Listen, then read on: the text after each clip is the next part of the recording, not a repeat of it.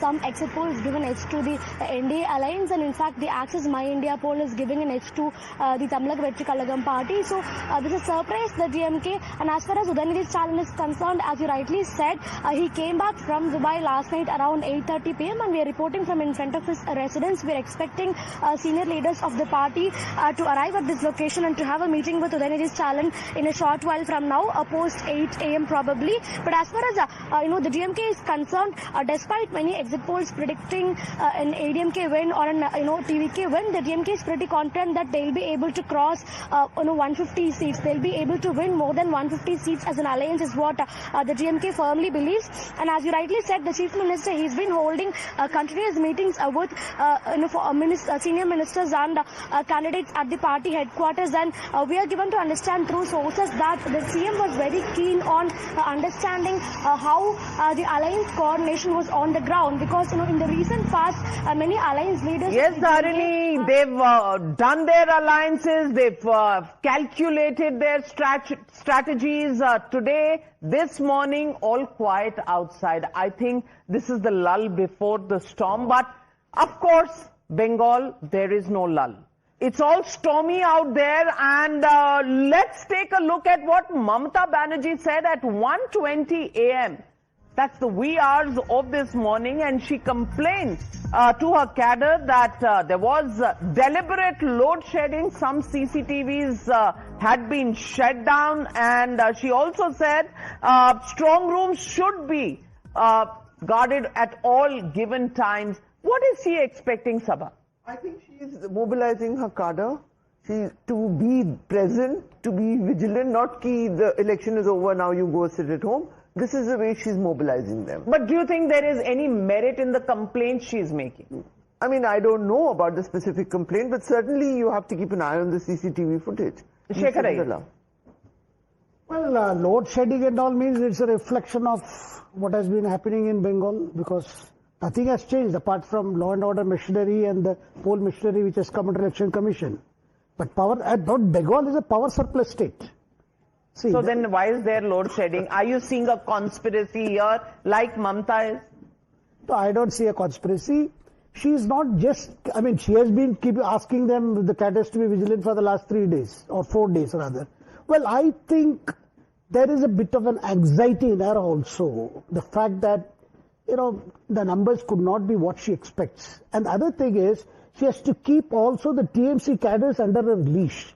Because they are the most restive, they are the most worried, and they are most affected by the exit polls and the discussions happening everywhere that we could make it or not make it. So there is a lot of tension, and it is that tension she is addressing by constantly saying, look, I am on vigil, I am watching. That is a case of another, inefficiency of the Election Commission. Important day, if they cannot have an alternative sort of power backup, we all see in weddings and important occasions, people have inverters, generators, all these things are there. This is very glaring and it's very unfortunate also. This is a rather big wedding that's happening in Bengal. But good morning to you, Shehzad Poonawala, national spokesperson of the BJP, joining the broadcast this morning. Shehzad, what do you think? I know you're going to predict a BJP landslide everywhere, including Tamil Nadu, alone maybe if possible. But let's come down to the masala mandate and come back to the real numbers and what you think is happening. And what do you make of Mamata Banerjee saying that CCTVs are not working, load shedding is happening in Bengal? Is that not something the Election Commission should be held responsible for?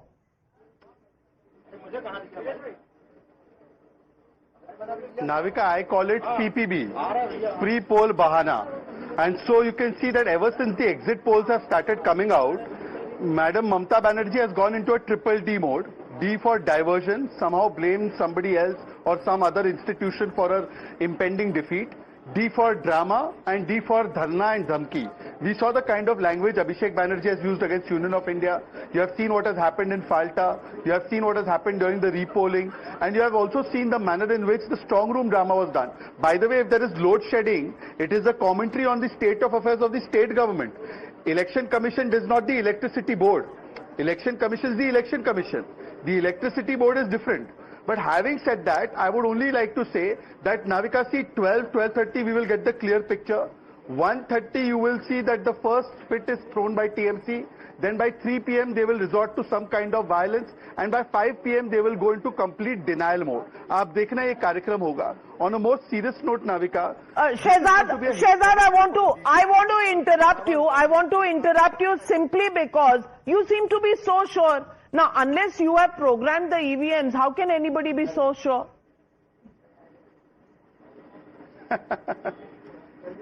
Navika जी, इस बार तो केवल मैं नहीं, जो निकोबार और Muscat में घूम रहे हैं वो भी श्योर है कि टीएमसी जा रही है, बीजेपी आ रही है. आप समझ गई ना कौन है निकोबार और मस्कट में? वो जो परमानेंट वेकेशन पे रहते हैं. अभी यहाँ पे मैंने देखा आपके पैनल में भी एक आध कांग्रेसी कह रहे थे कि बीजेपी हैज दी एज. तो बताइए, जब कांग्रेस ही खुद मान रहे हैं कि हमारी एज है फ्रॉम अधीर रंजन टू राहुल गांधी, तो और कौन से एग्जिट पोल की आवश्यकता है? Rashid Kidwai. It's very heartening actually. You know how elections, shape our narrative. Now the BJP is providing so much credence to what Rahul Gandhi has said. It was an election speech, but they are clutching onto it. As if, what Rahul Gandhi says is gospel truth. Which is Rahul a has good been saying sign. a lot of things. Which is a good sign. Yeah. The treasury benches and the opposition coming together is a good sign, Ashwini, or not? No, it is definitely a good sign if they really mean it, but I think they are being bit rhetoric only. And moreover, let them dream. I think ज़्यादा दूर नहीं है, थोड़ी देर में result आना शुरू हो Anand Ranganathan. To use everyone keeps saying khela hobe khela. To use a football parlance, I think one manager, Bill Shankly, said, they say football is a matter of life and death. He said it's much more serious than that. So likewise, I think Bengal is much more serious than the commentary that we're having. One way or the other, I agree with Shekhar. I think once the results are out, if it doesn't go the TMC way, then let's just put it this way, I'm very thankful that the central forces are going to be there for the next but now there's a charge from the BJP as well. The BJP is saying that their leaders in Bengal have been targeted. We can put that breaking up as well. The BJP is saying that the cops, presumably the Bengal cops here, are harassing their BJP agents. BJP agents are not being allowed to go into the counting center. So let's try and see if the Election Commission, I think the Chief Electoral Officer has reacted to this. Let's play that out and then we'll go to Shehzad on this. नहीं, बिजली cut कौन करता है? बिजली cut तो ECI के हाथ में नहीं है, सीओ के हाथ में नहीं है. बिजली तो बिजली डिपार्टमेंट का है. हमने तो सब तरफ से रिक्वेस्ट कर रखा है कि बिजली डिपार्टमेंट अनइंटरप्टेड पावर दे. सबसे बात कही है हमने. उसके अलावा वहां पे जनरेटर्स भी हैं, कोई दिक्कत नहीं होगी. Chori to now Bijli Chori. Shehzad, now your folks are also saying that your people are not being allowed inside, your polling agents are not being allowed inside counting centers. Zaka, first of all, this is your first election cycle with Times Now, so congratulations. And Navika, the veteran, is also there. So it's a double engine of a different kind that is there in the studio. But having said that, on a very serious note, both Navika and you have observed that the defining... No, I'm always happy with double engine, Navika ji. So you know that. So I'm very glad यहाँ that बहुत engines है. There's Madhav Das But having said Gopalakrishnan, that, on a it's serious triple engine. I had Swati Joshi with me, quadruple engine. Oh, I'm sorry. Yes. I'm sorry. coaches. No, don't underestimate the power of Times Now. Coaches को भूल गए आप engine की बात कर रहे हो. Forget the engine called IUML in Kerala. Congress only a bogey. I'm the last person. I was. Engine is IUML. But let me just make one quick point on that, Zaka. Zaka, the defining feature of the last 15 years of Mamata Banerjee's rule has been the politicization of institutions and the institutionalization of political violence. Therefore, we've lost 300 Karyakartas. And therefore, when the BJP makes a claim that on polling day and post-poll, there is violence, there is actually a lot of truth in it. The high courts and the courts have ruled on this. And therefore, there's a real fear, like Anand Ranganathan says, that there might be a lot of, bloodshed that the TMC would like to indulge in. But I'm very hopeful and sanguine that the central forces will play their role and ensure that there is peace. Well, I do hope, whatever happens, whoever wins, whoever loses, it happens in every election, but I think in this studio we put up a common prayer that we hope there is no violence anywhere and people, political parties accept the verdict as it comes. Well, if they're not happy with it, there are different ways to deal with it. Violence certainly not being one of them. CRPF, everyone is there for the next. There, but even so, we will need the cooperation of every person on the ground. But let's go across to Kerala, because in Kerala also we have probably a shift in the election result that is expected going by the exit polls. Arpita joining us. Let's go across to Mohit Bhatt, who's joining us from the BJP headquarters in Delhi. And Mohit, I want to check with you till Arpita comes in. What's going on at the BJP headquarters? Are the laddus already in operation? Anything being rustled up for breakfast or a celebration after? What's happening?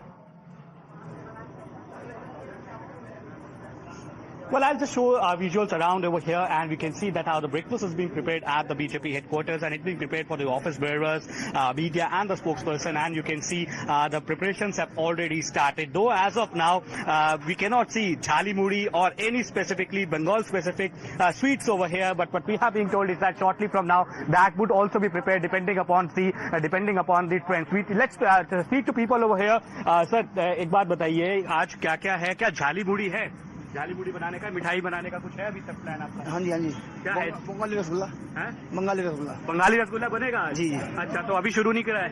नहीं, lunch के लिए बन रहा है। Lunch के लिए, कि जब तक थोड़ा पता लग जाएगा कि कौन जीत रहा है। जी। और साउथ का कुछ बन रहा है स्पेसिफिक? साउथ पार्ट के लिए साउथ का पोहा है और मिठाई में बंगाली रसगुल्ला, झाली मुड़ी नहीं है, तो बंगाली रसगुल्ला दिन में बनेगा। So there you heard, the Bengali rasgulla would be made in the afternoon, and that is also will be prepared post the trends are out. But as of now, the preparations have begun over here at the BJP headquarters, and at around noon we'll see Bengali rasgulla over here being served to the workers, to the spokesperson, to the office bearers after the trends are clear. So as we say, rasgulla, and who will get the shandesh? We only have jhalmuri, unfortunately. We don't have any sweets. Yeah, because we believe in masala.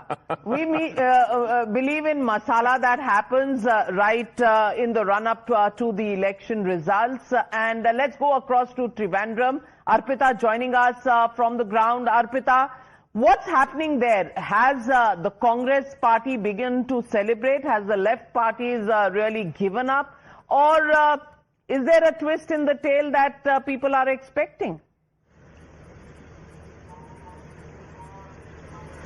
Well, the Congress leaders are very confident that this time they will come back to power in Kerala, because they believe that anti-incumbency factor is one of the main reasons why people want a different government. They want Congress UDF-led government in Kerala. On the other hand, none of the left leaders are in Trivandrum. All of them are in their respective constituencies. None of them are here in Trivandrum or at the CPM office, which looks like they're a little unconfident, they're a little unsure of what is going to happen, and that is why they're sitting inside homes, they're not coming out.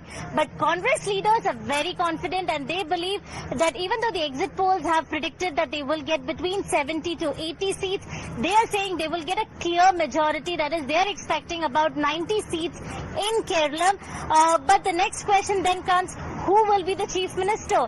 And in Kerala, since last 2-3 days, poster wars have been coming up, where in different places from Todupuzha to Haripad, which is Ramesh Chanitala senior Congress leaders constituency, all of their flex boards of VD Satishan was put up, saying that the VD Satishan has led the entire campaigning for UDF in Kerala, so he should be the CM face.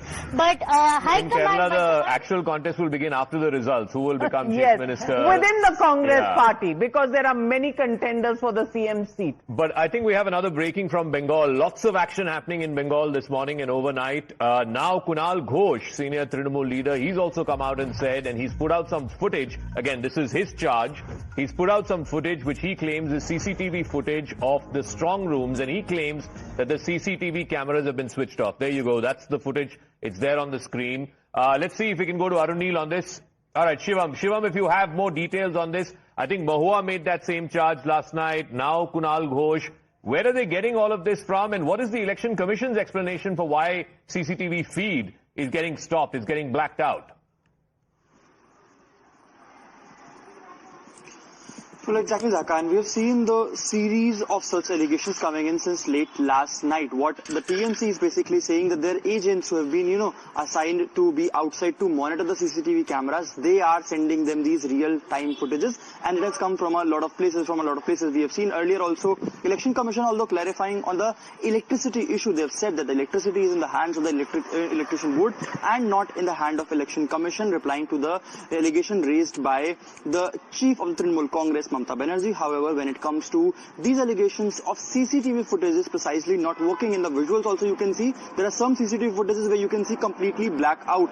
So that is one of the allegations coming in. While what we've been given to understand from the sources is that the report has been asked, the clear monitoring has been asked, the DEO and the EROs of the particular place have been asked to send the report and send the real-time footages to the Election Commission headquarters. The official notification is yet to arrive. Okay. Before we go to Arunil, I want to get a word in the studio. I mean, there are strong rooms in Tamil Nadu, in Kerala, in Assam. We're not getting, such pictures from any of these states. So, Niladri, what's going on? Well, definitely, it's a very serious allegation because the footage what is being shown is from Netaji Indoor Stadium as the main counting center for Calcutta and the suburbs. Can we play that footage on the side as well, please? It is the...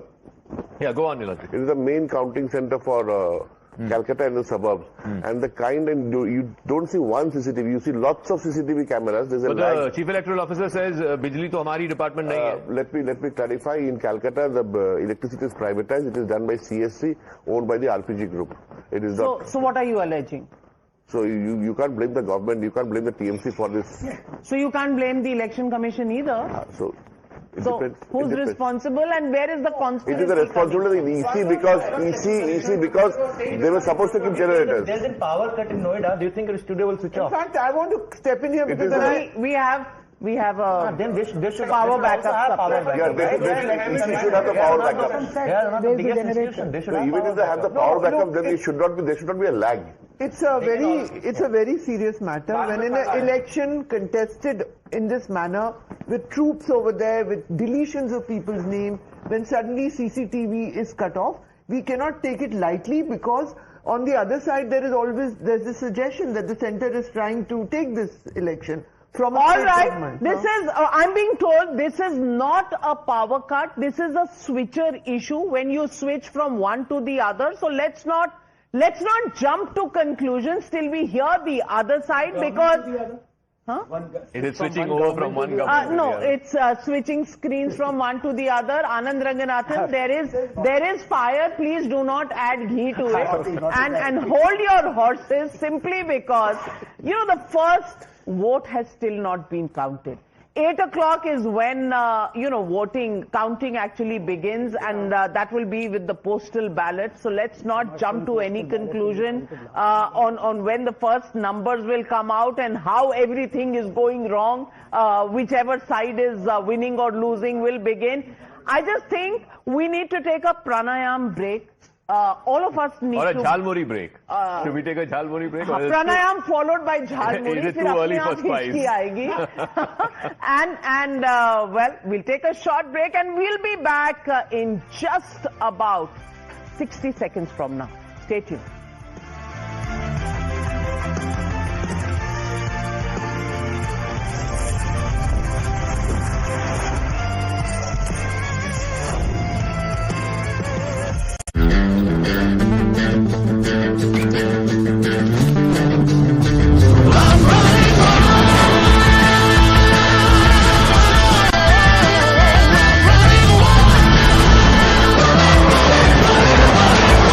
All-new Hyundai Venue, Tech Up, go beyond.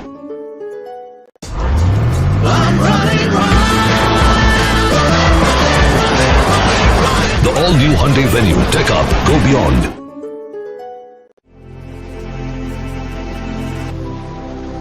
Being a legend means reaching a point where no one else has. To give others a dream worth chasing. 10 years of Creta, legend forever.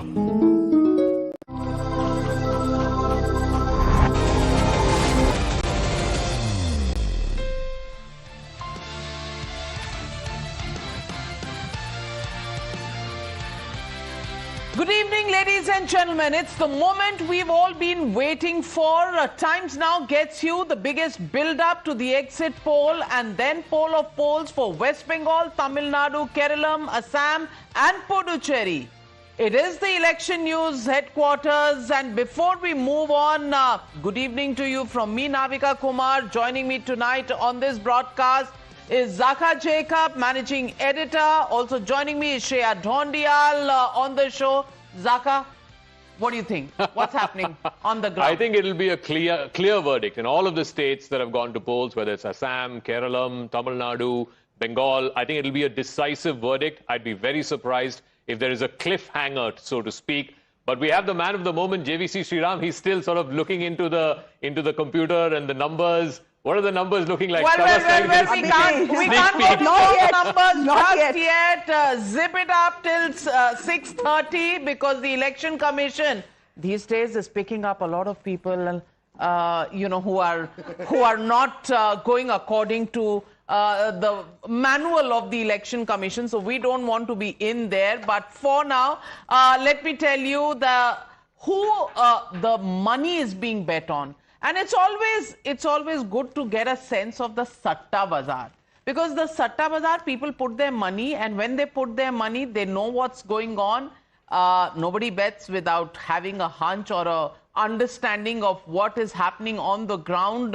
So what really is the Satta Bazaar saying? That is something that we'll take you through over the next few minutes. Remember, in the past, there have been times that the betting circles have been more accurate in their projections than even the pollsters. So before you get your exit polls, we're going to give you a sense of what the Satta Bazaar is saying. But first, let me go across to Shreya. And Shreya, everybody wants to know 90% poll turnout at 5 p.m. in West Bengal. What is Satta Bazaar saying about West Bengal? Do they have a clue of what's happening on the ground? Because clearly, journalists, however experienced they are, pollsters, I don't know. Everybody sweats when it comes to West Bengal. And I think the Satta Bazaar is sweating as well, because we have three of them. Two are saying one thing and one is saying another thing. So there's a difference of opinion there as well. Where should we start?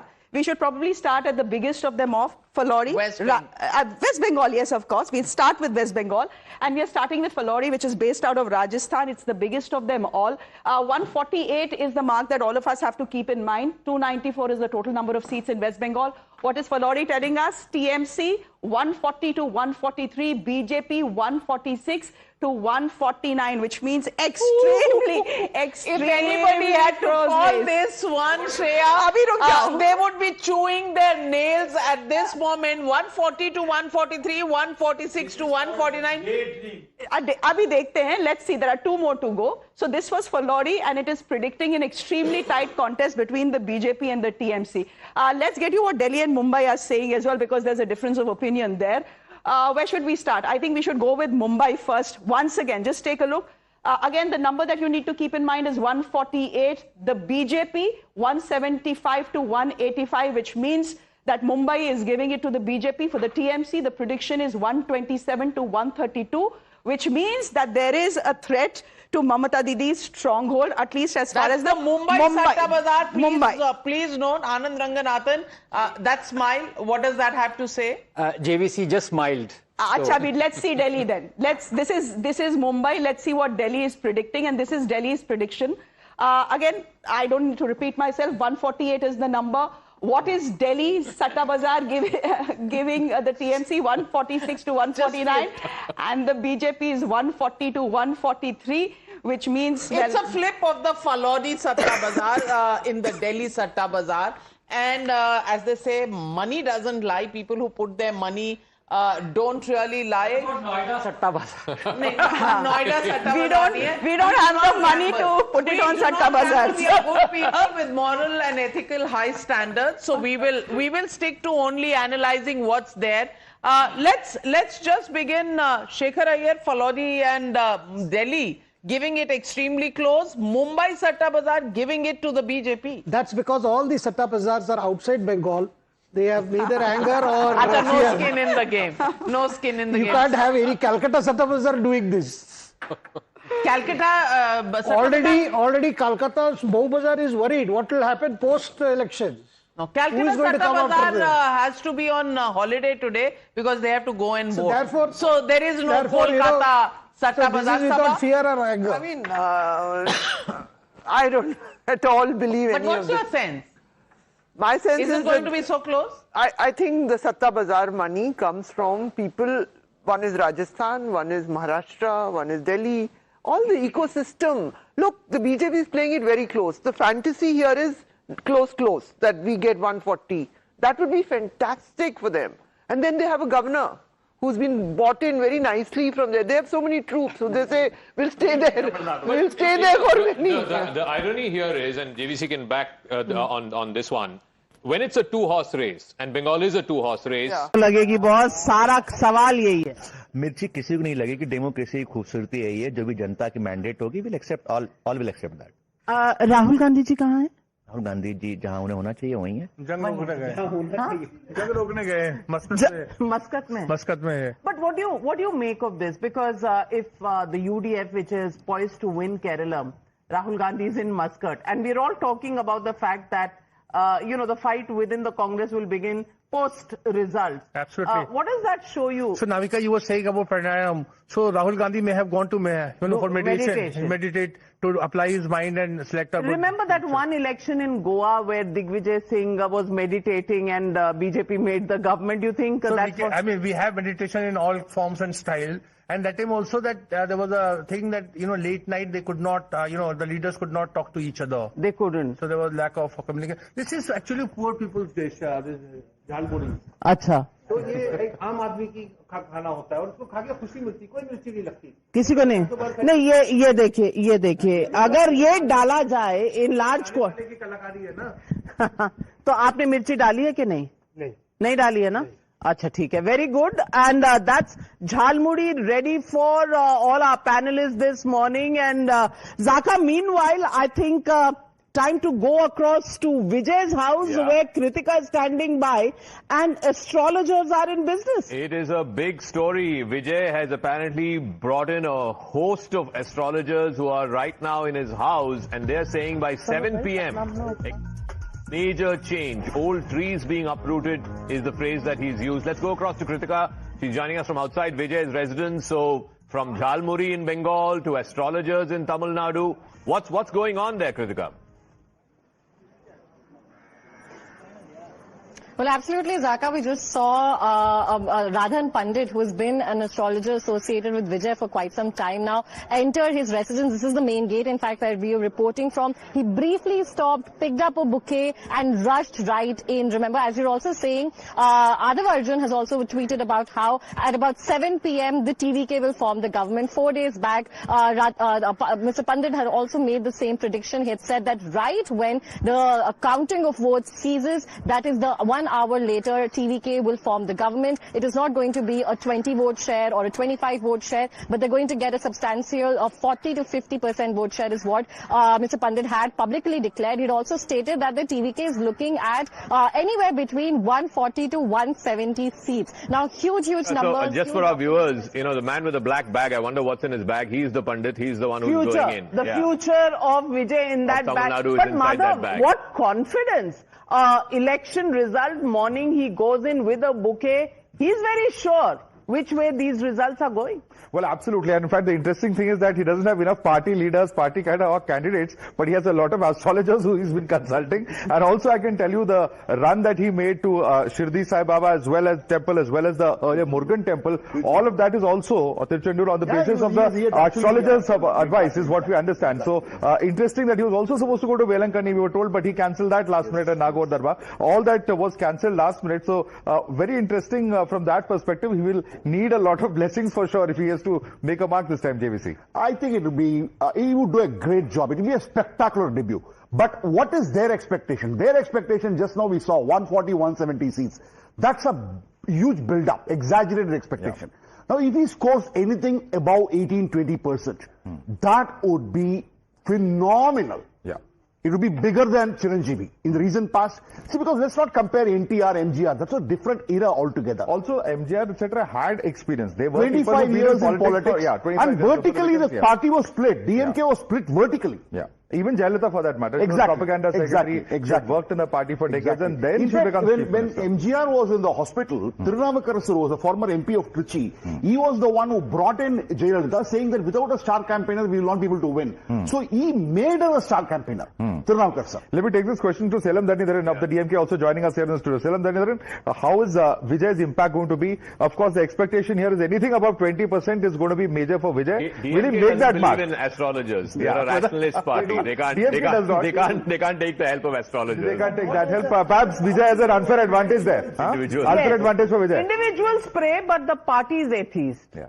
Salam. Neither I'm a fortune teller to say how many seats Vijay is going to get. But what I do know is that we would definitely sweep the elections based on based on my interaction with people. But has Vijay given you some jitters? I think last few weeks you were a little concerned about whether Vijay's popularity is going to erode your traditional bases, minority votes, youth votes, women votes, etc.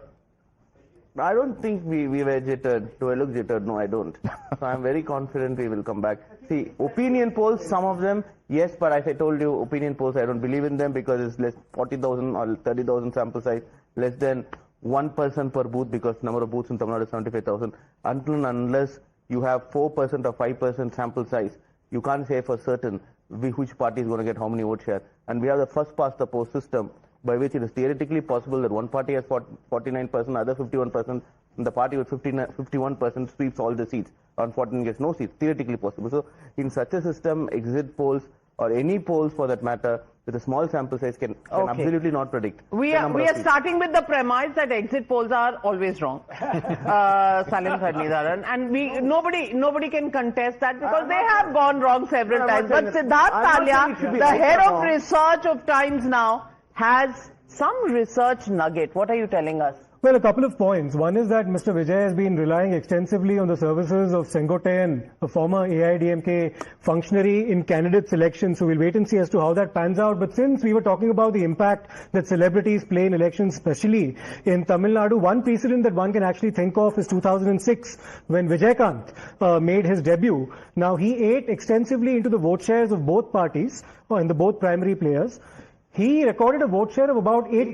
8%. He also ate into the DMK vote. He actually deprived Karunanidhi of a majority in that election. And Karunanidhi had to rely on the Congress as well as others to form a minority government in Tamil Nadu. We'll wait and see as to what kind of impact that Vijay has. But 8%, beyond 8%, if he manages to get something, he might be unsettling one of the Vijay at the moment is far more popular as a film star than Vijaykant. So can he break away that much more of a chunk of the vote? The interesting thing is that time the Congress lent you support in 2006. You were short, I think, by 7 or 8 seats. Yes. This time you can't be so sure. They were short by 17 plus 4, 21 seats. I think they got 110. 96 is what DMK got. Yes, Dharani. No. See, firstly and foremost, the creation of the media, there's a problem with the allies. Creation of the media? Yes. I think your leader did not campaign with Rahul Gandhi, not one joint meeting. See, that has been happening since December. How many people predicted that there won't be any ally with the Congress? The Congress was the first one to predict there is an alliance. Has anyone from our alliance left? The Congress was romancing Vijay for the longest time, Praveen Chakravarti. I mean, you don't want me to repeat that. No, I'm coming there. It's an individual within the Congress was flirting with the TVK. Probably for individual reasons. One individual. Nothing to do with the party as such. Well, that individual apparently had the blessings of the individual who's currently in Muscat.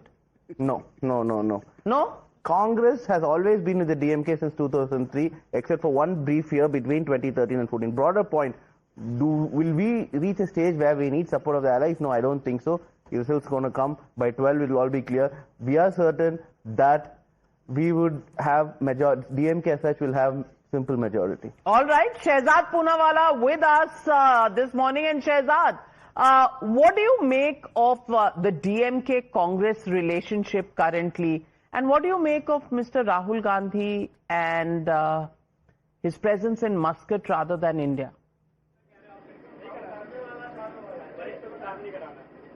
Before I answer that, the only political astrologer that I am relying on is a man called JVC. because today JVC is going to emerge as the king of pollsters. And he's going to get all of them right. He's currently practicing his dance steps in case he gets it right. On Tamil Nadu, right. Well, for that he needs to have a wife who's a Sansad. That has not come yet. Okay. But having said that, look, as far as the DMK Congress alliance is concerned, it is an alliance that I call as a situationship. And at around 12 o'clock today afternoon, I can predict that this situationship will come to an end, either from the DMK side or either from the Congress's side, either way. Because clearly they have no mission or vision. They've been abusing each other. In fact, the Congress has been abusing each other within the party also, whether it's Jyoti Mani versus Manikam Tagore and other factions. So they are a Majboor alliance. We are a Mazboot alliance. And Vijay is a factor. Let's be clear. I'm a very big Vijay fan, by the way. Navika, I love Vijay's films. I think he's a great personality. And despite that, all the anti-incumbency that he'll whip up will actually benefit the ADMK BJP alliance, the ND alliance. So it will be the sentiment that he whips up, but it will actually benefit us because we are the ones who can deliver change from the DMK's corrupt government. Before 8 o'clock this morning, everybody can declare themselves as victors in this election. It's only after 8 o'clock that the votes begin to get counted, and then the story comes out from the EVM machines, no longer from individuals on panels. But let me go straight across to Arunil, joining me from the BJP headquarters in Bengal, where it's all happening. In Malda, I'm told armored vehicles are now doing the patrolling, and in the counting center in the Malda college, there are all kinds. Crash in Bhawanipur, where the Chief Minister and absolutely. Before we go to Bhawanipur, where we have Vidyanath Jha, let me go across to Arunil. Arunil, what is the sense you're getting from the BJP headquarters? Are they anticipating any trouble? Well, Navika ji, I was speaking to some of the leaders at the BJP headquarters in Kolkata as well. This time they are extremely buoyant. In fact, they've been saying that they expect the BJP to cross the 200 mark as well. 294 is the total number in West Bengal. Coming to Mamata Banerjee as well, undoubtedly she's facing her biggest political challenge but this time. She toppled the CPIM in 2011, but this is the biggest challenge that she faces. 15 years of anti-incumbency, and that probably reflects in her body language as well. The way she's been having series of meetings with her polling agents as well, telling them to be vigilant at the strong rooms, telling them that if at all it is a close finish, if at all it is a close margin loss, they should ask for a recounting. This is all Mamata Banerjee has been saying. In fact, series of allegations have been leveled by the TMC as well. They mentioned about Haldia Government College as well, wherein TMC leader Sujit Roy was entering the strong room, and then tensions basically prevailed over there. Vidyanath Jha, who's joining us from Bhawanipur, वहाँ पे क्या हुआ सुबह? धक्का मुक्की हुई है BJP और टीएमसी कार्यकर्ताओं के बीच में?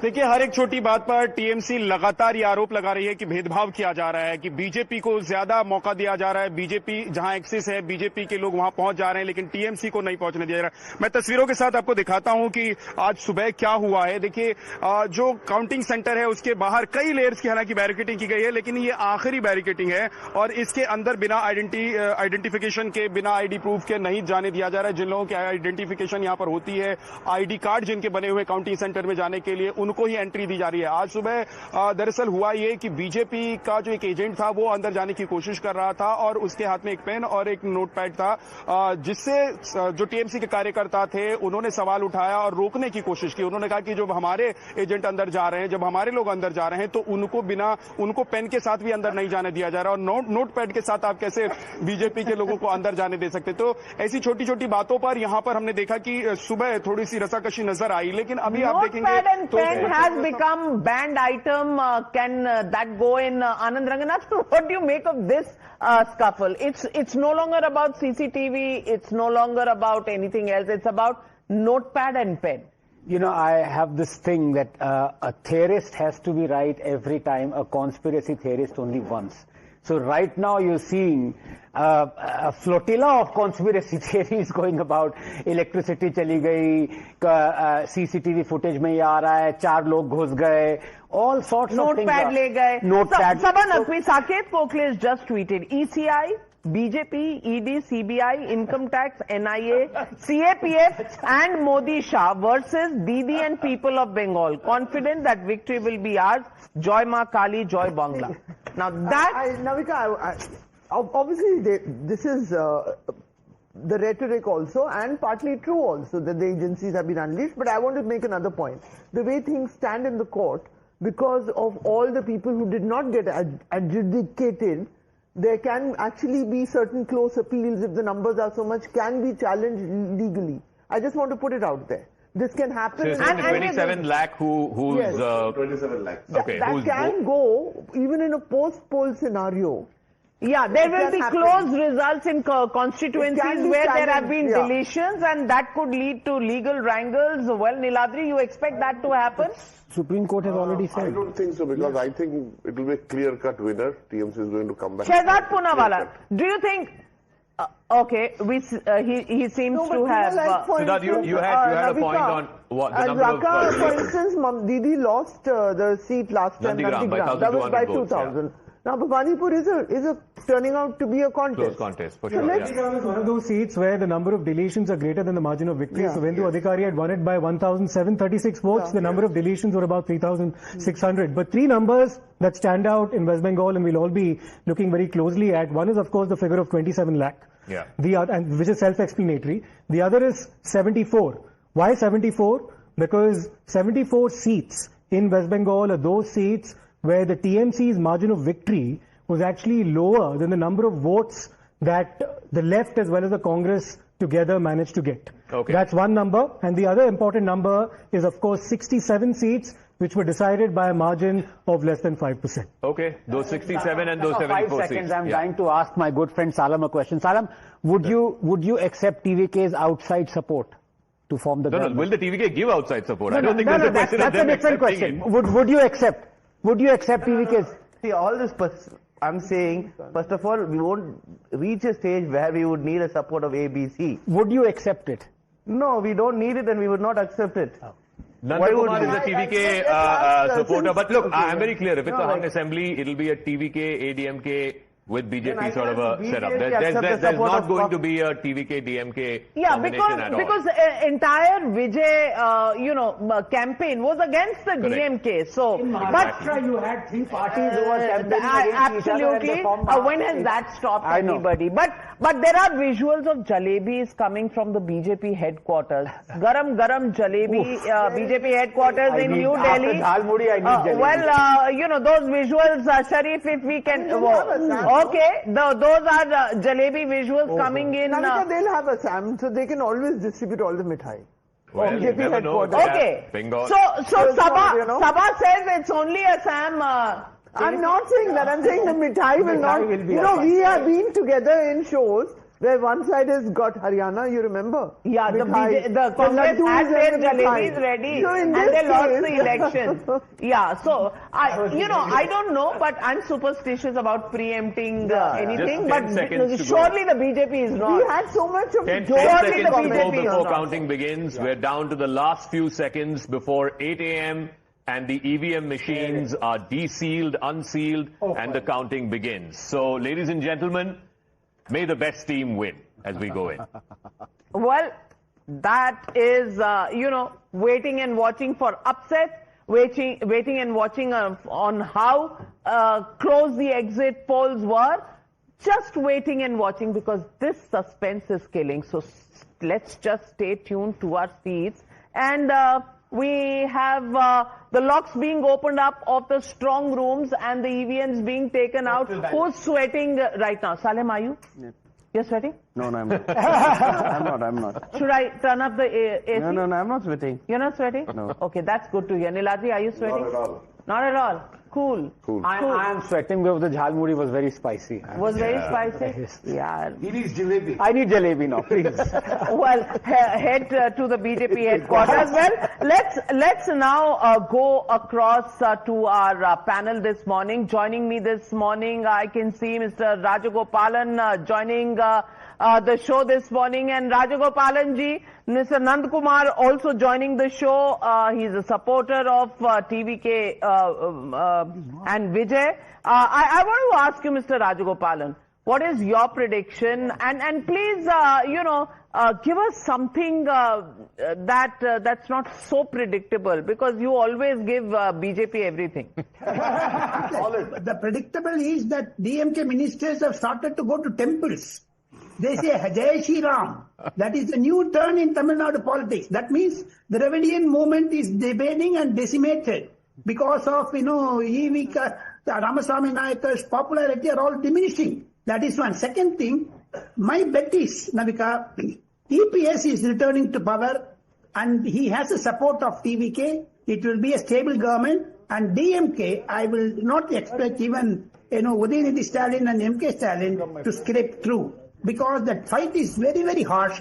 Many of the Tamil channels and English channels have not shown the reception by the voters in districts. Whenever they see a DMK minister or DMK candidate, they want to drive them out and ask questions. They're anti. But those are visuals of Vijay's father praying at the Murugan Tirupati temple. Tirupati temple. He must be asked to this, because this is a scoop that the DMK people are saying Jai Shri Ram. I would really like to. Shekhar Babu had gone to Tirupati. No. Jai Shri Ram, he said. He said. No, but we have right now. I would like the visuals. When he's going to the temple, Jai Shri Ram is the jhal on the mudi. I think that clarifies, DMK's long-standing position. That is, we are not against any religion. We believe in the secularistic fabric of this country. Right? We don't believe in superstition based on religion. That will discriminate people. I think that has been the stance, but people have not gotten it. People have not gotten it. Anyway, so these are pictures of Mr. S.A. Chandrasekhar. He's Vijay's father.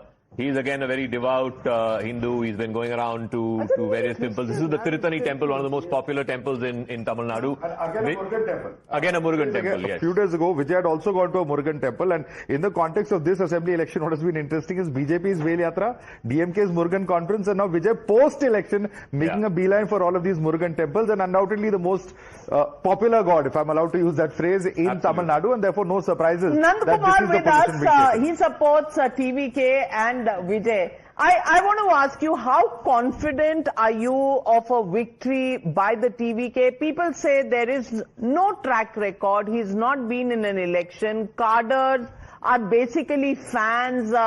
Do you think he can pull off a victory? And if not a victory, do you think he would be interested in a coalition with either the DMK or the ADMK?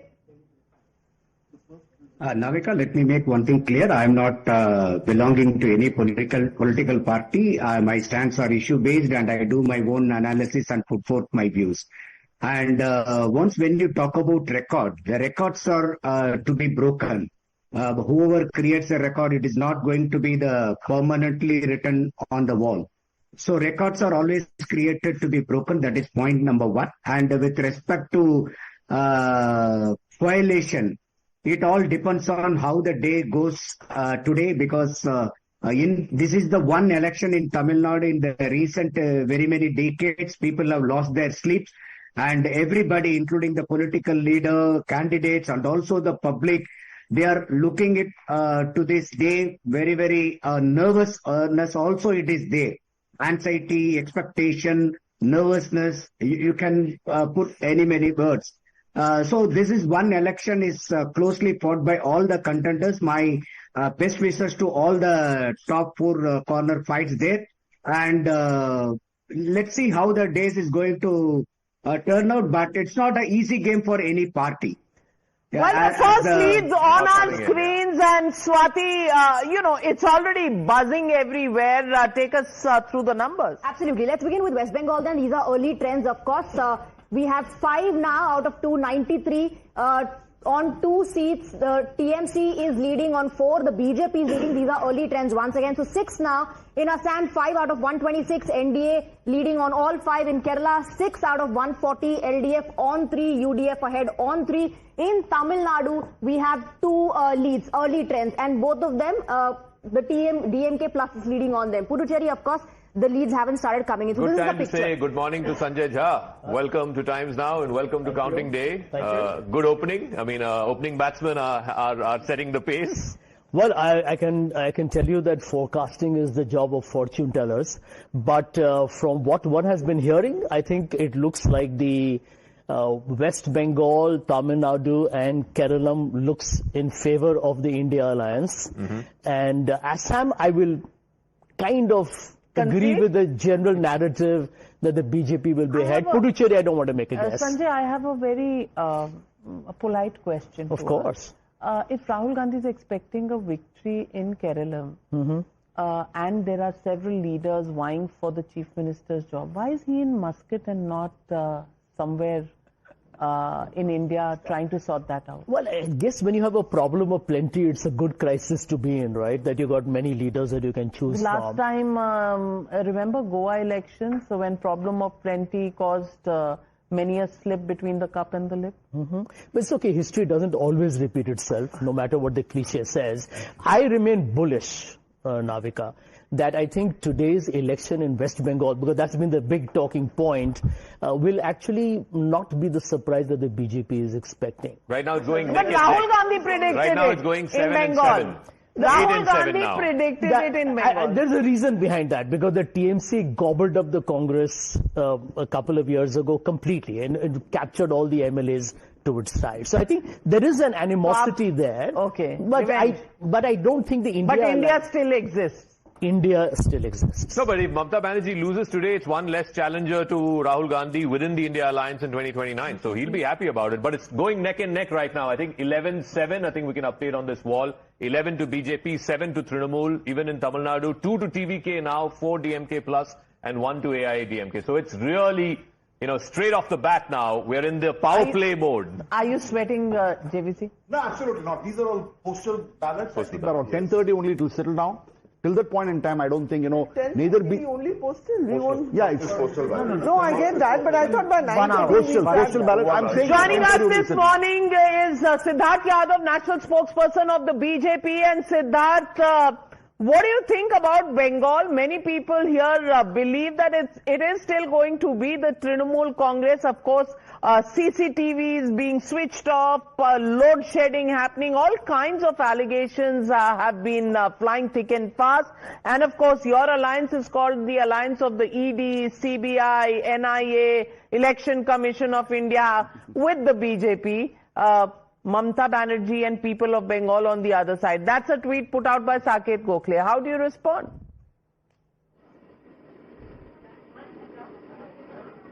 Good morning, Navika ji. I'm not a psephologist and neither I want to take away the excitement for a few people for a few hours. The results are going to come out very soon. Interrupting you for a second. Siddharth has breaking news coming in. Siddharth, what's the information you're getting from Bhavanipur? It's still early trends, but the early trends indicate that Suvendu Adhikari is currently leading over Mamata Banerjee in Bhavanipur. Wow. Oh, God. Okay. Well, Siddharth Yadav, are you already bringing out your jhalmuri?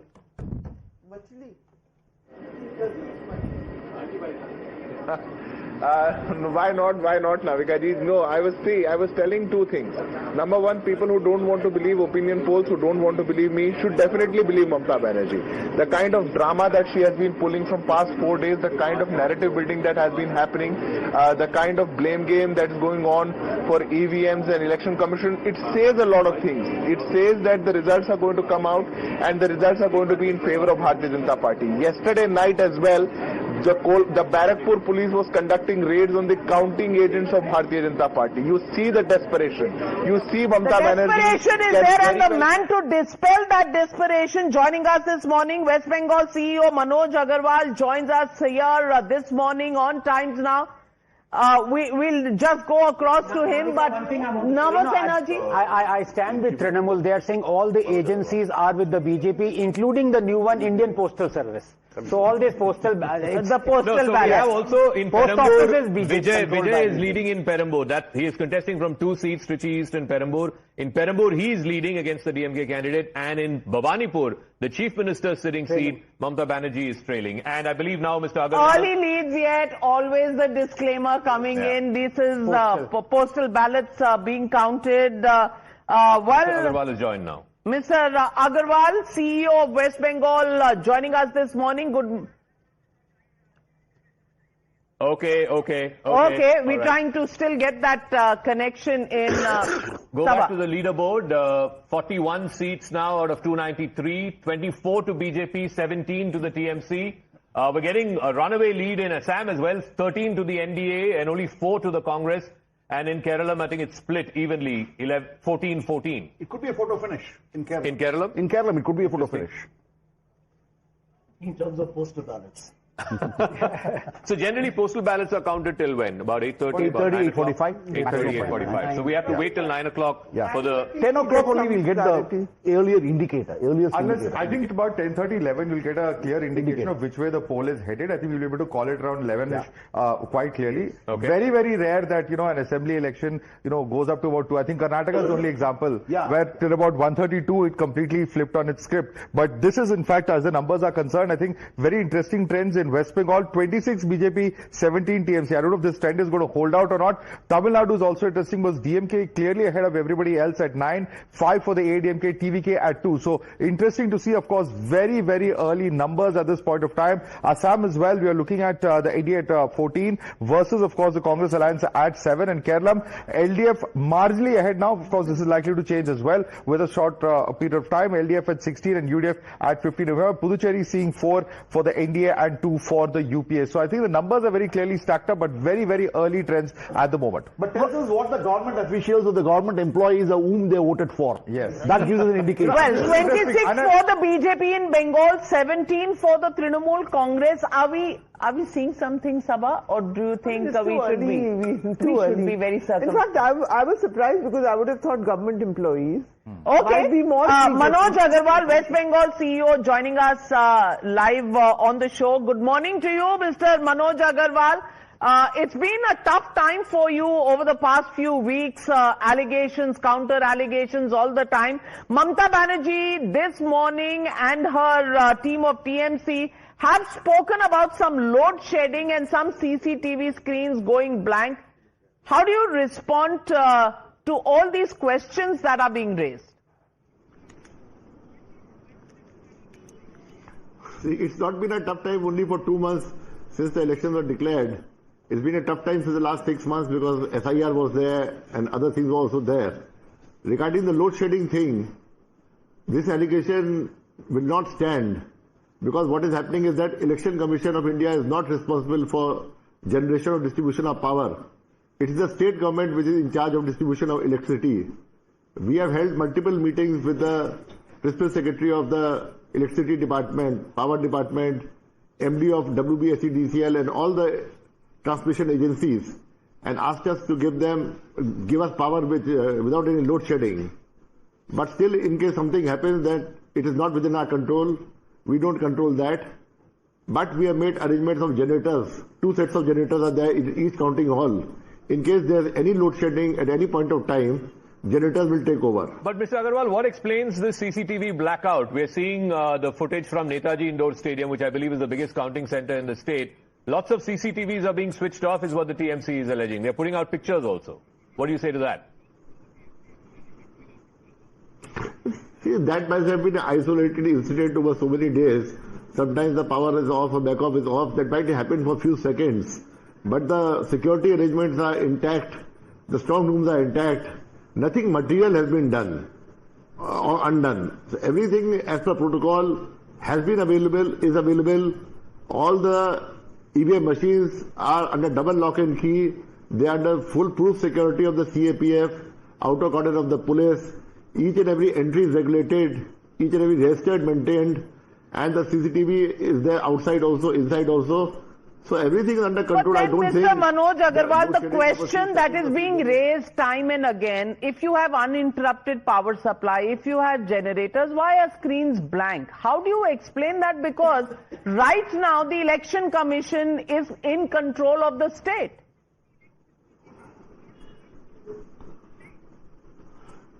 Madam, the election control is not in control of the state. Election Commission of India is only in control of that portion which is pertaining to the elections. Power, transport, so many departments are there of the state government which are not under the state government, under the ECI. They are entirely under the state government. Whatever was there within the doability of the ECI, we have already done. We have made generators. There might have been a time lag of a few minutes between the power off and the generator getting on. But that's it. That can happen anytime, anywhere. And it's not so by your contention is by these were planning switched off being just for done. a few seconds, There's a switching chance over it's from happening. direct power to backup power. You have a question, Sabha, for the Chief Electoral I Officer? wanted to ask him, because there's been a lot of controversy over central observers. So my question is very simple. Are there state government officials also who are part of the observers, or is it just central officials? Because the matter went to court. So I just have a question. Mr. And the Agarwal. court said in the spirit of this rule, it was a sort of complex. Or are we having only central officers who are election observers inside the polling Okay. booths? Mr. Manoj Agarwal, that question was for you. See, in fact, observers are always from outside the state. Okay. And they are appointed by ECI under their plenary powers and other powers. So we don't have observers from within the state. The thing I think you're probably referring to is the counting personnel, where one political party went to the Supreme Court asking that we should have only state government employees because the central government employees might be biased. And they challenged a circular issued by me, which said that at least one out of the counting assistants or counting supervisors should be a central government employee. The law, the act allows the RO and the DO to take any officers and staff required from a full set, and it's within the discretion of the officer to take from whomsoever he wants and whomsoever he thinks. And every officer and every staff who is working there, irrespective of center, state or PSU, is working under deputation of ECI and is under the discipline, superintendence and control of the ECI. So he has to work as per rules and law. It doesn't matter he is central government or state government employee. Mr. Manoj Agarwal, are you a little nervous? Are you getting reports of any sensitivity in any areas, counting centers? Is the Election Commission anticipating any trouble?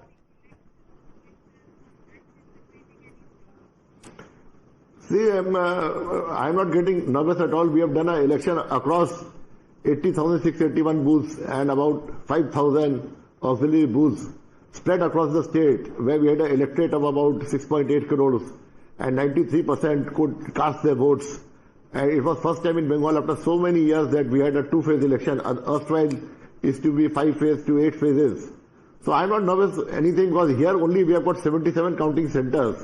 That too 35 in the district headquarters and 42 in the subdivision headquarters. The boundaries are well set, the rooms are there. We don't anticipate, but in the hinterland, some people might try to create some nuisances. Some emotions might be there or something, some plans can be there. But our police is totally alert, central forces are alert. Still we are having about 1,500 companies of central forces. And everybody is on the alert, so, and we have appealed to the people also, because a minuscule minority of the people, they indulge in all sorts of vandalism, they indulge in law and order issues, and the entire state gets a bad name. Okay, This Mr. time Agarwal, we'll leave it at that. Thank you very much. The Chief Electoral Officer of West Bengal clarifying that it was just a switchover from direct power to backup power. In that time, there were these brief blackouts, but otherwise it's all been fine is his argument. But let's go back to the leaderboard, and now I think the BJP... we can Shuvendu Adhikari continues to lead in Bhawanipur. Mamta Banerjee trailing. Are we seeing something happening on the ground, Niladri? Are you nervous? Not well, Navika, it's too early to say. It's just the postal ballots. We understand Bhawanipur will have at least 19 rounds of counting. So Shuvendu is leading both in Nandigram, where he defeated Mamta Banerjee last time, and also in Bhawanipur. But Bhawanipur will have 19 rounds of counting, so it's too early to say right now. Okay. Okay, so you're not sweating just Not yet. at all, not at all. Jalmuri khaben? Jalmuri khaben? हाँ Bhalo kore. ভালো করে All right. As for early trends, the BJP appears to be doing well in areas that were its strongholds in the first phase. Remember, it won 59 out of 152 seats in the first phase. So in the northern hills, the BJP is still maintaining its lead, especially in areas like Darjeeling and the Gorkhaland territory as well. And interestingly, in Malda, which witnessed almost 3 lakh deletions, 2.5 lakh deletions, the BJP appears to be leading in a few seats in Malda, which is of course bordering Bangladesh as well. And very interestingly, in Nadia as well, the BJP had made inroads the last time round. It maintains lead in several seats there in the early trends. But that is also, Yes. the first phase is also where Amit Shah said 110 seats. 110 seats for the BJP out of 152 is what he predicted. You gave about 90. I gave around 90 to 100 seats. 90 to 100 seats. Yesterday, that's what I was mentioning. That Amit Shah's strategy is, everybody would say you have to win 100 seats from presidency to form the government. He is thinking, let me win 50 seats in presidency, but let me get 100 from the northern Bengal. Okay. Is that Well, possible? Possible, absolutely possible. Leads is Absolutely half possible. century. In the leads, at least it's half century for the BJP in the leads. Out of 83, the early trends, BJP is leading on 50 and TMC on 30. Conventionally in Bengal, if you have to win in Kolkata, you have to win in Howrah, Hooghly and the Parganas, both the Parganas. Unconventionally, he is thinking that, because I'm not going to go win in South Parganas. Well, there's So let me nothing offset conventional about Amit Shah. So, his strategy is difficult to decode right now. But let's take a look at Tamil Nadu numbers. And 40 leads coming in, 23 for the DMK and allies, 15 for ADMK, 2 for TVK. Stuck at 2 for a long time. Perambur and Perambalur, those are the two seats Perambur where is they're one leading. seat. In fact, a lot of seats are coming from Chennai region. It's the urban Tamil Nadu which is counting right now. Are you seeing astrologer change? I think we need to consult astronomers, not astrologers. We'll have to wait. Early days yet. These are postal ballots. Let me reiterate this. Postal ballots. Let's not jump to conclusions just yet. It's only 22 minutes into counting. Assam, NDA 35, Congress and Alliance 8. Worries you, or you're almost predicting and taking it as a given. Gaurav Gogoi. No, Navika, I'll be very blunt here. If the Congress loses 3 times in a row in Assam, that will be a very disturbing message for the party at a national level. Because I want to juxtapose this with Delhi. Another state that the Congress had won 3 times in a row under Sheila Dikshit and Tarun Gogoi in Assam. And if both these states you lose, and you lose them 3 times in a row successively and in comprehensive defeats, then that will be very demoralizing, not just for the state cadre, but nationally. The bigger story is Tarun Gogoi. He was the man of Assam, longest serving chief minister, if I'm not wrong, and his son not able to make a dent. His right hand man, Himanta Biswa Sarma, actually taking it away from Congress. What's the lesson? I think the fact that Assam sees the central government changes also, no? But Himanta makes a switch over. It was so crucial. All of this, it becomes a Modi era during the time. Well, already two elections they've won, but it wasn't Modi era. Third one will make it Modi What era. Sanjay is saying is true, but please remember, this time the victory would be even with a higher margin because delimitation has happened. The previous 2 victories were without delimitation. Delimitation is going to help the BJP. So now we have individual seats. So now Mamta Banerjee is leading in Bhabanipur. That's what we've been told. Mr. Vijay is leading in both the seats, Perambur as well as Trichy East, the 2 seats that he was contesting in. Trichy also is leading. All right. We also have shots of actress Trisha at a temple. So it's temple hopping. Tirumala.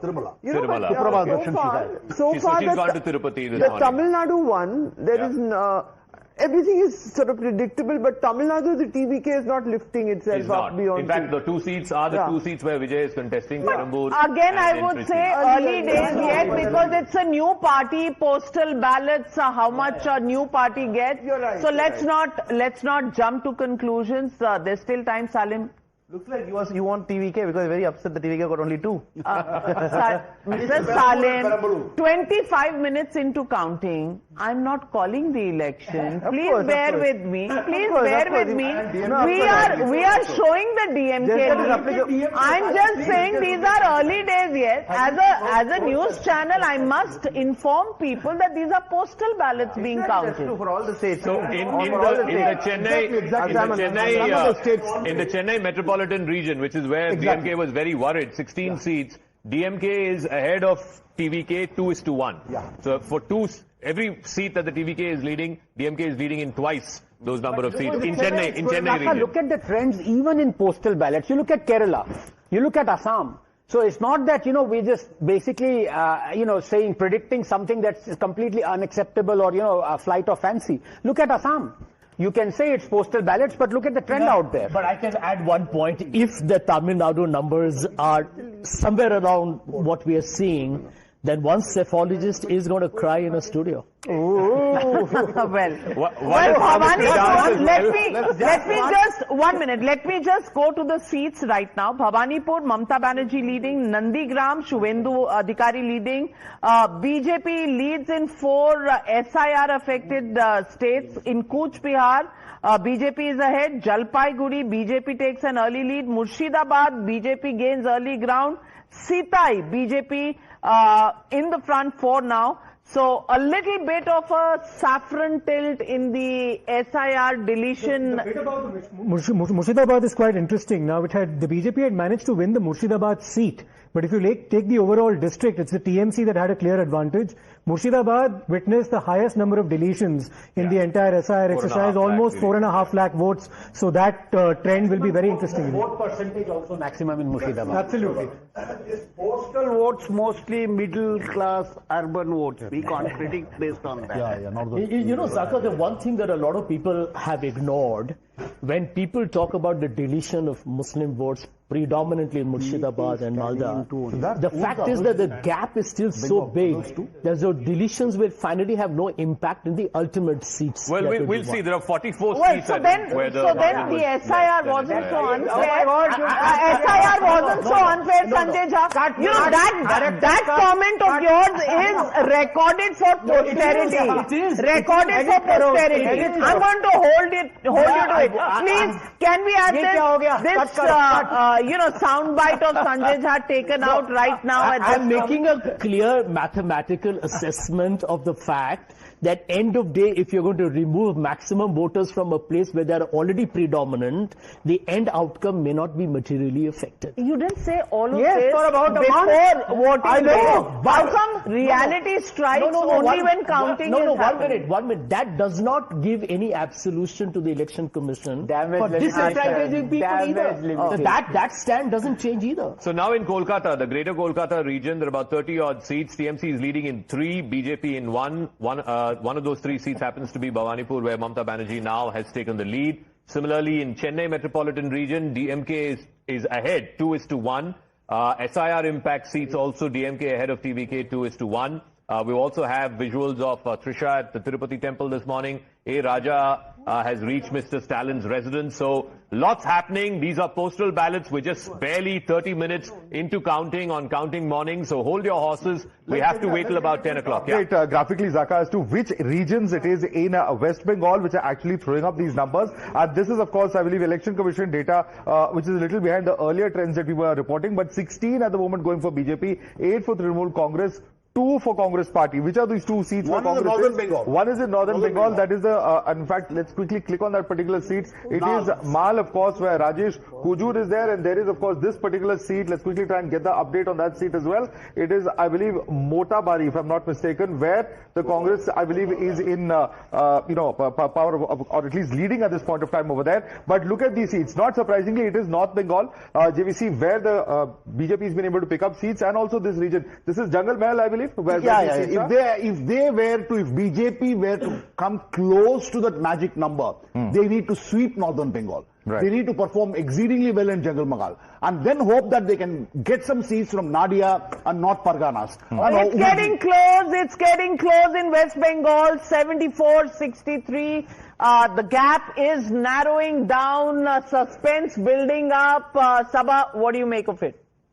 It's a thrilling contest. Let's just wait. Navika, what else can we do? Now it's closed even further, 77-68. Well, Siddharth Yadav, are you sweating? Are you biting your nails, Siddharth? Not at all, Navika ji. I've been in Bengal for the last 2 months. I've seen the pulse on the ground. I've been following. I rely on the feedback given by my Karyakartas. Bharatiya Janata Party is a very disciplined party. We have worked very hard in all 5 states on the ground. BJP workers have worked tirelessly to reach out to every last person and give the vision of Prime Minister Modi. There's no fear at all. There's no anxiety at all. We are just waiting for the results to come, and we are very hopeful when the results would come out. कमल खिलेगा. आज पूरे उत्तर भारत में और देश के बहुत हिस्सों में बारिश भी हुई है नाविका जी. बारिश से कीचड़ हुआ है और कीचड़ में कमल खिलेगा, ये हमारा विश्वास है. Well, उम्मीद पे दुनिया कायम है. Niyamika joining us, and Niyamika, can you take us through the Congress headquarters and the action there? Well, yes, right now we are in Trivandrum and we are at the KPCC office. Today is the day when the Kerala Congress people have started this day with a cautious optimism, but this time you can see that how there is a kind of an excitement which can clearly be seen here, because as soon as they see the numbers here, as soon as they see that the UDF is leading, then there are applauds, there are whistling which are already started here, and the people are keenly watching these election results here as the LED has been put out at the KPCC office, because this time the Congress party is quite confident that they will be able to convert these anti-incumbency votes in a decisive mandate, and that is the only reason why all the preparations have already been done. Not just these LEDs which have been put up here, but also already the orders for the laddus have also been given by the KPCC people, because they are quite confident that it is. We'll come back to you. Where now? LDF and UDF. Yeah, can you see neck the neck. dead heat there between the LDF and UDF in Kerala, 58 to 55, and the LDF is ahead. Sanjay Jha. Yeah. I know, not for too long. Exasperation. No, but Navika, the truth is you also have to look at one other number. Tamil Nadu and Kerala, if you look at the BJP, for some reason doesn't even figure on your whatever leaderboard. But anyway, we'll talk about that later. We'll talk about that later. Ignore Assam, ignore Bengal. Yeah, Navika and Zaka, we want to pull out more than any seats in Tamil Nadu. I want to precisely take care of the Thirupuram Kundram issue, where not only the Times Now, entire national media have made sure to go along with the BJP's whatever the insinuations should be, by making sure right upon whatever the... I think the religious conflict. Yeah, religious conflict. What are you saying? That DMK is leading in Thirupuram DMK is leading over there in Thirupuram Kundram. That is really... Okay, let's give the big picture when it comes to Tamil Nadu. We have early trends. Talapati Vijay is leading in both his seats, Perambur and in Trichy. That's the leaderboard that we have. Actually. Yeah. Okay. Stalin is leading in Kolattur, his constituency. Udayanidhi Stalin is leading in the Thousand Lights constituency, the Chepak constituency. Then, so in battleground Chennai seats, the DMK is leading 2 seats to 1 for against the TVK. TVK now leading in 7, DMK in 46. Swati, on the leaderboard, this seems to be a bit of a runaway for the DMK. Early days yet, just 33 minutes into counting. Absolutely. And look at this gap. This gap is widening now. DMK leading on 46 and AIDMK on 17. We'll refresh those numbers for you. And yes, TVK is now leading on 7. So while it's a neck and neck here in Kerala, the gap here is widening. Let's take a look at this. BJP inching close to century. Of course, early leads, but leading on 92 seats, and the TMC leading on 75. And this is interesting. Look at this. 0-0. So this 0 continues. Who's the others one? It could be ISF? It could be the ISF. ISF, yeah. You know, but I was just discussing with JVC, we must understand what's happening in West Bengal. One of BJP's poll promises has been, or the 50 manifesto promises has been, that as far as government employees are concerned, they will get their DA. Remember, West Bengal is one of the few states in the country where government employees don't even get their DA. And we know how dear the DNS allowance is for government employees, how important it is for them. Dear. Also the fact very that dear. Navika, you'll be interested to know, 7th pay commission report not even being implemented in West Bengal. We're already the 8th pay And commission. the BJP is banking a lot on the 7th pay commission. But let me stop you there. Subhendu Adhikari leading and Mamata Banerjee once again trailing in Banipur. That is the latest that we are getting in Behrampur. We have Adhir Ranjan Chaudhary leading, and he's been leading the charge against Mamata Banerjee. Again, Senthil Balaji leading in Coimbatore South, well, once again, it's a seesaw between Subhendu Adhikari and Mamata Banerjee. Again, my disclaimer, Selim Dharnidharan, please note my disclaimer, even in West Bengal, these are early trends. Let's not jump to conclusions. Mamata Banerjee may be trailing, but she can come back up. But there's an online portal which is actually making comparison between last election, 20 election at 845, how the trend was. And it says in Tamil Nadu the trend was exactly the same. Despite like in 21. Maybe in Tamil Nadu is 47. Well, the exit poll of polls clearly felt that DMK was going to make a comeback for the third time. So therefore... Second time. For the second time, pardon me. Come back for the second time. It was JDC out of it. We're still couple of hours away. It's fine. Yeah. Exit polls have gone wrong. It's not the first time exit polls will go wrong or will go right. Let's just wait. Right now, DMK the favorites. Even in exit poll, the flavor was that the DMK is the favorite to win the election. So on the leaderboard, the BJP has now gone past 100. We are moving towards that if leads are anything to go by. BJP passed 100. They had 77 last time. Now they're at 105. So already more than what they had. Like I said, early days, but already more than what they had last time. 105. In Kerala, I'm noticing that the LDF is being steadily ahead of the UDF in the first round. That's interesting if it's government employees. I mean, if it's postal ballots, you would, you would imagine. Yes, it is. No, but it's like steady also. Yeah. Well, let's also give Assam, we haven't really gone so much to Assam. Central Assam, there are 14 seats, NDA leading in 12.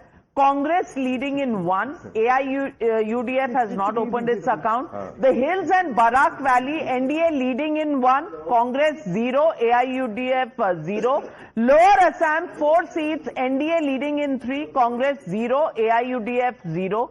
Upper Assam 12 seats, NDA leading in 8. Congress leading in 2. AIUDF 0. Comprehensive all-round leads for the BJP. And Sanjay, no surprises there. Well, to be honest, I think in Assam, the Congress losing its leaders during the election, pre-elections was bad news. And I think, it will be tragic because the vote shares, even finally when the results are out, irrespective of the seats, it clearly is the BJP returning. I can say that even prior to the real counting beginning. It means the Congress is not able to increase its share of votes by even 4 to 5%, which is really where the battle is. And that So what does that tell you about Gaurav Gogoi? What does that tell you about Priyanka Gandhi? Because she was in charge of the campaign there. Yeah. And Rahul Gandhi. Well, I think basically the message is that when the Congress loses, unlike the BJP, the Congress finds it a Herculean task to return even over a long period of time. The BJP comes back, one election defeat later, it's almost back. I think it boils down to hunger to win. Siddharth Yadav, we're having a very considerate Sanjay Jha this morning. I don't know I'm being honest. I don't know what he's had to drink this morning, but he's being extremely reasonable and presenting the picture of Assam as it is. No, No, but can I be honest? I actually had Assam tea this morning. I'm not joking. Okay.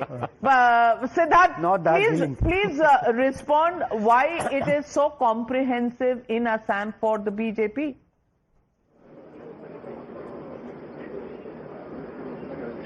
See, Navika ji, Assam was very different this time, and I think like BJP has established across the country a factor of pro-incumbency, the factor of pro-incumbency was at peak in Assam. What we have been able to deliver in the past decade, the people of Assam have been very responsive to that, and the opposition has been lacking the very basics of being an opposition. There was no vision, there was nothing that they could say against the government, there were factions inside the Congress, they were broken, and BJP was united, moving ahead, marching ahead with a very clear vision of what Assam should be and what we have delivered in Assam. The kind of mandate that we are expecting in Assam is very different, a very strong two-third majority mandate in Assam, which is unprecedented for a third-time government in any state, especially in Assam. But this speaks volumes of how BJP delivers where it is in power. You would have... Sorry for interrupting, but we're getting a big piece of news in Calcutta Port, and Niladri, please weigh in. Firad Hakim, Bobby Hakim, who's the sitting candidate there, he's trailing.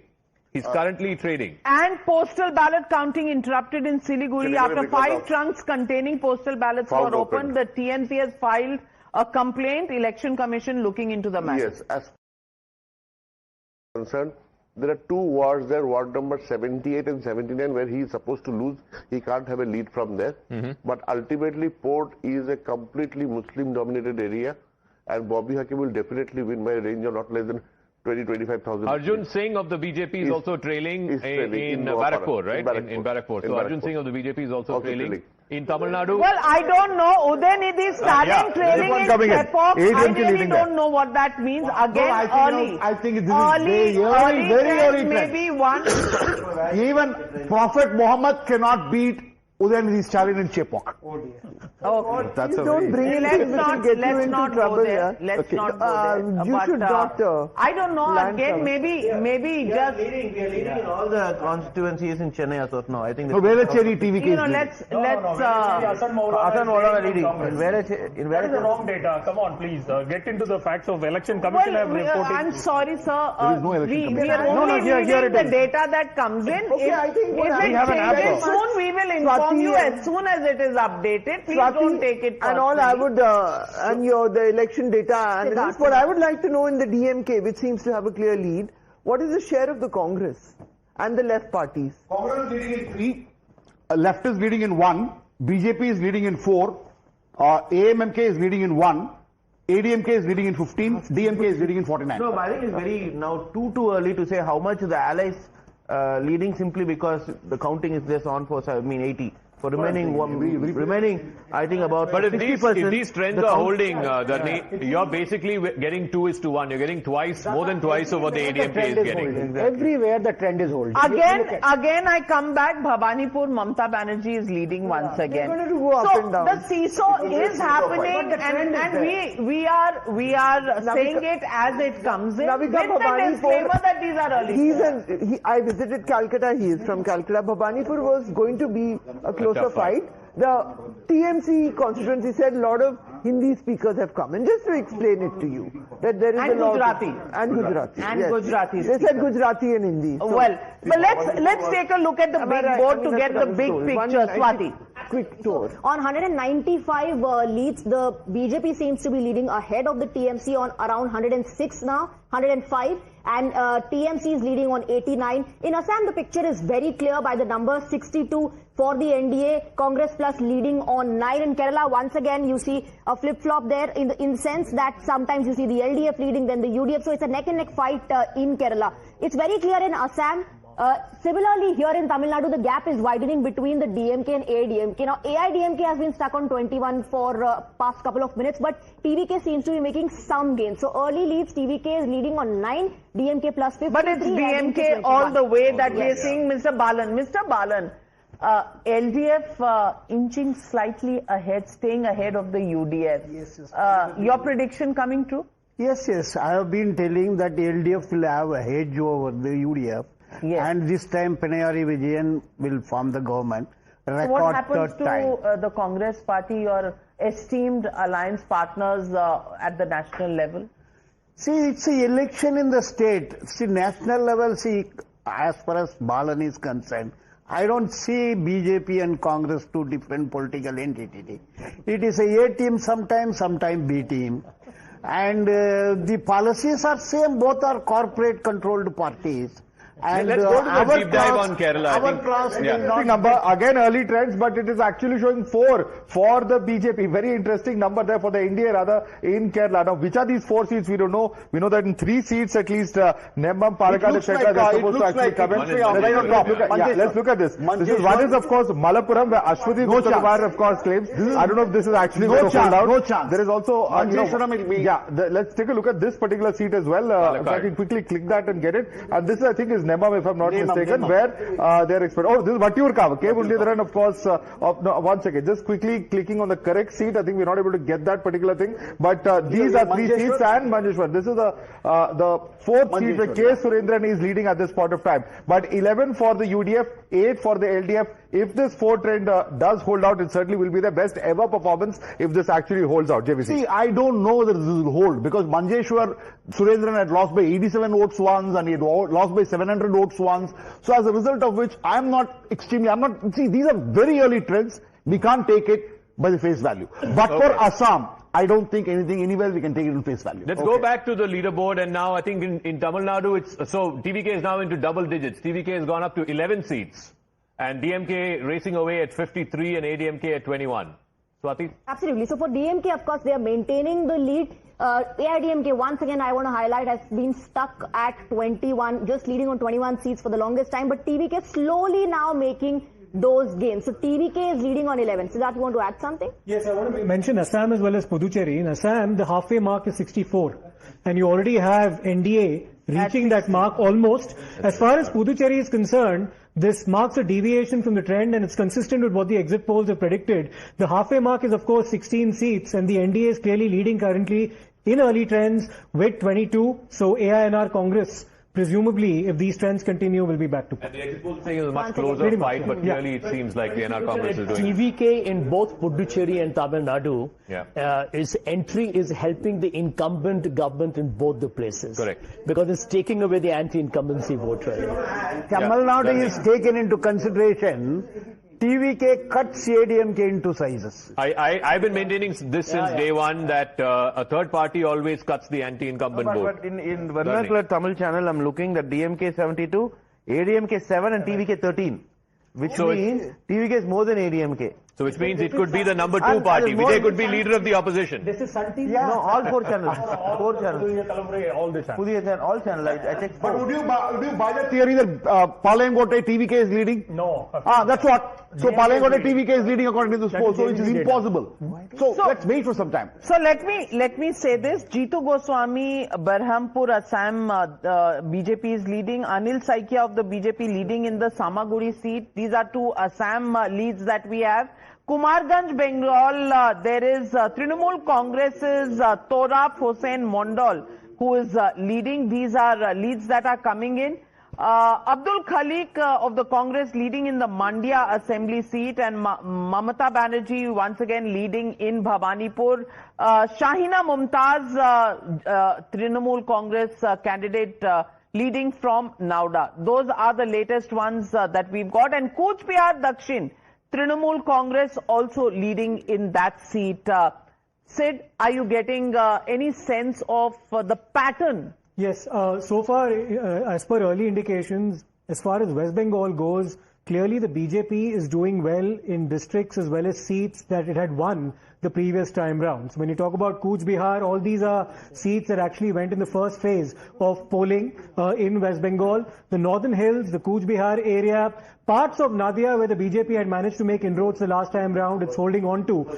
In West Bengal, as far as Kolkata, Howrah is concerned, those are seats that went for polling in the second phase, where the TMC was clearly the dominant party, having won 123 out of 142 seats. The TMC is managing to hold on to its bases. Madhav, can we do the breakdown? Trend over here coming in, and I just want to show this visually because this is South West Bengal. Just look at this. This is how it was earlier. Complete sea of blue over here. Now there's a massive splash of saffron in South Bengal. So is this one bastion that the BJP has been able to breach in this election? We know the Jungle Mahal region is where they had picked up some seats, and this area, Bankura, etc., is where they had some seats. North Bengal also. But look at this particular area. Which are these seats, JVC? And tell us where exactly these numbers are coming from. It's around Nandigram. Around Nandigram. They're sweeping around Nandigram. They're sweeping around Nandigram. Yeah. Jhargram is one of these seats, Lakshmikant Sahu. And of course, Gopi Ballabpur is also BJP. Rajesh Mahata. Let's look at some of the other seats if we can quickly get those. Beenpur is where Dr. Pranat Tudu is there. We also have Chandrakona, where the BJP Sukanta Dolui is there, and of course we have Debra, where again BJP is. No, So but what do we Ladri, make the of point this, is, Ladri? this is the tribal vote, right? These are the places where BJP did not do at all in 2021. Medinipur, Bankura, Purulia, and Jhargram. Yeah. May I say one disclaimer here? Those are the election commission numbers which are slightly slower than the private updating numbers that we get from our own sources coming here. So it's important for our viewers to please understand this, why the numbers here and there are different. Those are election commission leads on the map, and that's why we are able to show you the map and the exact seat. These are from counting center, the numbers, the updates that we get from our manual sources, which is why you'll see a discrepancy in the number of leads that are reflected here and there. Important disclaimer, but the manner in which this is progressing, Salim Dharnidhar, it's absolutely clear the DMK in lead position, in pole position, and when it happens for the second time, there is the beginning of a story coming in there as the TVK party gets slightly better than the AIADMK. DMK, the dominant force, continues in Tamil Nadu? No, I think I've been on multiple shows and I've been consistent on one stance, which is that this election in Tamil Nadu is not about who's going to be the ruling party. That is going to be my party. It's going to be about who could be the opposition face in Tamil Nadu for the coming years or for the coming decades. This stance, I have been consistent for the last 4 months. Because if you look at any survey, DMK seems to be, my chief minister seems to be having 50-60% approval rate, most preferred chief minister survey, 60%, more than 60%. MK Stalin is the most preferred chief minister candidate. Number 2 stands at 25%, 15%. So that is why I kept saying this election is about who could be the opposition to the DMK for longest period of time. You think Vijay would be the opposition face? I don't know. The people will decide. But in people's mind, they have made sure that MK Stalin is there to stay. Because he's undisputed leader. So right now, it's DMK is getting 2 times more than what the ADMK is getting. Again, will the TVK become the number 2 party, or will the ADMK hold on to its number 2 position as the leader of the opposition? We'll have to wait and see. The jury is out that. Yeah, the jury is out on that one. But Bengal, again, if you look at Bengal, BJP holding on. 113, 144 is the halfway mark, and TMC at 86. If we can go back to the leaderboard on that, yes. Absolutely. And take a look at this. Khata khul gaya finally for Congress party. For the Congress party. Sanjay is dancing in the aisles. So 113 for the BJP, leading on 113. 2 states, Malda and Mothabari. Mothabari is the place where that national highway was blocked, and then... Let me give you some updates coming in from West Bengal at the moment. Noapara, BJP's Arjun Singh is leading. Kunal Ghosh of the Trinamool Congress also leading. SIR impacted seats are 50. BJP leading in 12. TMC in 3. Congress in 1. So Congress getting some benefit of SIR there, Sanjay Jha? No, I think the Congress has allowed itself to become a spent force in West Bengal. I think these are absolutely inexcusable, frankly, and an unpardonable lapse for a party that ideally should have been aiming to at least be the leader of the opposition. The BJP has completely swamped that space. So I think the Congress has a lot of homework. So let me also give you region-wise tally. The Deltaic region, TMC 1, BJP 0. Highlines, BJP 15, TMC 3. Northern border region, BJP 2, TMC 8. How do you explain that, JVC? No, I think, these are very, very early trends. I'm not able to see anything. Will this change? Yes. Okay. Northern Hills, BJP 13, TMC 1. Southern Plains, also BJP 14 and TMC 8. Are we seeing a story happening there? Then there is a story, right? Navika, if this holds. If that holds. Yes, But this would be whether SIR deletions, if you're looking at very large Muslim populations, it may not have such an effect, even though the issue must remain live. But if you're looking at where we had all this detailed work that so many voters, this was the margin of victory and defeat, and these many voters have been deleted, and specifically proportional to the deletions, more from the minority community. So in 50 of the SIR affected seats, the BJP is leading in 12 and the TMC in 3. Again, early days, we don't know how this will play out. The SIR numbers. We have the SIR numbers here. This is the SIR cluster, and if you look at the 2021 and the 2026, the numbers are very clear. BJP at 10 in 2021, here at 13. TMC was at 6 in these numbers, and it's 2 as far as these numbers are concerned. Congress 0 and 1 right now. So it's advantage BJP very clearly in these SIR affected seats, and these are 44 of the seats where the margin of victory is lower than the total number of exits as far as the deletions. The deletions were far more than the margin. Well, I don't know, but is it time for a jhalmuri break? In case SIR is having an impact. Jhalmuri break? I'll have, because I'm hungry. Okay. All right. Jhalmuri is the flavor this season. So, bhaiya, 2 jhalmuri. Mirchi wala? Thoda, medium. Okay. All right. But Bengal is the story, and if SIR is having an impact. Rajagopalan, your story in Tamil Nadu not quite holding out just yet. In Bengal, we're seeing the beginnings of the BJP making inroads into South Bengal. Are you wanting to revise your analysis? Now's the time to do it. No revision, Navika. I stand by Mr. JVC's projections. And second thing, the factor of Rahul Gandhi stabbing MK Stalin's, initiatives also paying dividends to Stalin. Because Rahul Gandhi's absence from the electioneering campaign with Stalin also paid dividends to DMK. Therefore, Rahul Gandhi is a spend port in Tamil Nadu. Number one. I got the regional breakup in Tamil Nadu. I'll just give that out for our viewers. Kaveri Basin, the Delta, DMK leading in 6, TVK in 1, ADMK 0. Northern Tamil Nadu, which is the KTCC region, DMK ahead in 7, ADMK ahead in 3, and TVK ahead in 2. Western Tamil Nadu, the Kongu belt, DMK ahead in 1, ADMK ahead in 4, and TVK 0. So this is the breakup of the various regions.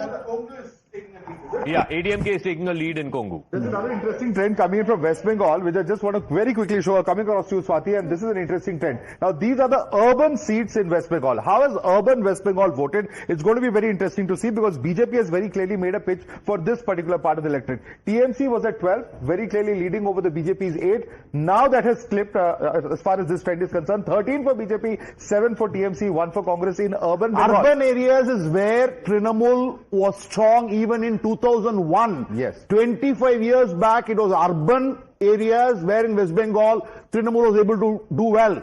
And in 2021 also, BJP was unable to percolate urban Bengal. It was a rural Bengal. This trend will stay, or will it change? I think this trend is going to stay. Okay, that is big. That is big if BJP is leading in urban areas in Bengal. In 2021, there were 68 urban seats, of which 48 were won by the TMC, the rest by the BJP. As far as rural seats is concerned, this is where TMC was clearly dominant. Out of 226 rural seats, the TMC had won 167. What's happening right now, also an interesting trend emerging in West Bengal from the early leads that we've been witnessing, is that the BJP, at least so far, has managed to breach about 19 firewalls held by the TMC. Firewalls are those seats which a particular party has won for 3 consecutive elections. Can we show that on the leaderboard? We'll be able to show it there. Not in the lead, only when it actually happens. Yes. But here's another talking point. Take a look at this. TVK very, steadily growing, now leading on 28, and this gap between TVK and the AIDMK is closing. Yeah, absolutely, and very well. I mean, one of the panelists. We have the statistic for that. Firewall that he was talking about. This is the fortress fight cluster that we're talking about. 12 for the TMC in 2021. BJP clearly breaching that. 7 versus 5. So BJP gets 7, TMC gets 5. So this is a fortress that has been breached, which means there are certain firewall seats which BJP has been able to make inroads into. And look at it. It is on Kolkata. Yeah, in Kolkata and around. Presidency region. Yes. Well, Sagarika Ghosh, Member of Parliament of the Trinamool Congress, joining us this morning. Good morning to you, Sagarika Ghosh. What do you see happening on the ground in Bengal this morning?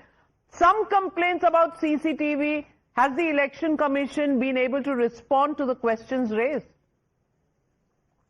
The Election Commission throughout this election has functioned as the B team of the BJP, as the 12th man of the BJP.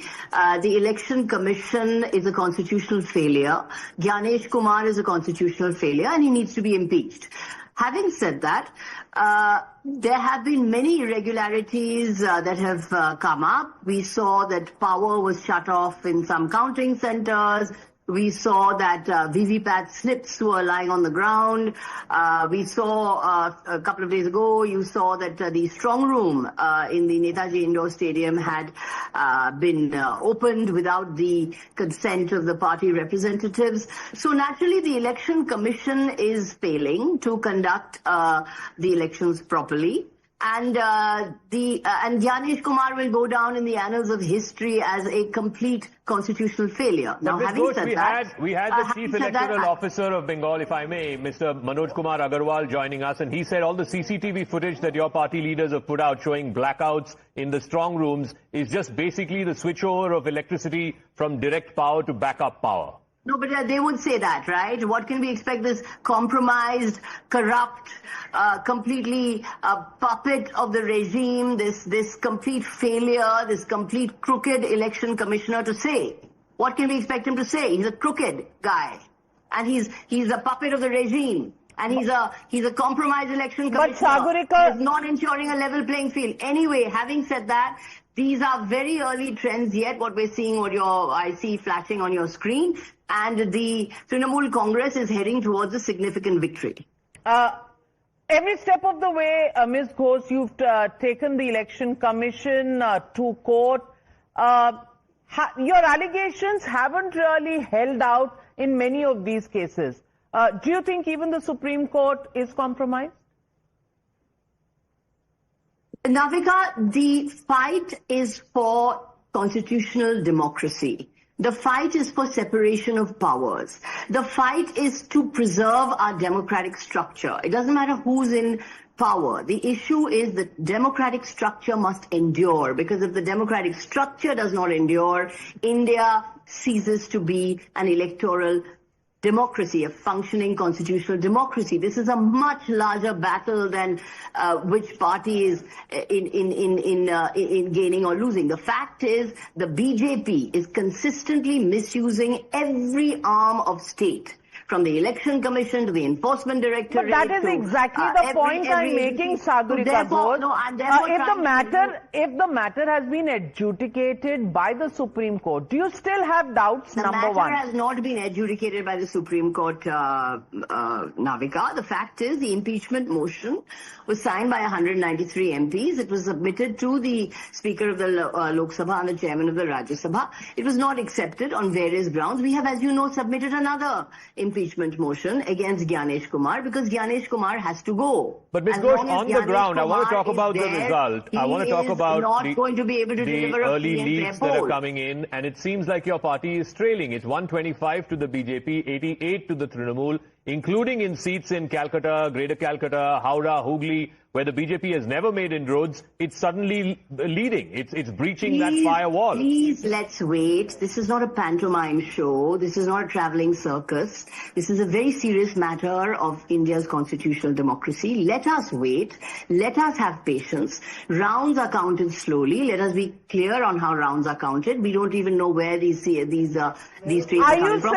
Are you saying, Ms. Ghosh, if the Trinamool Congress does not win, democracy will be in danger? Are you saying willy-nilly? The fact is constitutional democracy has been compromised every step of the way. However, the people are with us. The people's will is with the Trinamool Congress, and of course we will win. Because in spite of the use of force and the massive misuse of agencies, the people have triumphed. That's another point. But Sagarika ji, the point is that even Rahul Gandhi called out Mamata Banerjee and her government for corruption and saying it is because of the TMC that the BJP has got I can't comment on any other party. Or what their leader says. They are fighting us on 294 seats. I have no comment to make on any other party. They are a member of your alliance at the national level. At the state level, we are not in alliance. We are fighting 294 seats against the Congress. So I have nothing to say on a rival party. But I would say that please let us wait. Please please let's not reduce this to traveling circus. Let us wait. Let the EVMs get open. Let all the rounds be counted, and then I'll come back to you with the final result. All right. Thank you very much for joining us this morning on this broadcast, Sagarika Ghosh of the Trinamool Congress. But I just want to ask you, Niladri, if the TMC does not win, it's not democracy? No, see, at the end, whoever wins, you have to respect the mandate. There is no doubt and there is no confusion with regard to that. But having said so, it looks tough that TMC will lose this election because now it is only till 9 o'clock. We know till 9:30 this will go. And at an average, Navika, all the booths will have a minimum of 15 to 16 rounds of counting. Some booths have 23 rounds of counting, some constituencies. So let's hold on to our horses for some more time. But the fact that BJP is making inroads into urban Calcutta seats, Howrah and Hooghly seats, is that not concerning? See, Zaka, the trend which is coming is mainly from the areas where they did better last time also, and that is their bastion. Okay. South Bengal seats are still not yet open. We are not seeing the trends from there. Charu Pragya of the BJP joining the broadcast. And Charu Pragya, the Trinamool Congress extremely angsty about the fact that the election commission has not been fair. How do you respond to her charges made early this morning?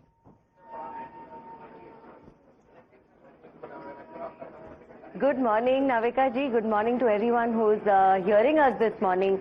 See, when the party starts looking for people to blame, reasons to blame for their performance, I think loss is impending, and TMC has been showing this kind of agitation for several days now. In fact, I think since voting concluded, TMC's leaders' behavior has been so obvious and so transparent, and I think Sagarika Ghosh just added to that with the way she spoke, pointing fingers here and there, not once looking in the mirror and realizing the misrule of TMC had to come to a full stop, and this is the year it happens. And you know, if I can say this, Navika ji, I have been feeling this. The people of West Bengal wouldn't have been put through this kind of tyranny for another term. Bhagwan ji is far too kind. People have suffered far too much, and this time it had to end. I mean, whichever way you look at it, you look at the way women have been treated in Arjikar and Sandesh Khali, you look at the way youngsters have been treated, you look at the way people with a different political ideology have literally been murdered.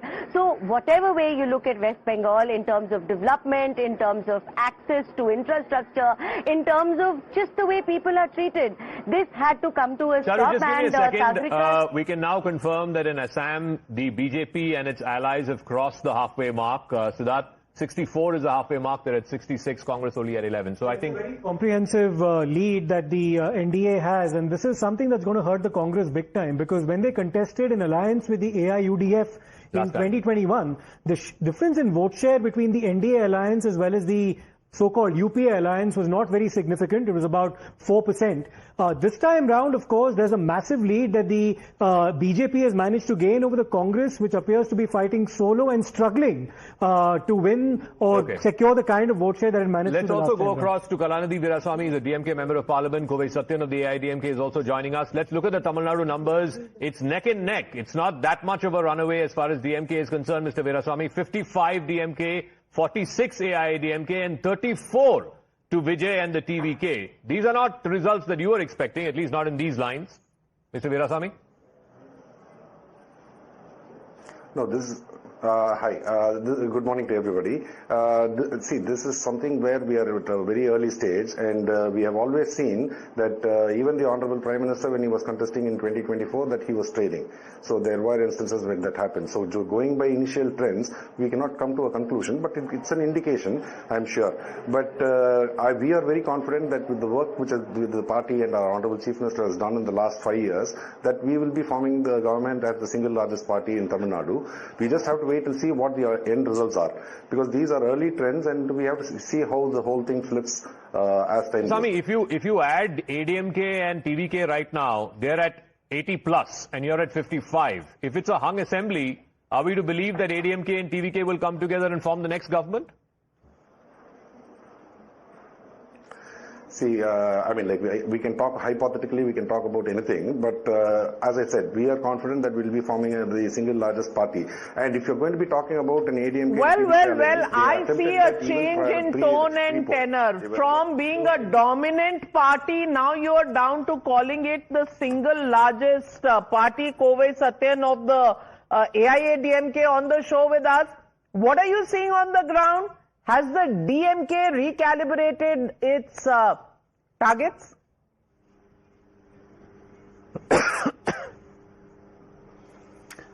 Since our leader started his campaign last July, it was very clear people wanted change. And by end of today, you will get to know that EPS is going to be the CM of Tamil Nadu in 2026. These are all initial trends.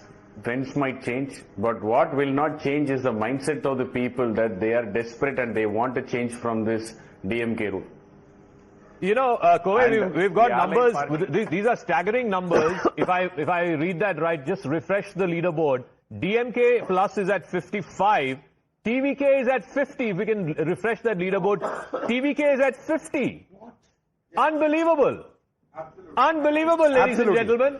Absolutely. Just look at this. Because the Election Commission has now started updating the numbers on its own website. And the TVK now leads in 2 seats. We have 3 leads from Tamil Nadu. One is where the Communist Party of India, which is of course part of the DMK alliance, is leading. The other 2 seats, Trichapalli West, where G. Ramamurthy is the TVK candidate, and Sri Vaikuntham, where Sarvanan G is the TVK candidate. In the first round of counting, it's the TVK that's currently leading. And this is a trend that's borne out even in these data that we're getting. This is a set of data. Just a second, JVC. Look at this. 15 for DMK, 13 for TVK, and 8 for the ADMK alliance. They're actually doing better than the ADMK alliance as far as these early trends are concerned. So this is massive. Any which way you look at it, what the different sets of data that we're getting, all are pointing to TVK and Vijay doing far better than was earlier thought. This is Sengotian, if I'm not mistaken, Govind Chettipalayam. He is, of course, the leader who came in from the ADMK and is believed to be one of the experienced leaders over there. There is Chengam seat where TVK comes in. K. Bhartidasan, of course, is there. We also have over here Rishi Vandiyam, where TVK's Ashok Kumarji is leading. There's also the seat of Tiruvannamalai, where Tiruvannamalai Eva Velu used to win by 1 lakh votes.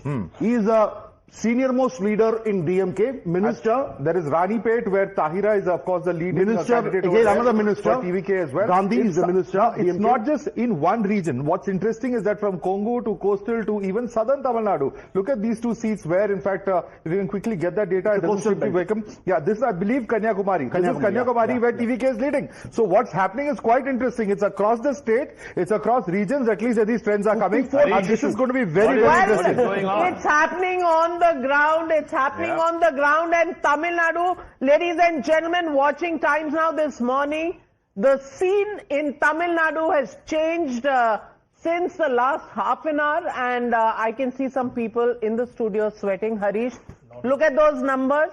Do you think something is flipping? Not at all. As we predicted, the TVK will lead to ADMK's vote share, which is evident with the first round of rounds, and we want to make sure that DMK will form its majority on its own. No, you want to make sure, will you do an alliance with TVK? No, how come it is possible? You can't ask BJP and Congress to go ahead and form a government on their own, right? No, the same thing. TVK will have no impact. Now TVK is ahead. Now TVK is ahead. Can we now TVK is ahead in 60 seats. ADMK 39, DMK 51. DMK has lost 56 seats out of from 2021. ADMK has lost 4 seats. So which means TVK is gaining 60 seats. TVK is now the single largest. No, 1030. Slipping in leads and TVK picking up. We're seeing a story, we're seeing a phenomenon. Here is the detail of Tiruchirappalli seat where TVK is leading. It's got 4553 votes. This is first round out of 22 rounds. And DMK has got 4261 votes. So it's 290. And K. Nehru is the senior most minister. Yeah, K. Nehru, He's trailing. The last time elections, out of 234, 31 seats should be between 500 to 5,000 votes. Yeah. So these are early leads which we can't go ahead and decide where it goes. So we are not... It's only increasing. 63 now to the TVK and 50 to the DMK. Can you imagine TVK is now like emerging? A cricket match now. It's turning out to be the single largest party. That party which is coming from behind, a party which is a new party, they always have a kind of momentum. And if they have it, then from the DMK kitty, whatever number the Congress is getting, you can minus it. They will happily go and join with TVK, with Vijay. No. One second. I don't think it's that easy. I think if it's hung, it'll be the BJP with minimal seats that will decide who will come to power. Congress but that aside, 4 seats. That aside, I want no one predicted I this. want to know if resort owners are in business somewhere close to Chennai. Puducherry, I think. Ashwinji? I think we need to hold our horses. It's too early to predict. We can see that they will be coming in majority in Tamil Nadu as well. Kerala is quite evident. And I think Assam picture will also change. So I think let's hold our horses for some more time. Yes, it will change. Shekhar has been very quiet. Shekhar? So we have been saying that the TVK has created a frenzy among voters, and the TVK, that kind of frenzy will see that DMK getting damaged. So what we are, even the early trend shows that it is DMK which is getting damaged. Because whatever is happening to TVK, that's 63, and when you see DMK, it is 50. So it is going on, I think what most of us expected, that the TVK's whole campaign was against the DMK. Our leads are showing that Udayanidhi Stalin, the Deputy Chief Minister, is trailing in the Chepauk seat. Now at 1 hour and 15 minutes into counting. That if the Deputy Chief Minister is trailing, then boss, this is a story that, you know... It's a warning lesson for professional netas. Trailing for some time. Professional netas. It's a warning signal. See, TVK 63 indicates a warning signal to professional politicians like ADMK and DMK. So that means film stars. Film stars supported by novice who are business people. See, come on, there were 4.87 crore voters who voted. Are you making fun of them? Come on, they are free to choose. It's a democracy. They can choose whoever they want to choose. No. What is their ideology? What sort of high horse? What is their ideology? What is their proposal to the people of Tamil Nadu? What is that they are going to new entrants can always come and... grain of data from Sri Vaikuntham, where TVK is leading. The second is AIA-DMK. Third is Congress. That was the seat that DMK gave to Congress. So there, TVK is let us also take a look at what's happening in Assam. Gaurav Gogoi there this morning prayed and also took the blessings of his father Tarun Gogoi, the longest serving chief. Let's listen in. Feedback हमको मिला है वो वोटों के द्वारा उसका जो उभरेगा उसके हम नजर रखेंगे। हर राउंड पे हम नजर रखेंगे। पूरे प्रदेश भर में हमने विभिन्न प्रकार के ऑब्जर्वर्स हमने भेजे हैं ताकि कहीं भी अगर किसी भी राउंड में किसी भी क्षेत्र में कोई भी अगर कमजोरी दिखती है प्रशासन की तरफ से तो तुरंत हमको वो इन्फॉर्मेशन वो जानकारी हमें मिलेगी। सर, अब तक के रुझानों में पूरे असम से क्या अपडेट आपके पास है? देखिए, अभी पहला राउंड ही हुआ है, इसलिए जहां तक सुबह की बात करें कि स्ट्रांग रूम से जाते काउंटिंग सेंटर तक ले जाते वक्त हमने सारे जो हमारे पार्टी के लोग हैं उनसे हमने जानकारी ली कि क्या ट्रांसपोर्टेशन में कोई कमी तो नहीं रही। हमारे मॉनिटरिंग सेंटर्स हमने हर विधानसभा में, हर जिला में, हर प्रदेश में भी, हमारे प्रदेश के सेंट्रल में भी हमने मॉनिटरिंग सेंटर्स बनाए हैं। क्या मॉनिटरिंग सेंटर्स हमारे अप एंड रनिंग हैं, क्या वहाँ पे लोग हैं, वो भी हम जानकारी ले रहे हैं। तो हमारी पार्टी की तरफ से जो तैयारी है स्ट्रांग रूम से काउंटिंग सेंटर तक और मॉनिटरिंग सेंटर के संपर्क में, वहां तक हमारी पार्टी की तैयारी संतोषजनक है। अगले कुछ घंटों तक सर आपका अब क्या फॉलोअप रहने वाला है, क्या रूटीन है? देखिए, हम तो अभी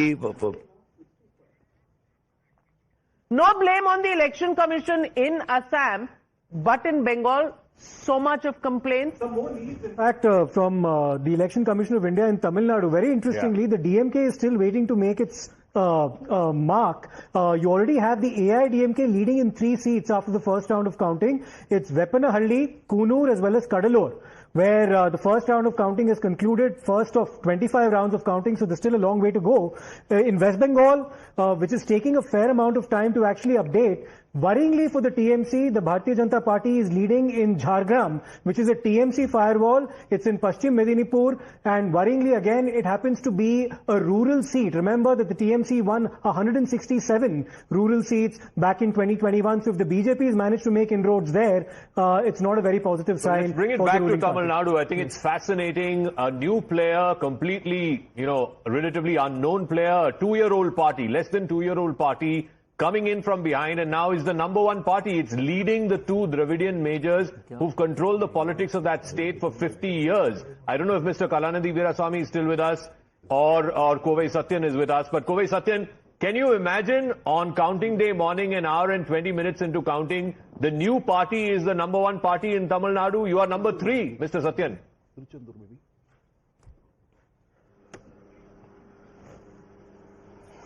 These are pretty much earlier news. It is about to change. We still have about 20 rounds of counting left. All I can say is, the end of the day, you will get to know the vote percentage of TVK. But they might not have the adequate MLA numbers to have a say in the assembly or to have a say in the formation of the government. Till 11 or till 12, you will see the scores matching. Then you will slowly start seeing DMK slipping down. By the end of the day, you will know that AIDMK has got the enough majority to form the government. This is how the trend we predicted, and it is happening by it. To my sources, we can say that we are at 36 right now leading, with DMK at 17. If it is a hung assembly, Mr. Satyan, and your party and the TVK have enough numbers past the halfway mark, will you join hands to keep the DMK out? The Tamil Nadu people doesn't vote for a hung assembly. Okay. Whatever they decide is, the mandate will be very clear. It will be a single largest party with adequate numbers that will form the government. AIDMK will form the government. EPS will be the CM, and we'll get the adequate numbers. Not looking like that as of now, but we'll wait and watch. But Charu Pragya, trends in Bengal, BJP looks poised to breach 27 Trinamool Congress firewall seats. Firewall seats are those which TMC hasn't lost in the last 3 elections. Do you think there's a message there, and do you think these trends will hold? Absolutely. Navika ji, I have been saying this for a very long time. Mamata Banerjee lost Nandigram last time. She lost her bastion last time. And that is going to repeat this time. So not just the firewall seats that you're mentioning, the seat that she is contesting from the entire state, TMC is going to lose it all. Because tyranny must come to an end. And this is the election result where this is going to happen. And we've been saying this for very long. 92.5% of the people of West Bengal coming out to vote is a vote of anti-intimidation. People are out on the streets. They are fearless today. They are speaking out. They are very clear about what they want. And I still remember on voting day, there was a woman who came out of a booth in Kolkata. And the only thing she said was that I want the freedom to be able to say Jai Shri Ram on the streets of Kolkata today. This sentiment seems to be living in everyone's hearts. People cannot keep quiet forever. This tyranny cannot live on forever, and I'm frankly not surprised. Okay. I know it is look at those numbers there. Bengal numbers 142. Halfway mark is about 148, and inching close to that. Yeah. Are we seeing these trends holding on? We don't know. But in Tamil Nadu, where the story is unfolding, rural seats, DMK leading in 8, AIA DMK in 3, TVK in 7, even in rural seats. Yes. And in urban seats, DMK leading in 7, TVK leading in 6, AIA DMK leading in 5. Rashid Kidwai, are you seeing a trend there? Yes, I think, Navika, to my mind, it's very significant.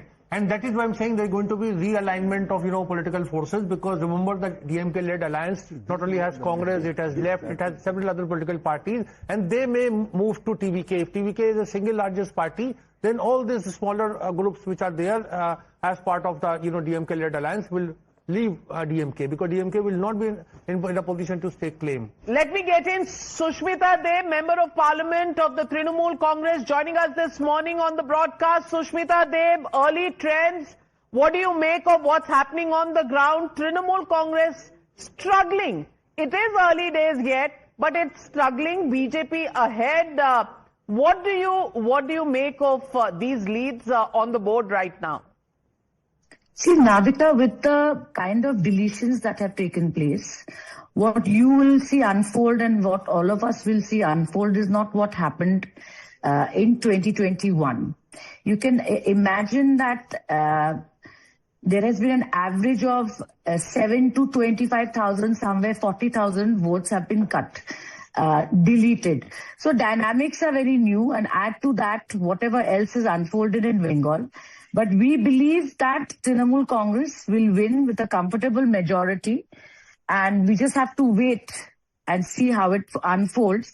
The early trends, of course, what I'm seeing on your screen are showing it's a very tight fight.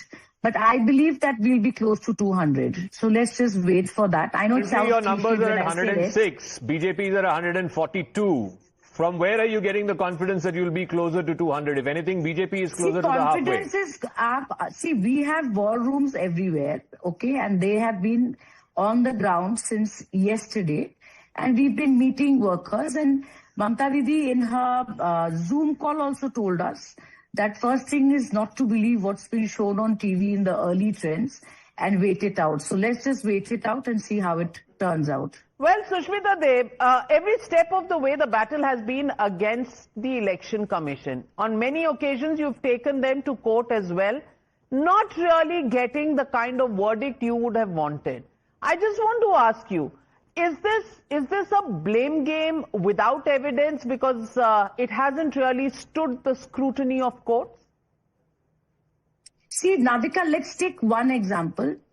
When after the Election Commission of India released its voter list and the appeals started, you saw that although very few appeals were heard, we saw figures like 1,600 people, their names being re-entered into the voters list and 6 being deleted, which shows you how off the mark the Election Commission of India has been. So all the people who are pushed into the appellate jurisdiction that go and appeal for your name to be re-entered, 1,600 had to be allowed and 6 were deleted. So can you imagine how wrong they got it? Forget the fact that it's a very small figure that you picked up an example. You picked up an example where the Election Commission had to give in. Let's pick up the other side. You accuse them of putting central observers. You questioned the manner in which the SIR was being done. In both those cases, the Supreme Court has allowed the SIR activity to go on. It has allowed the Election Commission to appoint the kind of observers they wanted to within their jurisdiction. I'm asking about those results also coming in the favor of the Election Commission. Where does that leave the TMC? Listen, the whole fight between Trinamool Congress in Bengal and the way the election was conducted is, I think, out there for everyone to see. We have said right from the beginning, and so has our leadership, that SIR is nothing new. Well, it's called an intensive revision. What is a special intensive revision? That term is not in the Constitution. Anyway, be that as it may, reviewing a voters list is not a new phenomenon in this country. It's been done before. We all know that. But in a large state like Bengal, pushing the common man, please understand, you and I have a passport. We have all sorts of documents. But people in the rural, people who are in remote areas, people who are not so empowered, they don't have the kind of documentation that they were asked to show in such a short period of time. So a SIR cannot be pushed into, a firefighting mode. It's a far longer procedure. Well, that's exactly the point the Supreme Court adjudicated, No, but we will continue to differ on this issue. But Sushmita Dev, in the end, you're saying 200 seats. Are you really confident, or is that bravado? Yes, we're very confident, Navika. I'm sure I'll come back on your show. And if you get 200 seats, will you say the Election Commission has been fair? If we get 200 seats, this is a revolt by the people against the SIR. So are you saying it is the birthright of the Trinamool Congress only to win for democracy to survive? Nobody else can win? Not at all, Navika. It's not a question of birthright. You cannot deny as a neutral observer what unfolded in Bengal. I mean, except for the Navy and the Air Force, everybody else was there. That's not safe voting. That's intimidation of the voters. Okay, we'll leave it at that, ma'am. We'll hope to have you back in the evening once the results are crystal clear. Let's also play out very briefly what Shubhendu Adhikari, the man of the moment. He's leading currently in Bhawanipur. and the man who will likely become chief minister if the BJP wins. Let's listen into him. Accountant and मेरा जो internal calculation था 1100 vote में lead होना था, उसमें मैं 3 गुना lead में चल रहा हूँ। मुर्शिदाबाद मालदा में भी देख रहे दादा बीजेपी को बढ़त मिल रही है, कई सीटों पे टीएमसी पीछे चल रही है उन इलाकों में भी जहाँ पे मुस्लिम बहुल क्षेत्र ज्यादा है। मुस्लिम वोट बाइफरकेशन हुआ है, बाइफरकेशन हुआ है, खास करके मालदा मुर्शिदाबाद उत्तर दिनाजपुर में बाइफरकेशन हुआ है। और जो साउथ बंगाल और कुछ बिहार जो मुस्लिम ज्यादा टीएमसी को दे रहा है इनिशियली, लेकिन जिस तरीके से 90-95% हुआ था उनका 21 में 24 में, उस तरीके से कंसोलिडेशन क्रैक है। ईवीएम पे आरोप लगाना शुरू हो गया है टीएमसी की तरफ से कई लोग वो झूठा बात छोड़िए। I will speak after 11 AM, it's good. Counting agents, yes, counting agents को क्या मैसेज देना चाहेंगे अभी की?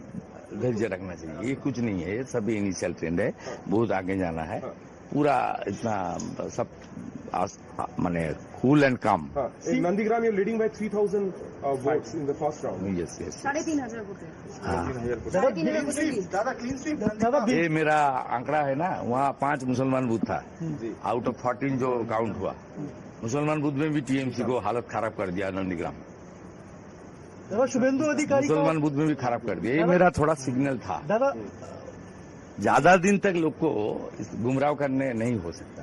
প্রথম দিকে যা ট্রেন্ড তাতে করে মধ্য কলকাতার বেশ কিছু তৃণমূল অফিস সেগুলো ফাঁকা হচ্ছে ধীরে ধীরে। না I am not passing any comment. কেন বহুদলীয় গণতন্ত্রে কেন থাকবে না party? No, it's not good. ওরা যে কালচার করেছে, দেখুন কুকুর মানুষের পায়ে কামড়ায়, মানুষ কখনো কুকুরের পায়ে কামড়ায় না। ভারতীয় জনতা পার্টি এসবে বিশ্বাস করে না। বিরোধী পক্ষের যারা আছেন তারাও করুন, একসঙ্গে কোনোভাবে হিংসা কোনো উত্তেজনার মধ্যে যাবেন না, কোনো কিছু করবেন না। আমাদের স্টেট প্রেসিডেন্টও কাল বলেছে, আমিও আজকে বলছি, এগুলোর মধ্যে যাবেন না। বাংলা শান্তি চাই। তবে initial trend I will speak after 11 AM। Now I am monitoring everything. Postal ব্যালটের এই যে রেজাল্ট, এটা কি পোস্টাল ব্যালটের The leader of the opposition in Bengal saying that it's clear that there's a BJP wave. Let's try and see where the TMC's strongholds or the TMC's fortresses are being breached. Swati. Absolutely. So this spectrum gives you an idea on how BJP has been able to breach the bastion of the TMC. Here's the range. Here you see. So West Bengal, Kumarganj, TMC Toraf Hussain Mandal, and now at the moment this is the current status. Kumarganj breached by the TMC Toraf Hussain Mandal has breached that. He is leading now. Let's change this. Let's change the picture a little bit. So let's take a look at this before we analyze this. This is the TMC stronghold. You see how the BJP has managed to breach this. Here's where the TMC was a little behind. BJP once again making those gains and able to solidify its position.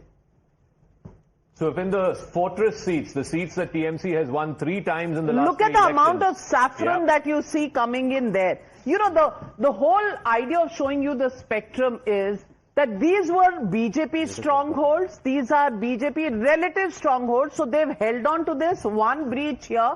But if you look at the Trinamool Congress strongholds, look at the saffron that has come within these ranks. And this clearly shows how the BJP has stormed into the bastions of the Trinamool Congress.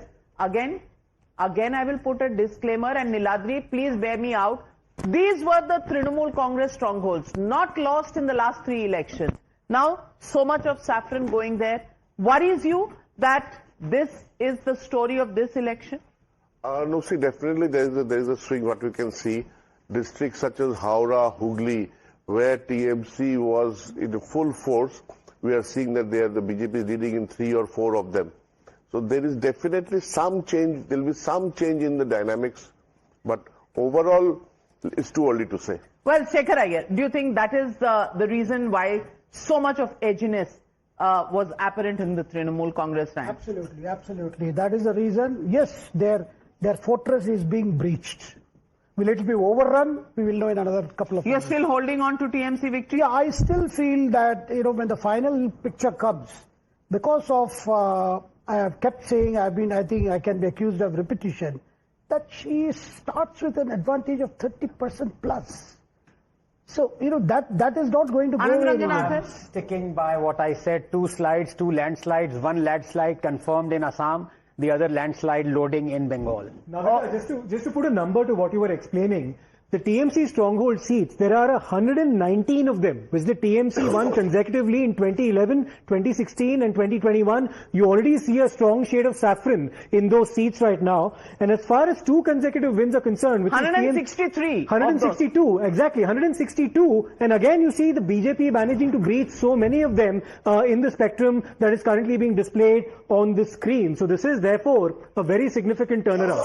So just very quickly, 2 clusters. Let's just explain this. Urban, rural, SR. These are the clusters where BJP is doing extremely well. This is a fortress. Yes, this is a 9 fortress cluster. seats. When Out of 14. 9 out of 14, the BJP wins, and TMC getting 5 over here. This is cluster number 1. Let's also look at rural Bengal. In rural Bengal, 62 for the BJP, 38 for the TMC. Urban is where the story is. There's also, absolutely, we'll come to that as well. In urban Bengal, look at the numbers here. Again, BJP doing far better than TMC. 20 versus 10 over here. And let's also take a quick look at the SR seats. In the SR seats as well, the BJP is at 21. The TMC at 5. So it's a comprehensive trend at the moment. It's not just an isolated. Rural SIR seats. Yes. And that, ladies and gentlemen, this is the story. This is how it was in 2021. These were the BJP, very small BJP strongholds, but very large Trinamool Congress strongholds. These are Trinamool Congress, 2 election strongholds, and these were the swing seats. This is Congress. Look at how the BJP has retained this. It has made entries here. It has made right up until the stronghold of the Trinamool Congress, and you see the saffron lines. Total blue to saffron emerging over here, and Rashid Kidwai. It's not just a fluke. It's not just some game that is being played. Rural, urban, and some SIR seats. Comprehensive, you think? Absolutely. I think a lot of hard work has gone in because our political party is doing well. We do not know the outcome, but they have made deep inroads, and this inroads are across Bengal. And that is, I think, is very Okay, significant. Rashid, give me a moment. Sorry to interrupt. Hybie Eden is the Ernakulam MP from the Congress. He's now joining us. All right, he just got disconnected. Yeah, sorry. So in Kerala, I think it's again fairly clear now. The UDF has managed to run away with, I think, 80 plus seats the last time I checked. So 70 is the halfway mark. They're comfortably ahead there. I think it's safe to say that the UDF will come back to power. 87. So it's a big, big win for the UDF in Kerala. But the point you were making about Bengal. For Rahul Gandhi, because otherwise the BJP would have declared that since 2014 there have been 100 assembly elections and that Rahul Gandhi has lost. So perhaps it will be 99. Kerala again saving the day for Rahul Gandhi. He got saved in Wayanad in 2019. And now Kerala again saving the 100th assembly loss. Well, look at the Tamil Nadu numbers, and it is fascinating in Tamil Nadu. Look at the way the TVK is surging ahead. Well, I can almost imagine a dance coming in from Pradeep Gupta, JVC. You'll have to practice your steps a little bit more. Let's wait. Let's not of course we are waiting. We have all day to look at these. Because, if you look at it, if you look at the data, what clearly will tell you is that DMK has lost 84 seats to TVK. ADMK is holding on to all its 60 seats which it held in 2021. But it's not making any gain. No, let's see how the trend goes. Let's see. Harish, you're stunned. No. You're absolutely stunned. Something's hit you in your solar plexus. No, we have to wait. Only out of 20 rounds, only 2 rounds have been completed so far with all the data which has been coming in. So all these 2 pollsters, which the 2 rounds will be always the youngsters who will be going and voting in a large number when it comes to election. How do you know that? Only youngsters? The first 2 rounds will always... How do you know that youngsters they vote by post. We have to take it that way because all but the Pradeep fan-friendly... has mentioned that the race was between TVK and DMK. Vijay is leading in Trichapalli East. He's currently leading by 1,649 votes as per the Election Commission. Okay, let's also go across. I think Sunny Joseph of the KPCC is joining us. And I believe Hybie Eden is also joining us. Mr. Joseph, congratulations. Our numbers are 87 to UDF, 50 to the LDF. Who would you attribute this victory to? That is because of the anti-people policies of the LDF government that the Kerala public are facing. Who do you think is going to be the Chief Minister, Mr. Joseph? The thumping majority. Chief Minister, we will elect the Chief Minister as per the procedure. We have a definite procedure to be adopted. That procedure will be adopted. ICC will appoint observers. Meeting of the legislatures will be convened, and they can propose names, and finally the High Command will announce the name. But do you think Mr. Satisan is the favorite, or do you think Mr. K.C. Venugopal, as has been the conjecture, will be the Chief Minister? That ultimately the High Command will announce the decision, and everybody will accept that decision. I cannot predict anything. So you're not ruling it out. Do you think the left parties, your alliance partners at the national level, why do you think this time around they couldn't challenge the Congress party? Do you think there was a lot of anti-incumbency? Yes, even in the parliament election, Kerala, we fought against the CPM rule. They are anti-people. That is why we have fought against them and won the parliament election. Even the local body we could win. And repeatedly in the assembly election also we are gaining because of the anti-people policies of the LDF government mainly. The Sabarimala gold theft, etc. are widely discussed among the people. All right, Mr. Joseph, thank you for joining us. Congratulations again. Haibi Edens, the Ernakulam MP, he's now joining us. Haibi, this is a big victory, 87 to UDF, I think 50 to the LDF. You're considered very close to Mr. Sadishan. Where is he right now? Is he the next Chief Minister? That's a very tricky question. Thank you for inviting me. He's right now in Trivandrum, in the capital, and he had already predicted in most of the by-elections as well as the local body elections.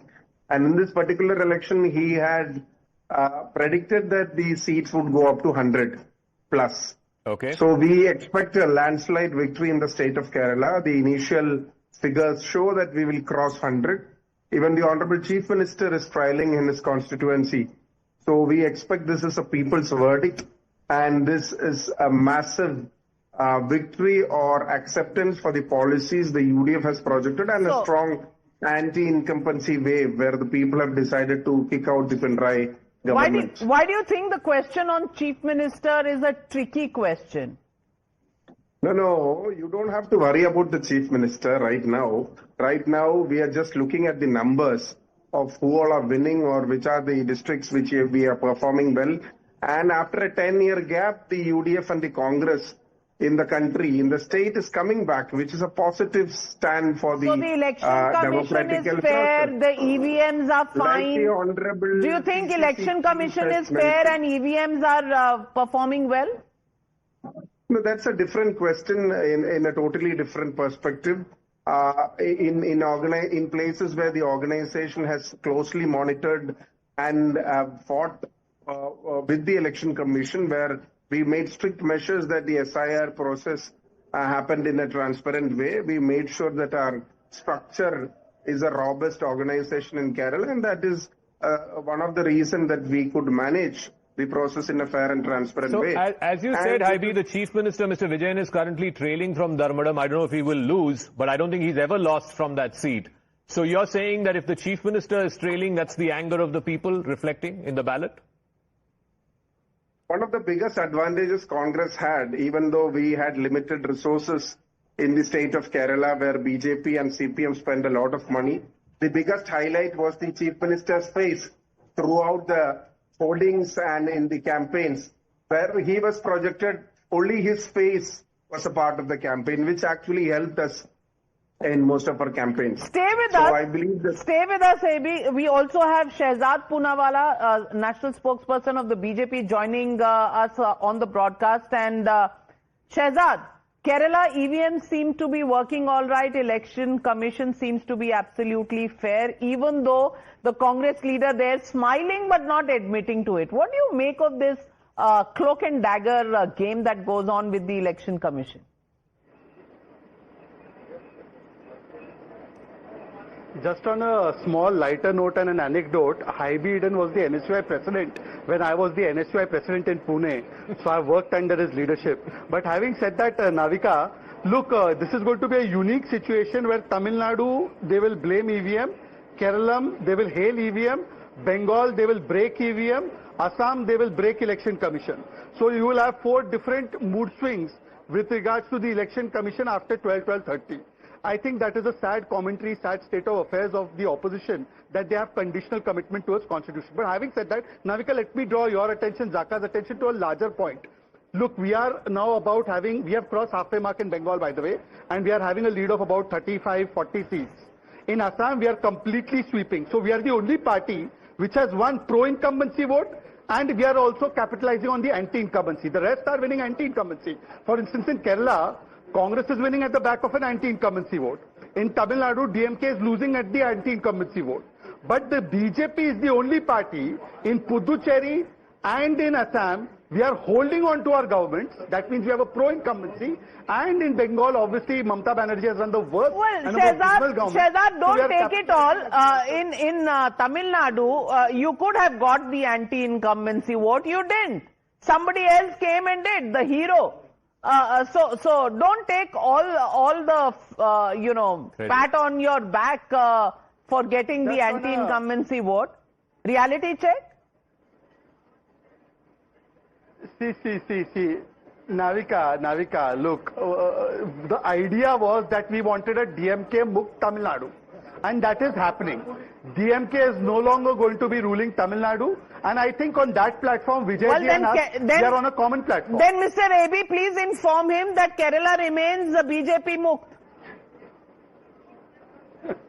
BJP always wanted a Congress Mukt Bharat, and they are working towards in many states with the local regional parties to work for that. Let them do that. But I have differences of opinion regarding Bengal, where the central forces played a very, very critical role. They were actually capturing the booths like the traditional political organizations do in many parts of the country. They were actually playing the part of the political organization where they helped the BJP to kind of tamper the election. So that is something which we have to discuss later. We're just getting a piece of breaking news. I'm sorry I'm interrupting, but I don't think this has ever happened. MK Stalin, the Chief Minister of Tamil Nadu, is trailing from his seat of Kolattur. This is just the first round, another 15 plus rounds to go, but he is trailing in the postal ballot round. Like I said, the Chief Minister in Kerala is trailing, the Chief Minister in Tamil Nadu is trailing, even Mamata Banerjee was trailing the last time we checked. What does that say? People clearly seem to be in a mood for change, whether it's in Bengal, certainly in Tamil Nadu. Vijay is sitting now at 90 seats and the DMK is down to 52 seats. So, Mr. Eden, even you have been a beneficiary of anti-incumbency. Absolutely. People, you cannot underestimate the people or the democratical process in any point of time. People always, you cannot predict, even though whatever exit polls have come in. At the end of the day, the final mandate is the people of the state and the country where they decide, and sometimes you have to accept the fact that what was in place, like in Tamil Nadu, if there was an anti-incumbency, the biggest beneficiary of the anti-incumbency is TVK. So there are many factors added on to elections where regional parties play a role. We have to look into that after the final results, but I'm pretty sure that the people have always voted at times for a change, at times against corruption, at times for a vision document. So we have to wait for the final results. Well, so let me ask you. There was an attempt by the Congress party to ally with TVK. Went on for a long time till the senior leadership of the party, I understand, came down and said no, traditional allies DMK. Do you think the Congress would be regretting that decision today? See, in politics, you cannot regret on decisions. DMK is one of our strongest allies inside the parliament. We have almost 40 MPs, both from the alliance in the state of Tamil Nadu and Puducherry. But there were discussions initially. Many of our Congress leaders were in touch with the TVK. There have been discussions, but of course, no concrete plan had come out from the discussion. So we stayed with our ally, which is our longest, biggest ally in the state, and that is the whole reason that we had to stay in the partnership. But we would definitely retrospect. We will deeply go into what happened, and we will definitely do an analysis of what the outcomes are based on the election results. Stay with us, Rashid Kidwai. Rashid Kidwai, do you think a fundamental error was made? TVK was the party Congress should have allied with? Absolutely. I think there was no clinical appraisal. The state unit of the party, many stalwarts who were there in the ground in Tamil Nadu, they favored alliance with TVK. Rahul Gandhi himself, I'm told repeatedly that he had an inclination towards Vijay. Still, he went by that. I'm told the seniors. Seniors. But then, Navika, this is what leadership is all about. See, Indira Gandhi also had advisors, they all kind of, but the leader must seize that opportunity, and I think in this case, Rahul has missed the boat. He will try to make amends by aligning with post-election alliance with TVK. No, but right now, these numbers suggest that ADMK and TVK will have to come together to form a Congress government. brings nothing to the table. I don't think the Congress will be part of that. I think that will be a litmus test for Vijay, because that will have BJP also in it. There's a quick update coming from Tamil Nadu. 31 of 34 ministers are trailing. 31 of 34. Harish Mohammed Ibrahim, it appears that 10 o'clock, please don't say that these are early trends. 2 hours of counting are over. As for the early data, as for the Election Commission's report, that the first round has completed across Tamil Nadu so far, and not even the second round has started out of 26 rounds. So it is a too early trend. I will be commenting only after 11:30 to 12 o'clock. If there is any clear picture, if the TVK is leading, then we will make sure. What will you do till 11 o'clock? Harish, thank you for mentioning that. Even in the first round of polling, there's far more many votes that have been counted than any exit poll. Up, you can have Dostai and Podi till the time numbers harden up. But KC Venugopal supporters at KPCC, with his posters coming up, Zada, almost on cue. I spoke to a senior Congress leader, so he said if it is 70 plus, KC will become chief minister. If it's 80 plus, Sudhishan will become the chief minister. It's now 87. It's close to 89 now. There are tweets. I think the biggest majority. There are tweets coming in from West Bengal. Mishti Doi is being distributed at Shuvendu Adhikari's location. I believe Shivam is there with that Mishti Doi being distributed over there. Shivam, over to you. Take us through what's happening over there outside Shuvendu Adhikari's residence, if you can hear us. Shivam. Yes, Madhav. In fact, Shuvendu Adhikari came out of his earlier residence and he went somewhere. And his plan for today is as uncertain as right now the verdict which is hung. We didn't know where he's heading to. So far, he has come to the Nizam Palace, which is the MLA hostel. And here, I would urge my camera person to zoom in. Mishti Doi is being distributed. There was certain news coming in the early hours that he's leading and Mamta Banerjee is trailing. Now it has changed also. But so far, right now, he and BJP will also be hoping that they get to taste by the evening the same taste of a Mishti, and the jhal of the jhal mudi goes to the Trinamool Congress, and it was distributed, all among the reporters as well as the people who were here as well, because again, it helps us in, protecting from the heat, and the sweet, the glucose helps us to keep standing, because again, it's scorching heat, the temperature is rising, not just political, but the overall temperature is also rising. He also spoke to the media, and, in Bengali, he also translated that he is, he's sure that he will be willing by over 30,000 votes in Nandigram and in Bhawanipur also. People are going to vote for a change, and not just in Bhawanipur, in the entire state of West Bengal. So Mishti Doi, they are hoping to get the Mishti, they are hoping to get the, sweet, savory taste. Well, big telltale sign coming in. If we can put those visuals out, pack up of arrangements of celebration being done at DMK headquarters. That is what we are getting from the ground. Can we just put this out, and can we get Somit, who's on the ground? Harish, you're waiting, but DMK is not. DMK is packing up all the arrangements and the tents that had been put up. This is in Arivalayam, which is, these are the shots. Those visuals coming in there.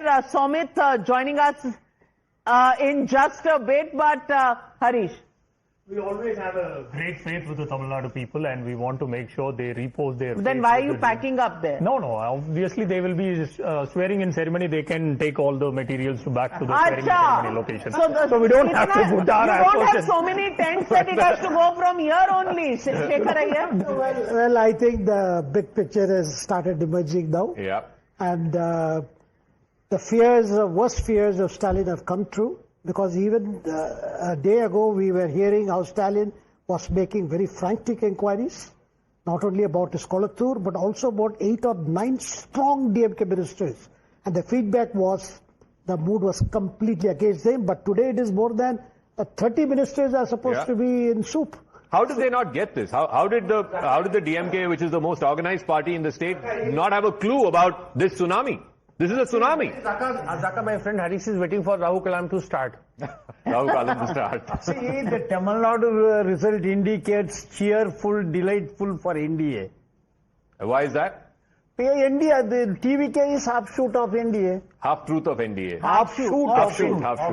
Half-shoot of India. You see, if AIA DMK had been winning, then DMK would have said the EVMs are a problem. Now they can't use that excuse. So it's a bit of a, I don't know, bittersweet. Well, I really wonder, and this is something we must dwell on at some length. In Kerala, EVMs are fine, Election Commission is fair. 140 out of 140, we will still not give clean checks to EVM. Because there's a fundamental problem with the Election Commission and process. Then it's a non-starter. Shehzad Poonawala, Ashwini Kumar Mishra here says, even if they get 140 on 140 in Kerala, they will still not call Election Commission fair. How do you respond to that? No, I completely understand that sentiment, and therefore the Congress leader today is not in Delhi when the counting is happening. He is in a country which is far away from India. So clearly he has no vishwas in any of the institutions or in the Loktantrik process or in Janta itself. So forget that. But Navika, I want to make two very different points, but relevant and important points. Firstly, this sweep that we are having in Bengal, please do see if Mamata Banerjee is still leading in Bhabanipur or she is trailing. And it won't be a surprise that she will lose her seat also. And make one thing also clear. It's going to be Left Mukt Bharat, TMC Mukt Bharat, and it is going to be Indi Alliance Mukt India also. Because the way this manner is going, the elections are going, it seems very clearly DMK Mukt Bharat, TMC Mukt Bharat, and Vijay ji Left Mukt Bharat. Ye तीनों हो रहा है. Well, Election Commission trends, if they are anything to go by, because they are slightly slower than what we get, but they are confirmed. TVK leading in 38, AIA DMK in 36, DMK in 19, just half of TVK. Very comprehensive numbers. I can see the alliance happening here. I think now the numbers are quite clear, and what's happening here needs to be understood in the proper perspective of where TVK is doing well. This is the Chennai metropolitan cluster we're talking about.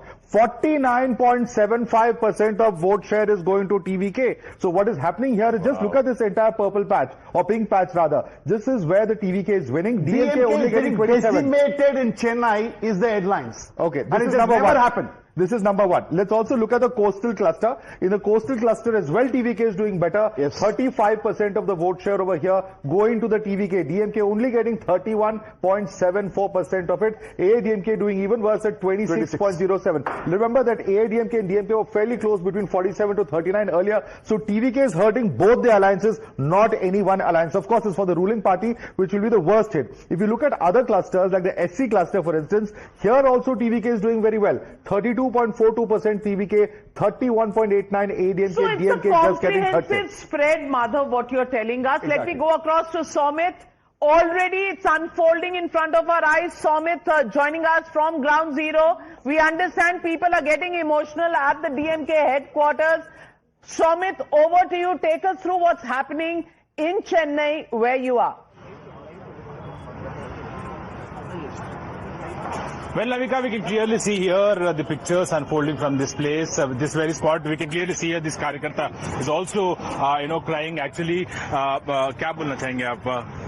Is fully win DMK party 12 o'clock and 1 o'clock after 1 o'clock before in a very big victory in DMK party. But why are you crying? I am crying in no problem because slowly little bit number is DMK party's numbers is anything not more, but we can also see the shots here. Already tents have been removed, all the chairs have been removed. We can clearly see the auto park there, and all the chairs, they were around 100 to 150 200 chairs here.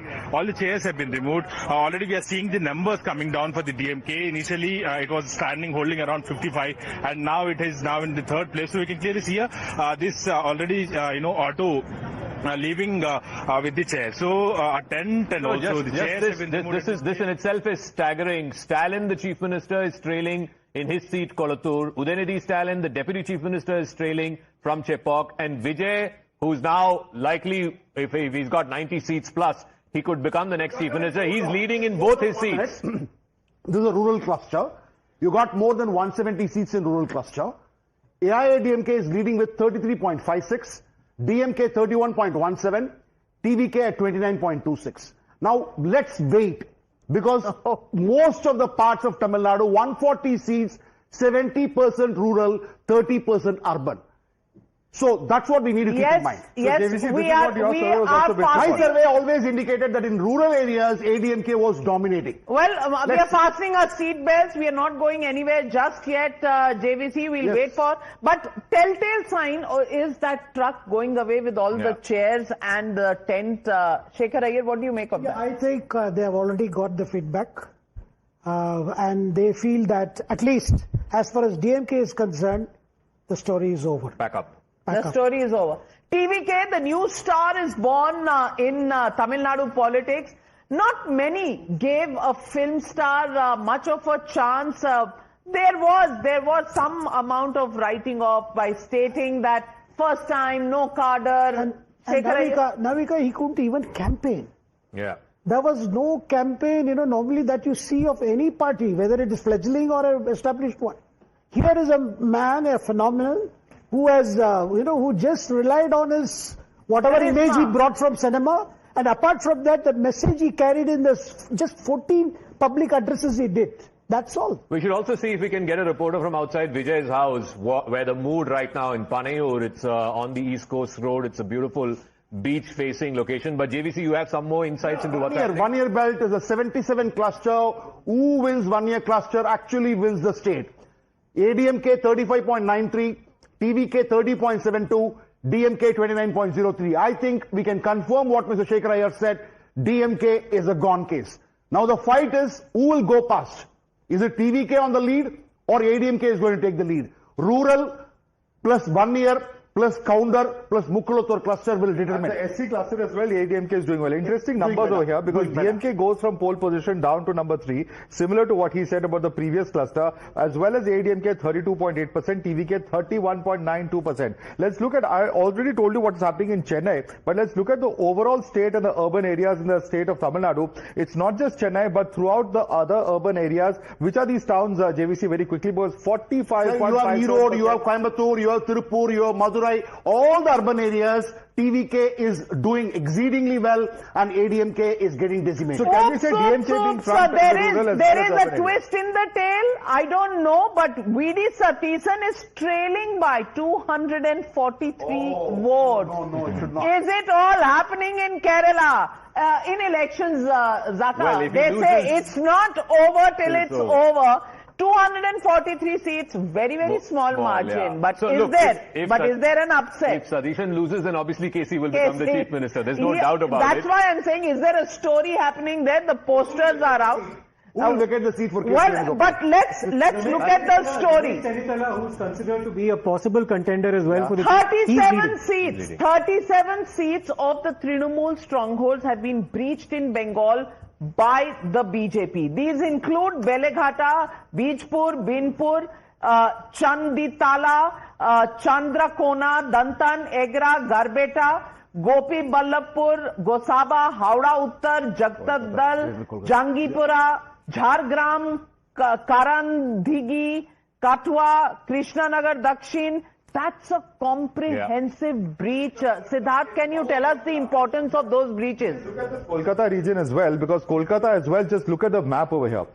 These patches which have been announced so far were blue. Now in that blue, you see quite a big splash of saffron over here. In terms of vote percentage, of course, TMC and BJP pretty much even. Stevens 52% over here, 51 again. Now going up to 59.4. BJP 33.6 to 26.50. But just look at the splashes of saffron. What does this really mean? That BJP is more focused on certain seats? Exactly. And that's what's led to this kind of a number? See, as I told you, like South Parganas, they don't want to even touch it. probably North Parganas, Hooghly, wherever they see a chance, wherever they see more Hindu population, there they have concentrated, there they have focused. And it has been a focused campaign. Even yesterday, one of the BJP spokesperson was saying us that in 224 seats only we are fighting. Okay, we are but not the fighting complete has happened in rural Bengal because TMC was 48.94% over there. It's now BJP which is 46.58. Yes. BJP was 38.3 in this region. It is now 42.24 for the TMC. So it's a complete switch that has happened. So the BJP has actually managed to break into a lot of rural firewalls with TMC. Very interestingly, it's also made inroads in the urban areas in the presidency region where the TMC had a virtual hegemony over the seats. So Rash Bihari, Swapan Das Gupta is contesting from Rash Bihari. He's currently leading. And that's a firewall that they would breach in the event. And he was favored to win that seat, you know, right, in all exit polls. Let me also say the vote share that has been put out in Bengal by the Election Commission. BJP at 48.44%, TMC at 37.73%. So the vote share actually flips between the TMC and the BJP, and that is the story unfolding in Bengal. But Tamil Nadu is where it's all happening. Let's go across to Kritika joining us from Vijay's residence. What's the action there? Well, all the fans coming out. Kritika, take us through what's really the flavor at Vijay's residence. Well, it's still quite calm here. Remember earlier in the morning as well, we had accessed an internal circular given by police officials. In fact, cautioning people from creating ruckus as far as following Vijay's vehicle is concerned. Currently also we're seeing massive security as well. More and more briefing as far as security deployment is concerned is happening at Vijay's residence. No fans in sight, sadly, as of now. However, we will see things pick up. Even at the party office, we're hearing that there is silence currently. We just got on call with one of the media handlers of the TVK party, and they are still, in fact, waiting and watching the seats, refusing to comment as well. So, of course, currently we have the astrologer inside. Mr. Radhan Pandit is inside. He, in fact, reached here quite early in the morning, just before the counting of the votes even started. If the numbers hold, it does seem that he's also going to be a much more sought-after astrologer, specifically as far as politicians are also concerned. But currently, this entire lane, remember, this is quite a VIP lane here in Chennai.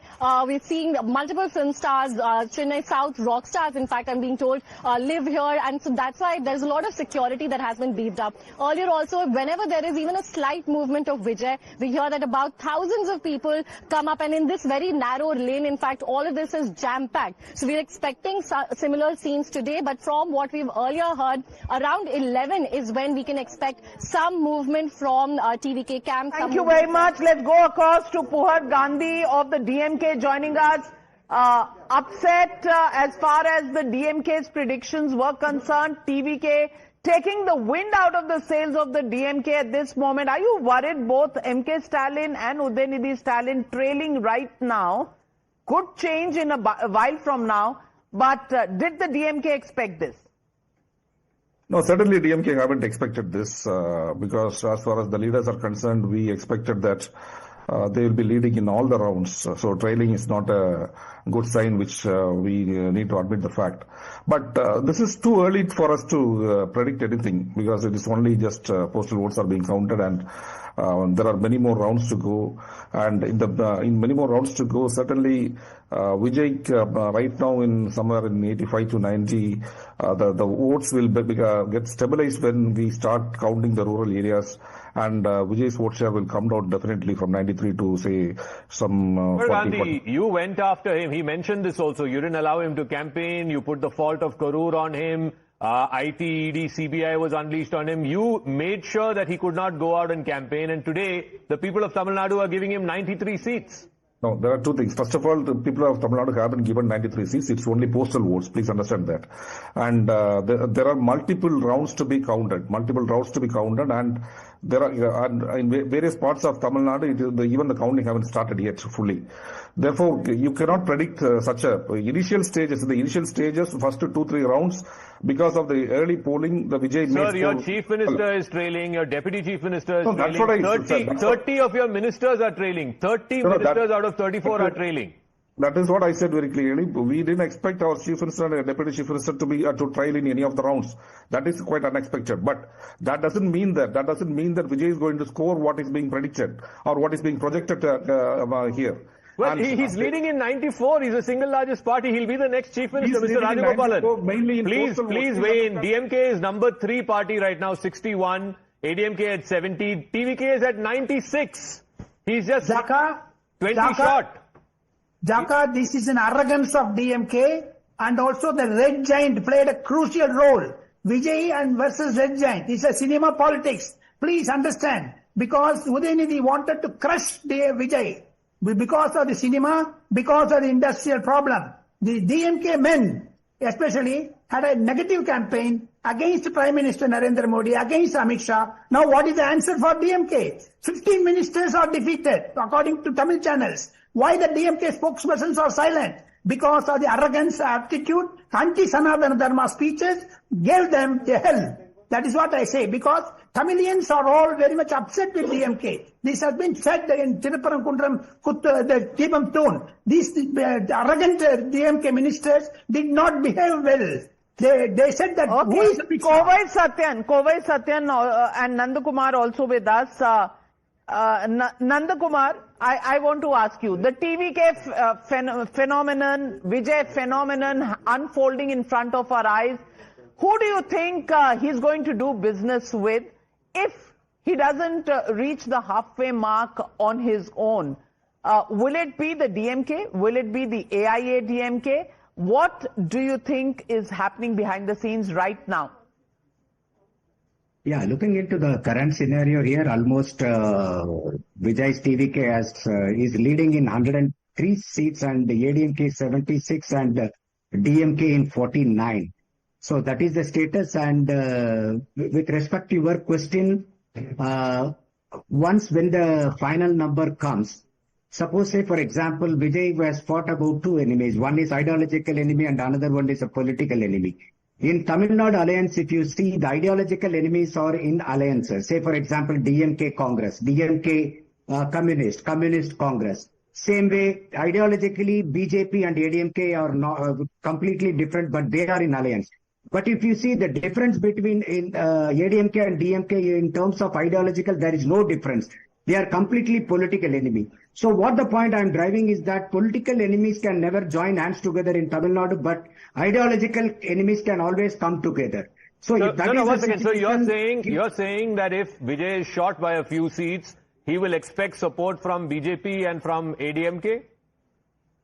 Provided if sufficient number of MLAs are not with any of the alliance parties other than BJP, from DMK or from ADMK alliances, because I was keep on telling this, post-result the alliances may change. So the first choice for Vijay will be non-BJP parties. And if that number could able to add up, crossing him on halfway mark, then that would be his first choice. Including ADMK can be an option in that. Well, we'll have to wait and watch, but Shekhar Iyer, what I can say is that there was a lot of spotlight on Vijay about his Trisha connection. Personal allegations were made. Hasn't really hampered, his popularity.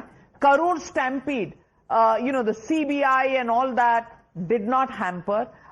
People connected with him. He was a force of change. He was not even allowed to do any rallies. And the underdog makes it big. Once again, popularity and connection, not really the hallmark only of traditional parties. Newbies can do it. First time around, first Aam Aadmi Party, now TVK. No, if a newbie is made to, rather forced into an underdog situation, the sympathy comes. Take for instance this personal matter. His wife's divorce petition became public. Almost 2 months after she had filed the petition. Who leaked it? And number one. That is before even court had taken cognizance. Exactly. And number two, the fact that Trisha, his friendship with Trisha became such a public issue, the DMK ecosystem, the DMK, guided YouTubers, all of them made such a big issue of it. And Vijay's response had one response. He said, so many things are happening. Well, I will handle it. And I think, and then he made a public appearance with her, and he literally thumped by turning up at a wedding with Risha. Navika ji, what would Rahul Gandhi be thinking now? Did I not tell you guys? That's the thing you would be asking.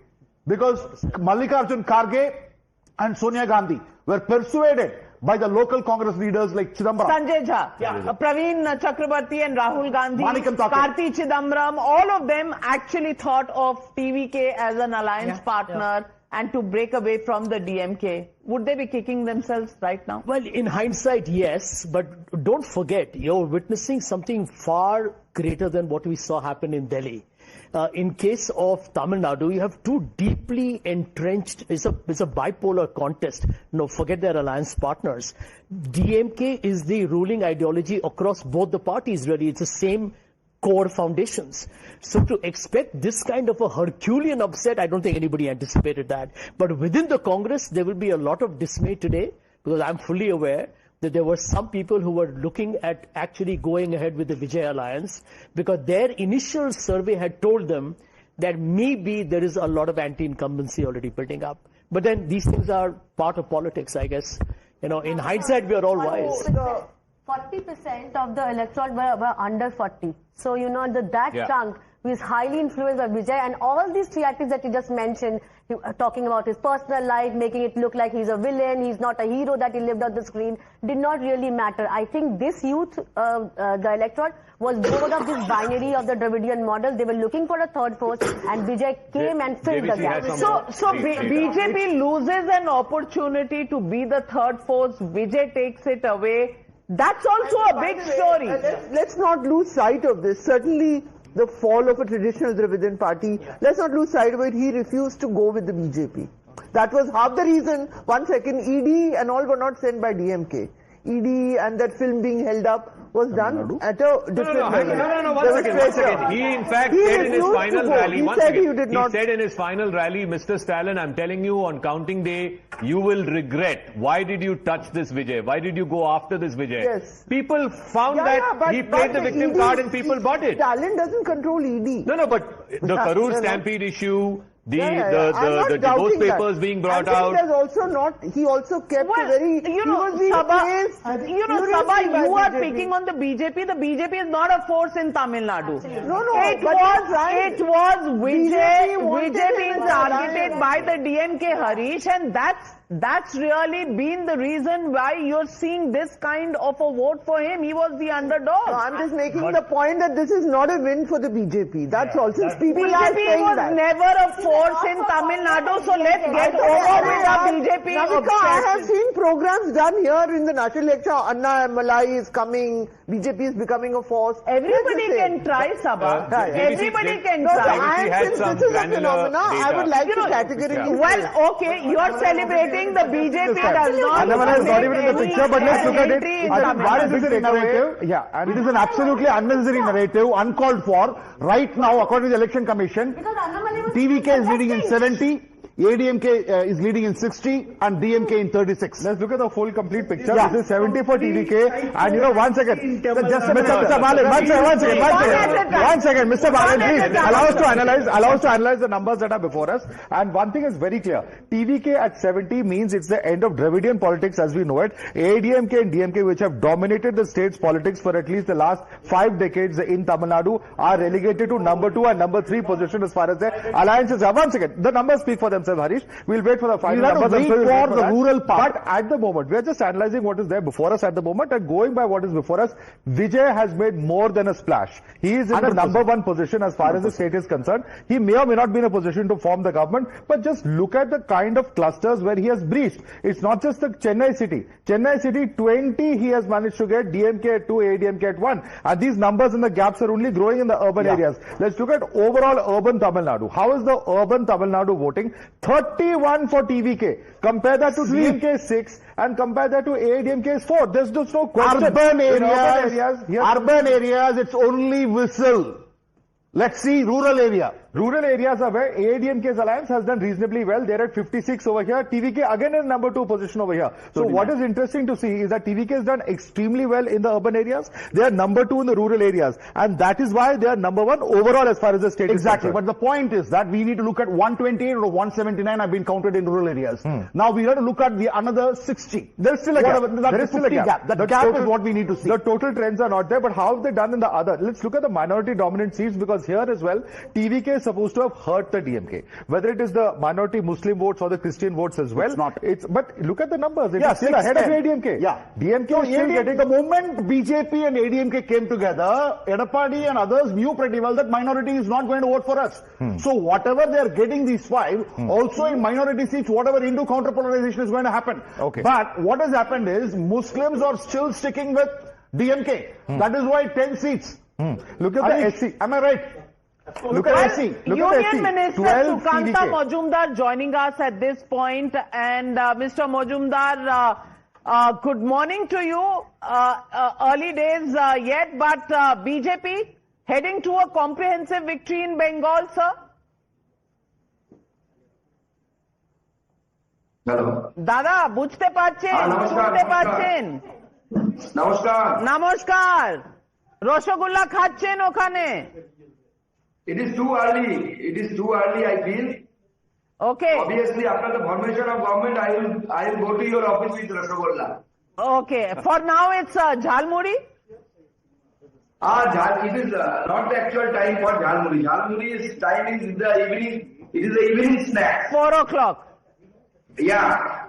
Okay, but the results that you're getting from various parts of Bengal's comprehensive breaches being made by the BJP in the Trinamool Congress bastions. Did you always expect this? Yes, it was expected this time, because for several, especially for 2021, for several months, several years, we are actually all the leadership of Bengal. We were planning, we were actually giving our labor, and it takes some time to give the results. But the Trinamool Congress is saying that your alliance partner is the Election Commission of India, and the SIR was done only to suit you. How do you respond? See, lots of discussion already taken place in this matter, on this matter. And most importantly, the matter has been, critically analyzed by the apex court of this country. Not only the apex court, even before that, the High Court also analyzed these things. And the Trinamool Congress approached High Court as well as the Supreme Court of this country. And now they are just finding their alibi. Mr. Majumdar, we had TMC leaders earlier in the show. They are saying, strong rooms are being switched off, CCTV is being cut off, load shedding is happening. They are basically saying that all of this is to cover the result. But the result is still there in front of everyone to see, 169 currently to BJP. Yes, though it is too early, I think. But yes, BJP is going ahead and we will form the government. But the thing is that when I contested my past election, at that time I was very nervous. And similar kind of incident happened. And lots of people used to come to me and they used to say, Dada, load shedding happened. Few people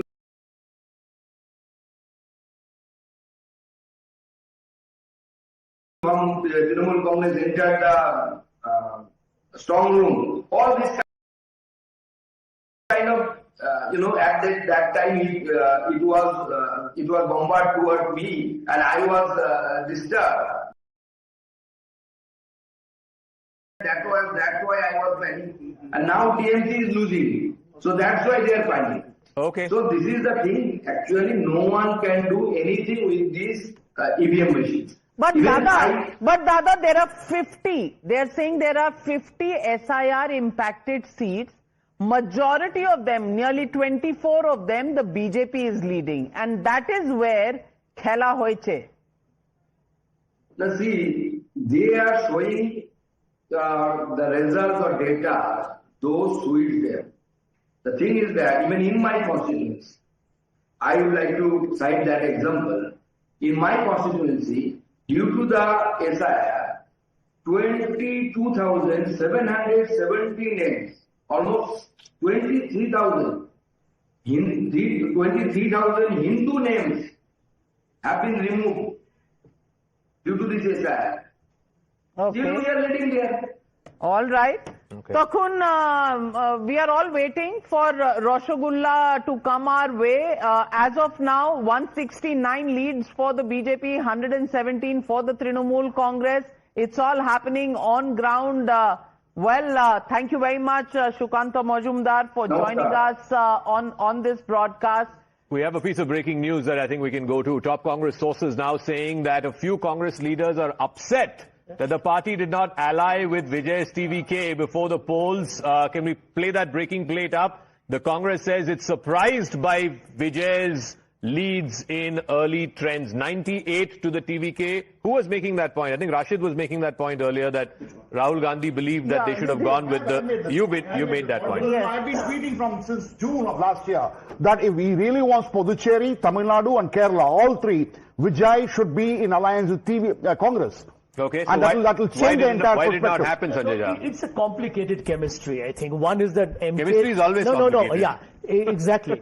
MK Stalin has been one of the few national leaders who's backed Rahul Gandhi even through difficult times. The DMK Congress alliance has done well even in the Lok Sabha elections. Let's not forget that, right? Just a couple of years ago.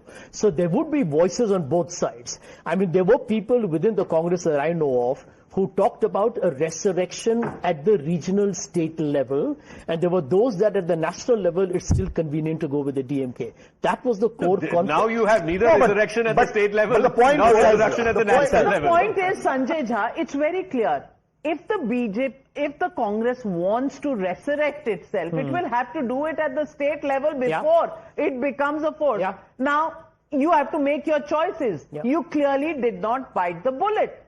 Isn't that right? Rahul Gandhi wanted to, but Rahul Gandhi has achieved what he wanted to achieve. What does he want to achieve? He didn't want DMK to come to power, and he has stopped that. No, I don't think that was the objective of stopping DMK. The objective should have been, how do I resuscitate myself? Well, I think to that extent, it's a lost opportunity. I think, when JVC says this, there is truth to it. Joining us this morning, Gaurav Bhatia, from the BJP headquarters, where we are told orders of jalebis, rasgullas and laddus are being given thick and fast. Gaurav Bhatia, the Election Commission BJP alliance has won in Bengal, says the Trinamool Congress. Please respond.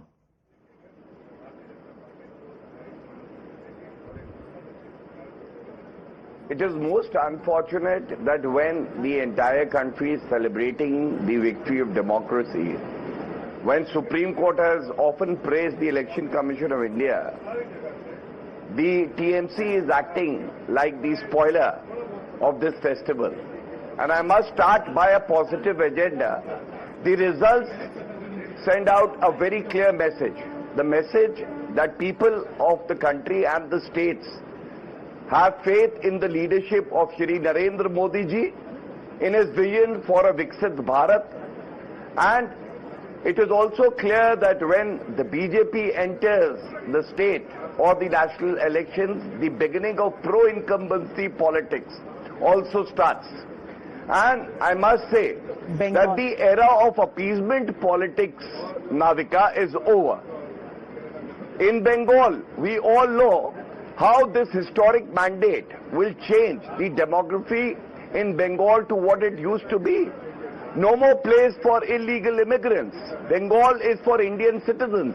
And that is the strong message which the voters of Bengal have given. And I must say, abhi aap keh rahi thi, rasgulla खिलाएंगे, तो मुझे बिल्कुल फक्र है ये कहने में, हम इंतजार करेंगे जब परिणाम आ जाएंगे तो ममता बनर्जी को मीठा मीठा रसगुल्ला लेकिन आपके लिए थोड़ी सी झाल है इन Tamil Nadu, Gaurav Bhatia, because TVK and Vijay have got a bumper harvest in Tamil Nadu, which means they would want to do business with AIADMK, but certainly not the BJP.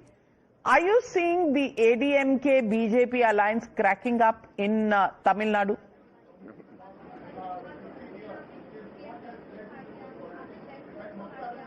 The cracks only happen in the UPA, which changed its name to India Alliance, and also the Congress Party. it's too early to make any comment, but I would definitely say one thing. Every party today wants to do business with the NDA and the BJP because of the leadership that we provide, because of the vision we have for the country, and because of the credibility that we enjoy because we give respect to our allies. Well, Pohar Gandhi of the DMK with us. Mr. Gandhi, once again I ask you the question as Tamil Nadu numbers consolidate and clearly DMK is the party number 3. What do you think went wrong? That is what again and again I am telling the same thing. It's too early for us to predict because if you see the postal ballots, the postal ballots, it was completely in favor of Vijay, and even at some point DMK touched even 50. Now, when we started counting the physical ballots or the EVMs, the numbers started rising. So another 10 rounds to go. So we need to wait and watch. And DMK will come victorious. That is what I can say at this juncture. And Vijay's vote share will come down. Shuvendu Adhikari speaking in Kolkata. Let's listen in. Second round is 4,500 moto lead hoyeche. Thanks to every Hindu, Sanatani, those who are cast in favor of me in ward number 63. Expected result 3, 4, 5. 77 number word এখানে মমতা ব্যানার্জি ভালো lead নেবেন আমি যা প্রথম থেকে বলেছি 7, 8, 9, 10 আমি ওই বড় লিড কভার করব এবং 10 রাউন্ডের পর থেকে আমি এগোতে থাকব এবং expected Mamata Banerjee again defeat in Bhabanipur assembly Malda মুর্শিদাবাদে মানিকচকে যেভাবে দেখা যাচ্ছে ভালো লিড করছে কি বলবেন মানে এক্ষুনি কিচ্ছু বলবো না বিজেপি সরকার করছে এটুকু বলবো এবং ক্লিয়ার ম্যান্ডেট একদম ক্লিয়ার ম্যান্ডেট বিজেপি সরকার বলছে না না না it's too early to say দক্ষিণ কলকাতায় আপনি স্বপন দাশগুপ্ত তিনিও অনেকটা লিডে রয়েছে তৃণমূলের গড়ে কি এবার While Bhawanipur, Shuvendu Adhikari leading by 2,400 votes at the moment. Yeah, we have another 15 rounds to go. That's a good lead. But can I come back to Tamil Nadu and okay, all right. JVC has some.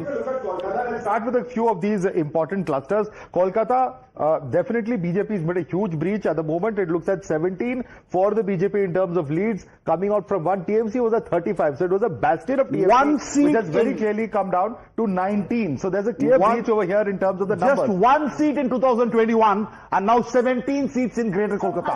And yes. Yeah. So whether the Bhadralok have spoken or not, look at this. Look at this number. And this is the biggest number. One second, Sujata, just a second.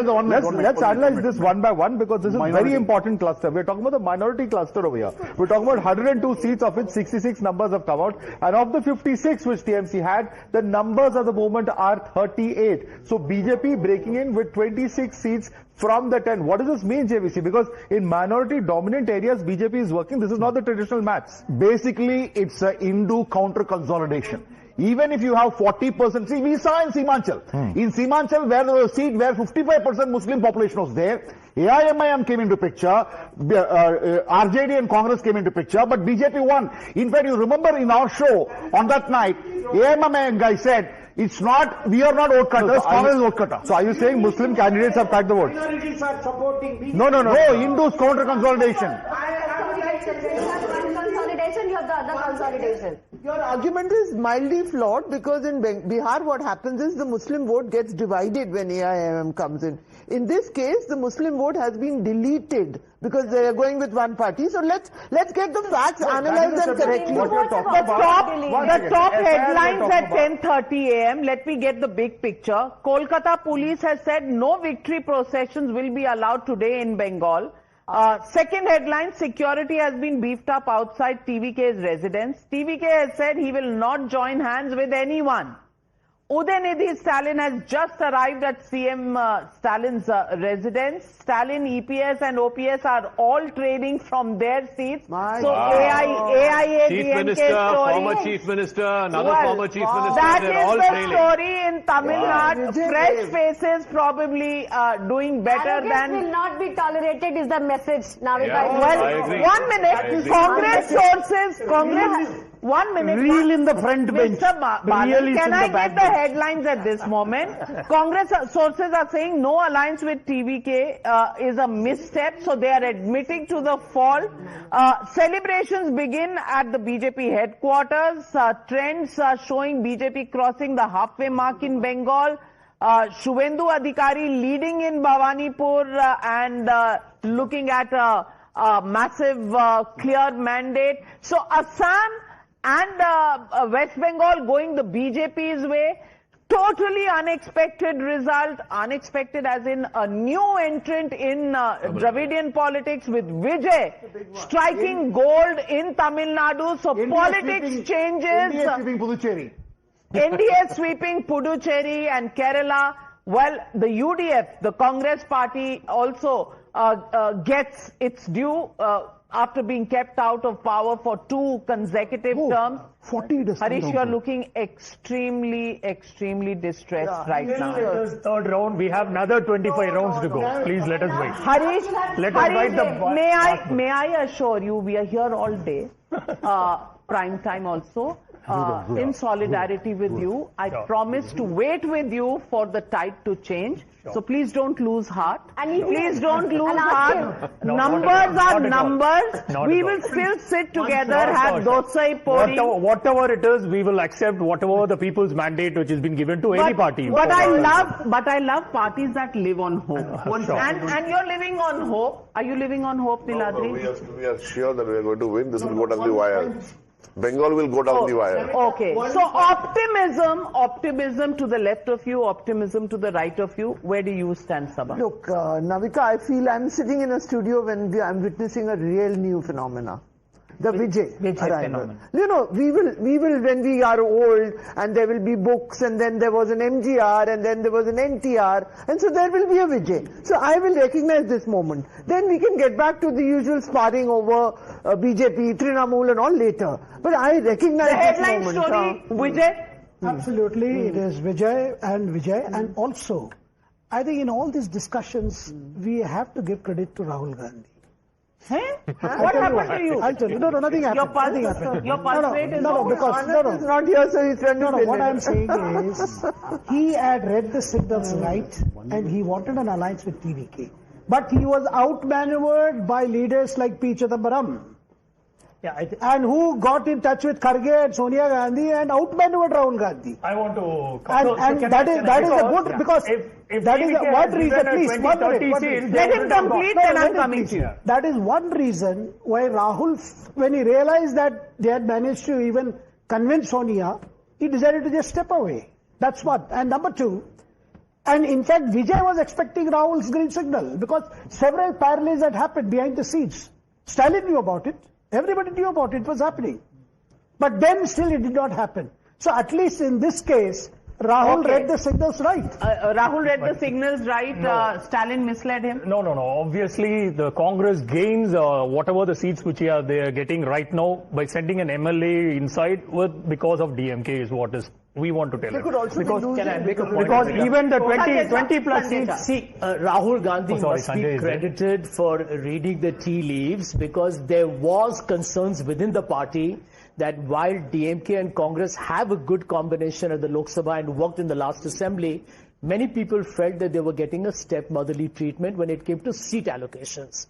And let's not forget, Kerala remains, I think, a silver lining for the Congress on an otherwise pretty moderate to average day. Well, let me tell you, right here is where the story is. This is the DMK stronghold. This is where DMK has never lost any seat for the last 3 elections. This was the last election. Look at Stalin's seat and look at the purple incursion that has been made by Vijay. Right here, this is the Korathur seat where now TVK is breaching the Kolathur stronghold of MK Stalin, the Chief Minister of Tamil Nadu. That is how. And look at this, and Shreya, this is the story here. This was the DMK's bastion. Look at the number of purple incursions that have been made by TVK, by Vijay. Look at these seats over here.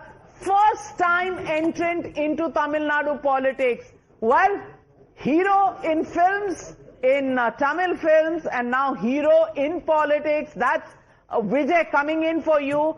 Should we call the elections now one by one? Welcome to the panel, Karan Verma. Absolutely. Should we call out the elections? Is it time? It's 10:37 in the morning. Sabha. But just a point on the swing seats, right? In urban Chennai, 26 seats. TVK is winning 25. DMK only 1. Can you imagine? In the capital of the city. Let's look at 2 or 3 important clusters that are very important to look at.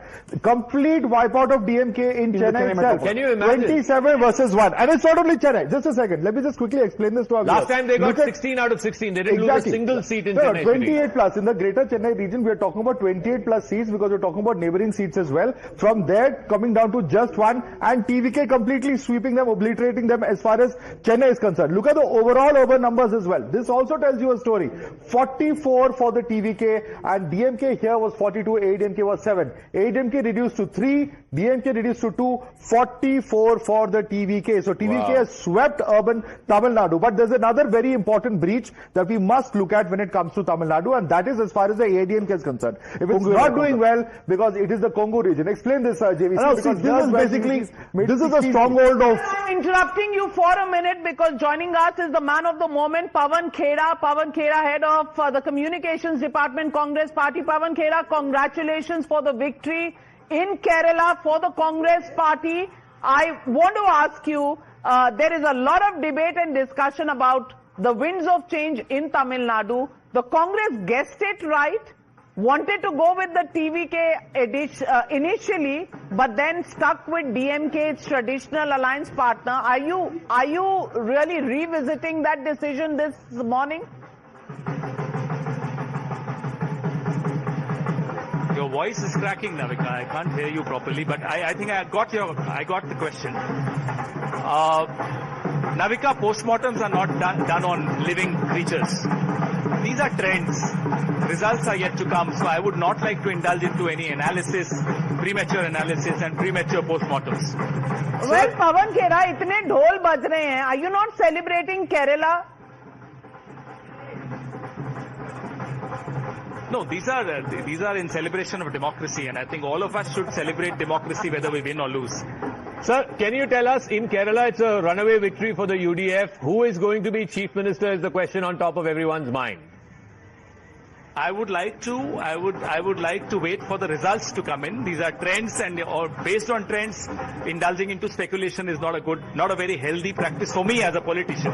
You of course should do it because in media Assam, must do it. it's a sweep for the NDA, 98. You have anything to say to the Chief Minister there? I think these are trends. I have something to say to you as a political worker. These are trends. Let's wait for a couple of more hours and then we'll talk again. Pawan Khera, on a lighter note, I want to ask you, have you become watchful with your words in recent times? I've always been watchful with my words, with my thoughts and with my actions. Acha, then the whole problem with Himanta Biswa Sarma wouldn't have arisen at all. I once again ask you, what do you think about Assam? Number one. We'll talk about it some other day. What do you think about Tamil Nadu? Assam is a beautiful state, and I love Assam tea. Okay, great. And what do you think about Tamil Nadu? I know you love dosas, but do you think TVK and alliance with TVK in time, which was Rahul Gandhi's first choice also, would have been better for the Congress party? Navika, have you ever heard postmortems on living creatures? These yes, are all the time. Trends. These are not all the dead time. Results. So one done very recently by you, sir. Sabha has a question for you. No, I have a good to see you and smiling and. Yes.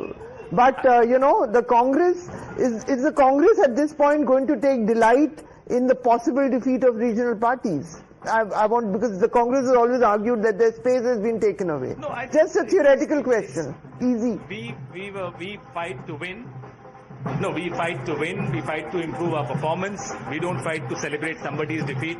We are here to ensure that the ideology of the Congress, which is also the ideology of the country, should prevail across the country. But sir, our ambition. Other than in Kerala, you have no reason to celebrate in any of the other states. I think democracy needs to be celebrated always, whether you win or lose. And right now, it's neither victory nor defeat. These are trends. So, Pavan Khera, my question to you is the Election Commission fair in Kerala, fair in Tamil Nadu, not so fair in Bengal? Would you believe that? Wherever questions are raised against any institution in a democracy, the answers are owed to the people of India. So I don't see this question as a very valid question. Even if we win in Kerala and there are questions raised to the Election Commission by anyone, including us or the opposition, the answers need to be given by the Election Commission. But that's what healthy democracy is all about. But the question will also be asked that answers are given but never believed by those asking the question. What do you do in that situation? No, I don't think answers are given. I don't think answers are given. The current election commission indulges into a lot of political rhetoric, and which is not very good for a healthy democracy. These institutions should be depoliticized, and they are increasingly getting politicized. That's the unhealthy sign, and we keep talking about it. So BJP has also been saying your leader has gone back on holiday after the elections. Can you tell us where he is? No, let be. That's cheap rhetoric by BJP, and I don't expect anything better from them. Okay. Thank you. I'm just asking him, we are citizens, there are supporters, it's not a cheap rhetoric. I also want to know, where is he? He's a leader of the opposition. So that's my question. Mr. Khera, question from Sabha. That's an irrelevant question. That's an irrelevant question. That's a very, very irrelevant question, I would say. Thank you. Okay. Well, thank you very much, Pavan Khera, for joining us on the broadcast this morning. Very watchful. Do you see a change? He's not shooting off like he used to before. No, I actually accidentally bumped against him when we met at the airport yesterday. But forget what's happened between him and Himanta. It's unfortunate. I think in politics the slugfest did get very ugly there.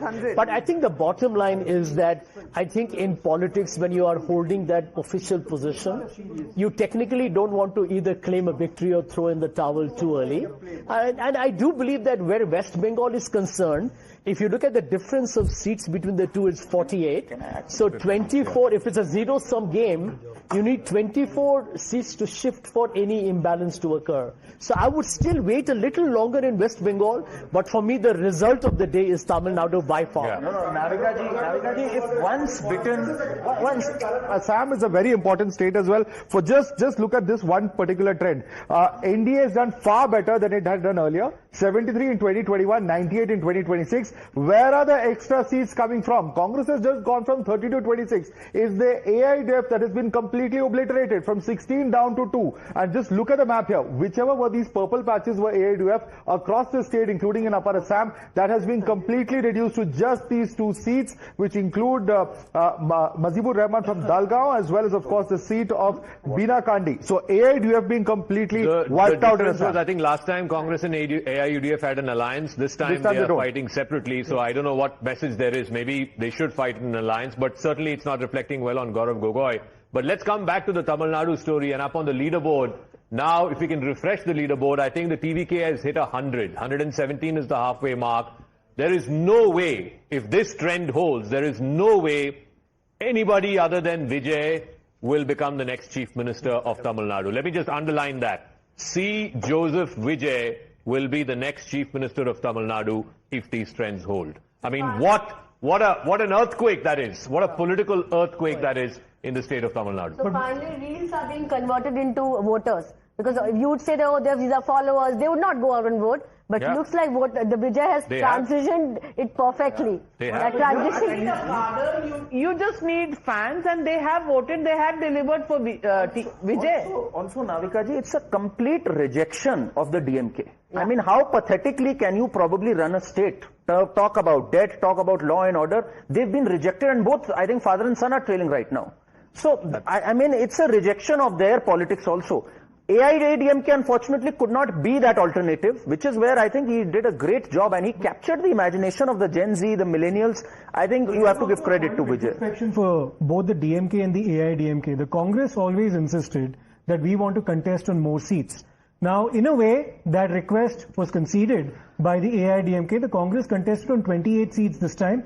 As far as the NDA alliance is concerned, the BJP contested on 27 seats. Now, both those parties have not performed up to expectations. You have Congress only leading in 3 seats out of 25 that it contested in, and you have the BJP leading in just 1 seat out of 27 that it contested in. So it's a source of frustration for both the DMK and the AIADMK. They'll probably be now wondering as to whether or not did we actually end up allowing these parties to contest party. If you look at the breakup of the regions, in the Delta region, the Kaveri Delta region, which is agrarian distress, the DMK is down 25 seats from last time. In fact, the number of seats that ADMK and DMK have in the Delta region are equal now. In northern Tamil Nadu, again, bastion of the DMK, they are down by 60 seats.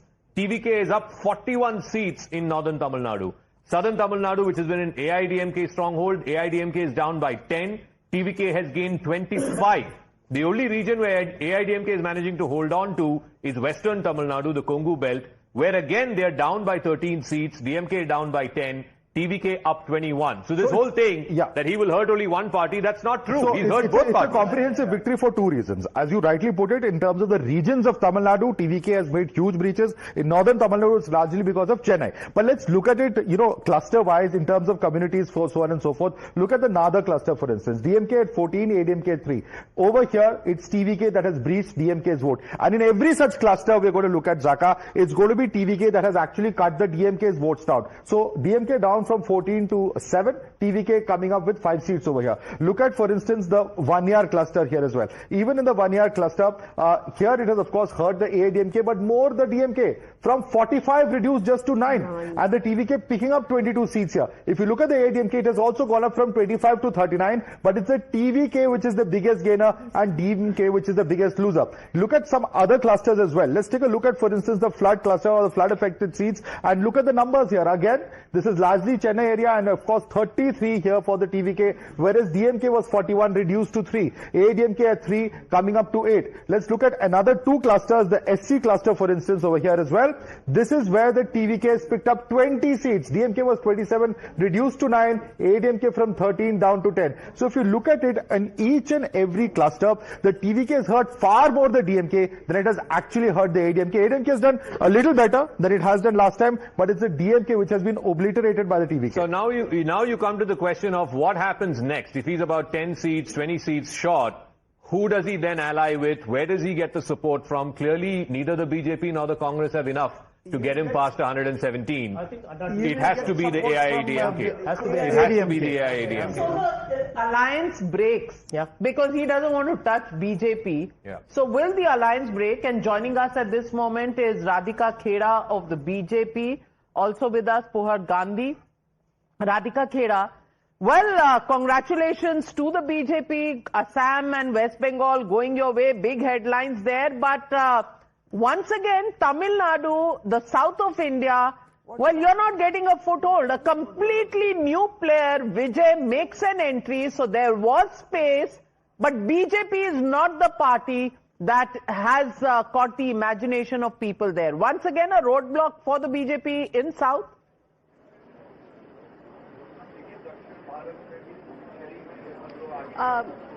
Navika ji, I agree that we have not been able to get the kind of votes and kind of seats that we were expecting in Tamil Nadu. But having said that, Bharatiya Janata Party has a history and a record of learning from its mistakes and coming back much more powerful than we were the previous time.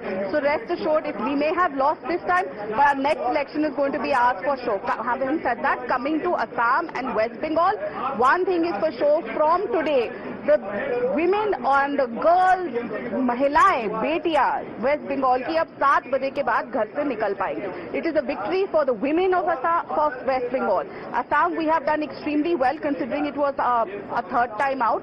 But what was more interesting was before me when you were speaking with Pawan Kheraji, was he celebrating defeating his own party in Assam? That narrative that they tried to build has been given a befitting reply. If you attack a woman, they went and attacked the wife of the sitting chief minister. They forged documents. So that kind of politics has come to an end, whether it is in Assam or West Bengal, where they've not opened their accounts. And also, Tamil Nadu is extremely interesting to see that a new party, TVK, has got that kind of seats. But yes, we will introspect and come back much stronger. So let me ask Mr. Rajagopalan this. Mr. Rajagopalan, if it is a hung assembly, as is the case now, who will support Vijay? Whose support will he take? Will he go with BJP? Will he go with Congress? Will he go with AIDMK? Congress has no number, Zaka. Correct. It go with BJP will be in the opposition, like Vijay did with Jayalalitha. BJP will be out of the government, but they will support outside the government. And ADMK, Vijay alliance will definitely rule. My point is simple. 2 or 3 things. You have not given me time for 45 minutes. Now I tell you 1 or 2 things, important things. One, MK Alagiri, the brother of Stalin, told me for the last 1 month. And he has been in touch with me. He says, Rajagopalan, wait and see. TVK is going to do, because in Morosoli Trust, his son was not accommodated. These are all certain personal grievances. Second thing, Prime Minister spoke about subordination. Third thing, A. Raja's tape, that has killed the DMK. A. Raja tape, you should listen it again. Third and fourth one is, Navika, Sanjay Jha, Sabha Natwi, my horoscope, planetic positions are same. Whenever we are together, Congress is losing and Times Now is winning. But Congress is winning Kerala. And I want to ask Radhika Khera, you wanted to make a century of Rahul Gandhi defeats. Now that's not happening. Rahul Gandhi has won Kerala. Are you a little sad about that? You cannot appeal. This is actually not a win for the Congress party. It is the anti-incumbency of the CPI Come government on, over there. Radhika. Come on, Radhika. When they win, at least hand them a congratulations. Navika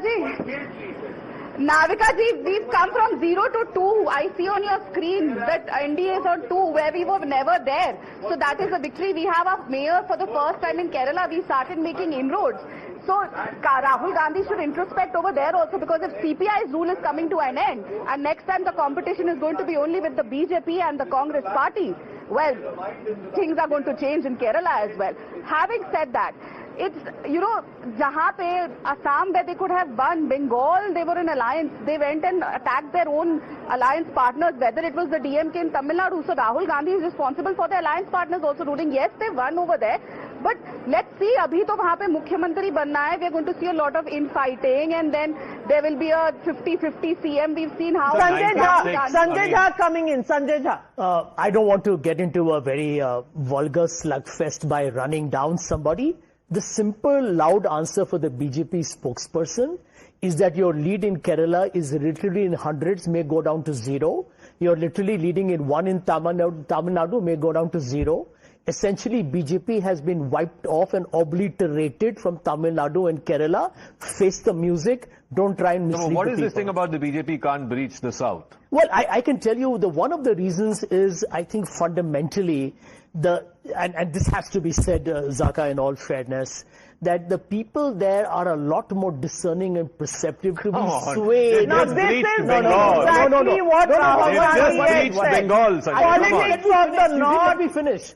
I'm saying to be swayed by a very parochial agenda all the time. I don't think the BJP has any alternative vision for the South. I'm not saying just the communal politics. That is a known factor that I think even people in Bengal know. But the truth is this, that the BJP hasn't understood the southern part of this country at all. But you had said BJP has not understood eastern part of this country. Yeah. The BJP today is forming a government in West Bengal. So how do you respond? No. I think where the eastern part is concerned, let's not deny that the eastern part has not. It's not that the BJP was completely absent. It has made a great comeback in the last 10 years significantly.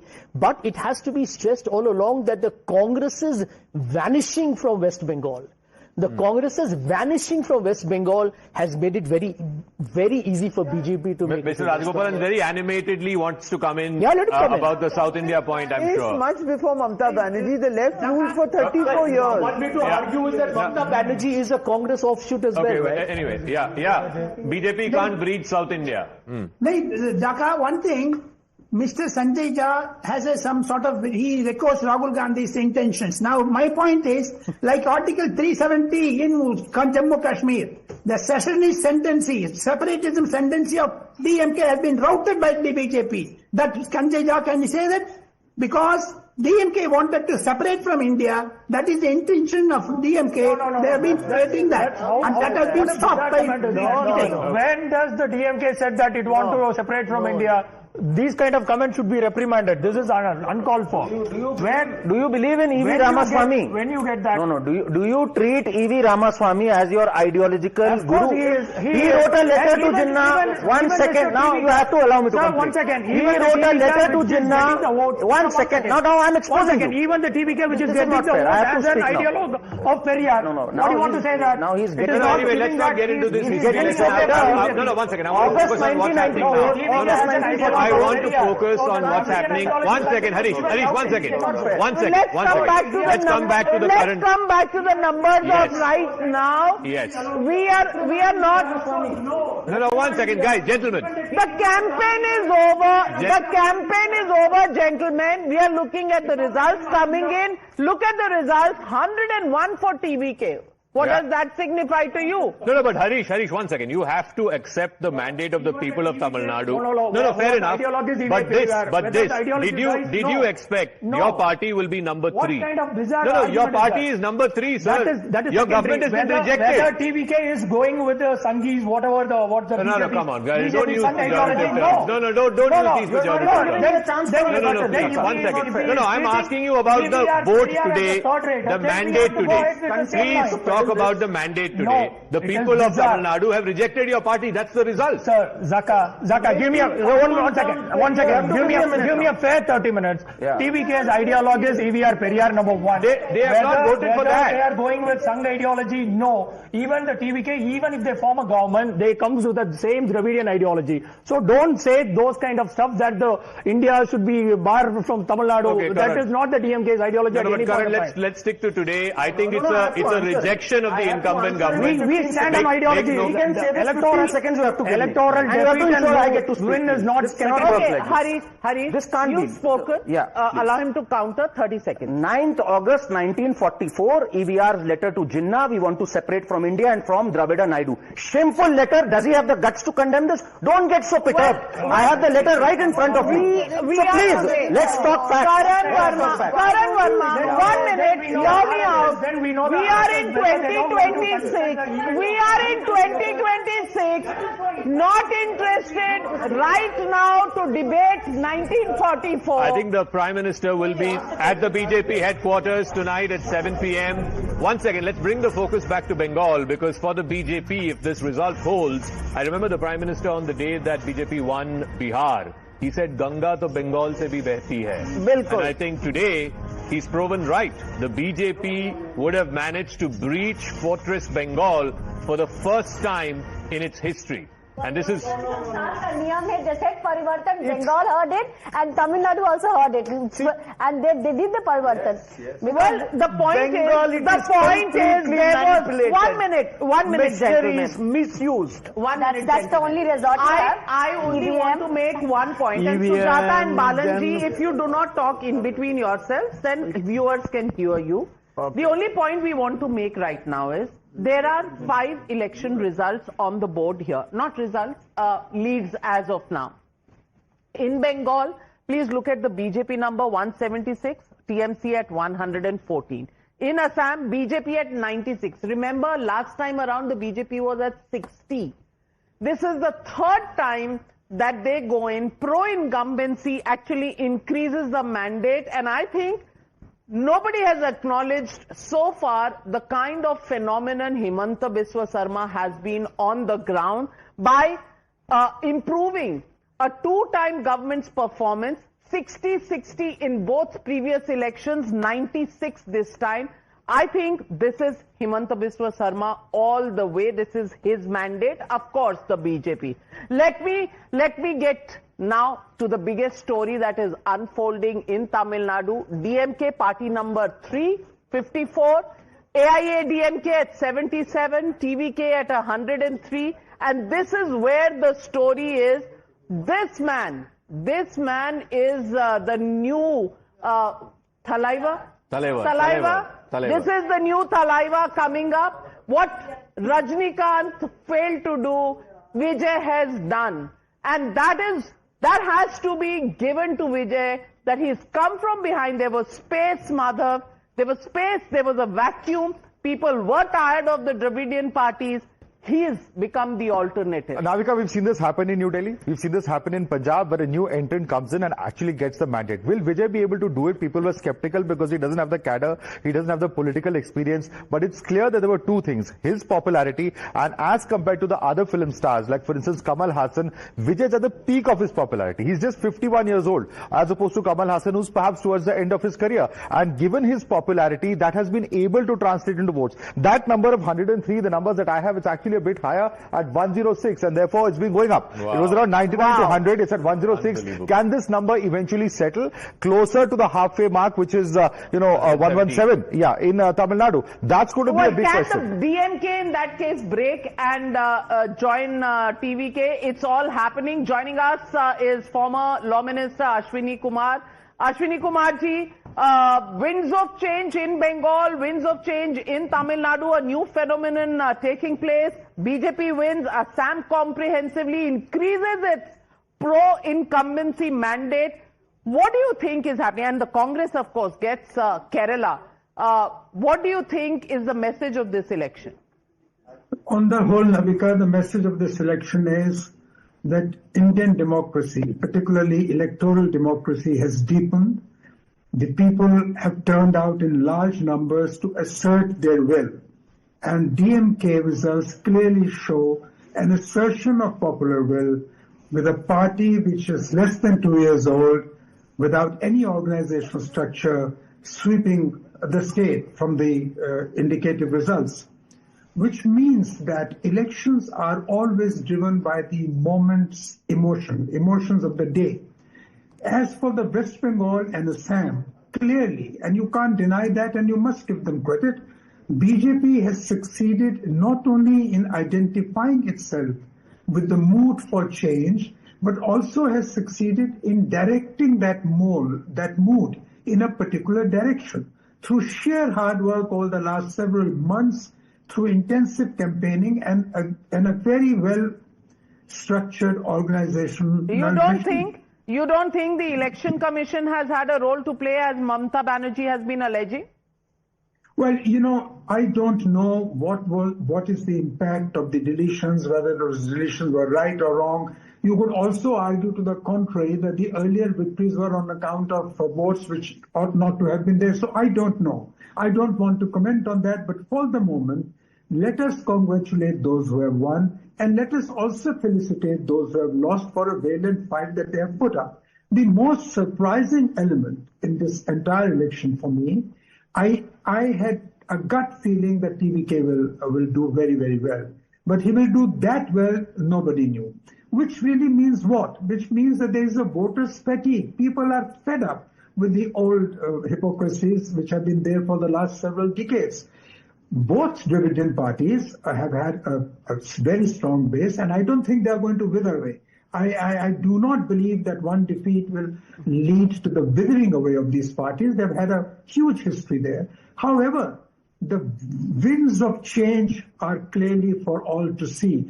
But somebody says this is a tectonic shift in the political consciousness of the country. Yes, but I would like to summarize and say this is on an overall basis, the BJP's moment. BJP has emerged as the dominant party of the day, with the Prime Minister being the most dominant leader and a charismatic leader. You may agree with some of his policies, you may disagree with that. But the fact is that repeatedly people are holding out for him. And they have also, people say, well, in Madras they have not been able to breach the southern citadel. The fact is that their vote share will increase even in Tamil Nadu and Kerala, which I think is a very significant achievement for the BJP. Well, that's a pragmatic view. Thank you very much, Ashwini Kumarji, because really it is, if you look at it that way, the BJP's moment, and you can't take away from the BJP the fact that it has increased its vote share. And Siddharth, can you tell us the vote share for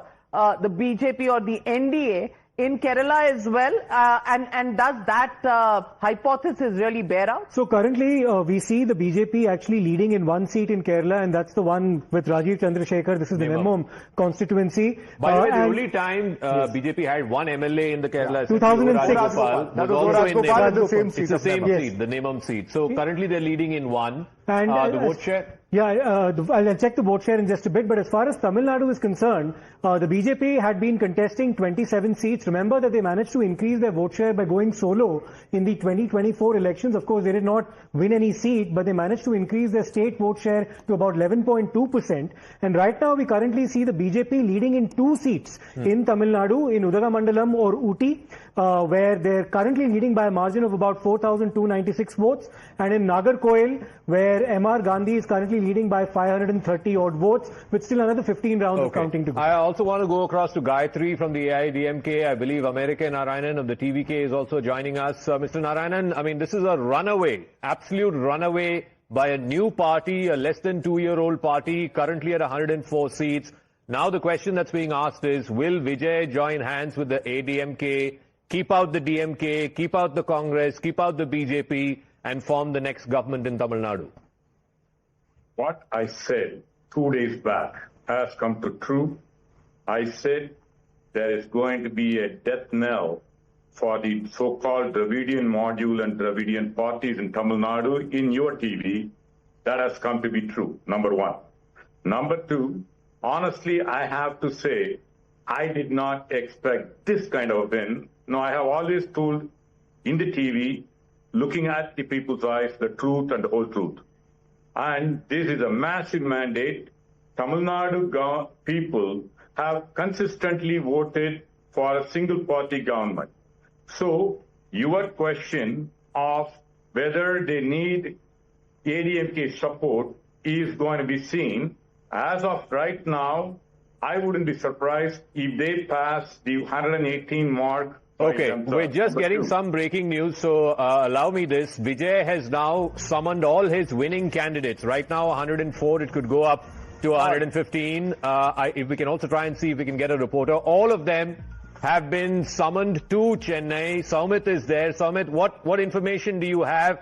Vijay is now worried that his party might break. He's calling all the winning candidates to his residence in Chennai. Well, with TVK going up over 100 seats and leading on several seats across the constituencies in Tamil Nadu, now Vijay has called for a immediate meeting with all the candidates immediately after the counting is concluded. So all the MLAs, Vijay's team is is in touch with all the candidates, and they are right now speaking to the MLA candidates, and they have been asked to immediately report to the Chennai immediately after the counting is done. So we'll have to wait and see how this turns up. We have just heard to the Mr. Narayanan was clearly seen saying that even Gerald has spoken to the Times Now, and even other TVK leaders have spoken to the Times Now. They have clearly stated that they are getting the mandate and they'll be not joining hands with any other party. So we'll have to wait for some time from now. So how things will turn up for the TVK, how things will turn for the AIDMK. Already we are reporting from the AIDMK where huge followers have gathered. They are waiting for the results to be concluded. So similarly, at at the TVK office also, at the TVK office and also at the Vijay's residence.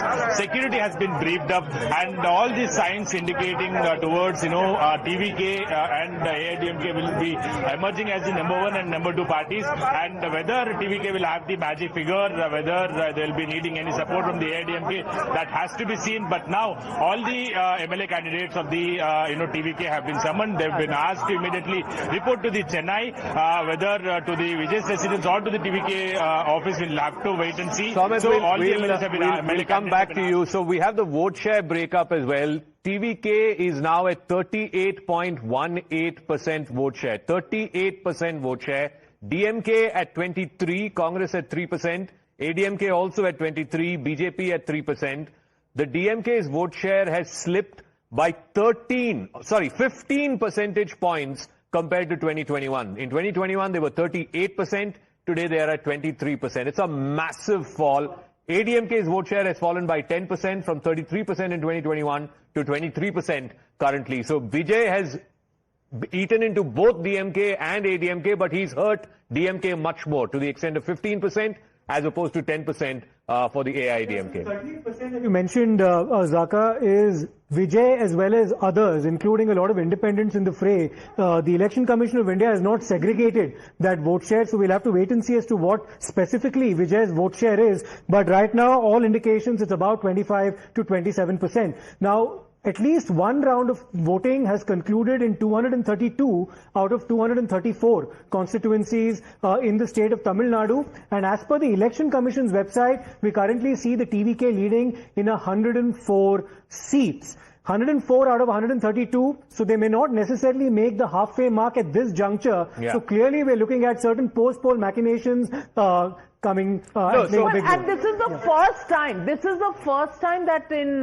Tamil Nadu politics we don't have a clear mandate. Correct. Normally, Tamil Nadu is known for a clear mandate with a sharp edge to Vijay, and he might still get it. But if he doesn't get it, then... You made an excellent point there, Navika, because between the 1960s to 2006, you had a trend in Tamil Nadu where one party would win decisively or one alliance would win decisively.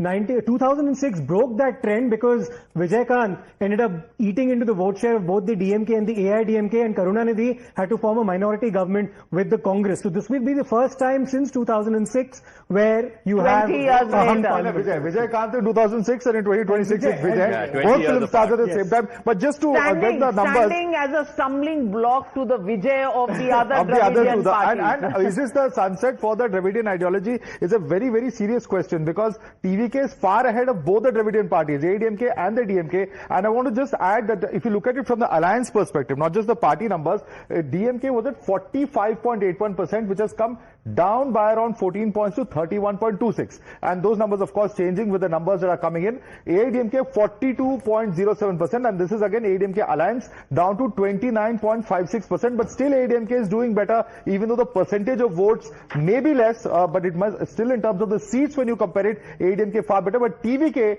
eating into 32.77%. When we spoke before elections, many were saying, how will he get more than 25%? How is he ever going to breach 30%? That's impossible. But very clearly, all those who are poo-pooing Vijay now will have to eat humble pie, given the fact that he's been able to do so phenomenally. He's decimated them, and Gayatri Raghuram of the AIADMK joining the broadcast. And Gayatri Raghuram, Vijay is the storm that has hit Tamil Nadu. Politics in Tamil Nadu headed for a change. Is the AIADMK reaching out to Vijay? If he's short of the halfway mark, is the AIADMK going to do business with the TVK?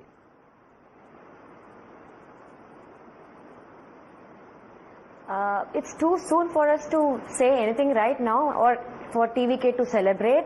We have to wait and watch what's going to happen.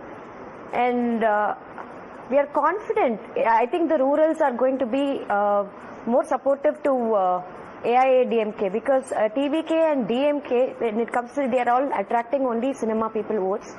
When it comes to AIADMK, we are attracting farmers, because we believe in farmers and all the laborers who Edapadiyar has always supported them, so definitely we will see some difference after 1 o'clock or 2 o'clock. If these results stay the way they are, two parties have to come together. There is no way anyone else can form a government. And the only two parties, the most logical choice would be for ADMK and TVK to come together. Because TVK has more numbers than you presume the Chief Minister will be Mr. Vijay. But there is no other possibility. There's no other permutation, combination possible.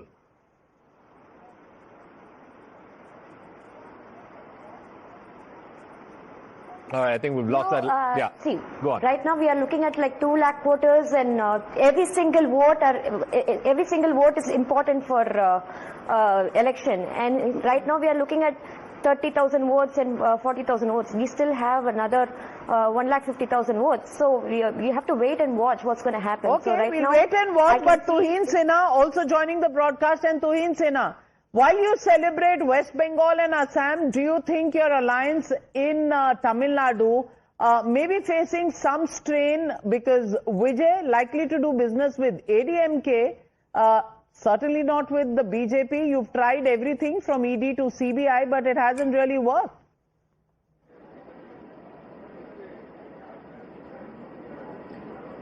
Well, good morning, Navika ji. Good morning, everybody. Insofar as Tamil Nadu is concerned, while we had identified the anger against DMK very correctly, it seems that TVK took the advantage better than what we could.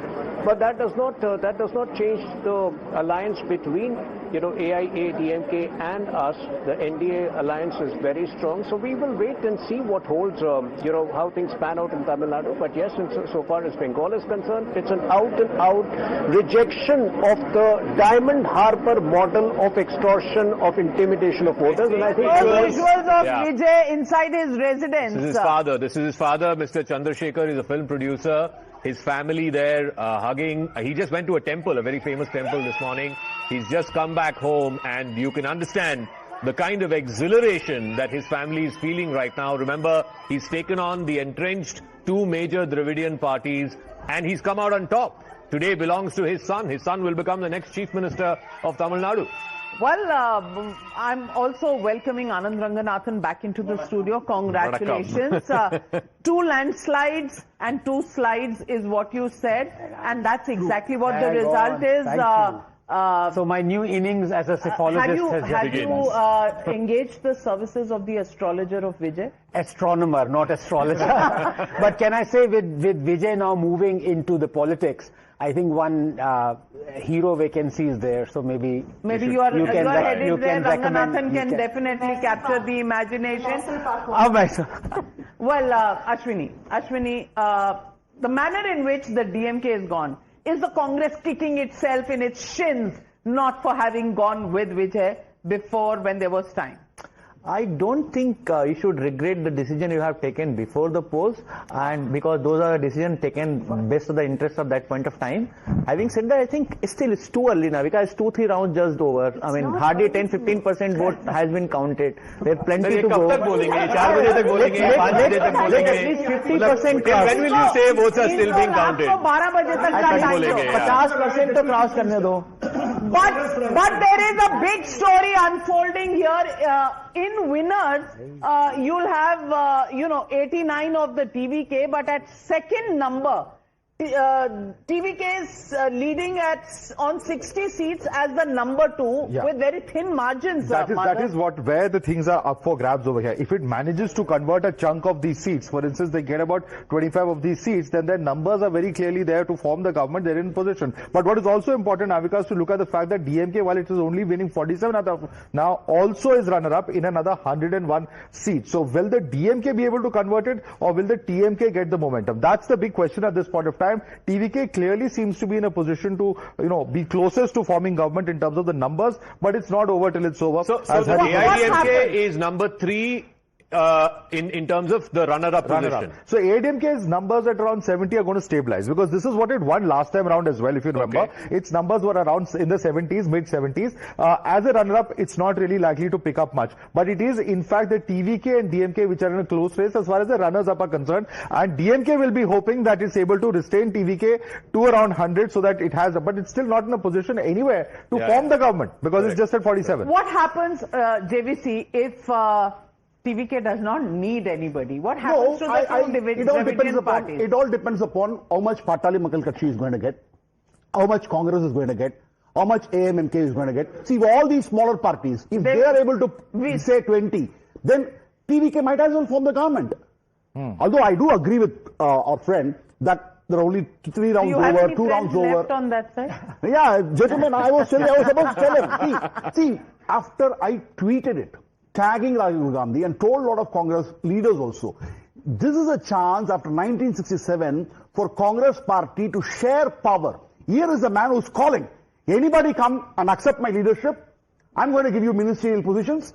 Deputy Chief Minister, Congress Party. You know, but JVC, no, 1 second. JVC, the interesting thing is not one party, any major or minor party in Tamil Nadu allied with him. Yes. Today they all have egg on their face. Yeah. Not a single party allied with him. Today he's the single largest party. He's the next Chief Minister. He's done it. And I think, to be honest with you, JV, even you would admit this, that at that hindsight is of course 2020. Correct. But as you said, I mean, there were many psephologists who weren't even giving 1 seat to TVK. Yeah. See, not one. Well, I also want to now set the cat amongst the pigeons.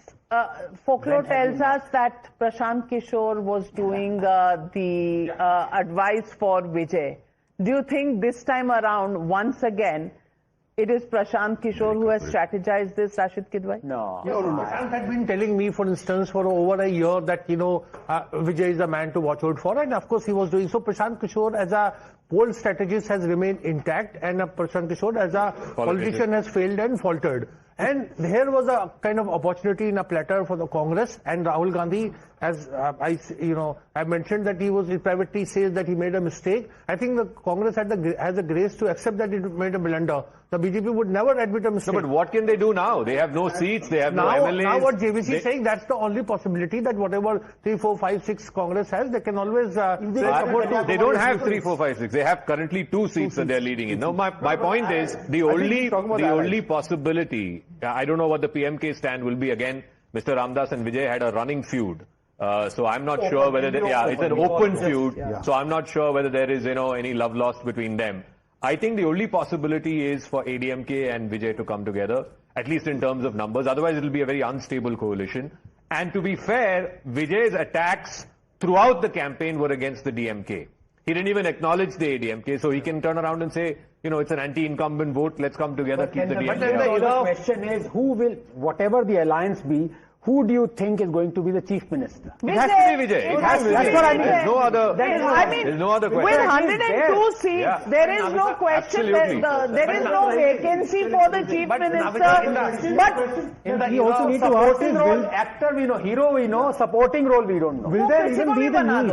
Will there even be the need for a post-poll alliance? Because in some of the seats that TVK was actually trailing and was runner-up, it's now come in the ascendancy. And right now you have a situation where the TVK is leading in 108 seats. It had been trailing behind the AIDMK in some of those seats. It appears to be now gaining ground. There could be every possibility of the TVK even perhaps winning 117 at the end of it.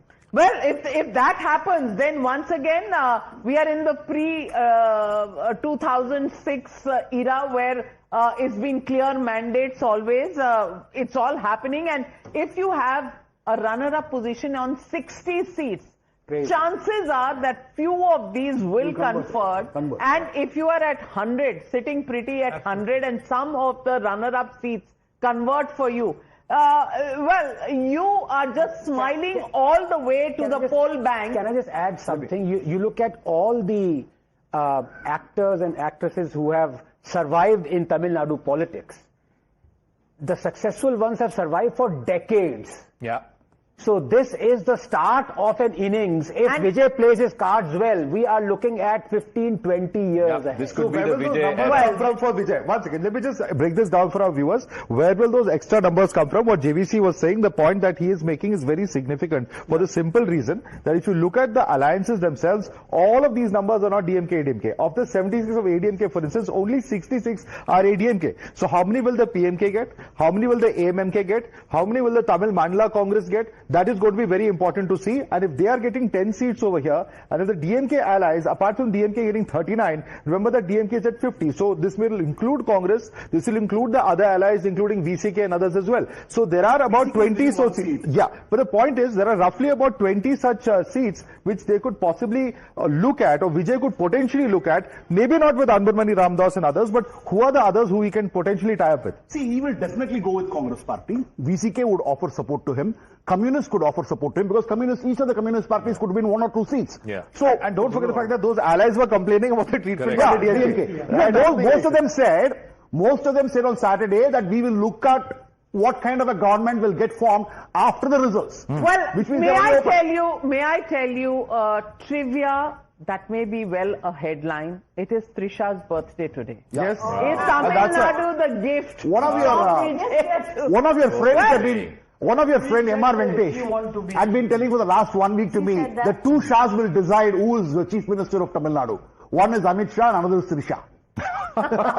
Well, see, once she said she want to become a Chief Minister. About 3 months back, Trisha said No, several years back. Now is that a birthday gift that you're saying that he will give? Well, we'll wait and watch for that. But even as we are speaking about these results, the election commission case continues to be on in Supreme Court for why central observers are being appointed. Now, talk of the Trinamool Congress not giving up anytime soon and the election commission being dragged there. The Chief Justice of India said voting is over, counting will be over by evening. What remains? Let the election commission look into it. But the petitioner, that is TMC's advocate, says there was violence in 2021 after counting 2. Let a retired Supreme Court judge monitor the situation. So they are already asking for a Supreme Court judge to monitor the situation. Chief Justice says the High Court is best equipped to deal with local issues, leaving it at that. So the Trinamool Congress not giving up. I wonder what they're saying, Karan, about the fact that some CCTVs had gone blank. Yeah. At the moment, we're not hearing too much about that. So, Navika ji, we're going to see a similar thing to what, Donald Trump did when he lost the 2020 elections. They're going to deny, then they're going to, I don't know, I hope, things remain safe there. But what a victory for the BJP. I mean, yes, Vijay is the man of the moment today, but 185, I mean, credit to the people. They used to say about the Bhadra Lok that people don't turn out in numbers. In certain areas, we saw voter turnout increase of 20%. And it's shown up. The fortress of Kolkata and around has been breached. What they said, this is Mamta's fortress. That has completely been decimated. The presidency fortress. Yeah. And once again, another number that has been held up, which is, Siddharth, that every time it has been a bumper voting, it has led to a change in government. 2011, we saw that when left parties were thrown out and Trinamool Congress stormed in. This time around, 93% voting and the BJP storms in. 185. Did anybody ever imagine this, Sujata? I think people of Bengal imagined it. And I think people of Bengal have showed that they know India, who's insider, who's outsider, who is not Dada, who is not Didi. They have decided that Dada wins the mandate. Also, I think, like I said, Parivartan Sansar Ka Niyam hai, they said Parivartan Karo. And they have done the Parivartan and everybody said 90 lakhs voters deleted. 90% voter turnout happened and they showed this is what happens when you ignore what is happening on the ground. Navika, breaking update. I'm sorry I'm interrupting you, but this is exactly what we were discussing and Dharni just just spoken to top leaders of both the CPI and CPM. They are surprised by TVK's performance, but they have not denied when they are asked if there's a post-poll alliance that possible. They've said we have to wait and see. The party high command will take suggestions from functionaries and then take a decision. Remember TVK, look at it. The numbers increased to 112, 112. So they just need 5 more seats. Dharni's with us. Let's go across to Dharni. Just a second. Let's go across to Dharni, who's getting us that update. Dharni, this is very significant. Just 5 short. Does the left have those 5 seats that Vijay needs to form the government? Dharni?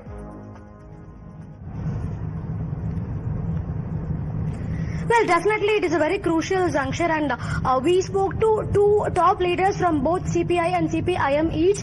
Both are the office bearers of the parties in their respective parties, and both of them, they do not deny the possibility of a post-poll coalition. In fact, we already know for a fact that both the left parties, they are pretty much disappointed with the DMK when it comes to seat sharing. Both of them demanded at least 6 seats from the DMK, but the DMK did not give them that, and they've openly expressed their disappointment on multiple occasions even after the elections. And now the 4 leaders that we spoke to, 2 from CPI and 2 from CPIM, all of them, they are not denying the possibility of a post-poll alliance. And when asked, in case if Vijay needs support from outside, will the left party support? This was the question that we exactly asked to them, and they say that the high command should decide. It is not an absolute no.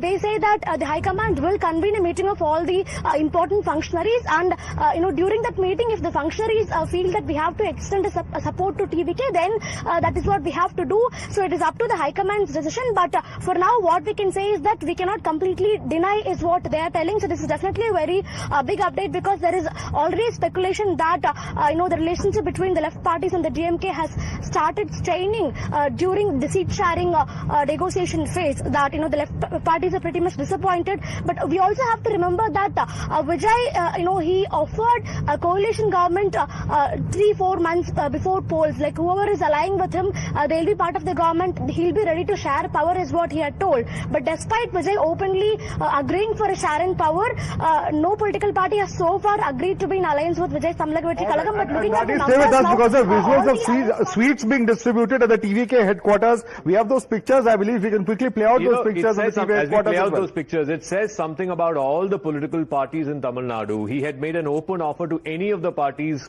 Come join me, we'll share power. Not one of them turned up. CPI is winning 2. And CPM is winning 1. Indian Union Muslim League is winning 1. Vidudalai Charitakal is winning 1. Amamuka is winning 1. DMK is winning 1. Congress could be 4 or 5.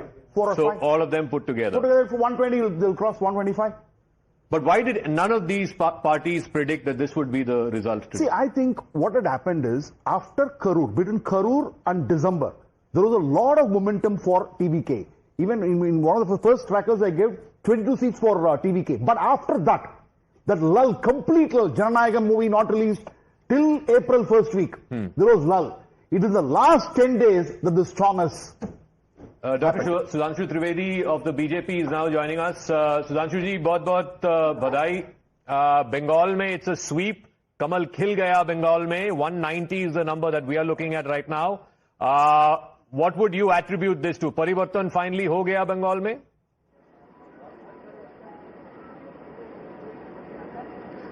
Actually, whatever we have achieved right now, the trends which are showing, it shows that there is a tide in favor of Bharatiya Janata Party.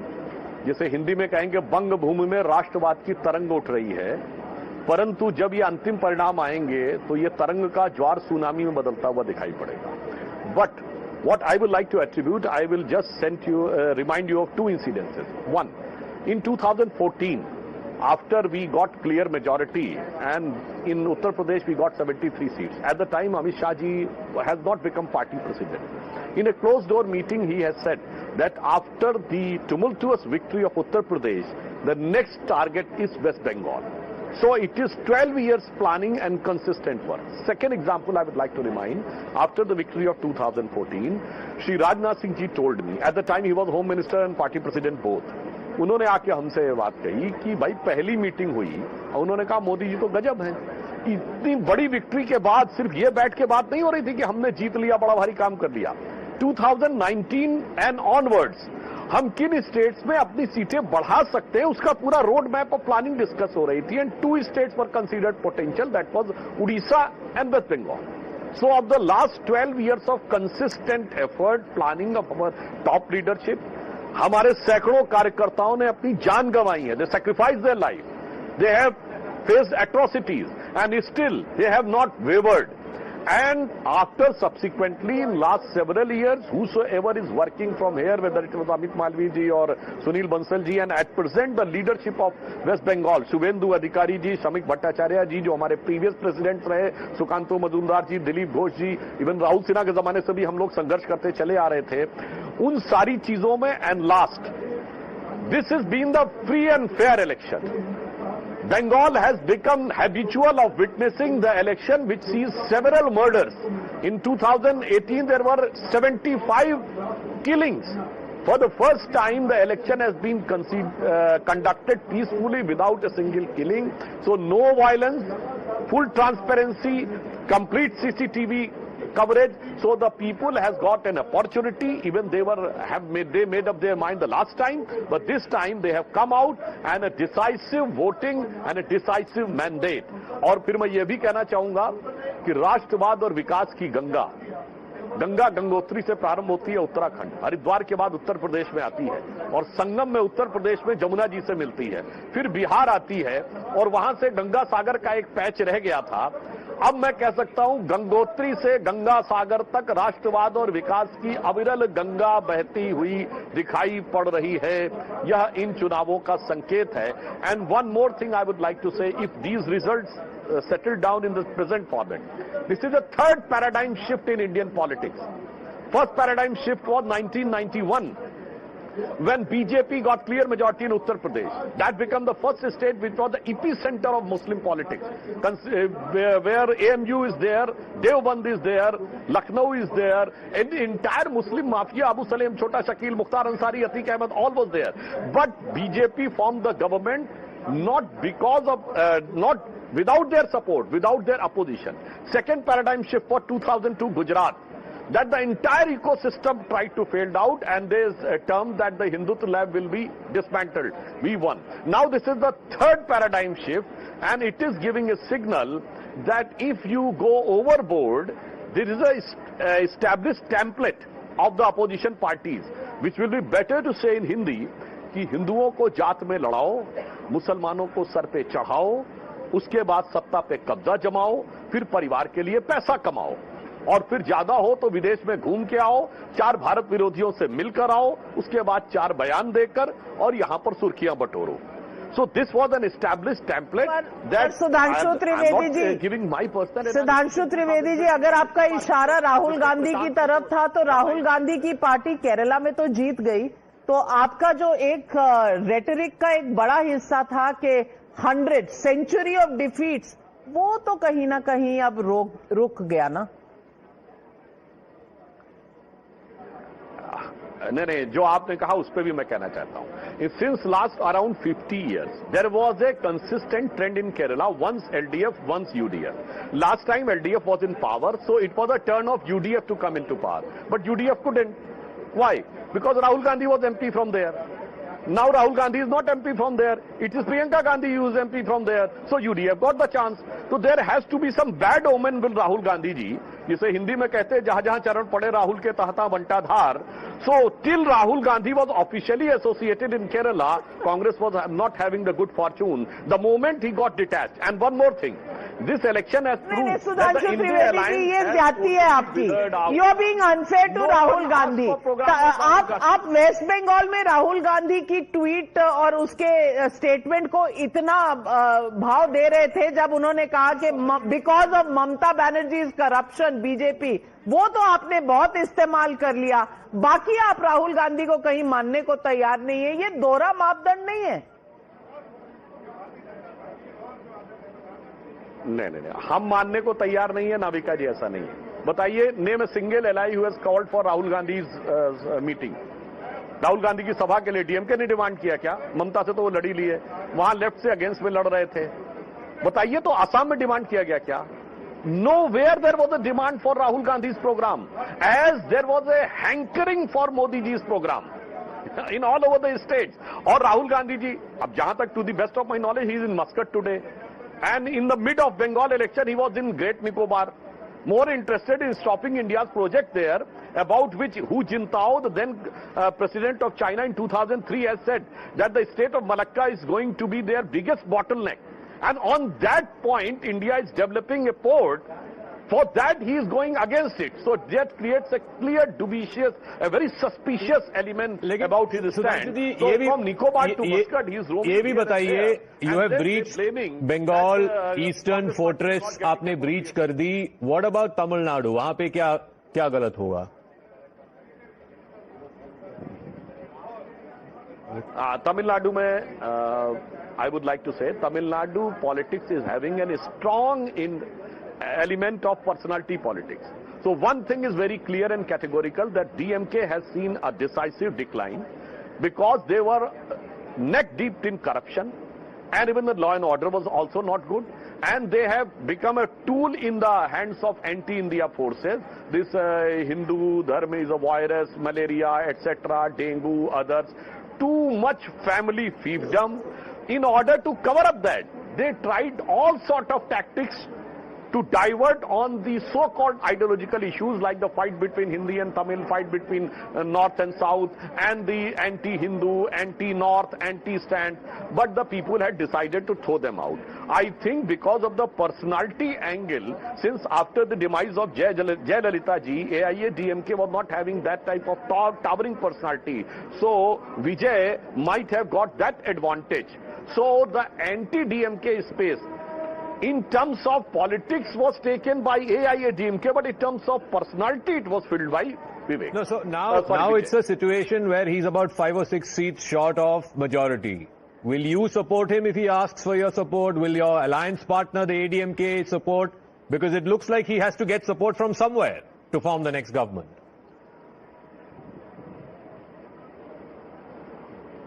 No, I think let the final results come, and then whatever the final numeric quantification of the figures will come, then accordingly decided. But one thing is very clear.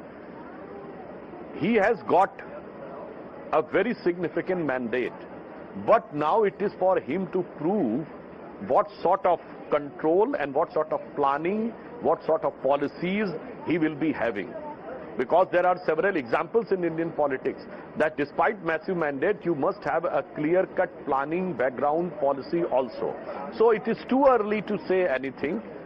Until the final results has been officially declared, then anything can be said finally. Okay. Sudhanshu जी एक सवाल पूछना चाहती हूँ आपसे. ये जो TVK ने वहां चीफ मिनिस्टर और डेप्यूटी चीफ मिनिस्टर के बैस्टियंस को तमिलनाडु में ब्रीच कर दिया है, आपकी लड़ाई भवानीपुर पर अभी चल रही है. असम में आपका मैंडेट पहले से ज्यादा बड़ा हो गया है और तृणमूल कांग्रेस आज भी सुप्रीम कोर्ट में इलेक्शन कमीशन को चैलेंज कर रही है. ये जो पूरा माहौल है देश का, इसे आप शायराना अंदाज में कैसे कहेंगे?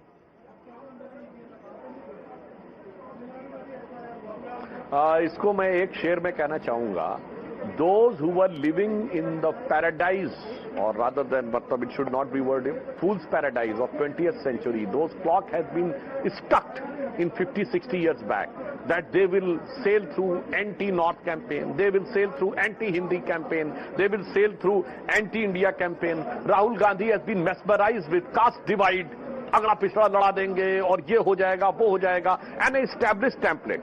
In every Indian state, there is a Muslim population 10 to 12% to 30%. Get those chunk with an utter nefarious design of minority achievement. Then divide the Hindu society in caste and get the support of 1 or 2 castes. जिसे कहते हैं ना, हिंदुओं को जात में लड़ाओ और उसके बाद मुसलमानों को सर पे चढ़ाओ. This template they are still relying upon, but unfortunately the so-called secular template is not working. तो इसे शेर में कहना चाहूंगा कि ये जिस कश्ती पे सवार होकर इस दरिया को पार करना चाह रहे हैं, तो मैं इन दलों के लिए कहूंगा कि कश्ती भी नहीं बदली, दरिया भी नहीं बदला, पर इन डूबने वालों का जज्बा भी नहीं बदला. है शौक सफर ऐसा, एक उम्र हुई हमने, मंजिल भी नहीं पाई, रास्ता भी नहीं बदला.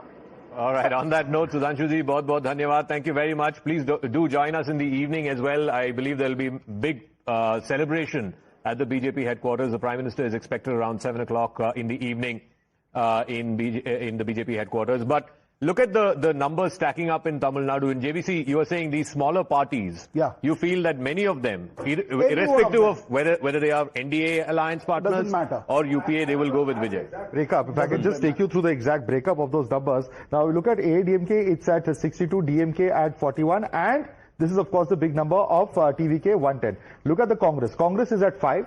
Here you have BJP, which is at 3. You have PMK, which is, in fact, at 6 seats. You have IUML, which has 1 seat. You have AMMK, TTV Dinakaran, which is at 1 seat. You have CPI at 2 seats. VCK as well as DMDK, CPM all have 1 seat. So if you look at it, there is a large number of, potential allies for Vijay to pick from. So I don't think he will have much of a difficulty in forming that choice government. right Exactly. now. The menu card is in front of him. He can choose who he wants to have for lunch and dinner. But at the moment, I just want to go back memory lane and just play out a soundbite of Amit Shah, the man who crafted Bengal's victory. He's been there last, I think, 3 elections. It's been almost as if Bengal was an obsession, a mission that he wanted to accomplish. Let's listen into what he said. Prophetic words then.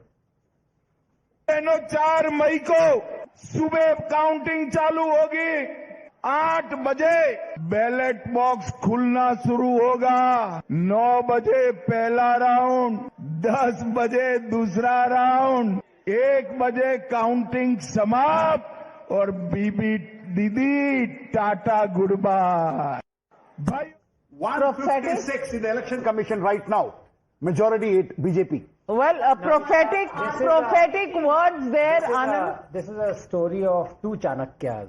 One Chanakya predicted it, the other Chanakya scripted it. Oh my God, you're calling yourself Chanakya. No. Just how humble you have been. From me.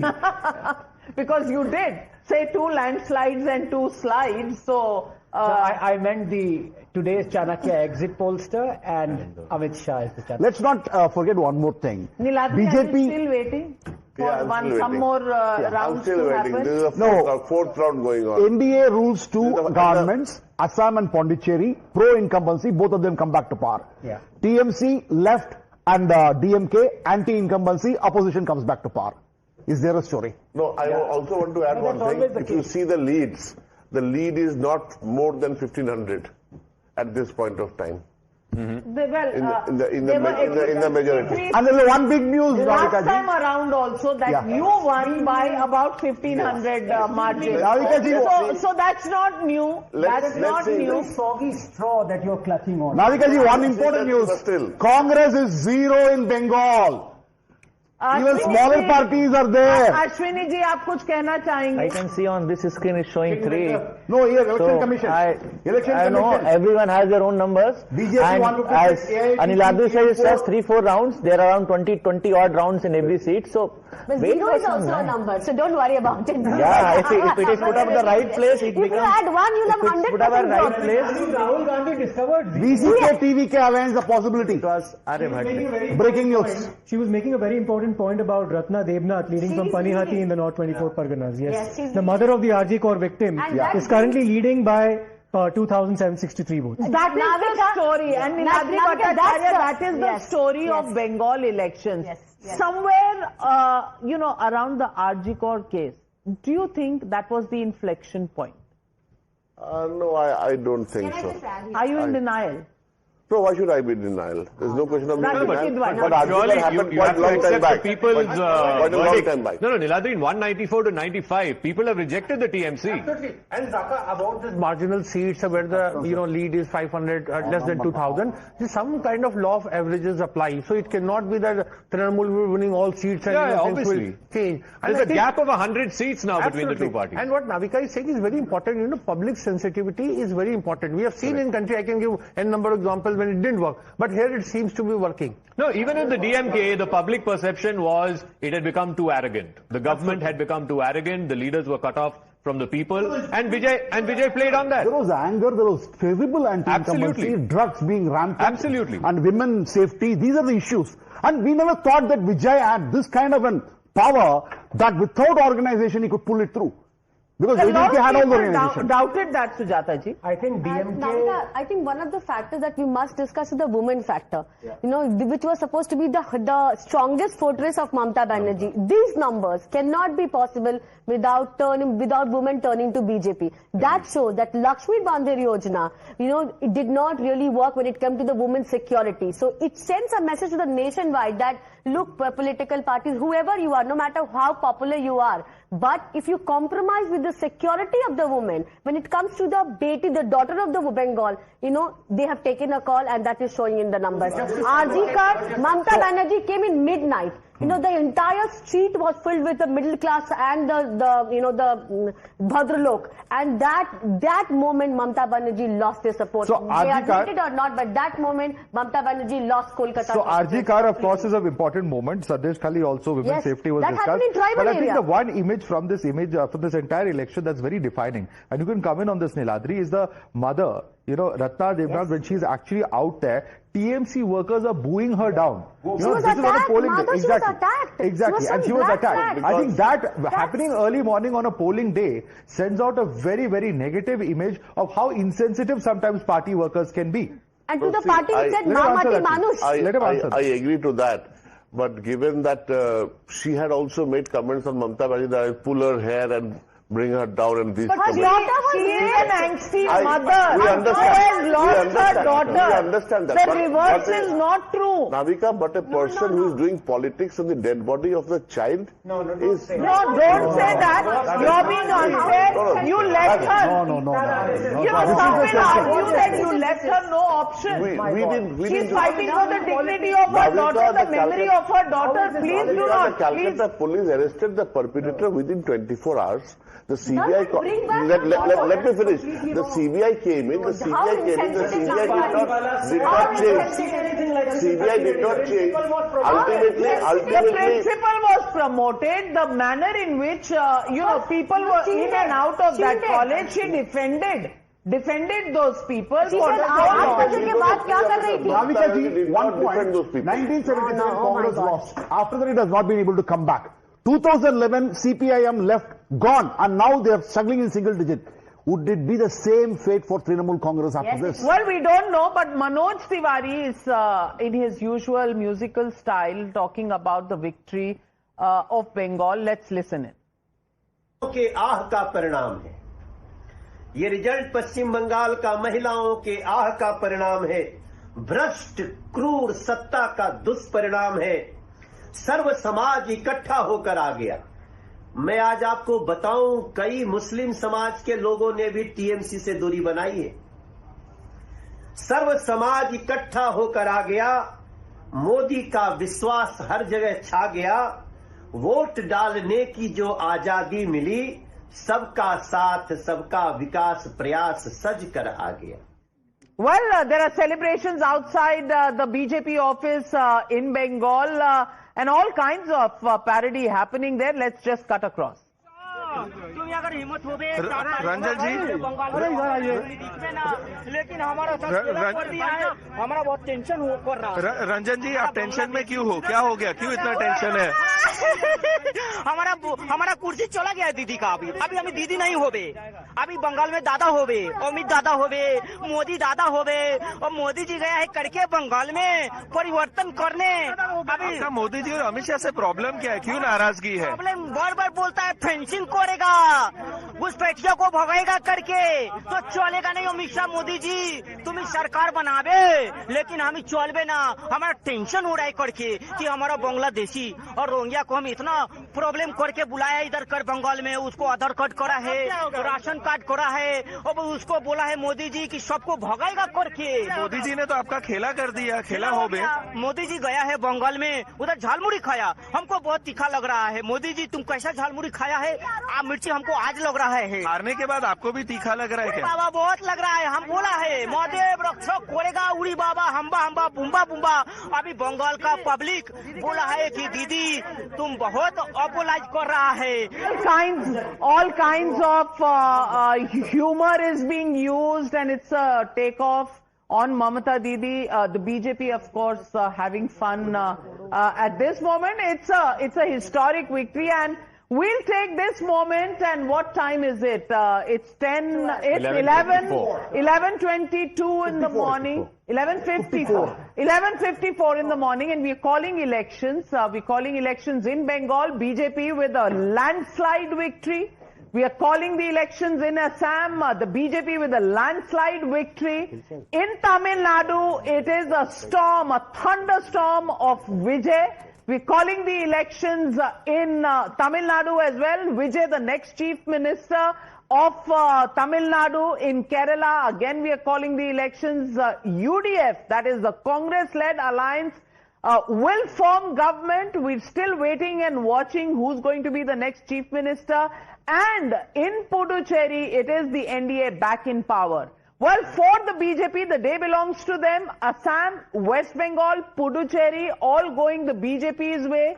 Amit Shah, the strategist of Bengal, Assam, Himanta Biswa Sarma, and Puducherry, of course, returning back to the BJP, the tireless and the most popular leader of India, which has caught the imagination of Indians across several states and regions, is Prime Minister Narendra Modi. Works for them.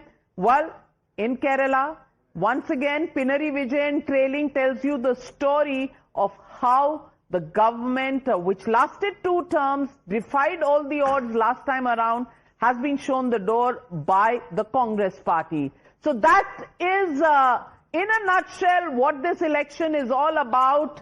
Winds of change in Bengal and Tamil Nadu. What a victory by Vijay. Man comes from nowhere. Nobody gave him a chance in hell. Everybody questioned his popularity not converting into votes, and he's shown them all. He's the new Thalaiva of Tamil Nadu.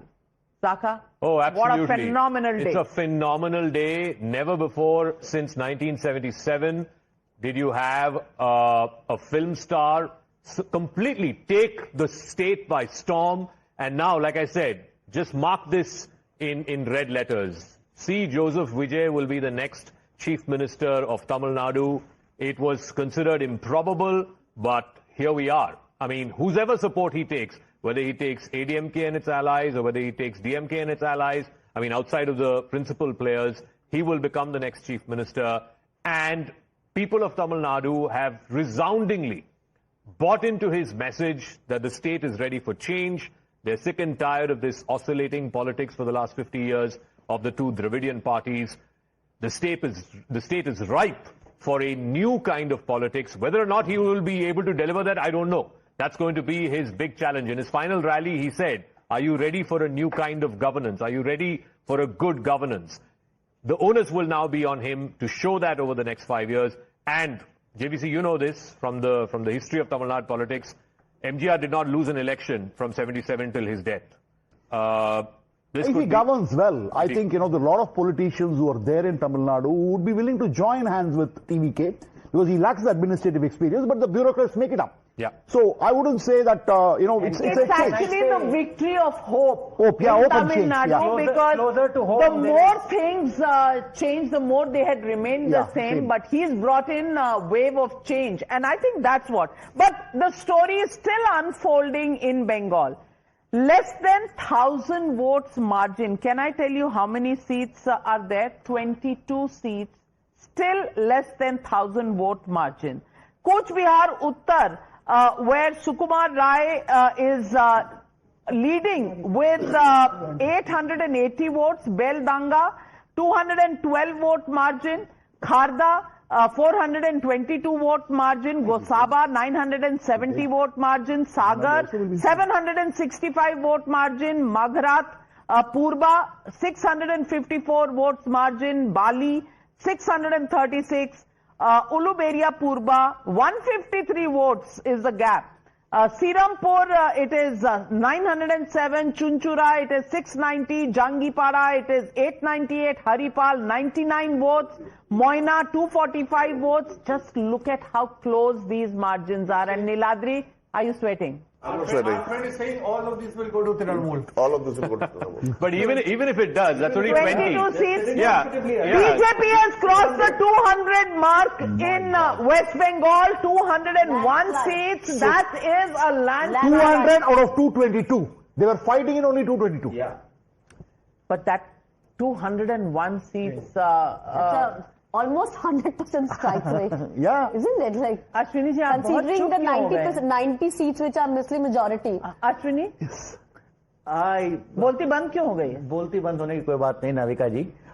Bengal में definitely BJP का प्रदर्शन अच्छा लग रहा है and I think Rahul Gandhi has said that earlier as well that if Mamata did not have given the opportunity to Bharatiya Janata Party, she had not run the government the manner what Bharatiya Janata Party used to run.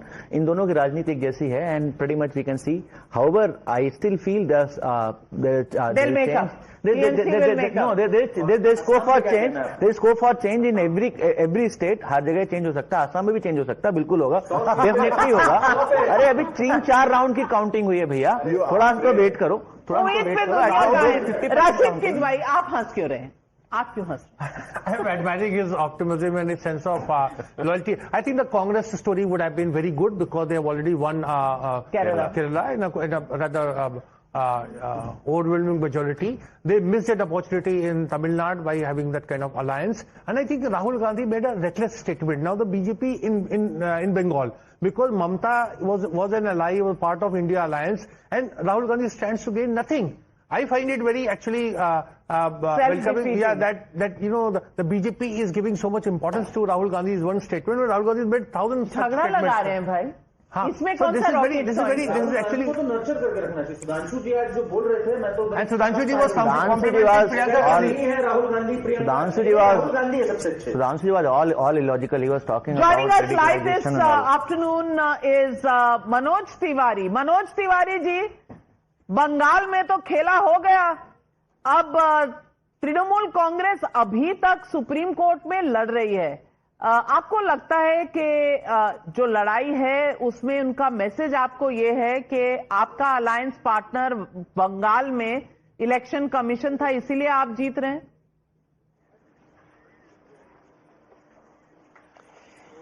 पश्चिम बंगाल के घर घर में चुनाव आयोग के लिए धन्यवाद जनाया जा रहा है.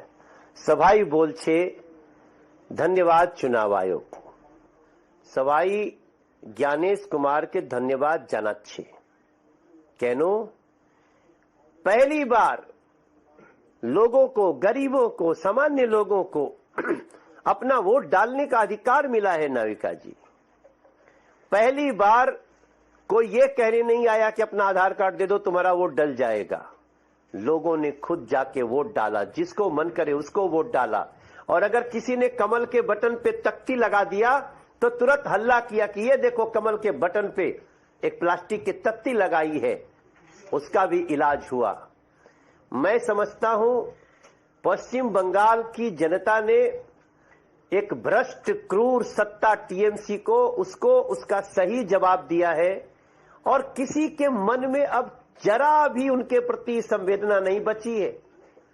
मां माटी मानूस की बात करने वाली बहन ममता जी के, दीदी ममता जी के राज में, संदेश खाली में इलीगल बांग्लादेशी घुसपैठिए जो टीएमसी का कार्यकर्ता बन के आए थे, वो कहते हैं अपने घर की बहनों को, बहुओं को भेज दो टीएमसी कार्यालय में.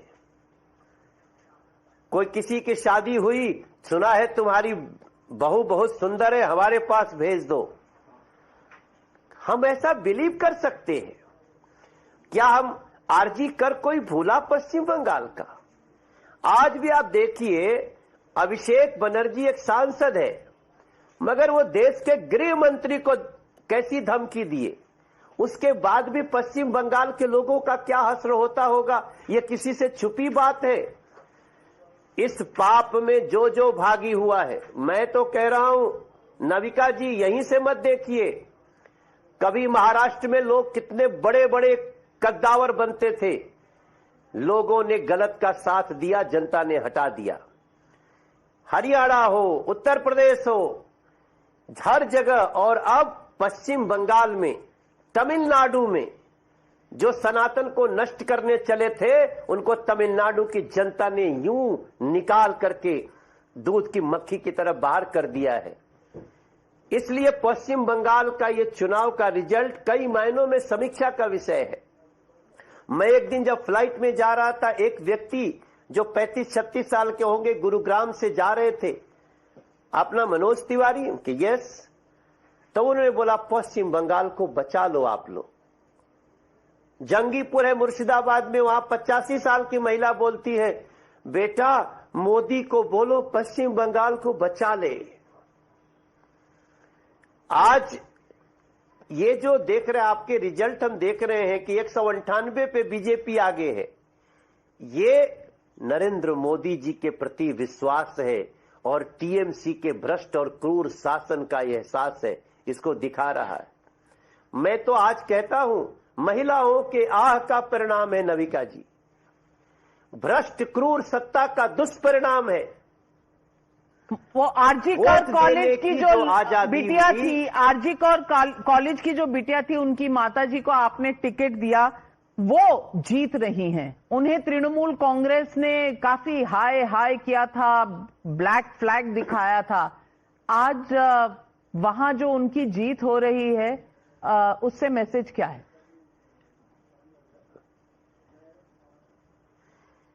वो केवल अकेले नहीं जीत रही हैं। उस आरजी कर की घटना ने टीएमसी का एक परिचय दिया था नविका जी। लोग सड़कों पे खड़े थे, पर दीदी थी बेपरवाह। भूला नहीं बंगाल आरजी कर बेटी की आह।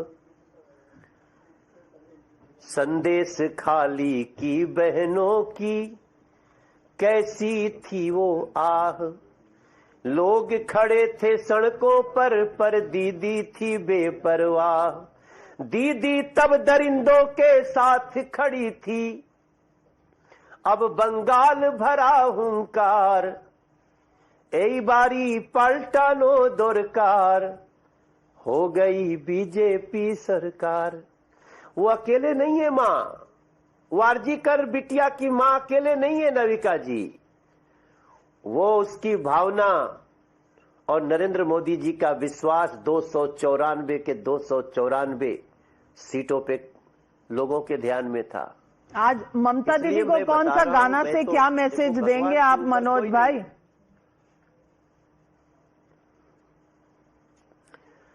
नहीं नविका जी, हम उनको क्या दे सकते हैं? ममता दीदी जो अपने अहंकार में जो अंधी हो गई थी, उनका भाईपो गृह मंत्री को धमका रहा है। अपने बाप का बेटा हो तो 4 मई को रहना। अरे तुम देखो आज कहां खड़े हो। पश्चिम बंगाल की धरती, श्यामा प्रसादेर जन्मभूमि, आज के होच्छे विजय भूमि। श्यामा प्रसाद मुखर्जी जी ने बनाई थी इस पार्टी को, जनसंघ से भारतीय जनता पार्टी। आज पश्चिम बंगाल की उसी धरती में स्वामी विवेकानंद जी, रविन्द्रनाथ ठाकुर जी, बंकिम चंद्र चटर्जी जी, वंदे मातरम की धरती। बंकिम चंद्र चटर्जी जी के पौत्र को दिया गया था टिकट, वो भी जीत रहे हैं। नविका जी, उस धरती में आप गृह मंत्री को धमकी दे रहे हो। आम गरीबों का क्या करते होगे तुम लोग? मोदी जी ने गरीबों का सम्मान किया, तब ये विजय आई है। किसी छोटे दुकान में घुस जाना, किसी छोटे छोटे लोगों से बात करना, गंगा जी की पूजा करना, सुबह उठना, जा करके नदी में दीदी बोलछेन अमर गंगा अमर गंगा। आपका दीदी सिर्फ अहंकार था और उस अहंकार को पश्चिम बंगालेर मां माटी मानुष ध्वस्त करे देचे। बड़ी बात कह रहे हैं आप, बहुत बहुत बधाई हो आपको। झालमुड़ी और रसगुल्ला अब आने वाला होगा बीजेपी के मेन्यू कार्ड में, झालमुड़ी और rasgulla.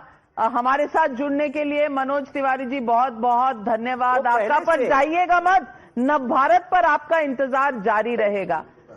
Coming back to Tamil Nadu, I think, one of the fascinating things is a lot of our panelists have been saying that Rahul Gandhi predicted this. He said that they should have tied up with TVK. Mohan Kumar Mangalam is also joining us. Is it a day of regrets, Mohan, for you? Because your leader seemed to have sensed the direction in which the state is going, but he was not able to do anything about it politically.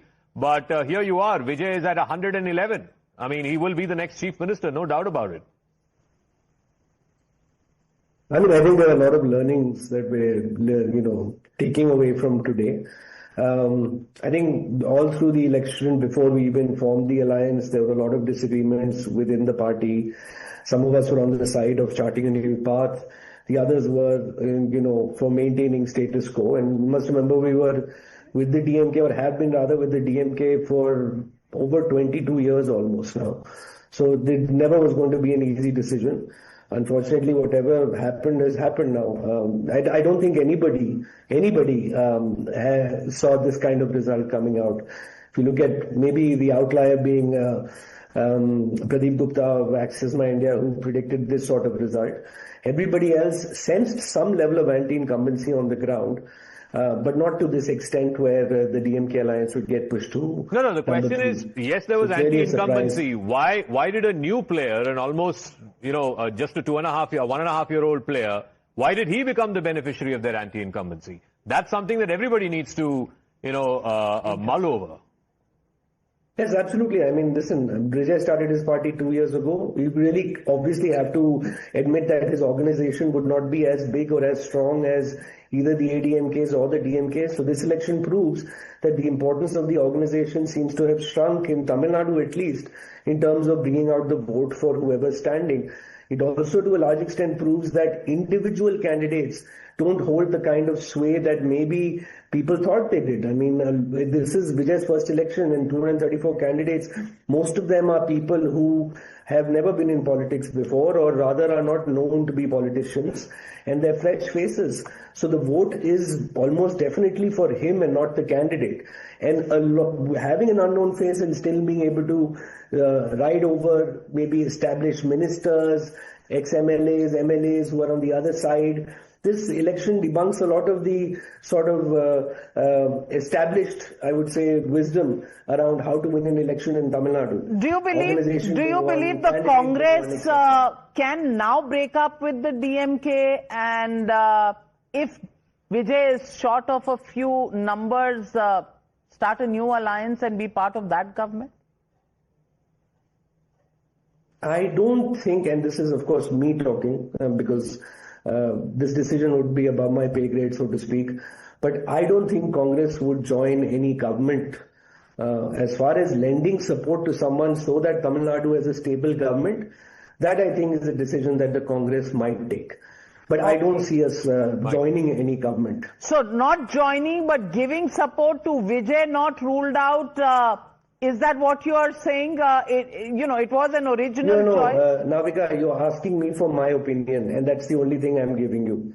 I cannot give you any decision on behalf of the Congress You're the man on the ground. I'm not in that position. You're the man on the ground. I am one of several people in the Congress party. I just happen to be the working president, which I'm not now. I'm a national spokesperson. This decision is not mine to take. However, if I were in that decision-making capacity, this would be a decision that I would take. That much I can tell you. Well said, well reasoned, well argued, Sanjay Jha. You agree with that? I would agree with that for the simple reason that, yes, there were conversations between Vijay and the Congress which happened, shall we say, at a subterranean level. I'm assuming, at the moment, I'm hoping he gets an absolute majority on his own. But should he fall short of seats, and if the Congress has enough numbers to back it, I would say a worthwhile experiment. But whether it is morally, it will be right, contesting on a morality. No. Now DMK talking about winning morality 2 or 3 seats with Congress. is a little far-fetched. You've been on every side of the spectrum, so let's leave morality out of the debate, Sabha. Don't you think that's fair? DMK has been with every formation. Yeah, I think everybody will offer support to Vijay. Might even be DMK. I'm just joking right now. What if the DMK also? Because he's done so clearly. He's come and built up a momentum, and he's there. Yeah, so might even be. Yeah. Look at the vote share. 34.09% to DMK's 31.29% and ADMK's 28.34%. I mean, to come from behind and to make this is a star. This is a blockbuster. Did you ever, Mr. America. No. I'm asking the Congress working president, Mohan. Do you, at any stage, did you feel that this would be the kind of support that TVK would get? The fact that Praveen Chakravarti had been meeting him, the fact that you were in conversation, all that is known. But this kind of a support on the ground, had you predicted? No, I'll be frankly, I don't think anybody, if anyone says they predicted this kind of support, then I won't even take them seriously. Why this election was confusing was entirely because of Vijay. Because it wasn't clear that the votes he was getting was damaging which party more, whether it was damaging ADMK or DMK. So most of everybody, I think, in Tamil Nadu was waiting for today, assuming, depending on which side they were on, that, he's actually cutting the other side's votes and we'll be able to sail past sail in the election because it's first past the post and we'll be able to come out with a slightly big margin. Even now, if you look at the margins that are being talked about in the counting that's happening, they're very small margins. So I would wait till the end of the day to figure out what the tally is. But regardless of that, the amount of vote he's managed to get is something that I don't think anybody foresaw. Everyone saw him to be a force to reckon with. I think those who dismissed him as someone who was an actor or who didn't have enough experience, etc., they obviously were dead wrong. But I wouldn't count myself or most of Tamil Nadu in that bucket at all. Okay, Pradeep Bhandari is also joining us. Pradeep, first of all, congratulations. You were in Bengal for a very, very long time and you were one of the first people to say, "Is baar to khela ho jayega," and khela ho gaya.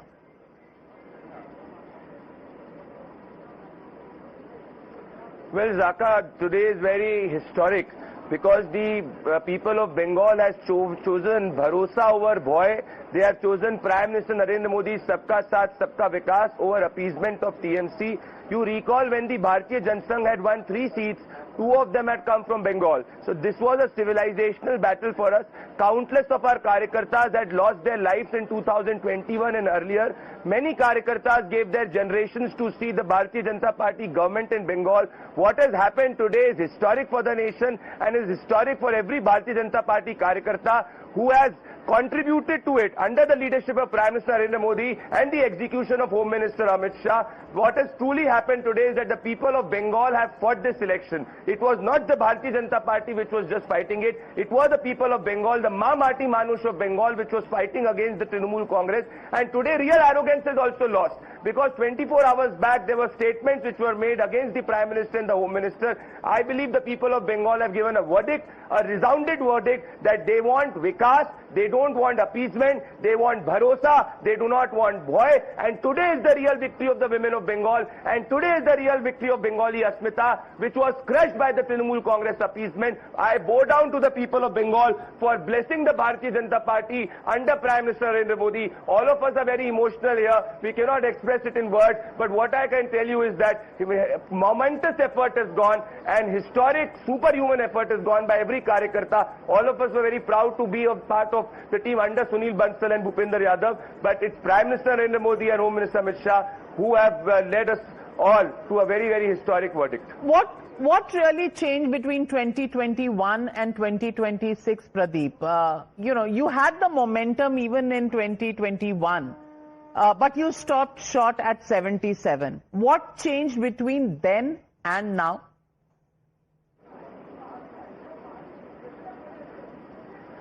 Well, Navika ji, we worked on the booth.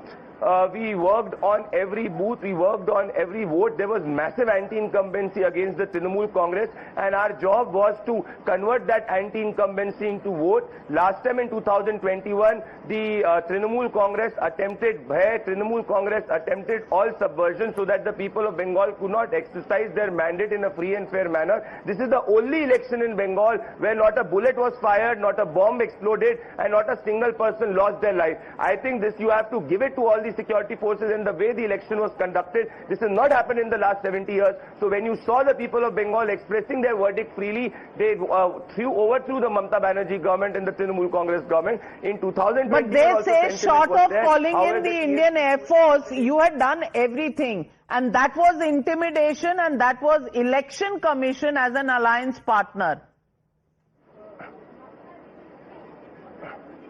Well, Navika ji, if not a single Bengali has lost his life or her life in the last 70 years for the first time, I believe everybody should welcome it. Because they had made Bengal the dharti of Bam Barood.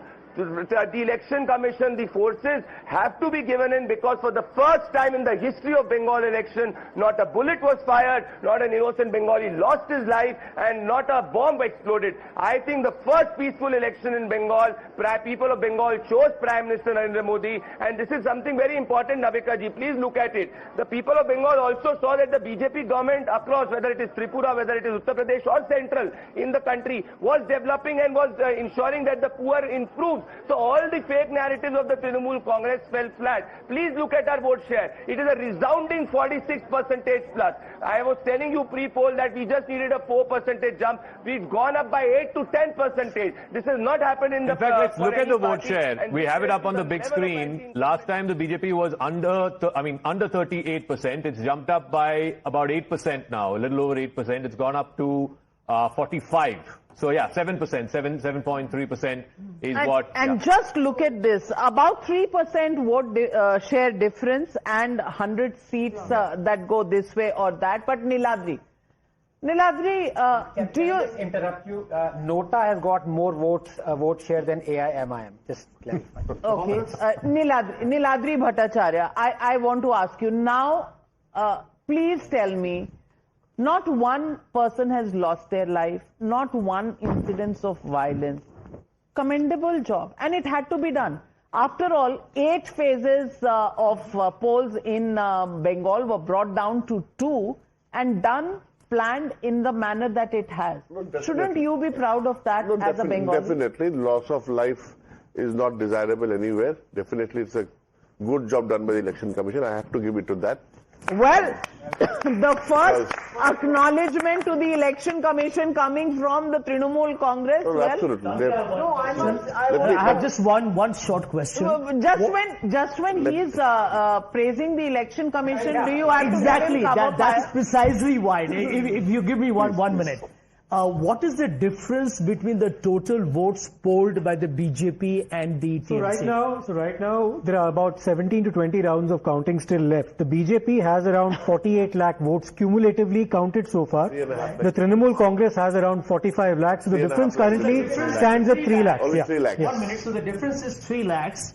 And for the benefit of the viewers, I'm not casting any aspersions. Oh, are you with not? All humility, are you not? In SIR, the number of votes deleted are 27 lakhs. That's all I want to say. Can I just say something else? As a political analyst, of course, I'm entirely opposed to the Election Commission. Even if TMC is buckling, I have. No, we are not buckling. No, you are buckling right now. You appear to buckle. I'm not. But, however, I will say one thing, because I've also checked up with people. What happened on the ground is that there was a 60% consolidation, according to my friends in the TMC, of the Hindu vote, and you will find when you do the full analysis, you will find in many places the Muslim vote has been split. Muslim vote has been split by who? In Humayun Kabir in one area, ISF, and you will find Congress. That's the BJP's fault or the election? No. I'm not talking about election. I'm talking about the mandate. No, but hang on 1 second. If this is true, I don't know. You are saying it. 1 second. No. If this is true, in 2021, Mamata Banerjee had 75% vote share amongst Muslims. If you're saying it's come down to 60. They are saying that for the just look at the direction, you will find some revival in Congress, left, ISF and all. I'm just giving you. I'm asking people what happened. So that doesn't bear itself out. I'd be very surprised. No, if anything, I would imagine that the Muslim support for Mamata would have gone up. Humayun Kabir is leading. Humayun Kabir is leading in his seat. No doubt about that. What's also interesting, and this is the point that we had mentioned earlier as well. If you look at the numbers 74, there were 74 constituencies or seats in 2021, where the TMC's margin of victory was lower than the combined share of the Congress and the left. Right now, you're seeing a situation where the difference in vote shares between the TMC and the BJP is about 3.5% in favor of the BJP, What's the vote share of the left and the Congress who are contesting separately right now? It's about 7 to 8%.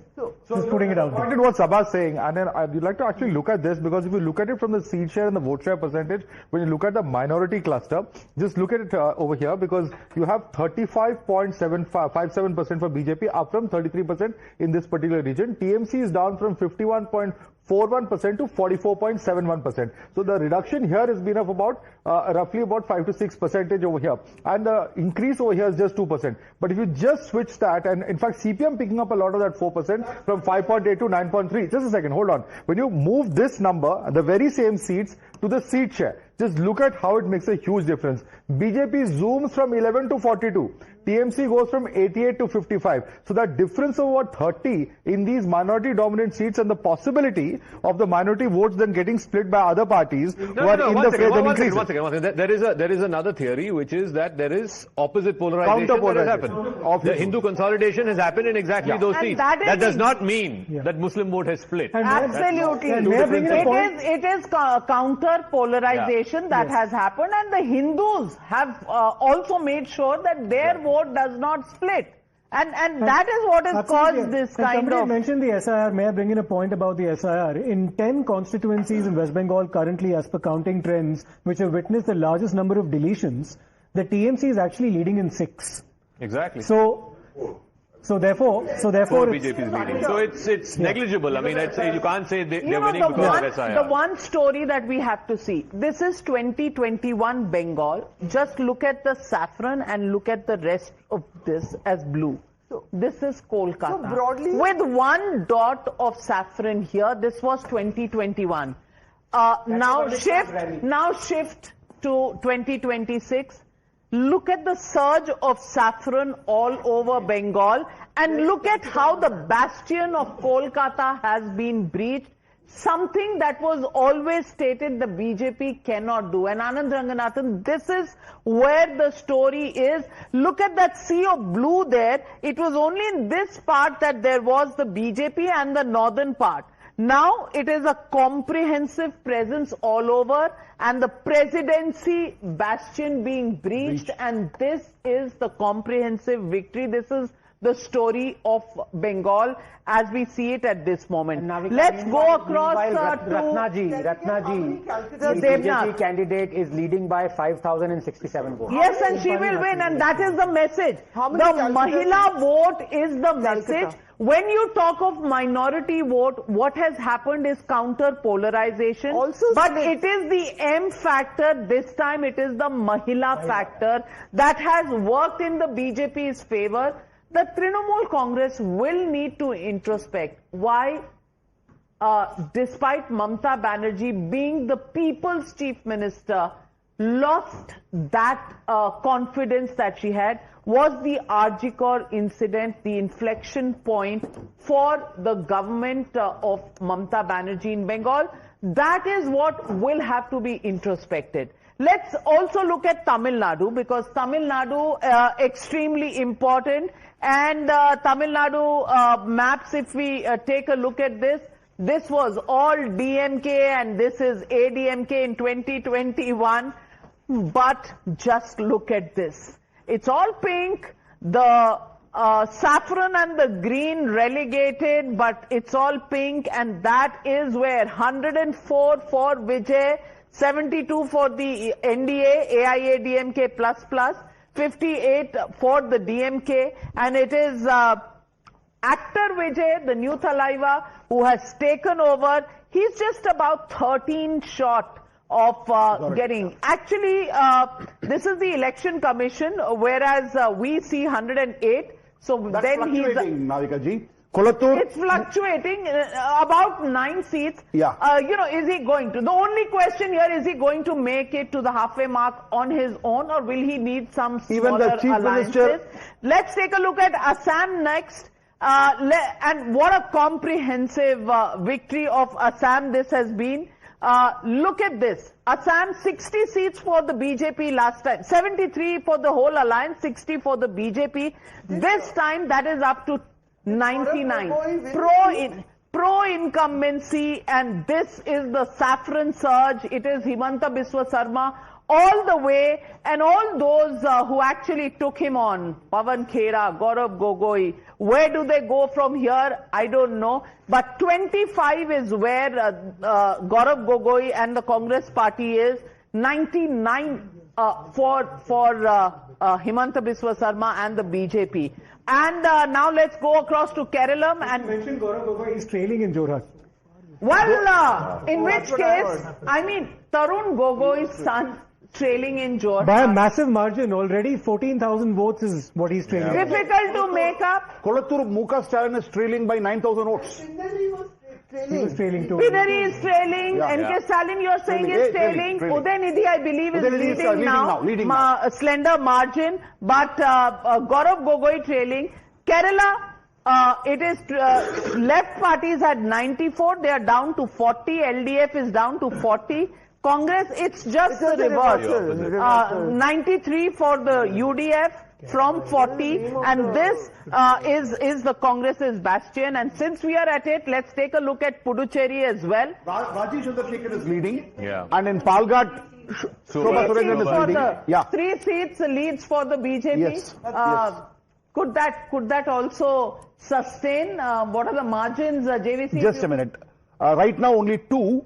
Neyman Rajiv Chandrasekhar is leading, and Chattanur BB Kopakumar is leading by 262. Neyman should be through. 262 is a very slender margin. 4,310. Rajiv Chandrasekhar should be through. But the BJP has been gradually increasing its vote share in Kerala election after election. It currently stands at 11.7. It might go. But long haul. Yes. Long haul.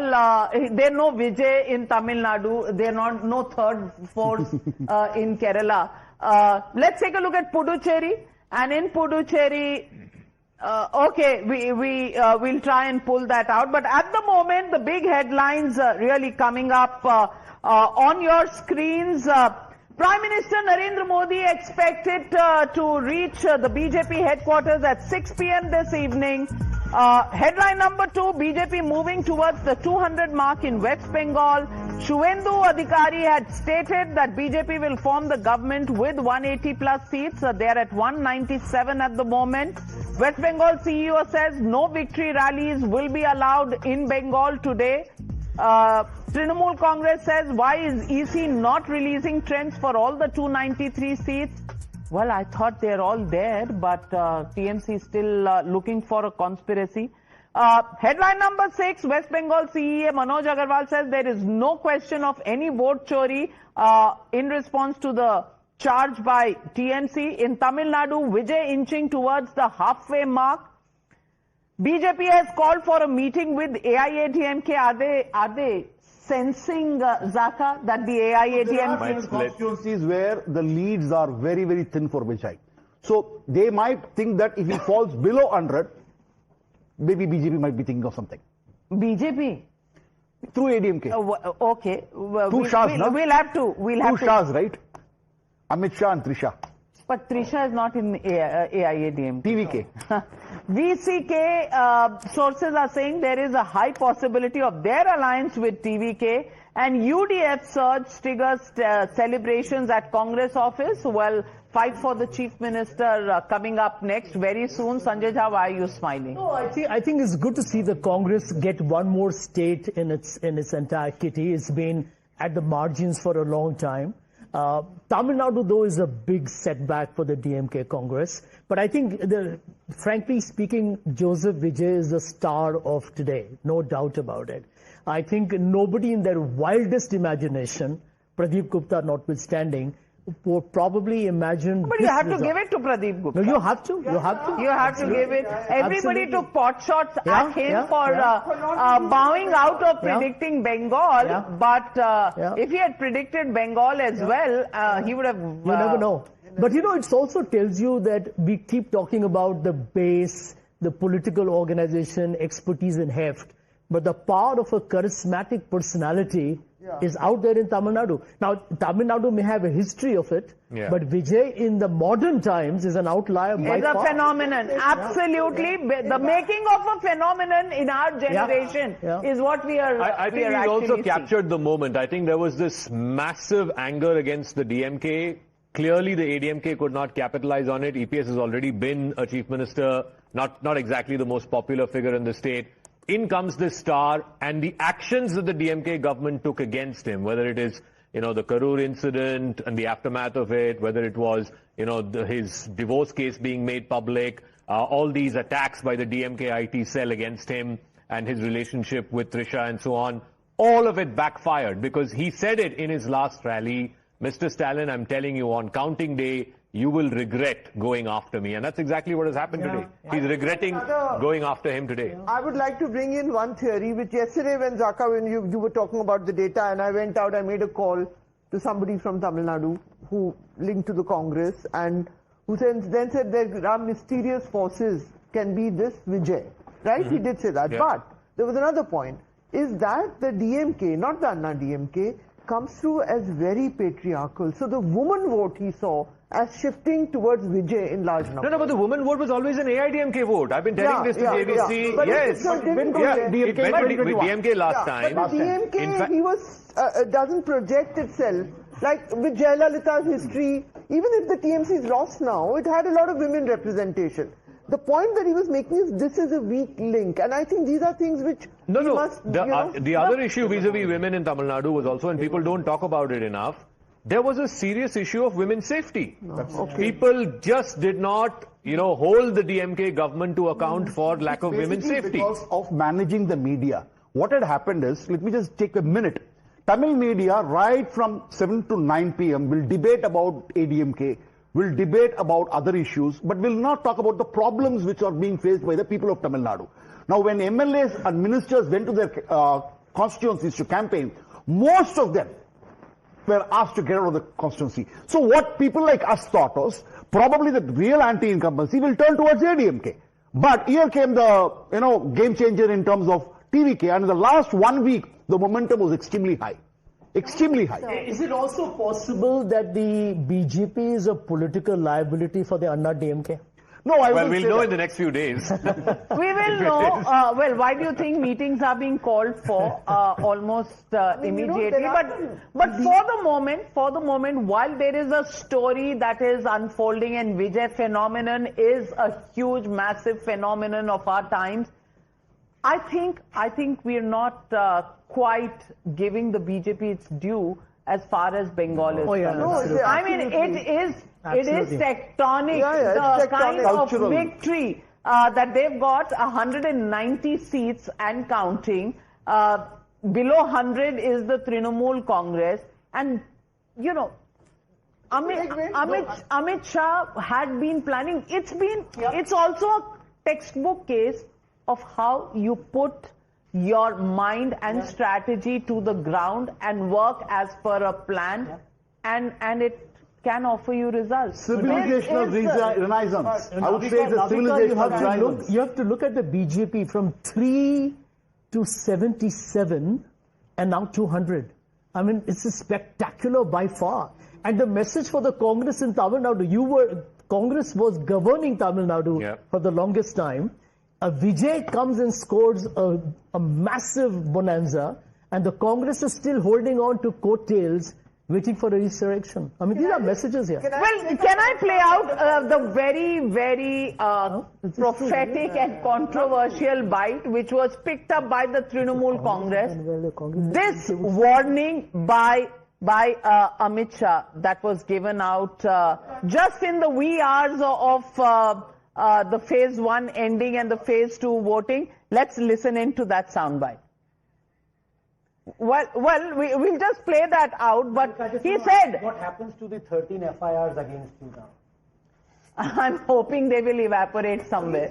I'm just hoping. I have 13 FIRs in Bengal. In Bengal? I'll tell you in detail. Okay. Well, listen in to Amit Shah. पहले चरण में दीदी के गुंडे घर के बाहर नहीं निकले हैं और मैं दीदी के गुंडों को भी कहकर जाता हूं, दूसरे चरण में भी मत निकलना, वरना 5 तारीख के बाद उल्टा लटका कर सीधा.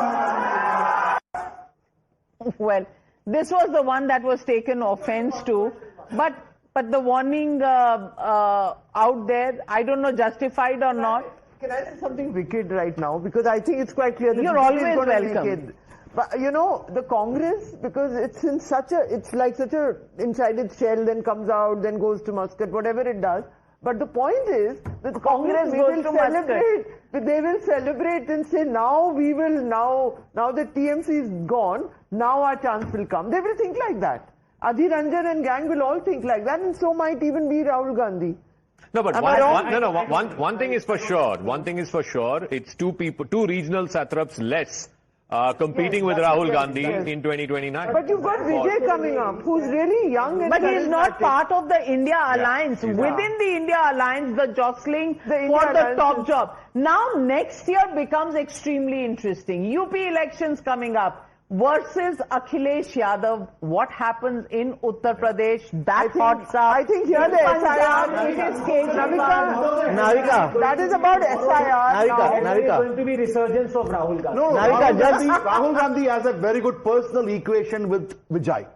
So there could be a very good chance of Vijay aligning with Congress for 2029 Lok Sabha elections. What happens to unity of the India bloc? DMK will be in the event that the Congress ends up deserting the DMK and offers some kind of outside support to Vijay, then what happens to India bloc? But it is going to be an extremely important space to watch as the regional satraps bow out. You know, we have Stalin, if there is no Mamata Banerjee, India alliance is not going to look the same. And no Pinarayi Vijayan. And no Pinarayi. I mean, Navika, let's take India alliance. First, Nitish Kumar starts India alliance. Look, he's retired. Nitish Kumar starts the movement towards India alliance. He left them and came. He left them, then he came here, then that ended. And Mamata didn't like him taking all that prominence, if you recall the internal story. Now, Mamata will be on her way out. And DMK was always big on the federal question. It had a position, it fought cases in the Supreme Court against the governor, who is now sitting in Bengal, but there doesn't seem to be need for his services. But so, the India alliance in any case, Arvind Kejriwal is whatever, and the way the Bihar election was conducted was actually the most shabby display of the India alliance. There was an alliance, and they were Ashwini disagrees. They were in a very... Allow him. First of all, Navika ji, I just want to tell Sabha ma'am that it is not the responsibility of Congress to ensure that TMC wins in Bengal. अगर TMC हार रही बंगाल में तो अपने कारण हार रही है, हमको दोष मत दो उसके लिए. अच्छा, DMC इसलिए हार रही है, इसमें आपका कोई contribution है? No, 1 minute. So, I mean, the way she was claiming that it is because of us and we are happy that TMC lost, that pretty much came out for what you said. No, I think you want to have an argument, but I never said that. So, it is not the responsibility of Congress to ensure that TMC wins in Bengal. Having said that, India alliance was there or is there for a greater good, which is against the atrocities of Bharatiya Janata Party, the politics of polarization, which we ask every political party to come join hands with us so that we can fight Mamata Banerjee is still not conceding, by the way. She's still saying that these are early trends, this is vote loot. We have a bite. But, all right, but it is actually true. Only 275 of the 293 trends have come out yet. What is Mamata Banerjee saying? Listen. সবাইকে নমস্কার জানিয়ে বলছি please দয়া করে কেউ counting এজেন্টরা এবং প্রার্থী ক্যান্ডিডেটরা তারা ভোটিং এলাকা ছেড়ে আসবেন না স্ট্রং রুমে যেখানে কাউন্টিং হচ্ছে মানে সেন্টারে সেখান ছেড়ে কেউ আসবেন না এটা বিজেপির প্ল্যান প্রথম 2-3 রাউন্ডে আমি কালকে থেকেই বলছি যে ওদেরগুলো আগে দেখাবে আমাদেরগুলো পরে দেখাবে এবং অনেক জায়গায় 2-3 রাউন্ড কাউন্টিং করার পরে প্রায় 100টা জায়গায় কাউন্টিং বন্ধ করে রেখে দিয়েছে এবং কল্যাণীতে ধরা পড়েছে 7টা মেশিন যেখানে কোনো মিল নেই এটা টোটাল পোর্ট পুলিশ সেন্ট্রাল পোর্টসকে দিয়ে চারিদিকে তৃণমূল কংগ্রেসের উপর অত্যাচার করছে অফিস ভাঙছে জোর করে দখল করছে এসআইআর নামে আপনারা দেখেছেন ভোট লুট করেছে যাতে যে সিটগুলো জিততে পারে কিন্তু এখনো এমন 70টা সিট আছে 100টা সিট আছে যেগুলো আমরা এগিয়ে আছি সেগুলো বলছে না টোটালটাই মিথ্যে নিউজ খাওয়াচ্ছে আগে ডিআইসিও এই খবরগুলো দিত কিন্তু তাকে কালকে চেঞ্জ করে দেওয়া হয়েছে টোটালটাই ইলেকশন কমিশন নিজের ইচ্ছে মতো খেলছে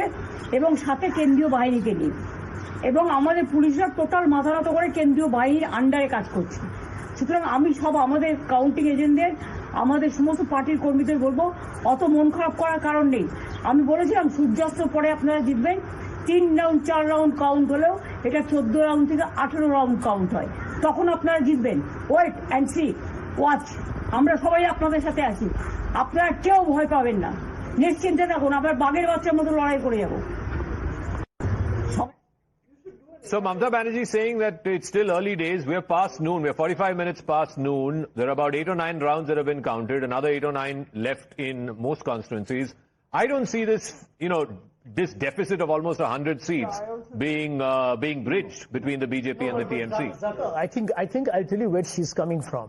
A deficit of 80 seats is basically means 40 seats need to flip, right? So it depends upon the margins of the leads significantly. And the other part also remains, I think Sabha's, I don't agree with the cynicism of Sabha on the India alliance. The India alliance has a different texture from the state elections, number one. When you say that the India alliance is collapsing, is somebody suggesting that Mamata is going to go with BJP? Not going to happen. No, I'm not so that's my but point. They will fight alone. Yeah. So at the broader level, maybe even where, let's understand this. The Dravidian parties have been defeated traditionally, but the Dravidian ideology has not been defeated in Tamil Nadu. Let's be clear on that. No. So I think there are a lot of commonalities, and who knows, the India alliance may have actually conflicting partners who expand the size. So even that's a possibility. Say one thing? No, I want to say one thing to Sanjay. Sanjay, I know where you're coming from. But the point is not... I'm coming from Bombay, actually. No, you're my friend. Where there is no India alliance. No, it's not that. The problem is, if the main party of the India alliance, the so-called national party, the Congress, was generous, but at every stage the Congress tries to bargain, drag down its allies. It did that in Bihar, it's done that in Tamil Nadu, it competes. So that is when the whole thing looks like a complete farce. Just adding to what you say, there was anti-incumbency against DMK government, and DMK alliance was completely in shatters. Because the seat allocation was horrible. The moment Premalata Vijay was brought into the alliance, the chemistry broke. So there was no way that DMK was going to win. That's why I kept repeatedly telling. But the thing was, nobody thought, without organization, without proper, I don't know. Most of the candidates have not even campaigned door to door. They don't know. It's a automatically gathered crowd which came and voted. Tana se the MLAs didn't matter. It was Vijay who mattered, and they voted on his name. But may I say this? Mamata Banerjee was the first one to tell Rahul Gandhi that it is because of him that Narendra Modi wins, because he is a pappu. She called him out, which is why Rahul Gandhi called her out and said, because of you, BJP. So there is a subtext of a fight that has been going on. And apparently Rahul thinks of all the other parties, excluding his own, as being sort of burdens and not being smart. Come on, it's true.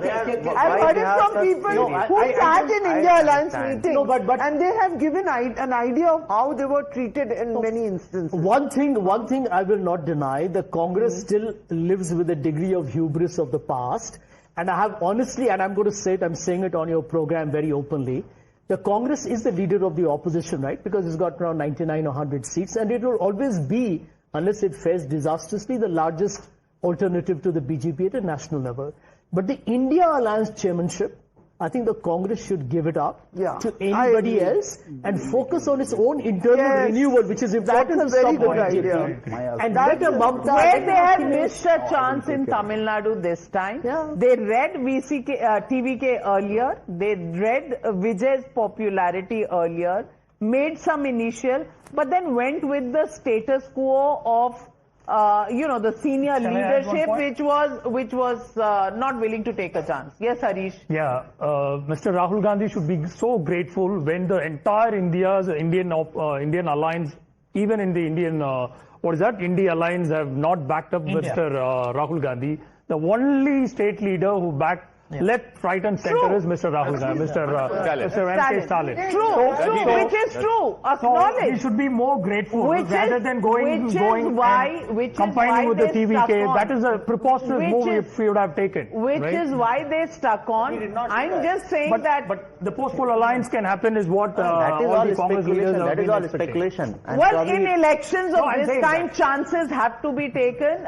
If you play by the rule book and the playbook tradition, traditional one, conventional one, then, if risks are not taken, windfalls don't happen. I think we have some new analysis tools that try and understand where these numbers for TVK are coming from. If you look at the 103 that we're currently talking about, and this is fluctuated up to 112, it's come down to 100, it'll keep going up and down. But 14 are fragmented fights, 13 are bipolar fights, 3 is a one-horse race. But 73 of these 103 seats are from the multipolar fights. Which means so 25-30%. See, what happens is, there are places where, like say Perambur you take, Madurai you take, and Madavaram you take. These are 3 seats where one-way traffic. It's been a non-stop straight. Yeah. Now, where the problem is? Where does it come from? Now, look at this. This is 2021. Yeah. ADMK strong, ADMK mild. There's also the swing seats here, DMK mild, and this is DMK strong. Now, a lot of this is between the numbers as far as these. You look at the breaches. ADMK all these strong. purple here. It's gone into ADMK strong. Yes. It's gone into portions of ADMK mild. Swing, it has taken a chunk. So, across the spectrum,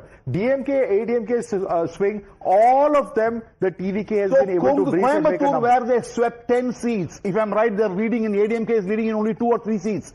Salem, where they led 10 out of 11, I think 2 or 3 urban seats are going. See, basically, wherever there is urban, he spears through. Right. There is absolutely no choice. And what I was also converted is, tripolar races is splitting both DMK and ADMK votes. Correct. As a result of which, a little more for DMK, hurting DMK a little more, but certainly hurting ADMK also. Certainly hurting ADMK in its stronghold. So, see, there is a theory that Vijay performs well where which party is highly influential, he goes and breaches there. So in Chennai, who is the strongest party? DMK. Right. Hit them.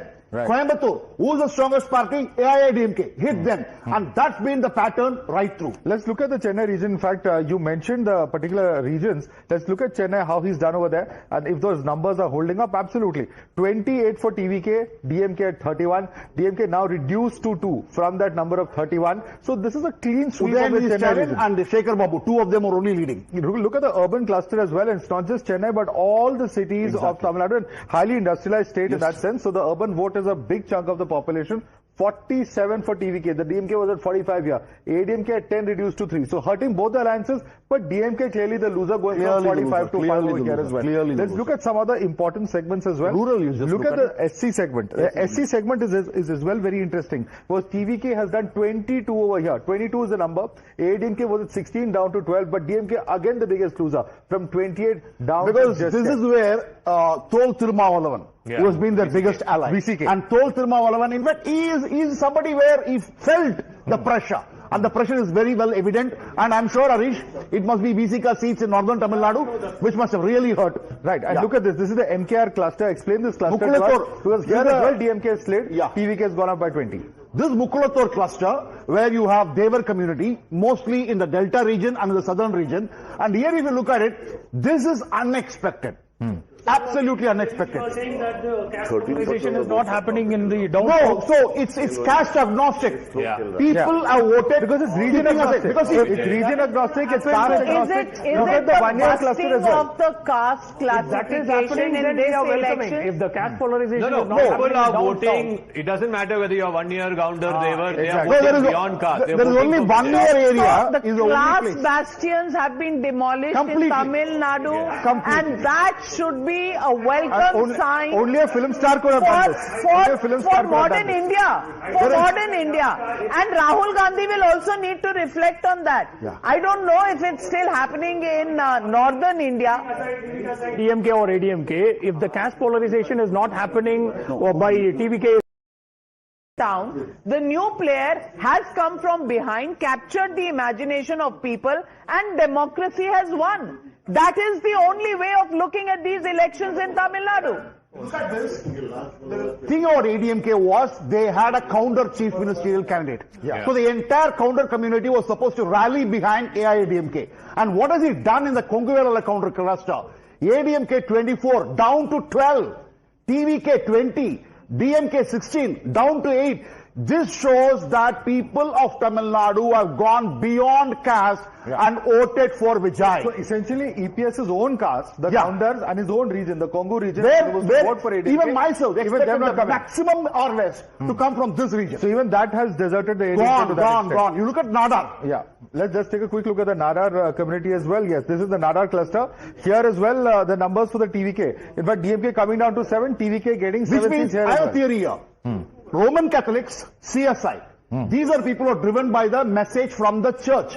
They are stuck with DMK. But it is the Dalit Christians who have gone to TVK. Okay. And ADMK have just retained those three. So we've pretty much done all the clusters, but the rural.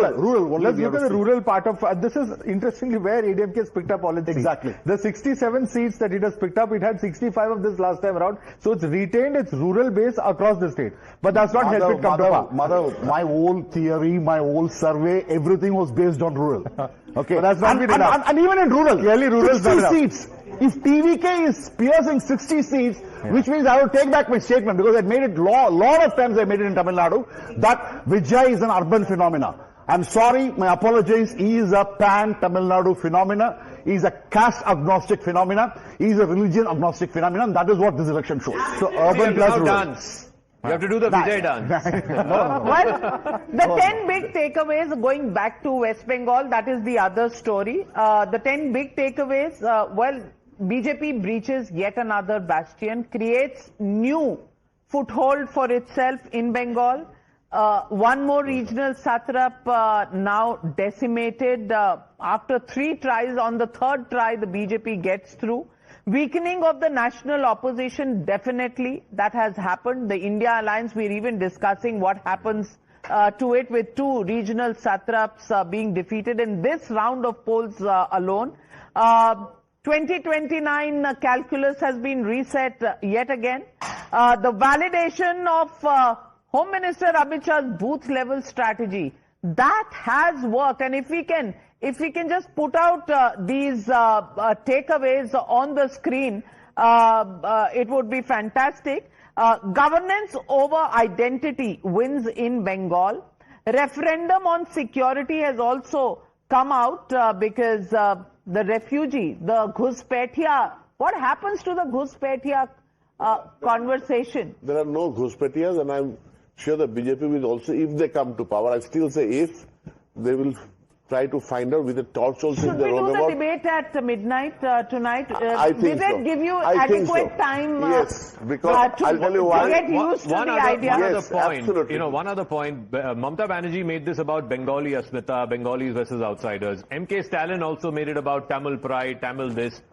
Look what has happened. People have said, look, we need governance. We need our basic lives and livelihoods to improve. That is what matters to us much more than, this. And on the identity, Zaka, the people have made the point that no single person is the custodian of that identity. Exactly. That identity is of the people, and they will choose who protects their identity the best. Left at 2. So there is a resurgence of the left in Bengal. Congress at 0. Ashwini, you'd like to take a look at those numbers. Also, BJP versus TMC now in Bengal. And regional forces that were dominating, we are back to, a national party going in there, like the BJP. It's winds of change, and the equation for 2029, what do you think, Anand? Yeah, it's stabilized. But let me just talk on, what Dada talked about, infiltration. I think BJP has a classic conundrum that it promises all the right things, doesn't deliver half of them, but at least its heart is at the right place. Now, for example, it's been saying that the 2 incontrovertible facts are that the UPA sensed more India-Bangladesh border than the NDA, and the UPA kicked out more illegal immigrants than the NDA. But the fact is, now if BJP, I'm using your if, not when, all right, comes to power... Just hold this. This is the moment. Trisha reaching Vijay residence. That's a moment on full screen we need to watch. Yeah. Nothing is coming. Well, that's her car. She's driving into there you go. There it is. It's her birthday today. So happy birthday, and what a birthday gift, if it can be called that. She's, yeah, effectively the first lady of the state now. Well, Tamil Nadu and film stars, well, that's a phenomenon, and no, and wow, she has been the subject of attacks, Navika, for a number of months now. The DMK IT cell went after her. More power to her and absolutely. to Vijay for sticking on, making their point and not being buckled down by the attacks of the DMK. And I think more power to that. You know, it's also time that Indian, polity, Indian polity has to rise above personal attacks of this nature, and that people do not support this. People's private lives are their private lives, not up for discussion abuse or rape. judgment. I think you should start today right here. Stop attacking Rahul Gandhi where he's having his personal life. Stop attacking him as well. Ashwini, Stop we are attacking not him as well. attacking his private life. We are talking about his political availability on the day election results are declared. That's all. What he does in his private time is his affair. But it's a big political day. Can anybody deny that? I do think that the manner in which the relationship with the film actress or whatever, the big other star has been handled has been with dignity. It's been done with dignity. Very much after so. the film, and I'm all for it. Counts. I'm all for it. I also want to make another point about Tamil Nadu. It's a highly educated state, second most industrialized after Maharashtra, so on and so forth. What does the DMK? They have to stare at this. They created a dynasty. They had Udaynidhi. Yeah. They had Stalin. Okay, he worked hard for many years. Who was Udaynidhi? That, and to imagine that people who are so educated and so empowered will not actually have an opinion on that. When they got a chance to have an opinion, they had an opinion on that. So I just wanted to... I have another, and Ashwini ji, please bear me with this. I don't want to personally attack Rahul Gandhi. I'm just giving some data specifically. Candidates that Rahul Gandhi campaigned for.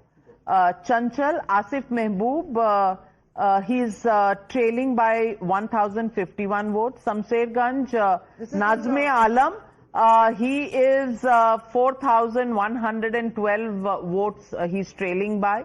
Srirampur, Shubhankar Sarkar, 417 votes के साथ trail कर रहे हैं. Metia Buruz, MD Mukhtar, 3,455 vote से trail कर रहे हैं. And Kolkata port Aqib Gulzar 552 votes के साथ ट्रेल कर रहे हैं. Long and short of Rahul Gandhi's campaign in Bengal. Would you want to comment? Navika ji, it is not about winning. It is about putting effort, speaking the right values, and Rahul Gandhi ji has done that. एक मैथिली शरण गुप्त जी की एक line है, नरहो न निराश करो मन को. So we are not disappointed at all because we are speaking the right values. We are speaking about the people who are deprived of their rights, and we'll keep fighting for them until we succeed. No, look. About the vote split in Bengal, when we talk of India Alliance. So BJP right now is 44.7%. Trinamool is 41.8%. CPI or communists are 4.2%, and Congress is 3.2%. So you add that 7%, so it would have breached the 3.5% difference. So if they were united, then they could have possibly given a much... got it from one of the good breaks of the TMC. This is what is happening. But they were not in alliance even in the last election in 2021. But they were together. If you recall, when not I in went there, 2021. CPM and Congress and ISF fought together. 8% to Congress and Communists. You know, in today's scenario. In fact, Ruchi Sharma made a point recently in one of the debates that the right wing has no competition, BJP has no competition, and the left wing is fragmented. Right. Well, the simple message, not that it's entirely true, but the left wing is fragmented. The message is consolidate. The only way you can defeat the BJP, if it's an ideologically driven election, is you don't create multiple candidates to split the vote. But I'm sorry, the left wing has not been trying to compete with the right wing. They have been going left and left and left where? Frankly, they're not appealing to the people just to be different from the BJP. So clearly... Can you imagine Jorhat is being led, Gaurav Gogoi, his father, this is it, Jorhat. Well, I don't know, but But a friend of mine and a political commentator has just sent me this video. This is my interview with Prashant Kishore ahead of the Bihar elections. I just want to play it out, and Harish, maybe you'd want to hear this. जो लोग हैं, इन लोगों ने जो बिहार के लोगों के लिए कहा है, भगवान ने टाइम दिया तो इन लोगों से हिसाब वहां पर किया जाएगा। आप तो उनके एडवाइजर रह चुके हैं। नहीं, रेवंत रेड्डी को क्या, स्टालिन का रहे हैं, तो लेकिन जो आदमी बिहार के लोगों को गाली देगा उसको एडवाइज नहीं करेंगे, अब उसके बाद उनका हिसाब अगली बार करेंगे। तो आप कह रहे हैं डीएमके का हिसाब करेंगे? बिल्कुल, मैंने कहा अगर भगवान ने मौका दिया, समय रहा तो उनका हिसाब भी बराबर करेंगे। जो लोग हैं, इन लोगों ने जो बिहार के लोगों के लिए कहा है, भगवान ने टाइम दिया तो इन लोगों से हिसाब वहां पर किया जाएगा। आप तो उनके advisor. Harish, this was prophetic, these kind of regional statements, वो कहते हैं कभी कभी बददुआ भी लगती है। Can you please translate to English? He says that those who have called Bihar and Biharis names, इनका हिसाब होगा. There will be a day of reckoning. Was he talking about Tamil Nadu in particular? Yes, Stalin and you DMK. know one thing, Navika, Tamil Nadu hosts almost 27% of Biharis with pride and dignity. And there is not even a single instance but where the that's Tamil not the people... way they referred to them in certain statements. Mr. Prashant, who's that? Mr. Prashant's sentenced to an accountable. He can't even prove himself in own Bihar. So we don't want to take his sentence or his words. Well, he was your advisor at one point. 2021 election, Prashant Kishore was advising Stalin. And he won. Stalin won that election. By the way, there's also a clip of his speaking to one of the Tamil channels where he said Vijay will become chief minister, and then and the anchor become active again. Is he the anchor asks him, "You think he can win 118 seats on his own?" He said yes. Oh. Well, he's 10 short of 118 right now. Just now. I mean, this election cycle. I've always found Prashant excellent, except about his own destiny. A lot of people have said that he's a better strategist and pollster than politician. People have said that about him, but clearly... MK Stalin trails. This is a complete rout. Yes, MK Stalin trails, Tamilan Prasanna of the DMK, again a minister, also trails, PK Shekhar Babu leading. He's the religious HRNCE minister, as they call him. He and Udayanidhi are the two leads in Chennai city. Everyone else is trailing. Only two ministers are leading out of the 34. Samanisa is trailing. This is expected. Former state president of the BJP. It was a tough fight. Last I checked, he was at number 3.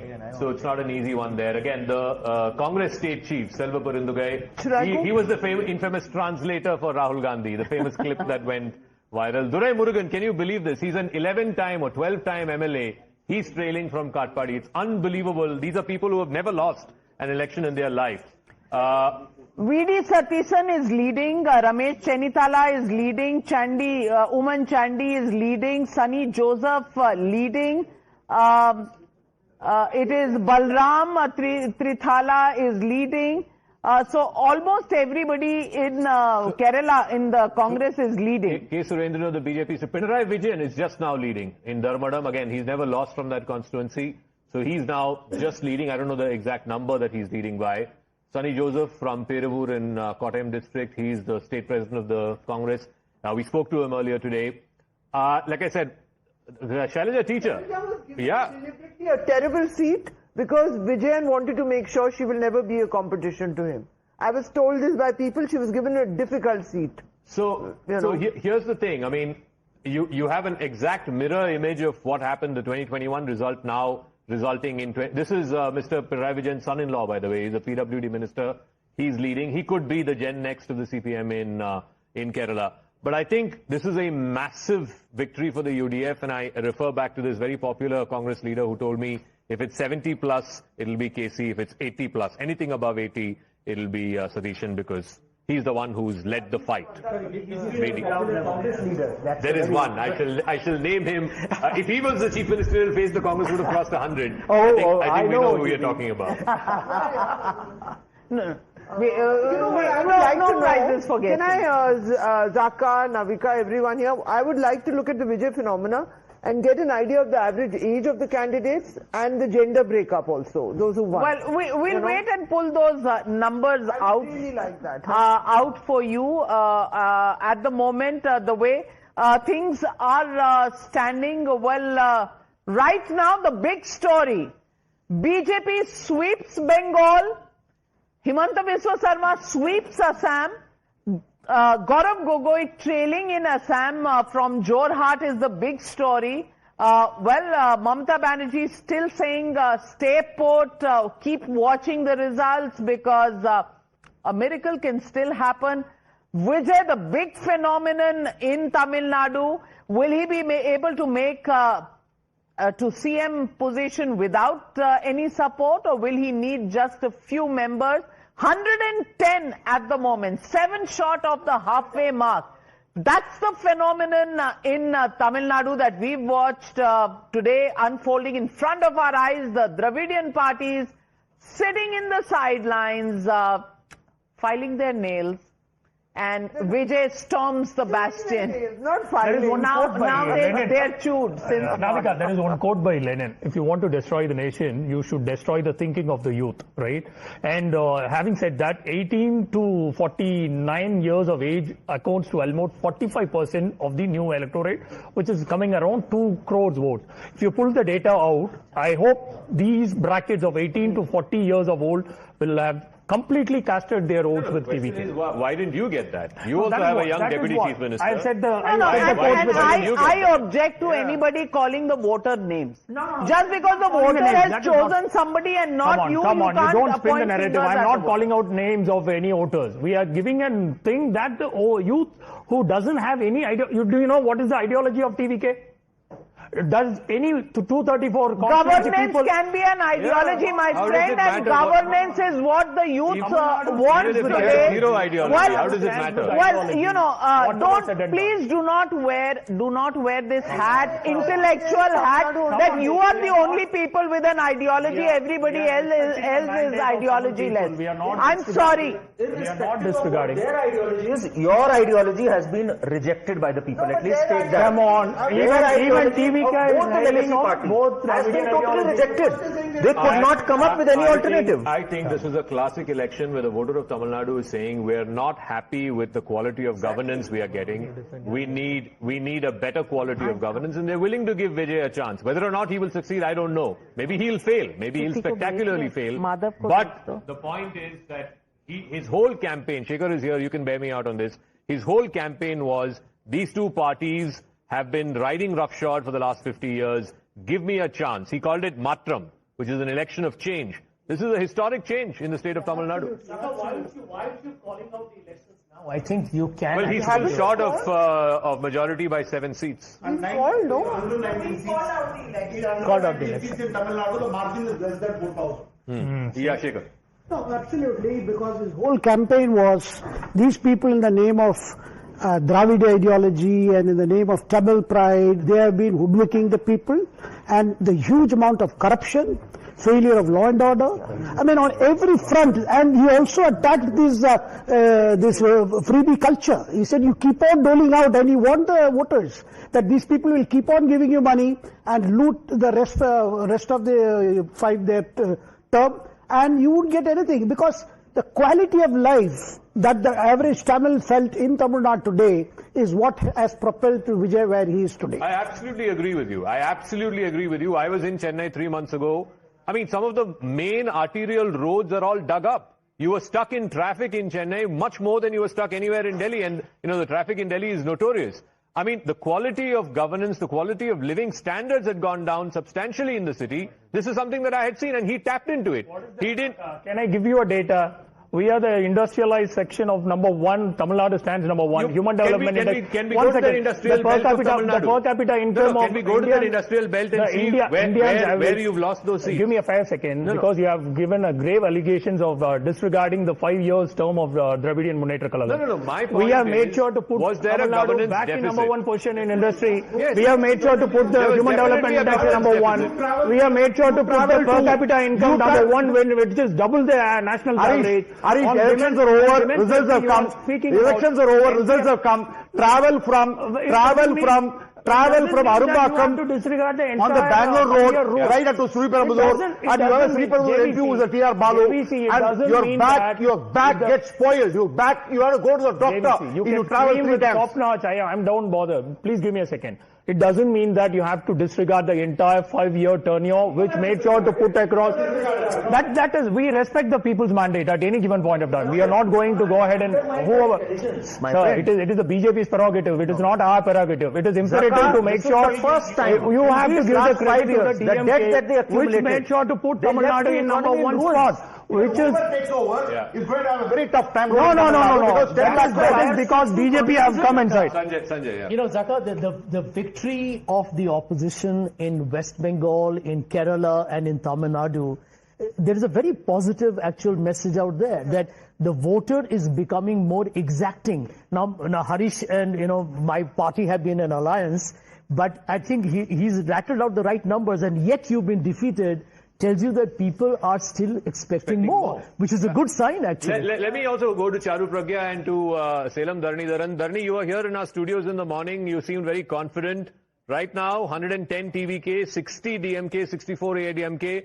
DMK is the number 3 party. This is a overwhelming rejection of your party and its governance for the last 5 years. A new party, a 2-year-old party, has come and won the state.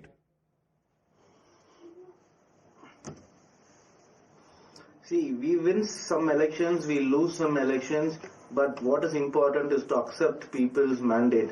I will not question their mandate. Of course, they wanted change from the existing status quo. A new party has come, and what is very interesting is also that the new party that has come has broken the shackles of Indian politics. No myth of money, myth of caste equation, and myth of grassroots. So it's very surprising. Youth-led mobilization. And I think this is just not a warning sign for the DMK, but also all incumbent political parties across the country that if you don't change or if you don't include youth, then you might be thrown out. But I would not dismiss this as something as rejection of DMK's government. They've rejected both DMK, ADMK and BJP. And Tamil Nadu, this has happened because of a very high internet penetration. The entire campaign of TVK was like, okay, we are going to give a chance to an actor who was an angry young man the movies. But what is now important to note is, will he be able to govern? Because what you portray as a movie is different. Movie is movie shot, but here you have to sit in the government and govern. That is when it becomes interesting. I saw Instagram reels, Twitter reels where people saying, oh, I had debt of 5 lakh, I hope Vijay will repay it. So there have been huge expectation, unrealistic expectation. So what happens if he is not able to fulfill the expectation? But of course, we have to accept the people's mandate that young people were disgruntled and they were looking for a change, and it is more of an anti-establishment vote is what I would say. So and I think it's also establishment vote. We have the firewall seat, and Hina is here on the magic wall for us. JVC, this is the Karaikudi seat. Yeah. I believe the Congress was contesting this seat. Congress, it was a 4-way contest. It was where Seeman was also contesting. It would be interesting to see how much Seeman has also got. So Congress is now in 2nd position, if I'm right. Yeah. So their vote share has basically fallen from 48% that it was in 2021. Yeah. It's come down to 32%. So they've had 32.46, because it's a 4-way contest where you had Mangudi, who was a popular MLA from Congress. You had Terbogi Pandi of Amamuka. Then you had Dr. Prabhu, who had run a terrific campaign as far as TVK is concerned. And then you had Nam Tamil convener Seeman. And I don't know whether Seeman is in the 4th position or 3rd position. Yeah. And we need to look at what is the Seeman's vote share, because he's clocked 8% in the Lok Sabha election. Now, how much of the votes have gone away from Seeman is another interesting thing which we need to look at. we also have a spectrum that's firing. Hina, you want to?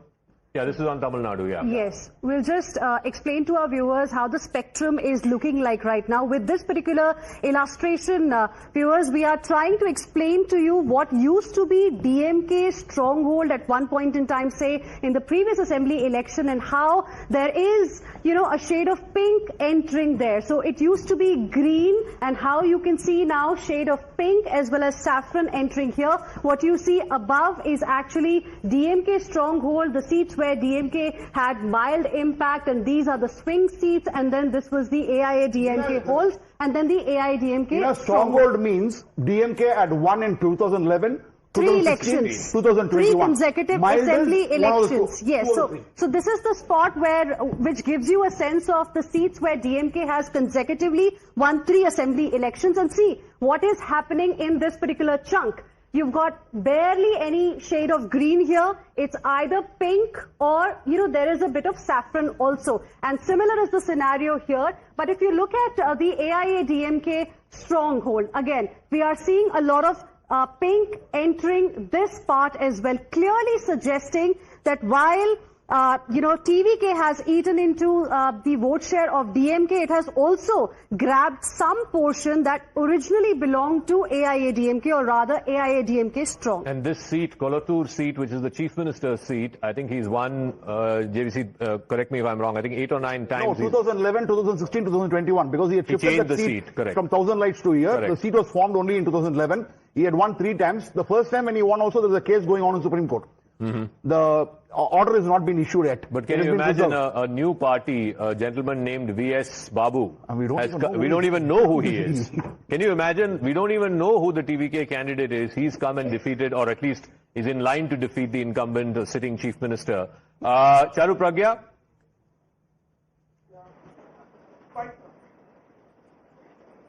Zaka, good afternoon again. It's nice to be back with you, and I'm listening into the conversations. What a fascinating day today has been. Very, very fascinating. So, I see that you've been discussing Tamil Nadu now, and watching the rise of a new political party is always very interesting. I can only hope and pray that this political party stays aligned with what the people of Tamil Nadu need. Because DMK time, and I was hearing that the DMK spokesperson, so on one hand he credits the people of Tamil Nadu by knowing who they want, having the freedom to choose their own leadership, and at the same time he's trying to pull down the newly elected MLAs from the new party. So TVK has been winning seats in this particular election, and I think it will do you well, serve you well to not try and pull you down, because here's what I want to say. Where we do well, we bow down with folded hands and we say thank you to the people. And where we have lacked in some manner, we again bow down with folded hands and pledge to do better next time. And we pledge to remain devoted to the people and their causes and stay there for as long as it takes to bring about change. I think that is something, that alignment is something that some of these parties which have been in power in some states lost sight of. TMC lost sight of that in West Bengal. DMK definitely lost sight of that in Tamil Nadu, and they've been shown their place by the people. It's as simple as that. Niladri is here in our studios on Bengal. I mean, it's a phenomenal story, this. The BJP and Mr. Amit Shah had been talking about it for the last 3 elections, that they want to breach the frontier. They want to breach the eastern frontier. And, all right, we're getting the soundbite of Mr. S.A. Chandrasekhar. He's the father of Vijay, who is now the star of... Yeah, let's listen in. Good thing for Tamil Nadu and Tamil peoples. Definitely, I think it's a historical success, historical victory for Vijay. We saw your celebration along with your family members. Madam was also joining you in the celebration, so it's a big day for your family. Your family is now seeing Mr. Vijay as the Chief Minister of Tamil Nadu. Have you ever been discussed when Mr. Vijay was in his childhood days? Have you ever dreamed of your son will be the Chief Minister of Tamil Nadu?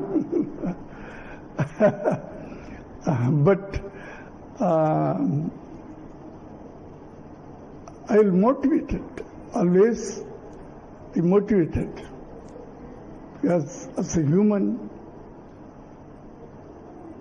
you should not be as a only artist. You must have some social thinking. So last 30 years, he was having in his mind, we have to do something for the society, for the Tamil people. It was there in his mind last. Slowly he has developed these things. Today he is going to be Chief Minister of Tamil Nadu. So a lot of fans of Vijay are now weeping. Father of, and what a proud moment it is for him. I mean, his film star son, Mr. Chandrasekhar, is a very popular film producer. He produces most of his son's films.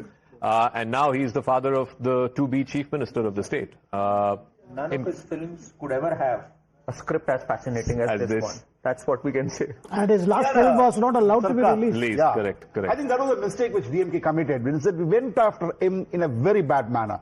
Karur incident, after that not letting him to campaign, and more importantly, the movie not being released on time. I don't know whose fault it is, we don't know. But the point was, all this created a sympathy for him. You know what makes his victory a very spectacular debut, because I can see a lot of people are going to compare it with Arvind Kejriwal. But Arvind Kejriwal had a small state to win. Secondly, he was a beneficiary of a very big media-driven campaign against a very high-profile government on corruption, and he became the center stage of that entire crusade. He had a lot of eyeballs going in his favor. I think in his case, he's taken on two formidable parties. He's come up with literally nothing to support him at the organizational level. And just the pure trust and the faith he inspired in whatever dreams he sold. And I think that's a lesson for everyone in politics that, you know, expect surprises if you're willing to go the whole hog. So I also think there's a message for the Dravida parties here, because both the DMK and the Anna DMK, one of them post Jayalalitha's death in 2016, one, they've been just fighting it out with each other, one faction, right? And so many charges of corruption were always hovering around there. And then in the DMK's case, and I will say this, what is the ideology? The ideology was about social justice, it was about keeping Tamil identity alive, there was an element of anti-Brahminism, strongly so, but then you perpetuate family rule. Yeah. You can do that. I know there are family-run parties like Shiv Sena or even Congress now, but when you say you are representing a socially radical ideology and then you practice family rule, there is a problem. So when people get a pure new choice, someone, you know, who's as Tamil as anyone else, they will make that choice. I'll also add to this, you know, a lot of people leaned into the nostalgia as far as AIA, DMK and DMK of Karunanidhi and Jayalalitha. This generation, the Gen Z in particular, hasn't seen them. Correct. They were looking for something fresh, and Vijay just gave them that. His campaign was so fresh. I remember we were speaking in the morning. Did it have a Prashant Kishore stamp? No, it didn't. Prashant Kishore was always very critical of real culture and other things. This one actually translated into votes. I think the master stroke was asking the kids at home to go and convince the parents, grandparents, uncle, auntie, tell them that, you know, go and put whistle on them and then ask them to come and vote. I think that changed. In a week's time, everything changed. That's the script. Yeah, I think at the national level, just one quick point before you carry on. It's very important for the Congress party to defeat BJP in a head-to-head contest. In my opinion, in Assam, for example, we know that this was probably a foregone conclusion. But just think for a moment, if the Congress had defeated BJP in Assam, that would have become the talking point of the entire day. Well, and that's the biggest weakness of the Congress party. We can always opened its account in Bengal. We can always hope for it. But anyway, we have to take a break. But you guys, please continue staying here. Hina and my other colleagues will be here to take this coverage forward. Quick break. We'll see you on the other side. And what a day it's been. It's a saffron sweep in Bengal. It's a Vijay victory in Tamil Nadu. Himanta in Assam, the UDF in Kerala, and of course the NDA coming back to power in Puducherry. Quick break. We'll see you in a moment.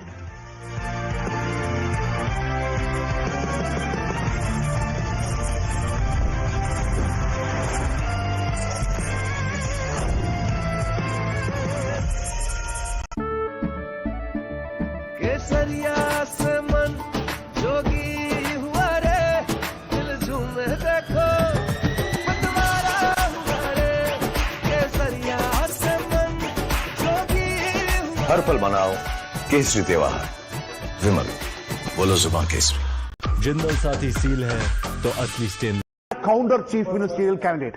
So the entire counter community was supposed to rally behind AIADMK. And what has he done in the Konguvelala counter cluster? ADMK 24 down to 12, TVK 20, DMK 16 down to 8. 10,000 से भी ज्यादा successful hair transplant surgery करी है। हम हमेशा अपने hair transplant के patients को एक नेचुरल रिजल्ट देने में बिलीव करते हैं। हमारे हजारों पेशेंट्स के लिए ये सिर्फ एक हेयर ट्रांसप्लांट सर्जरी नहीं है, उनकी लाइफ की एक नई शुरुआत है। तो फ्रेंड्स, देर किस बात की, अभी फोन उठाइए और अपनी बोल्डनेस के बारे में जो भी आपको क्वेश्चंस हैं हमारी टीम के साथ डिस्कस कीजिए, वो भी free of cost.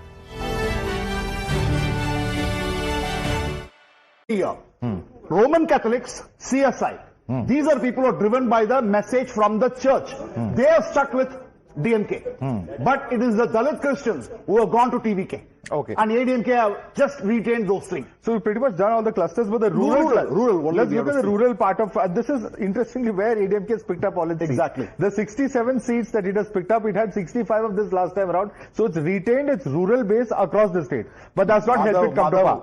My whole theory, my whole survey, everything was based on rural. Okay. But that's not been enough. And even in rural, clearly rural 60 seats. If TVK is piercing 60 seats, which means I will take back my statement, because I made it lot of times I made it in Tamil Nadu, that Vijay is an urban phenomena. I'm sorry, my apologies, he is a pan-Tamil Nadu phenomena, he is a caste agnostic phenomena, he is a religion agnostic phenomena, and that is what this election shows. So urban plus rural. Dance. You have to do the Vijay dance. Well, the 10 big takeaways, going back to West Bengal, that is the other story. The 10 big takeaways, well, BJP breaches yet another bastion, creates new foothold for itself in Bengal. One more regional satrap now decimated. After 3 tries, on the 3rd try, the BJP gets through. Weakening of the national opposition, definitely, that has happened. The India Alliance, we're even discussing what happens to it with 2 regional satraps being defeated in this round of polls alone. 2029 calculus has been reset yet again. The validation of Home Minister Amit Shah's booth level strategy, that has worked. And if we can just put out these takeaways on the screen, it would be fantastic. Governance over identity wins in Bengal. Referendum on security has also come out because the refugee, the Ghuspetia, what happens to the Ghuspetia conversation? There are no Ghuspetias, and I'm sure the BJP will also, if they come to power, I still say if, they will try to find out with a torch also. Should we do the debate at midnight tonight? I think Did it give you adequate time yes, because I'll tell you to get used to the idea? Absolutely. One other point. Mamata Banerjee made this about Bengali Asmita, Bengalis versus outsiders. MK Stalin also made it about Tamil pride, Tamil this. Look what has happened. People have said, look, we need governance. We need our basic lives and livelihoods to improve. That is what matters to us much more than, this. And on the identity, Zaka, the people have made the point that no single person is the custodian of that identity. Exactly. That identity is of the people, and they will choose who protects their identity the best. Left at 2. So there is a resurgence of the left in Bengal. Congress at 0. Ashwini, you'd like to take a look at those numbers. Also, everyone, good afternoon. It's 1:30 and the results are clear. Major projections from Times Now are reshaping the electoral picture. Bengal is being called for the BJP, ladies and gentlemen. Tamil Nadu for the TVK, Kerala for the UDF, and Assam for the BJP. That is the one defining headline this afternoon, the top one actually. The second big headline, a historic moment in Bengal as Prime Minister Narendra Modi leads the BJP to a sweeping performance. It's a massive mandate and a big political turnaround in the state. What a day for the BJP. But West Bengal Chief Minister Mamata Banerjee is reacting to early trends, asking her cadres to stay at counting centers. She's alleging that there is a vote loot underway and saying it's way too early to accept the results as they are so far. Adding and telling her cadre, wait and watch, we will win. Meanwhile, all eyes on the BJP headquarters in Delhi. Party workers have been asked to gather by 5 p.m. The Prime Minister expected to arrive at 6 p.m. The state set for a big evening show, a victory show, as it were. And what a story it has turned out to be in Tamil Nadu. Thalapathy tsunami sweeping the state. Vijay making a very, very strong electoral debut. Trends suggesting a shift in voter support, especially in the urban segment and young people. The TVK's strong surge in Tamil Nadu is triggering political realignments. The CPI and CPM sources now telling Times Now they are surprised by what they are seeing happening, and these are now more than trends, they are leads, and are not ruling out post-poll options, with the final call to be taken by the party high command. Sources also telling Times Now that TVK chief Vijay has called a meeting of all MLA candidates after counting. All candidates have been asked to reach Chennai once results are declared, as the team closely monitors the situation. And the BJP has called a meeting with the AIA DMK to discuss post-poll strategy in Tamil Nadu. Sources say talks will focus on possible hung assembly scenarios and the way forward as the TVK leads. Well, the NDA has surged ahead in Assam, taking a significant lead as counting trends emerge. Early indications point to a strong performance for the ruling alliance, with momentum clearly in the favor of the BJP.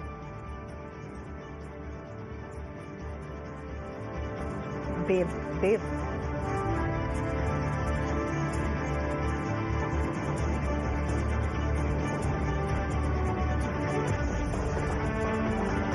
Ladies and gentlemen, 3 out of 5 for the BJP. Celebrations already being planned. Let's go across straight to the BJP headquarters here in Delhi, getting decked up for this evening celebration. Dave there joining us on the broadcast. Dave, I believe party workers have been asked to come by 5, but I already see people there.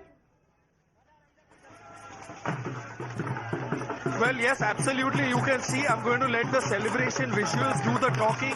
These people out here saying thank you Bangla, thank you Narendra Modi, the boss. You can see out here how ecstatic people are. You can see one such person holding on this placard. Ye kya likha hai? Thanks Bengal. You can see that these are the people. We'll try and speak to them. क्या कहना चाहेंगे? 5 में से 3 आया है BJP का आज. देखिए, मैं देश की जनता का धन्यवाद करना चाहूंगा जो भरोसा विश्वास भारतीय जनता पार्टी पे जताया है. माननीय प्रधानमंत्री मोदी जी के नेतृत्व में, माननीय अमित शाह जी के नेतृत्व में, माननीय राष्ट्रीय अध्यक्ष नितिन जी के नेतृत्व में जो भरोसा भारतीय जनता पार्टी सभी कार्यकर्ताओं की जीत है, जो मेहनत है. मैं देश की जनता का हाथ जोड़ के धन्यवाद करना चाहूंगा. ऐतिहासिक जीत है और आज पूरा देश भगवा में हो चुका है. 4 मई ममता जी गई, ममता जी का आतंक भी गया. जो उन्होंने आतंक मचा रखा था, जो भ्रष्टाचार मचा कर रखा था, आज उस सबकी हार हुई है. बंगाल की जनता की जीत हुई है. मैं देश की जनता का धन्यवाद करना चाहूंगा. ये क्या है? मैं शुभेंदु अधिकारी जी के चुनाव में रहा. मैं बंगाल से आया हूँ. मैं उत्तर प्रदेश फिरोजाबाद से हूँ. भारतीय जनता पार्टी का कार्यकर्ता हूँ. हमने माननीय पश्चिम बंगाल में भगवा मैं किया है. पश्चिम बंगाल की जनता ने शुभेंदु दादा पे विश्वास किया है. मोदी जी के नेतृत्व में जो पश्चिम बंगाल का है सीएम शुभेंदु दादा, मोदी जी के नेतृत्व में. बताइए थोड़ा कुछ इससे करके बताइए आप क्या कर रहे हैं. ये जश्न मनाने के लिए संगीत के हथियार है. भारतीय जनता पार्टी की प्रचंड जीत बंगाल में पहली बार. Okay, Dave, thank you very much. Celebrations just about getting underway. Thank you very much, Dave, for getting us that. Of course, 5 o'clock is when all party workers have been expected to show up there. 6 o'clock is when the Prime Minister is expected. We are expecting a bit of not just a victory celebration. By the time he comes in, you know, there's a whole spectacle made out of it. And then, of course, you're expecting the Prime Minister to speak as well, because he's the one who had predicted the Bengal win. And, well, that prediction has come absolutely true. Let me go straight across to Hina, my colleague, also joining us. Hi, Hina. Good afternoon. Good to see you. It's 1:30. Just take us through all the top developments. Well, a lot has happened over the last few hours, so we have to show to our viewers the top developments at this hour. Like you said, Prime Minister Narendra Modi will be reaching BJP headquarters at 6 o'clock this evening. There's going to be a victory march and, of course, the address. BJP is moving towards the 200 mark in West Bengal. TMC had this ambition, but now it seems it's BJP that's very close to 200. Shubhendu Adhikari has said that BJP is going to form the government with at least over 180 seats. That's another development. Bengal CEO has said that there is no question of vote chori. Now, this statement is important because TMC is raising questions. TMC is asking, why is EC not releasing trends of all the seats? This is now what TMC is talking about. Mamta, it seems, is not ready to concede yet, not ready to accept what we are seeing on our screens right now. Shifting focus to Tamil Nadu, Vijay is inching towards the halfway mark. In Tamil Nadu, the halfway mark is 118. And right now, if you look at the numbers, in fact, Vijay's TVK has got 110 already. Sources are saying BJP has called for a meeting with AIADMK. In case of a hung assembly, in case TVK is not able to reach that halfway mark, what happens then? So, there are preparations that are going on in other camps. VCK sources have also said that there is a high possibility of alliance with the TVK. The question is whether Vijay is going to be ready for this or not. And lastly, if you look at what's happening in Kerala, then UDF surge has triggered celebrations at Congress office. So there is, something that Congress has also got to celebrate on 4th of May. Shreya. Thank you so much, Hina. We are being joined by our guests, and please feel free to come in. Salim Dharanidharan of the DMK, thank you very much. Charu Pragya, good to have you on the show. Shekhar Iyer in the studio with us. He's had a long day and is on his third plate of jhalmuri, may I tell you that? This is your first plate only. Maybe it's Karan's third, given that jhalmuri is the flavor of the season. Well, our friend from Bengal was kind enough to share the first one little bit. Acha.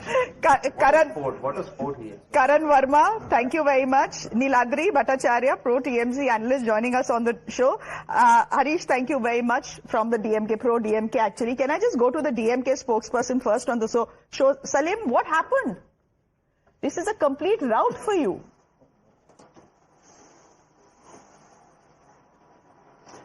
See, we've come third. I mean, we are.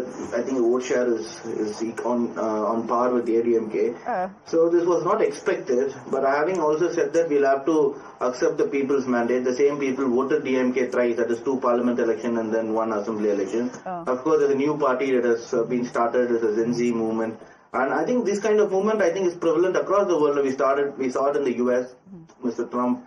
Then we saw Macron, before that Macron, En Marche movement. And then the Ukrainian, the head of government, he was also a comedian come actor who came in. So I think this phenomenon of charismatic leaders, right, nothing to do with politics, and completely coming and breaking the status quo. Rather, I think it's the vote for anti-establishment, this disgruntlement across the world, and this trend has started from Tamil Nadu. The primary reason I would say is with new industrial revolution, including AI, because of which unemployment has increased, the inequality has increased, and the people show their anger towards whom? Towards the establishment. And which is why all the parties, DMK, BJP, DMK, all done badly. Salimji, one quick question to you. Karan is the one putting it. I'm just paraphrasing it. Everything is to be blamed. The war is to be blamed. Global trends are to be blamed. But the DMK is not to be blamed for its massive defeat. The fact is that the state has given its trust to a man they had seen as a film star who has no proven record as a politician. That says something about the DMK more than it says something about Vijay. No, okay, see, I don't want to do politics at this point of time. 9 rupees won't even buy you a samosa. But what if I tell you 9 rupees can automate 95% of your work? What if I tell you 9 rupees can make you irreplaceable in the job market? And what if I tell you 9 rupees can give you that salary hike that you always deserve? All of this is possible when you invest your 9 rupees and 3 hours in my upcoming AI tools workshop, where I'm going to teach you the 10 awesome AI tools which you need to know in order to get all of these outcomes. And I have gone through personally 1500 AI tools and found 10 most awesome AI tools. So what are you waiting for? Click on the link below. Sign up for my workshop. I'll see you inside.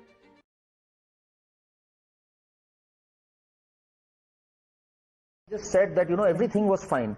If everything was fine, why did Tamil Nadu accumulate the kind of debt it accumulated in the last 5 years? You see, Tamil Nadu has a history of being one of the most economically developed states always. But the way they took it down in the last 5 years, the law and order situation spiraling out of control, he makes a valid point. AIDMK should have ideally given them a platform. They failed at that. But your rejection was inevitable. I think there are hard numbers which corroborate the fact that you failed in the last 5 years, and Shreya, that is the bigger trend in all the states. Anyone who didn't govern properly was shown the door this time by the people. Whether it was West Bengal TMC, where you had women crime and other things spiraling out of control, or it was here, what we saw. Hina, go ahead. Probably the message is also that dynastic politics has been rejected completely by the people who voted in Tamil Nadu this time. You know, they've completely rejected the old guard. Maybe they are sick and tired of the same kind of politics, this two-way politics that used to happen in Tamil Nadu. They saw a hope in Vijay, and people were raising questions because it was all about reels. So do you think people have decided to give a chance to him because they do see hope in him after what happened with them via DMK and AIADMK? You are absolutely right, because they were fed up with the post-Jayalalitha scenario within ADMK, the battle for leadership, battle for the post of the chief minister. I mean, they were fed up. That's why they gave that mandate to DMK in 2021. But what has happened in the last 5 years is corruption went up so high, it began to hurt the common man on the street. For getting everything done, even for fixing your water meter, for fixing your electricity meter, you had to pay. So that is the kind of scenario, and they were established. It was not just about the first family being involved in big deals, but within the family there were groups, there are groups. I mean, and then there was Shekhar Babu, who is supposed to be leading now. He was a right-hand man. There were several ministers and some of the senior ministers. Whether it is Dore Murugan, whether it is Nehru from Trichy, there were several, you had other leaders, and also DMK functionaries in at the district level. They had their own empire, they had their own family thing. So, and it became easy for Vijay, he had to only mention it, and people could know. I mean, grabbing of land, real estate development, land prices shooting up. I mean, I don't want to mention names. We all know which land groups related to which member of the first family have made huge fortunes. Okay. Just sticking with Tamil Nadu, I'm just looking at the numbers, Hina, and I'm looking at the election commission numbers, because I think that they have leads. The leads are solidifying, although I'm not seeing any wins being declared in Tamil Nadu or in West Bengal. In Pondicherry, wins have been declared. In Kerala, there are some wins that have been declared. In Assam, no wins have been declared. Anyhow, I'm just going with what the election commission data is telling us right now. Mr. Rajagopalan, just come in here. I'm looking at TVK's numbers. 109. It is 145, 109 for a debutant who formed his party only 2 years ago. He has essentially managed to do what an NTR had done. Within 9 months of NTR forming his party, I think he had won the election. Vijay has done it in 2 years. I'll just give you the numbers. After that, you can come in. TVK at 109, the ADMK at 57, and the DMK at 49, the PMK at 5, and the Indian National Congress at 4. So I want to ask you, Mr. Rajagopalan, वैसे तो Vijay is through, and he is the next Chief Minister of Tamil Nadu, no one has a doubt about it, but they will need some more seats. Where do you think these some more seats will come from? Will they come from the DMK, the ADMK, the PMK, or the Indian National Congress? The smaller parties, Shreya, in the district parties like PMK, the DMDMK, DDMK, all parties, Vijay would like to merge that party with the TVK. That is one option, so that he completes, he does not have any dependence on DMK or ADMK. Number two, Vijay struck a deal with Brahmin community. He gave seat to Brahmins. Nam Tamil Katchi gave a Brahmin seat. Therefore, the entire Brahmins have gone with the TMK, the TVK. That is also second thing. And the DMK spokesperson, including Salim Darendran, they had that audacity and arrogance to call Prime Minister and Modi and Amit Shah, including EPS. What a language they spoke, That arrogance given beating. Second thing, A. Raja's tape of Stalin being neglected. Karunanidhi said, don't involve Stalin like that. No national media played it. There was a ban on the media. And Tamil media, especially Tamil anchors, they spoiled the DMK chances. They have been, then Penn, PE and Penn, there is a agency by the Sabareesan. And he created this type of thing. The DMK also got Pioneer Tyagarajan tape. 30,000 crores. What did they mean? Second thing, my request is, the TVK was crushed like anything by DMK. On the day of the polling, Shreya, the buses were stopped. Can you do that? Another criminal act by the DMK government? Moreover, the state election officer is an agent of DMK. She has been doing everything like that. Mr. Rajagopalan, do you know what is interesting? What is interesting is that even in Karur, the TVK candidate is leading. That tells you something. Meanwhile, just give us a moment here because we are hearing from Vijay's mother and I think his father as well. Those are pictures of his family celebrating. Let's listen into this.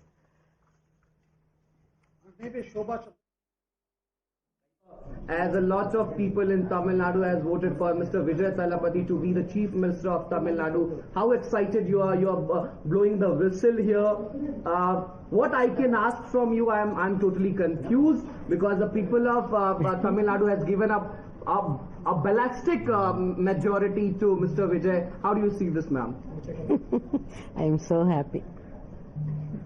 She's not only his mother, she is the first fan of Vijay.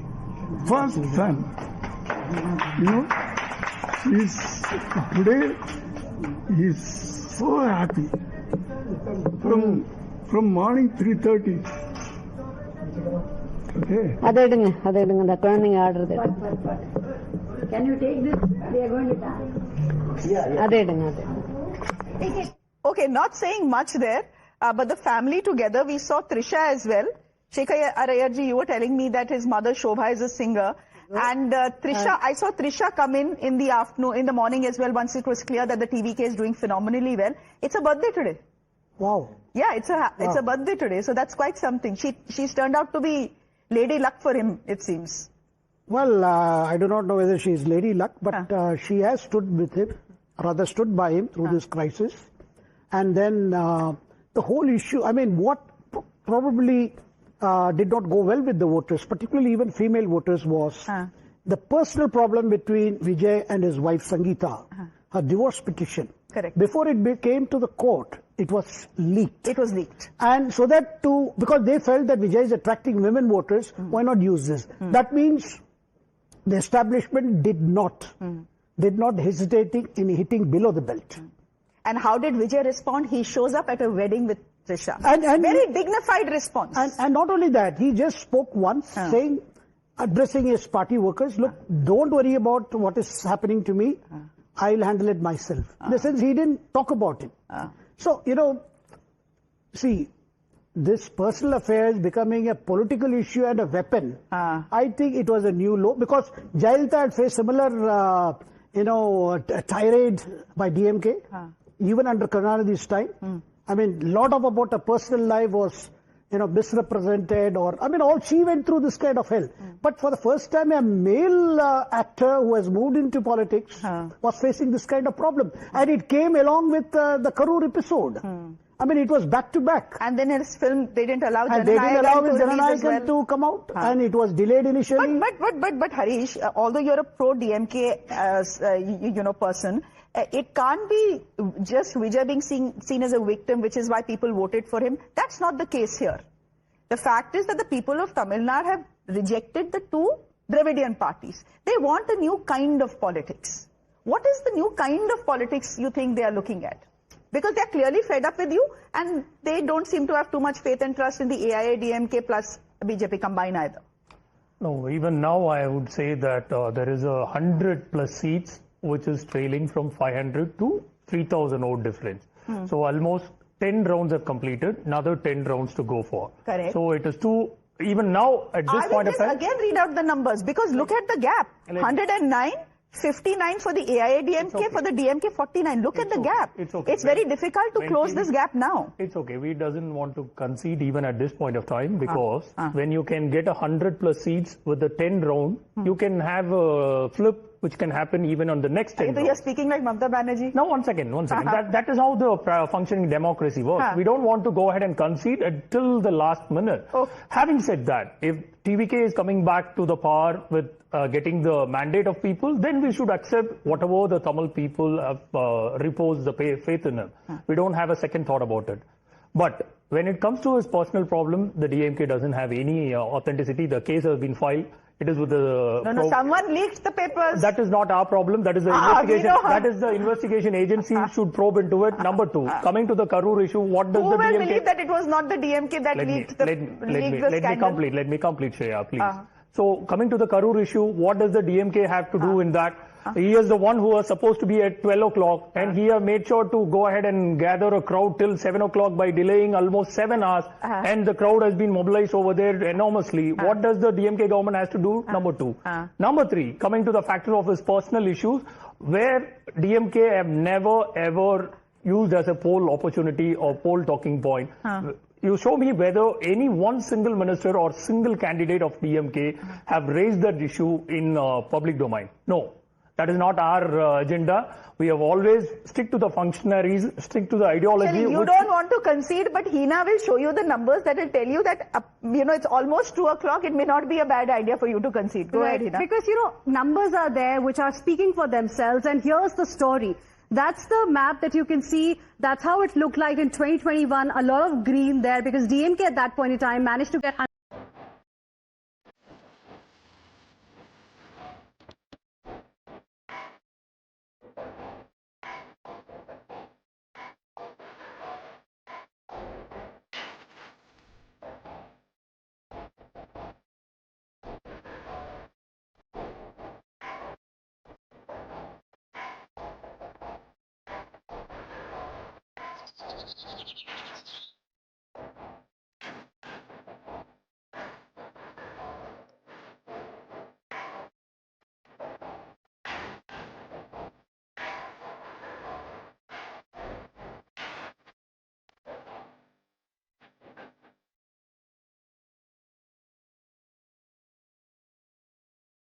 Irani?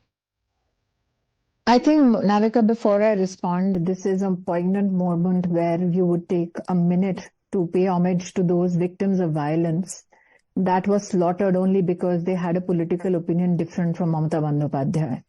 It is a moment to give thanks to the victims of violence, of our Karyakartas and their families that they left behind. And these are simple Karyakartas from rural Bengal, from poor families, who just with the hope of good governance wanted to deliver better prospects for their people and their communities. It is a day to remember every female victim of violence.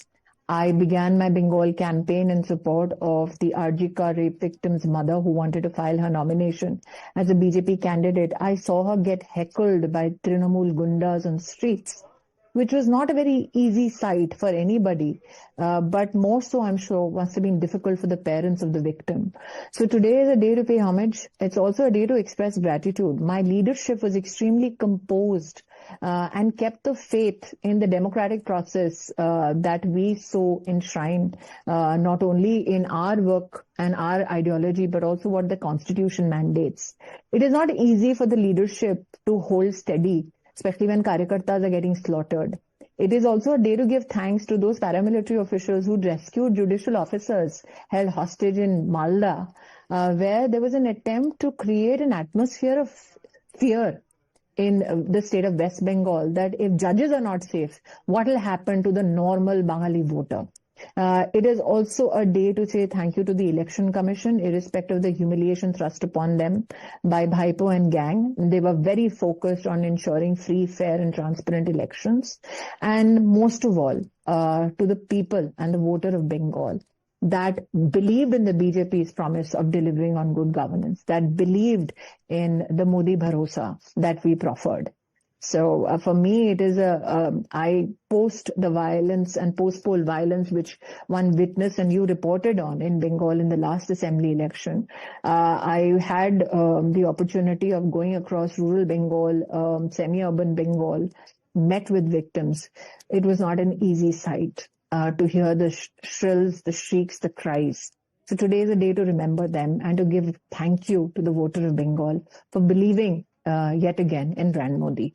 Well, Smriti Irani, yes, Ratna Devnath, the Arjikar victim's mother, and her winning this election, do you think that was the inflection point in Mamata Banerjee's governance model, which made Bengal question?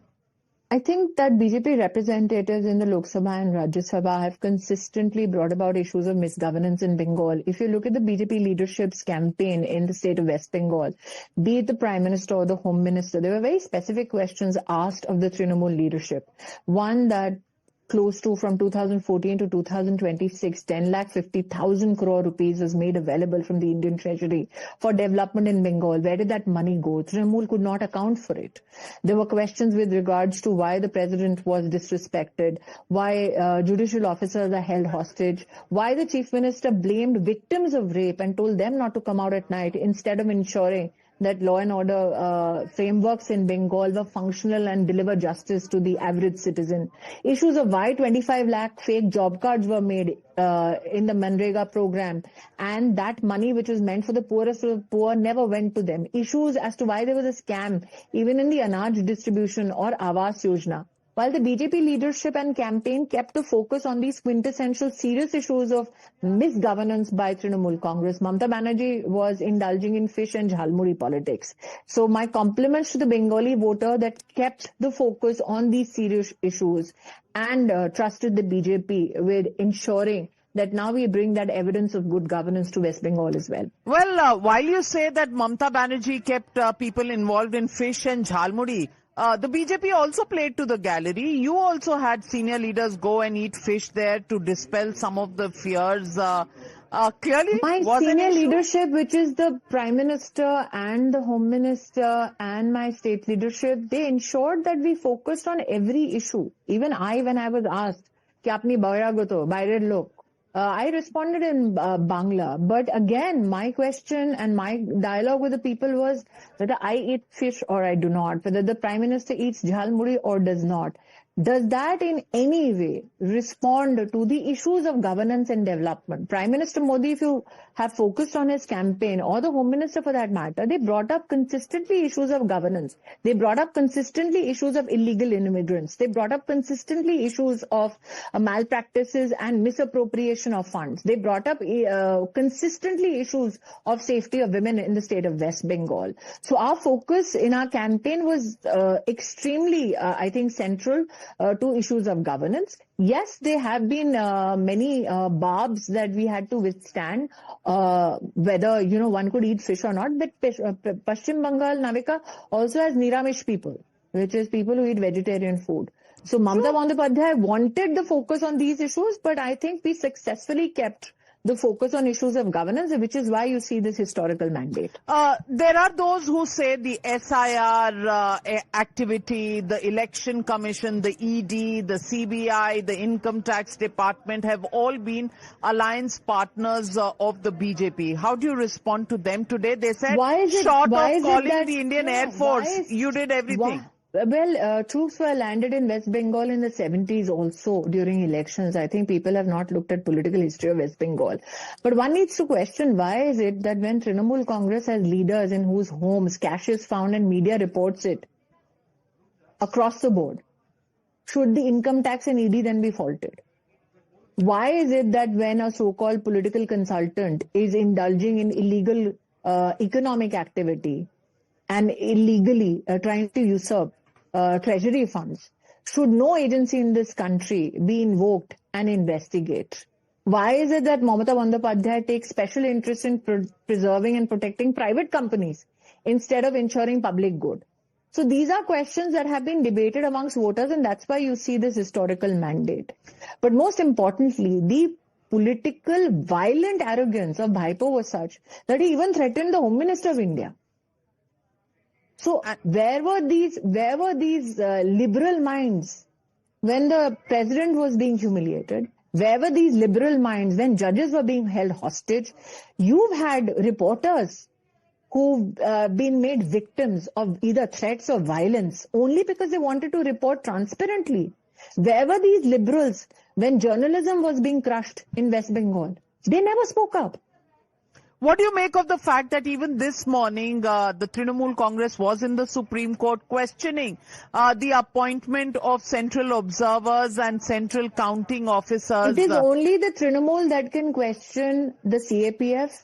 It is only the Trinamool that can question the Election Commission. It is only the Trinamool that can question the President of India. But Trinamool will never question why illegal immigrants ruled the so-called political discourse of West Bengal under their leadership. Why the Trinamool Congress has gundas going around in Falta actually telling voters that if you don't vote for the Trinamool, we will have the women members of your families raped. It is only the Trinamool that is capable of this political debauchery. Well, let me also ask you, Assam, West Bengal, Puducherry, all mandates in favor of the BJP, big victory. But in Tamil Nadu, once again, victory elusive, a new phenomenon called Vijay blooms in Tamil Nadu. What do you make of that phenomenon? I will only say this, Navika, never write off the BJP. Some wrote us off in Bengal. See what we did today. Okay, and Kerala, where the Congress like party... I said, never write off the BJP.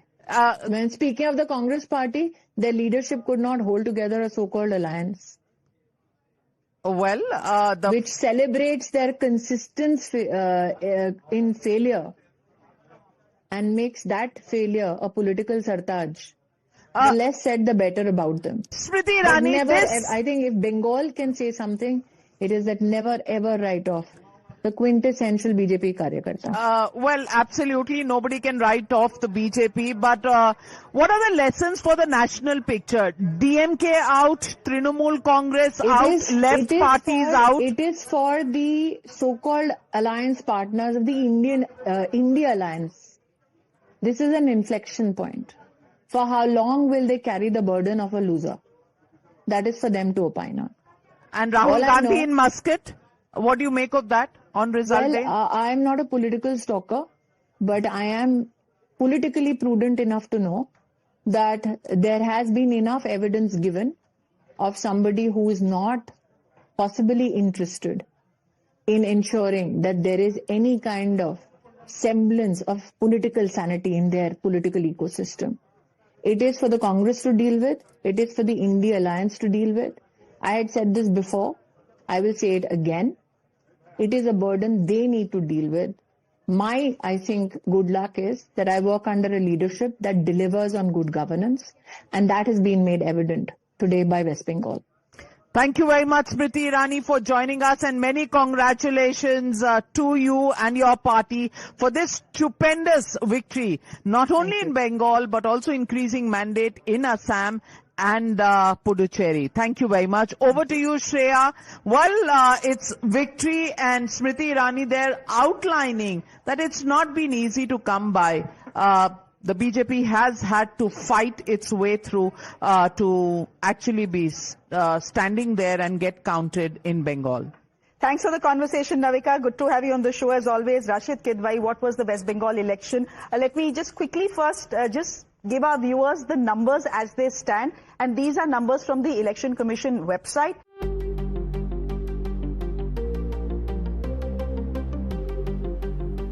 लोग बहुत ज्ञान देते हैं, पर बोला है कभी पौधों को which way to grow या हवा को which way to blow?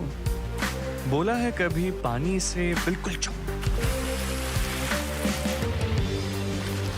या आसमान को change your look? बोला है कभी धूप से इतना मत चमको या पत्तों को इतना भी मत उड़ो। जब नेचर ने तुम्हारी नहीं सुनी तो मैं क्यों सुनूं?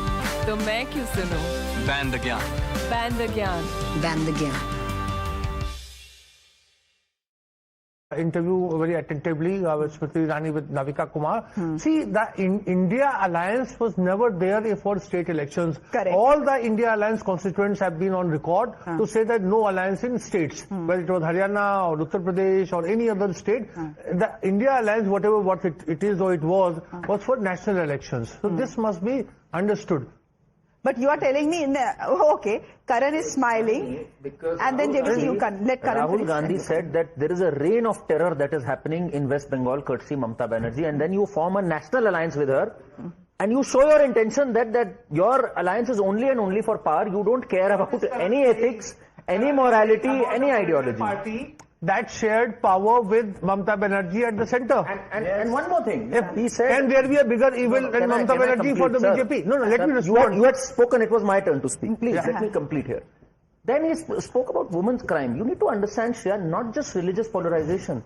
Acid attacks against women, #1 West Bengal. conviction in crimes against women, 35th out of 36, West Bengal. People spoke about that. RG Kaur was a unfortunate incident that sparked these conversations. And then the way they behaved with her mother, I mean, when she was campaigning there. She was heckled and She was heckled. That is where the sentiment was lost. So I think, it has been 360-degree misgovernance, Shreya. So is it just misgovernance or is it Hindu consolidation? That is my specific question. First thing. It's been a complete misgovernance, which we have seen. I've talked about potato farmers. Not many of them have spoken about it. Number 2, DA. Government employees do not get their DA. Number 3, women attacks. RG Kaur, likewise women attacks. And how dare Trinamool goons come and tell a woman that in this booth, we did not lead last time. If we don't take a lead in this booth, you will all be raped and your houses will be burned. Can you imagine? So Gundagardi. And all this, what happened? And that too, the complete patronization for minority appeasement. In fact, empowering those guys to go against anybody, local dadas. And that is why Hindu consolidation happened. Okay, give me a moment here. I want to ask you whether this is a vote against Mamata Banerjee's appeasement politics. But before that, there is some breaking news coming in. And this is coming in from a counting center in Asansol, I believe, where there has been some sort of violence. Pratibha, could you just take us through that? This is a counting center in Asansol. There has been some degree of violence there. Rajesh is joining us on the broadcast, I believe, with that piece of breaking news. Hridita live with us on the broadcast on that. Hridita, any more details coming in? I believe the TMC booth has been vandalized. Absolutely, those are the allegations which is coming from the Trinamool Congress side. While we were seeing that BJP celebrating in Asansol at one booth, especially there was TMC trending. Now TMC says that BJP workers had led into that and they started hitting people with lathis, and after which this clash of clan between the two clans began and there was infighting. And also we get to understand that the police, the Asansol Durgapur Commissionerate, Pranav Kumar, he went into the spot to dispatch this crowd, and what he says, like it was a minute clash between the two of the clans. However, nobody has been injured brutally and the crowd has also been dispatched. It was a minute's clash, but soon with the QRT response, everything was brought to calm. Pratibha, coming to you. It's been an action-packed day, and what a day it has been. Just take us through all that has happened through the day. There is so much to pack. In just the last few hours, we've seen a lot of action, Shreya. So let's give our viewers the top developments. Like you mentioned, scuffle breaking out near Asansol counting center. And we saw in Bengal the action continued much after the voting as well. And even on the day of counting, it continues. In Barakpur as well, the BJP and the TMC cadres have clashed. So the clash taking place between the two party workers. And Mamata Banerjee has also given a message to the cadre, going on to say, stay at the counting center, stay vigilant. So that message that Mamata Banerjee had, remember she herself was also at a counting center. Even now, even though we are well within a few hours of the counting, Mamata Banerjee alleging that there has been vote loot through SIR. So the TMC still not really accepting the results, going on to blame the SIR process and saying that there has been vote chori with the help of SIR. Meanwhile, on the other side, all set for the celebrations. The Prime Minister is all set to be in the BJP headquarters. He'll be there at 6 p.m. this evening. So we're expecting a victory speech from the Prime Minister this evening. The BJP is moving towards the 200 mark in West Bengal. So it's been a phenomenal victory in West Bengal. As they say often, when Bengal turns, it turns decisively, and that's what seems to have happened this time around. Meanwhile, the TMC has gone to the Election Commission saying trends for all 293 seats should be released. We heard Mamata Banerjee a little while ago saying that as of now the trends are not in and this is a way of the BJP to mislead the nation. That's what Mamata Banerjee went on to say. Meanwhile, in Tamil Nadu, celebrations have begun. It's been a phenomenal victory for TVK, the debutant as well, and we're seeing that celebrations have already begun. The BJP and ADMK also calling for a crucial meeting. What's going to happen next at a time when TVK is the single largest party, but they're still away from the magic mark? The left parties have not really ruled out tying up with Vijay, which means that the alliance of the DMK, many of the constituents are now weaning away towards TVK. So we can expect a lot of political activity, Shreya, that can happen in Tamil Nadu. And at least according to our erudite panel here, they seem to suggest that Vijay will not go with the main parties. he will simply go with the smaller parties. He doesn't want the support of the AIA, DMK or the DMK. But just sticking to West Bengal for the moment, before I come to Sanju Verma joining us on the broadcast. Hi Sanju, good afternoon, spokesperson, national spokesperson of the BJP. Give me a moment here because I want to go to JVC. JVC, you remember the day we were doing the exit polls and you said, "Bahut mushkil hai, people are not speaking." 60% people we are trying to interview for exit polls don't seem to be speaking. No. Is this why they were not speaking? Yes, I think, what happened was, in the booths we were not able to get those people to speak. Little later in the evening show, I said, no, we were able to get the data from the people. People in the booth where there was a crowd, they were not opening up. Once we were able to talk to, our team was able to talk to them one-on-one, then they were able to reveal it. So, kaante ki takkar wala, the general analysis was kaante ki takkar between the BJP and TMC. Yeah. That didn't happen. Look at the numbers. It didn't happen. That's what. See, what would happen normally is, as a cephalogist, what we would do is we will have the data. In fact, right in the aqua room, only me and Sharif were sitting because 6 o'clock we had to release the data. 5:30 we got the data.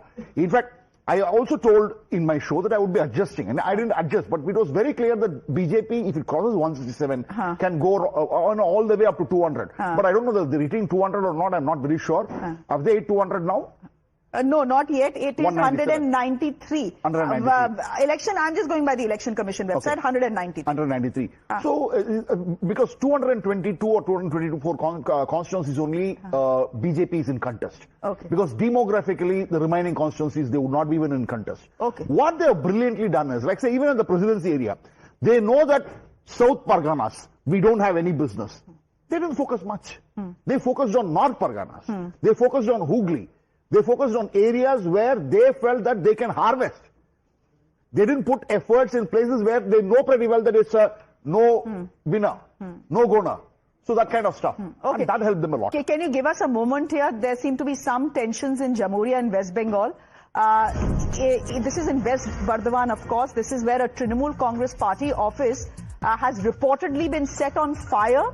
This incident coming even before the final results have actually been declared, triggering unrest in the area. The Trinamool Congress has alleged that the Bharatiya Janata Party workers were behind this arson, calling it a deliberate attempt to incite violence during counting. I believe Rajesh getting us those details.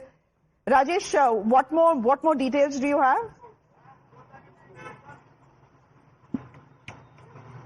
Well, it is being alleged on behalf of Trinamool Congress that when amid the counting process, TMC party office was set on fire by the BJP leaders. That happened that allegedly happened at Jamuria Assembly constituency in Asansol in West Bardhaman district, and it's being alleged that when the BJP workers were celebrating the win, they are of course leading in Asansol East Assembly constituency, so the party workers were celebrating. And that time when the few TMC workers were passing through, that time TMC party office has been burnt by the BJP workers as per the allegation of TMC, and following which huge deployment were made, and central security forces were deployed over there to take the situation under control. Police had to resort to lathi charge to take the situation under control. As for the district administration, the situation is under control right now. Okay.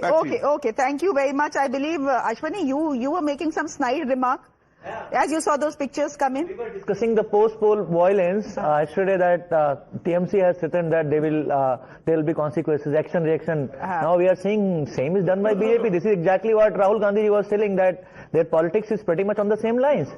They just pretend to be different, but they are pretty much on the same lines. I'm not sure who's doing all this, but if there are central forces and they are there on the ground, then this untoward incident should not take place. There are 2.3 lakh central forces on the ground. Where are they? Well, they are somewhere. 10% of it is in only Manipur, sir. You remember what happened last time? Let's be fair here. 50% central forces there. Guys, can we be fair here? Can we be fair here? You remember what happened last time?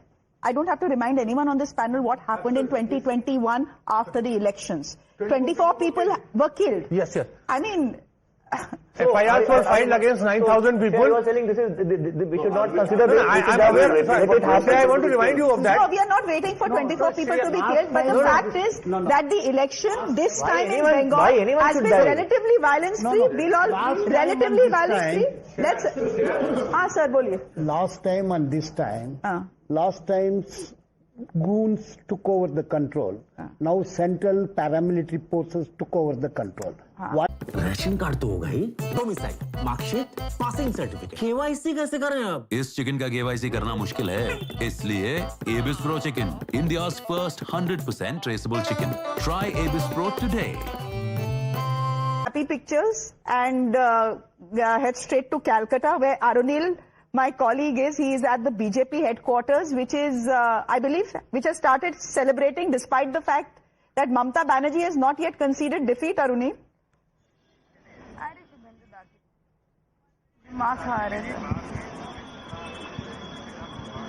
As you can see, massive celebrations over here.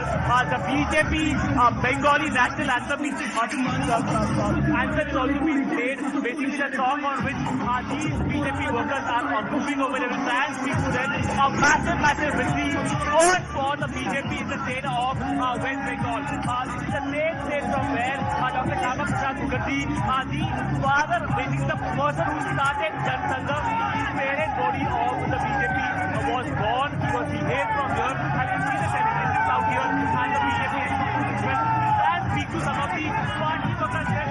आपको कितना खुशी हो रहा है, कितना खुशी हो रहा है? बीजेपी पहली बार जीता है, बीजेपी पहली बार जीता है, कितना खुशी हो रहा है? बहुत अच्छा लग रहा है, इस बार बीजेपी आ गया है, ममता सरकार चली गई है, इस बार बहुमत जा रहा है। ममता बनर्जी को क्या कहना है? श्यामा प्रसाद मुखर्जी के जमीन पर भाजपा आ रही है, इससे बड़ी और क्या बात कहेंगे उनको? ममता जी को यही कहेंगे। Okay. Okay, it seems Holi, Diwali, Christmas all have come together for the BJP in the state of West Bengal. Sanju Verma, as we see these pictures coming to us from the BJP headquarters in Calcutta, of course, a big jashn here in Delhi as well. But you have to give it to Rahul Gandhi. He is the one who had predicted that the BJP is coming to power. You remember his soundbite? He had said, had Mamata Banerjee not led such a corrupt government, the BJP would not have got an entry into the state. Shreya, do you remember I was there on your show last week and I categorically said, 4 Mai Mamata Didi gayi. You know, people have been saying, oh, BJP is overexcited, overconfident. But the fact of the matter is that in West Bengal, an inflection point had been reached. A threshold had been reached and the public sentiment was, ab bahut ho gaya. Enough is enough. And that is what is culminating into the almost 200 mark tally that you're seeing. And I'm very confident in the next couple of hours, BJP will even cross that 200 magical figure when it comes to West Bengal. And I just want to say one thing. I really loved seeing you, Zaka, Pranesh, Madhav on that Editors Unplugged at 7:30 p.m. And don't mind me, Shreya, since you can take feedback. I remember you on that show saying, you know, while Mamata Banerjee's overall tally might get reduced, but finally she will take back Bengal again and she will come back for the 4th time. So, bas aapko ye kehna chahungi that, you know, there have been a myriad opinions and most people did not give BJP even half a chance. They thought that Mamata Banerjee's party infrastructure was strong enough to scuttle the public sentiment. But that did not happen. और जैसे गणतंत्र में कहा जाता है, जो जीता वही Sikandar. Sanju, I'm always happy to concede when I'm wrong. So I was absolutely wrong. I'm happy to concede. I was in fact even wrong about Tamil Nadu. I thought Vijay will do very well, but I thought that the DMK will finally, you know, manage to form the government. Aise waise. DMK was very, very evident. It was just seen. The national media was not aware of when we went to the ground. But the fact of the matter is, you know, we thought that anti-incumbency and anger vote would go to an organization which has a party structure, and leaders and candidates called AIDMK. But out of syllabus, nowhere this guy came. It's a good thing. If new people are given a chance, it's a good thing. But Nilandri Bhattacharya, you're looking most upset this afternoon. I'm not looking upset because... okay, you're not upset. I'll tell you why. You're still on. No, that is the question I'm asking. I'll tell you why. Mamata Banerjee is still not conceding. Yes, why? The reason I'm telling you. As on now, till now, only 8 rounds have been counted. When a total of 21 rounds have to be counted. This is around 18 to 20% of the counting votes polled. Until we reach around 33 or 35%, it is difficult to say. So it will. I mean, there is a life lesson here. I'm telling you, Shreya, this Bengal election will go down the wire.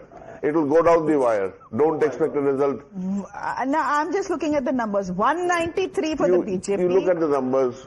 The Trinamool Congress 94, and yet you are saying that... Yes, it takes just 50 seats to flip. And the margin is not more than 1,000 to 1,500. You feel even now at 222 with these numbers on the Election Commission website, Mamta Didi has a chance to become the Chief Minister for a fourth time. I'm not saying that. There will be a flip. I'm telling you why. Because the flip number of...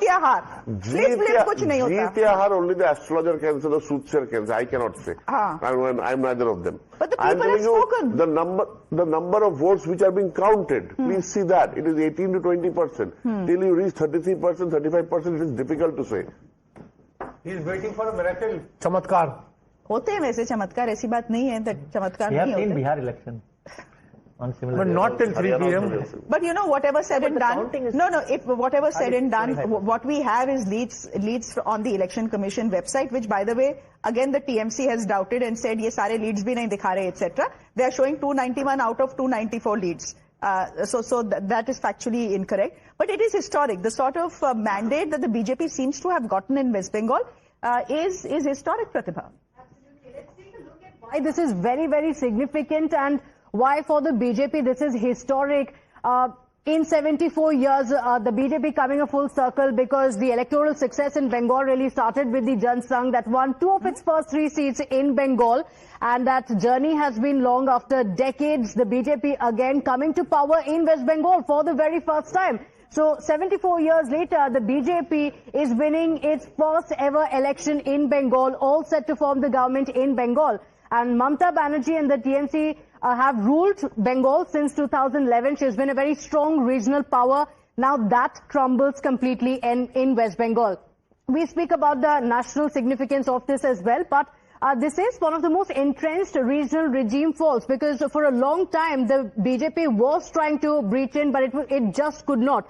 And now we are seeing a very clear ideological shift that is taking place, a clear ideological and governance contrast as well, because many believe that Bengal will always vote based on its culture and the politics will never really go to the BJP. Time and again, the criticism that BJP received or the brand that the BJP received was that it is a Hindi heartland party. Well, no longer. It is truly a pan-India party. So in bipolar contest as well, the BJP has seen a very good strike rate. Often it's also said that with the Congress party, the BJP performs well.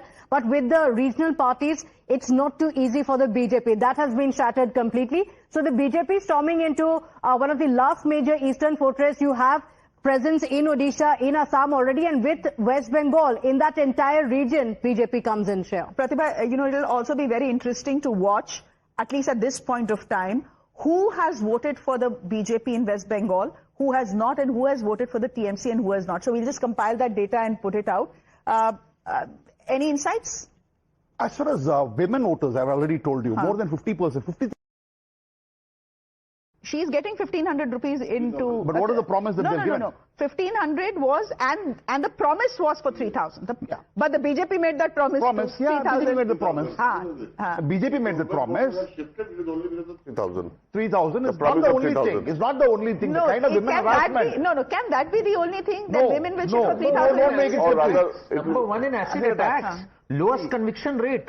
I mean, you are patronizing the minority community clearly because many of them were convicted. No, crime against women, when it comes to crime against women data, it is high, but it is certainly not the highest in this country. It is the worst in conviction. Understand the word conviction. Women, Rajasthan, Uttar Pradesh, not listening to the word. UP. Conviction is 5%. Data shows the 2 BJP states as the number 1. So that's the problem. And you have an audacity to come and claim other states. Give a second. Give a break. बोलने से नहीं होता. UP has the highest conviction rate in crime against women at 74%. West Bengal has the lowest, 35th out of 36 at 5%. That is the problem.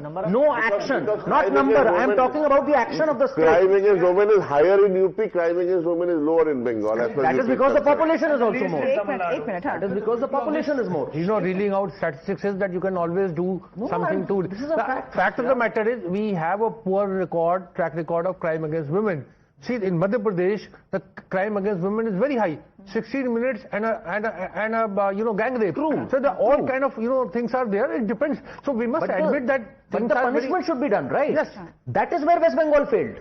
When you have just a 5% conviction rate, that is what happened to Ankita Bhandari's culprits. I mean, come on. I'm telling you, I'm not advocating or defending. Women were hurt by that. But the problem also is perception. The problem is also perception. When RG car happens, when a rape and Hansa-Khali happens, what is the first reaction that comes in? Gone wrong. That was atrocious. That was atrocious. Right? Sandesh Khaleesi dismissed completely. You cannot say that everything ends up being a love affair and not a rape or a gang rape for Mamata Banerjee. It was absolutely wrong on the part of, but you can also look at what happened in Lakhimpur Kheri. You can also have look at what happened in Hathras, what happened in Unnao. A lot of things are there. Ankita Bhandari case, all of this is unbelievable. Can we just shift to Assam for a moment? This is unbelievable. Gaurav Gogoi has lost Jorahat. All the polls. Gaurav Gogoi, Tarun Gogai's son, Gaurav Gogoi has lost Jorahat by 23,000 plus votes. Kya ho raha hai, Rashid Kidwai? What is happening? Well, I think it's the Congress campaign in Assam was very weak, and it doesn't come to surprise to us that Gaurav Gogoi himself has lost. Because there's a popular tide against you, then everything. You remember Sheila Dixit lost in Delhi. A lot of people, lose. Mamata may survive from Bhawanipur, but it happens. So the Congress campaign in Assam was doomed from the beginning. Many of the top leaders who were managing elections, they were not in talking terms. My friend will not agree. But, the strong doom to it was, given the fact that you had the top leadership quit the party and join the BJP almost right ahead of elections. And all criticizing the Congress and saying Rahul Gandhi didn't have time for our grievances, which is why we are going. If you look at that way, Hemant Vishwakarma was also in Congress. So BJP has a washing machine. Versus Congress election in BJP has a washing machine. They just have a banner where people come from different political parties and fight under their banner. However, the important point in Assam, which is quite surprising, is Hemant Vishwakarma has been an epitome of corruption. He's spoken the language of dividing people. Mia bhai kaun si line that worked? Corrupt. I mean, if that is working, that's a serious question. He must have Tired of baldness and hearing people call you baldy? If yes, don't skip this video. Hi, I am Dr. Gaurav Garg, dermatologist and hair transplant surgeon at Derma Life, New Delhi. My team and I has done successfully more than 10,000 hair transplant surgeries using advanced boosted FUE technique. For thousands of patients, it is not only a hair transplant, it has been a new beginning, a new journey. Want to get your lost confidence back? Don't wait and get your hair transplant consultation absolutely free. Left. Rahul Gandhi and the entire cabal of Jairam Ramesh, Pawan Khera, what have you said? Hua to hua, who cares if Bhupen Bora joined the BJP? Then when a sitting MP of the Congress in Assam, Pradyut Bordoloi, he left and joined the BJP. Again, Rahul Gandhi's attitude was hua to hua. So this hua to hua attitude ka kamal ye hai that Gaurav Gogoi has been shunted out, and the BJP has not only increased vote share, BJP has not only increased the number of seats from Assam, but look at the thumping majority with which BJP has won, coming back to power for the third time in a row. Assam 3.0 is as surprising as UP 2.0 and Uttarakhand 2.0. And let me say one more thing. In Assam, it was not just about, immigrants versus indigenous Assamese, because that was one very big narrative which the BJP worked to its advantage. But don't forget, what blamed Himanta Biswa Sarma when in places like South Salmara, Dhubri, Barpeta, Gwalpara, Nagaon, Hojai, Karimganj, Hailakandi, Darang, Bongaigaon, the Muslim population 15 years back was 27%. Today in all these places, the Muslim population on an average is 72%. South Salmara 95%. तो क्या reverse polarization जब BJP करे तो आप लोगों को दिक्कत होती है. For so many decades, the Congress did तुष्टीकरण की राजनीति and everything was kosher. This time, reverse polarization has worked in Bengal, worked in Assam. Hindu consolidation has worked in Bengal, worked in Assam. एक है तो safe है, बटेंगे तो कटेंगे. Work to BJP's advantage, whether you like it or not. एक minute. Umair Junaidi, would you want to come in and let's just stick to the point of Gaurav Gogoi? He is the person leading the Congress's campaign in Assam. he loses by 23,000 votes. Yeah, one of the panelists was saying when the tide comes in a stronger way, this happens, and we have seen several chief ministers losing their seat. But I was shocked and I was smiling on the statement of Sanju Verma ma'am. She was like, Hindu consolidation in West Bengal and Assam has won, and that is the point is, the BJP is not into the politics of development and what is better for the people. It is for what is better for the party, and Hindu-Muslim karwao, election jitwao, satta ko hatya lo. That is the point, and she is openly saying it. Ek rahenge to safe rahenge, batenge to katenge. This is what actually worked in Assam and Bengal. यही तो राजनीति है, यही तो डर का माहौल, खौफ का माहौल पैदा करके इलेक्शन जीत रहे हैं, and this is the main reasons of winning of BJP, and she is openly saying it. So I don't think that we need to discuss what factors made BJP win. This is the exactly factor what made BJP Sanju win. Verma respond, and then Karan can come in. Sanju, go ahead. Shreya, Dhola-Sadia Bridge. The construction started during Congress era. It was completed under the Modi government. Bogibeel Bridge. Construction started during the Congress era. Completed by the Modi government. First AIMS in Guwahati. Who did it? Narendra Modi made it possible. Medical colleges in Tezpur, in Jorhat, in Bongaigaon, in Barpeta. Who made it possible? The Modi government. There are more than 10 lakh tea garden workers in Assam. Who gave them pattas, permanent claim to their land? The Modi government. Who gave Bharat Ratna to Bhupen Hazarika and actually restored the legacy of Assamese people? The Modi government. The Assam Accord was signed in 1985 under the aegis of Rajiv Gandhi. And for decades together, indigenous Assamese people were never given their due. Thanks to whom? The Congress party. And my final point, Gaurav Gogoi's father was the chief minister of Assam from 2001 to 2016. But do you know an interesting statistic? Assam did not even have a broad gauge. Railway network पर broad gauging का काम तक मोदी सरकार ने किया for the people of Assam. And these people have the audacity. The fact is that Himanta Biswa Sarma has delivered Assam for the BJP. The BJP coming to power in Assam for the third time, creditable. I think... schemes of center, none of the schemes were from Himanta Biswa Sarma. So that's the irony. कटेंगे तो कटेंगे that thing. Yeah, the only statement. एक minute मेरा बीच में पता नहीं क्यों आ रहे हैं. अच्छा नहीं बीच में सब आ सकते हैं कोई बात नहीं. This is we'll go to Pratibha. Just give me a moment here. She's standing by with the. Actually, why don't we look at the numbers and then we'll come. रुक जाओ. When we speak about Assam, of course, finally it comes down to the seats. We'll come to that. But as far as the vote share is concerned, very interesting data that shows that for the Congress party, they've actually gained about 1%. They were 32.46 in 2021. They've increased it by about 1%. They're currently at 33.89. For the BJP, there has been a big increase. They were at 41.12%. They've increased it to 49.78, almost 50%. And all of it seems to have come at the cost of AIUDF, which was at 9.3% versus now almost 5% only. Pratibha, is that the entire minority vote this time consolidated in favor of Congress party and the alliance. So as a result of which, in fact, probably AIDUF leader, the Rajmal must have lost. No, he has won. He has won, is it? He's won. Okay. He's won. He has won, but other seats and all, they would not have won. Okay. So that has happened. And this was expected. No, even in our pre-poll, we had given, in post-poll, we had given around 48 to 49% for BJP or NDA. They had a strong alliance. See, Bodoland's party came into picture. Last time, UPPL was there.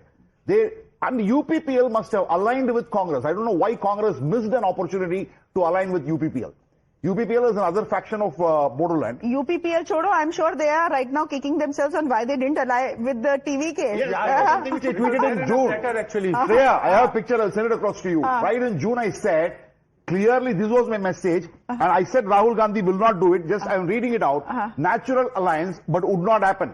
INC Tamil Nadu with TVK headquarters. What Vijay brings to the table. After 59 years, Congress in the ministry, minority and Dalit vote consolidation, assured victory at Puducherry, now lost, and huge campaign value of Vijay at Kerala. Rahul Gandhi won't. Pratibha was in Tamil Nadu for a fair period of time. Pratibha, correct me if I'm wrong, but even I think 3 or 4 days ago, Rahul Gandhi had a conversation with Vijay, if I'm not mistaken. At least there were reports that they did speak. It clearly seemed like Vijay and Rahul Gandhi have a personal equation, and the Congress party was not too comfortable with the DMK. We saw even in the run-up to the elections, all was not well, and very senior leaders of the party, including Karti Chidambaram, Manikyam Tagore, you had multiple leaders who would come out and say that yes, Vijay is a factor, something that DMK was not happy about, because Vijay was very directly attacking the DMK. And very clearly, that seems to have taken place. Rahul Gandhi wanted an alliance with Vijay. Give us a minute. Dharmendra Pradhan is live with us. I think we can go across to that. Navika Kumar taking that conversation. Thank you very much, Shreya. Joining me this afternoon is Mr. Dharmendra Pradhan, Union Minister for Education. And आपकी तो मुस्कुराहट है सब कुछ बता रही है धर्मेंद्र प्रधान जी. आज बीजेपी में अगर किसी की से भी पूछो तो बस मुस्कुरा रहे हैं. ये बंगाल की जीत का मैसेज क्या है और ये बीजेपी के लिए कितनी बड़ी जीत है? देश की जीत है नाभिका जी. आपको मैं याद दिलाऊं, 1905 में उस समय की बंगो भंगो हुई थी. उसके एक हिस्टोरिकल और कल्चरल बैकग्राउंड था. उस समय की पीड़ा को इस बार बंगाल की जनता ने डेमोक्रेटिक राइट्स को साबित करते हुए जो निर्णय किया है, ये विजय बंगाल की जनता की है, बंगाल की सामान्य लोगों की है. इसकी एक राष्ट्रव्यापी इम्पैक्ट आएगा, ऑल इंडिया इम्पैक्ट आएगा. इसमें निश्चित रूप में भारतीय जनता पार्टी उसकी नेतृत्व कर रहा था. प्रधानमंत्री नरेंद्र मोदी जी की लीडरशिप में हम लोग चुनाव लड़ रहे थे. बंगाल की जनता ने उस लीडरशिप को, उस पॉलिसी को, उस वादे को भरोसा करने के लिए हम उनको आभार प्रकट करते हैं. धर्मेंद्र प्रधान जी, टीएमसी का कहना है कि आपको पूरी मदद मिली इलेक्शन कमीशन से, एसआईआर हुआ, ईडी सीबीआई आपके साथ थे, बल्कि उनका कहना है कि बस अब राफेल जेट ही मंगाने बाकी रह गए थे. बाकी तो इतनी फोर्सेस और इतने आपके अलायंस पार्टनर्स इलेक्शन कमीशन और ईडी मिलाकर थे. उन्हें क्या जवाब देंगे आज? ठीक है, उनको जवाब बंगाल की जनता ने दे दिया नाविका जी.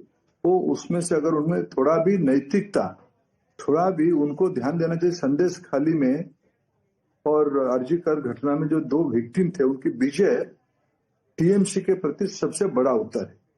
जिस ढंग से बंगाल की आदिवासी जनता, बंगाल की एससी कम्युनिटी, बंगाल की मतवा, बंगाल की गरीब लोग, बंगाल की भद्र लोग, बंगाल की सर्व समाज के लोग, जिस कोई भी जिला नहीं, मैं अभी थोड़ा थोड़ा फीडबैक ले रहा था. मैं जिस इलाका में काम करने गया था, झारग्राम में हमारी इंटरनल असेसमेंट में प्रारंभ में कहा गया कि वहाँ शायद हमारे लिए चुनौती ज्यादा है, लेकिन मैंने वहाँ काम कर रहा था, वहां तो कोई एसआईआर के बहुत इम्पैक्ट नहीं था, वहां तो कोई बहुत ईडी सीबीआई के विषय नहीं था.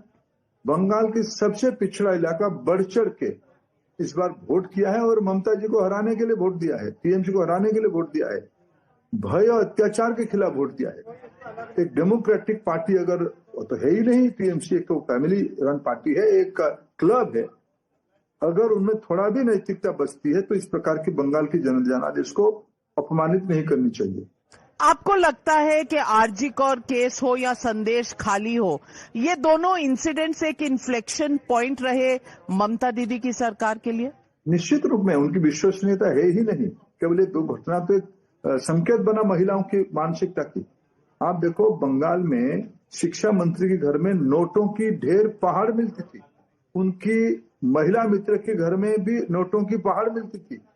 बंगाल की नौजवानों को चाकरी चाहिए था, जॉब चाहिए था, उनकी मेरिटियस स्टूडेंट्स की जॉब को उन्होंने नीलाम किया, बाजार में बिक्री किया. क्या उनके घर में ईडी सीबीआई नहीं जानी चाहिए थी? क्या ये गलत हुई थी? क्या अभी चुनाव के दिनों के अंदर पहले गया था? ये जो भय की बात रहे बंगाल में नाविका जी, जब कम्युनिस्टों की 34 साल शासन रही और बाद में ममता जी की 15 साल शासन रही, पिछले 50 साल में बंगाल के गरीबों की सबसे बड़ी शोषण हुई. एक डेमोक्रेटिक प्रोसेस को उन्होंने डीरेल किया था. मैं भारत के चुनाव आयोग को धन्यवाद दूंगा, उनका आभार प्रकट करूंगा. इन्होंने यथासंभव एक निष्पक्ष और वही कहाँ गए थे घूमने? GK max. वैसे रोहन पढ़ाई में कैसा है? JK Max. Best putty. JK Wall Max. Best paint. JK Max. बाकी सब सवालों का पता नहीं, लेकिन मोस्ट ब्यूटीफुल वॉल्स के लिए सिर्फ JK Max Paints. JK Max Paints. खुशियों के रंग. बंगाल में एक एम फैक्टर है, यानी कि जो 30% माइनॉरिटी वोट है वो वहां से गिनती शुरू होती है ममता बनर्जी की, और बीजेपी 0 से शुरू करती है, ममता बनर्जी और तृणमूल कांग्रेस 30 से शुरू करते हैं। इस बार क्या हुआ? देखिए, मैं आपको थोड़ा फिर विनम्रता के साथ कहूं, ये विजय क्षमा पर हमारी आइकॉन, हमारी विचार के प्रतिष्ठाता, राजनीतिक नेतृत्व क्षमा प्रसाद जी की लिए ये सच्ची श्रद्धांजलि। मैंने कहा कि 1905 को याद करिए। ये भारत किसके हाथ में रहनी चाहिए? क्या घुसपैठियों के हाथ में रहेगी? क्या भारत के संसाधन भारत के गरीबों के लिए जाएगी, बंगालियों के लिए जाएगी, या घुसपैठियों के लिए जाएगी? ये मुद्दा था। जिन लोगों ने इसकी एक वीटो बना के रखा था, वोट बैंक की राजनीति जो करते, तुष्टीकरण करते थे, बंगाल की सर्वदूर बहुमत ने उसके खिलाफ मत दिया है। एम फैक्टर नहीं है, बंगाल की जनता की विजय है। मैं बधाई देना चाहती हूं आपको असम की जीत के लिए। असम में भी लगभग 97-99 ये आ रहा है। पहले बीजेपी की 60 सीटें थी, इस बार 90s में है, वहां भी जनमत आपका बढ़ा है। तीसरे कार्यकाल में ये बड़ी उपलब्धि है। इसका श्रेय आप किसको देते हैं? ये जो गौरव गोगोई और पवन खेड़ा जी ने हिमंत बिस्वा शर्मा और उनके परिवार के खिलाफ एक जंग छेड़ी, उसको? ना, मैं आपको कहूं, पिछले 12 में नाविका जी, मैं उड़ीसा से आता हूं, मैं पूर्व भारत का। आजादी के उपरांत अनेकों सरकार दिल्ली में बैठी है, लेकिन पिछले 12 साल में प्रधानमंत्री नरेंद्र मोदी जी ने पूर्व भारत को जितना महत्व दिया है, पूर्वोत्तर भारत को जितना महत्व दिया, उनको कहा अष्टलक्ष्मी है हमारी। जितने बार दोहरा प्रधानमंत्री जी ने नॉर्थ ईस्टर्न स्टेट्स में किए, जितने बार उन्होंने, हमारे पास सरकार तो देश सेवा का दायित्व तो हमको अभी मिलेगा बंगाल में, 2 साल पहले हमको उड़ीसा में मिला है। एनडीए की शासन बिहार में हमारे पिछले 20 साल से चल रहा था। झारखंड में हमारी सरकार कभी आती है कभी जाती है, छत्तीसगढ़ में हमारी सरकार कभी आती है कभी जाती है, लेकिन जो पूर्वोदय की कल्पना प्रधानमंत्री जी ने किया है, मैं नहीं मानता हूं इतने बड़ा दायित्व, इतने बड़े विकास के काम, इंफ्रास्ट्रक्चर हो, ह्यूमन सोशल सेक्टर हो, हेल्थ हो, एजुकेशन हो, लाइवलीहुड हो, जितने काम ईस्टर्न इंडिया में हुआ है, इसके क्यूमुलेटिव इम्पैक्ट, बंगाल एक बड़ा प्रांत आखिरी में था, बंगाल में कुछ एडिशनल फैक्टर था, बंगाल उपेक्षित था। ये सारे का सिर्फ प्रधानमंत्री नरेंद्र मोदी जी की पूर्वोदय पॉलिसी की, अष्टलक्ष्मी पॉलिसी की बड़ा एंडोर्समेंट है। धर्मेंद्र प्रधान जी, आप केंद्रीय मंत्री हैं, तो आपसे केंद्रीय सवाल पूछती हूं। इस चुनाव में 3 रीजनल सत्रप जो हैं वो ध्वस्त हुए हैं। डीएमके बाहर हो गई सत्ता से, तृणमूल कांग्रेस बाहर हो गई सत्ता से, लेफ्ट पार्टीज अब इस देश में कहीं पर किसी सरकार में नहीं है। आप मानते हैं इसका असर 2029 के लोकसभा चुनाव पर होगा? देखिए, 21st सेंचुरी की जब हम 2.5 डिकेड पास कर चुके हैं, जब हम 2047 की टारगेट में चल रहे हैं, ये प्रधानमंत्री जी ने कई नई पैरामीटर्स खड़ा किया है। डेवलप इंडिया होगा, वुमेन लेड होगा, प्रो पीपुल होगा, डाउन ट्रेडन उसकी निर्णय करेंगे। कई मनमोहन सिंह जी की यूपीए की सरकार, कांग्रेस सरकार कहता था संसाधनों के ऊपर पहला अधिकार माइनॉरिटी के, हम कहते हैं संसाधनों के ऊपर पहला अधिकार गरीबों की है, महिलाओं के लिए, युवाओं के लिए। इस प्रकार की पैराडिम शिफ्ट इस चुनाव में बड़ा उसको मैंने प्रोपेल हुआ है, जो हमने पॉलिसी बनाई। मैं मानता हूं हमने जिस प्रकार की पिछले 12 साल से सेवा किया है, एक शासन प्रणाली चलाया है, एक पद्धति अपनाया है, इसकी बड़ा एंडोर्समेंट हुई है, लीडरशिप को बड़ा एंडोर्समेंट हुई है, पीएम की विजन का एंडोर्समेंट हुई है।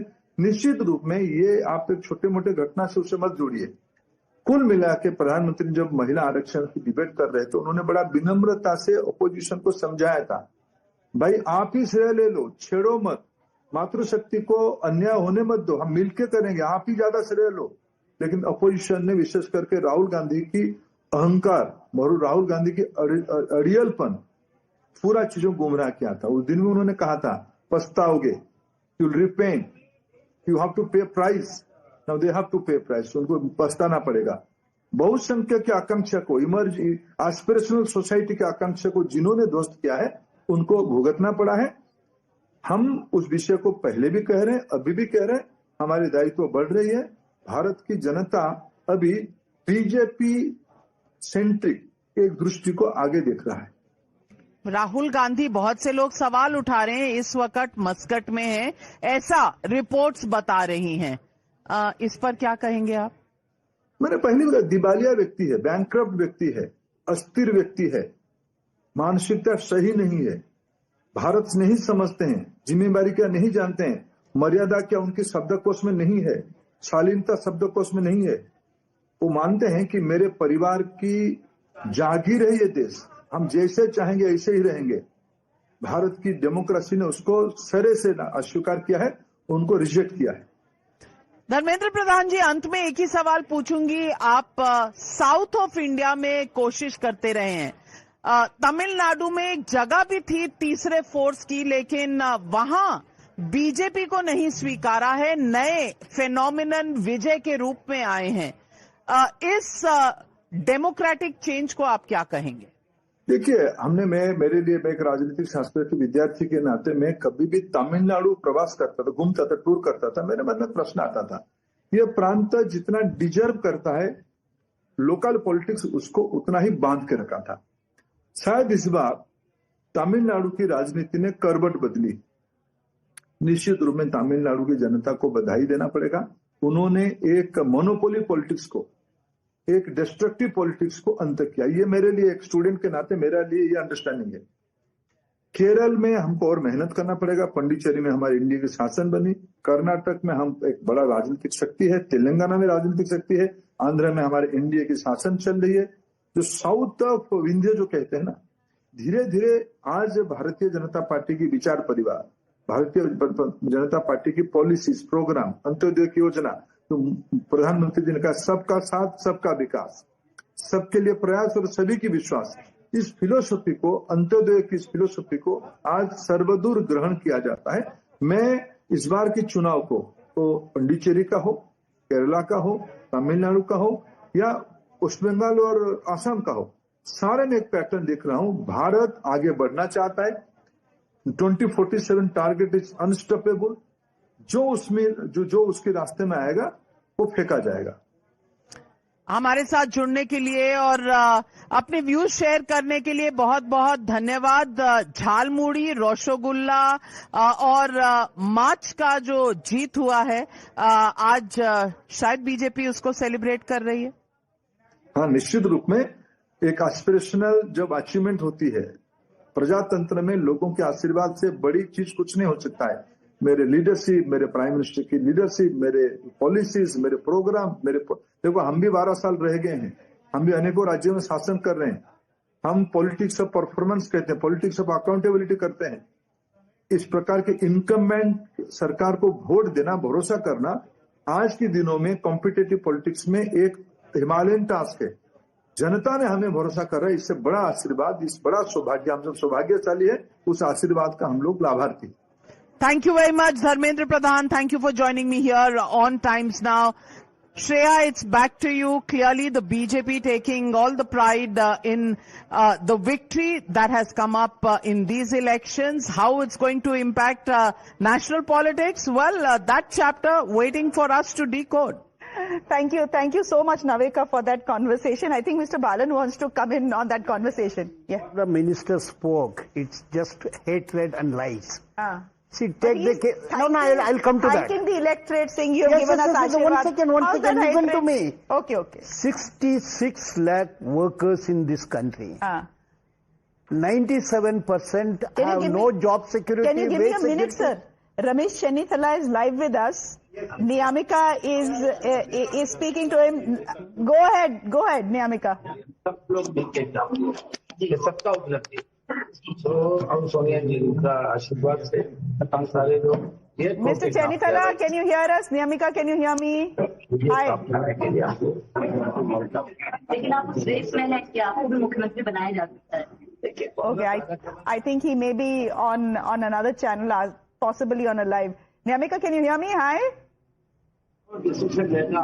Okay, we'll cut across to that. Yes, Mr. Balan, you were making a point. 66 crore workers 97% have no jobs. Job security, wage security, social security. This code, 4 labor codes by the BJP government pushed the entire Indian working class 200 years back. And you know that wages. Yet they are voting. No, that's the. Except in Kerala, of course. That's the irony. See, you know, 4,600 salary per month fixed by the central government. You know, entire scheme workers have no basic facilities. You go to an airport, question anyone, salary is 14,000. See, we have pushed back the 120 crore Indians have no food to eat, no place to stay. These are all the human index. Okay. Is he living in 50 years back? Today, your communist ideology has been rejected all over the country. You have been thrown into the dustbin. You are not there. Reality. You are not there. You speak reality. Reality is the this. wages you pick? Reality is What is your minimum wage? 25 crore What people. is your 25 All crore people right. have been moved out of Okay, poverty. gentlemen, Ramesh, gentlemen.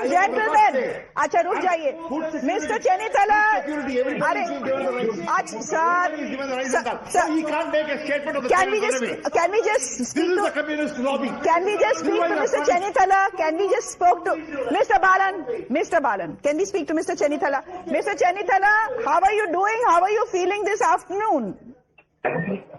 Good afternoon madam, बताइए. आपके लिए तो good afternoon हो गया है. या हमारे लिए अच्छा रिजल्ट आ गया. हम सब लोग खुशी में हैं.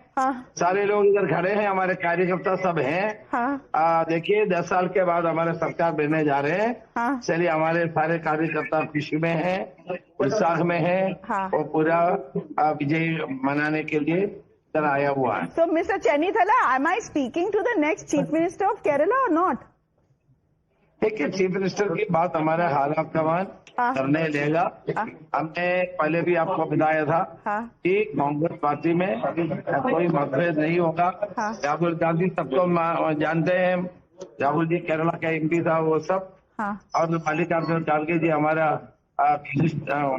कर्नाटक से हैं. केरला के सारे नेता लोग और भावना दोनों जानते हैं. और सोनिया जी भी जानते हैं. देखिए, जल्दी से जल्दी इसके ऊपर एक डिसीजन हो जाए. अच्छा, so you're saying jaldi se jaldi decision ho jayega, but you're not committing to Madhav joining us as well. You're not committing to the fact that I could be speaking to the next Chief Minister of Kerala, Madhav? Yeah, Mr. Ramesh Chenithala, Madhav here. Many congratulations on this victory that has eluded you for 5 years.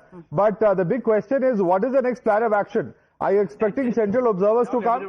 And I believe you also spent some time in the national capital recently. Now the party will decide what to do next. Right. But this is also a victory which is bittersweet because BJP has picked up one more seat. We understand now in Kerala, apart from Nemam, where Rajiv Chandrasekhar is leading, they've also picked up Chatanur. Yeah, they had 1 or 2 seats they may lead, I know. But Rajiv Chandrasekhar's issue is not, you cannot say that they are winning. 1 seat already, Chatanur, they won. Right. So what is the next course of action, Mr. Chenithala, within the party? The fact that last Congress High Command will decide on that. Yeah. Last time when the UDF had won, you had a very slender margin. This time you have a convincing margin of victory of about 25 seats plus. Yeah. This time the victory is very convincing.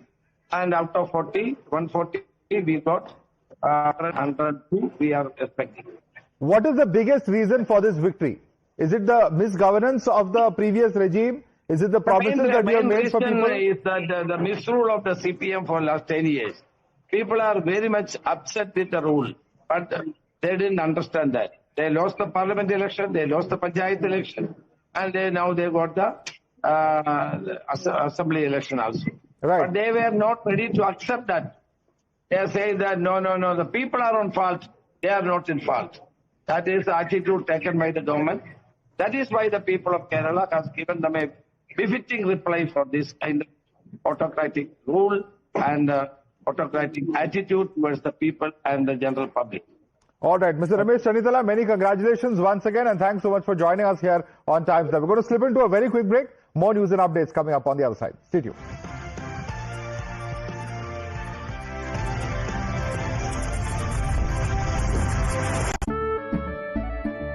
केसरिया से मन जो देखो मतवारा उगाड़े केसरिया आसमान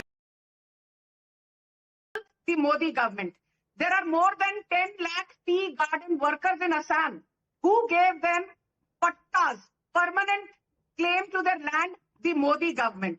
Who gave Bharat Ratna to Bhupen Hazarika and actually restored the legacy of Assamese people, the Modi government. The Assam Accord was signed in 1985 under the aegis of Rajiv Gandhi. And for decades together, indigenous Assamese people were never given their due. Thanks to whom? The Congress party. And my final point, Gaurav Gogoi's father was the chief minister of Assam from 2001 to 2016. But do you know an interesting statistic? Assam did not even have a broad gauge. Railway network पर broad gauging का काम तक मोदी सरकार ने किया for the people of Assam.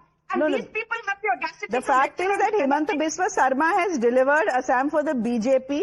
The BJP coming to power in Assam for the third time, creditable.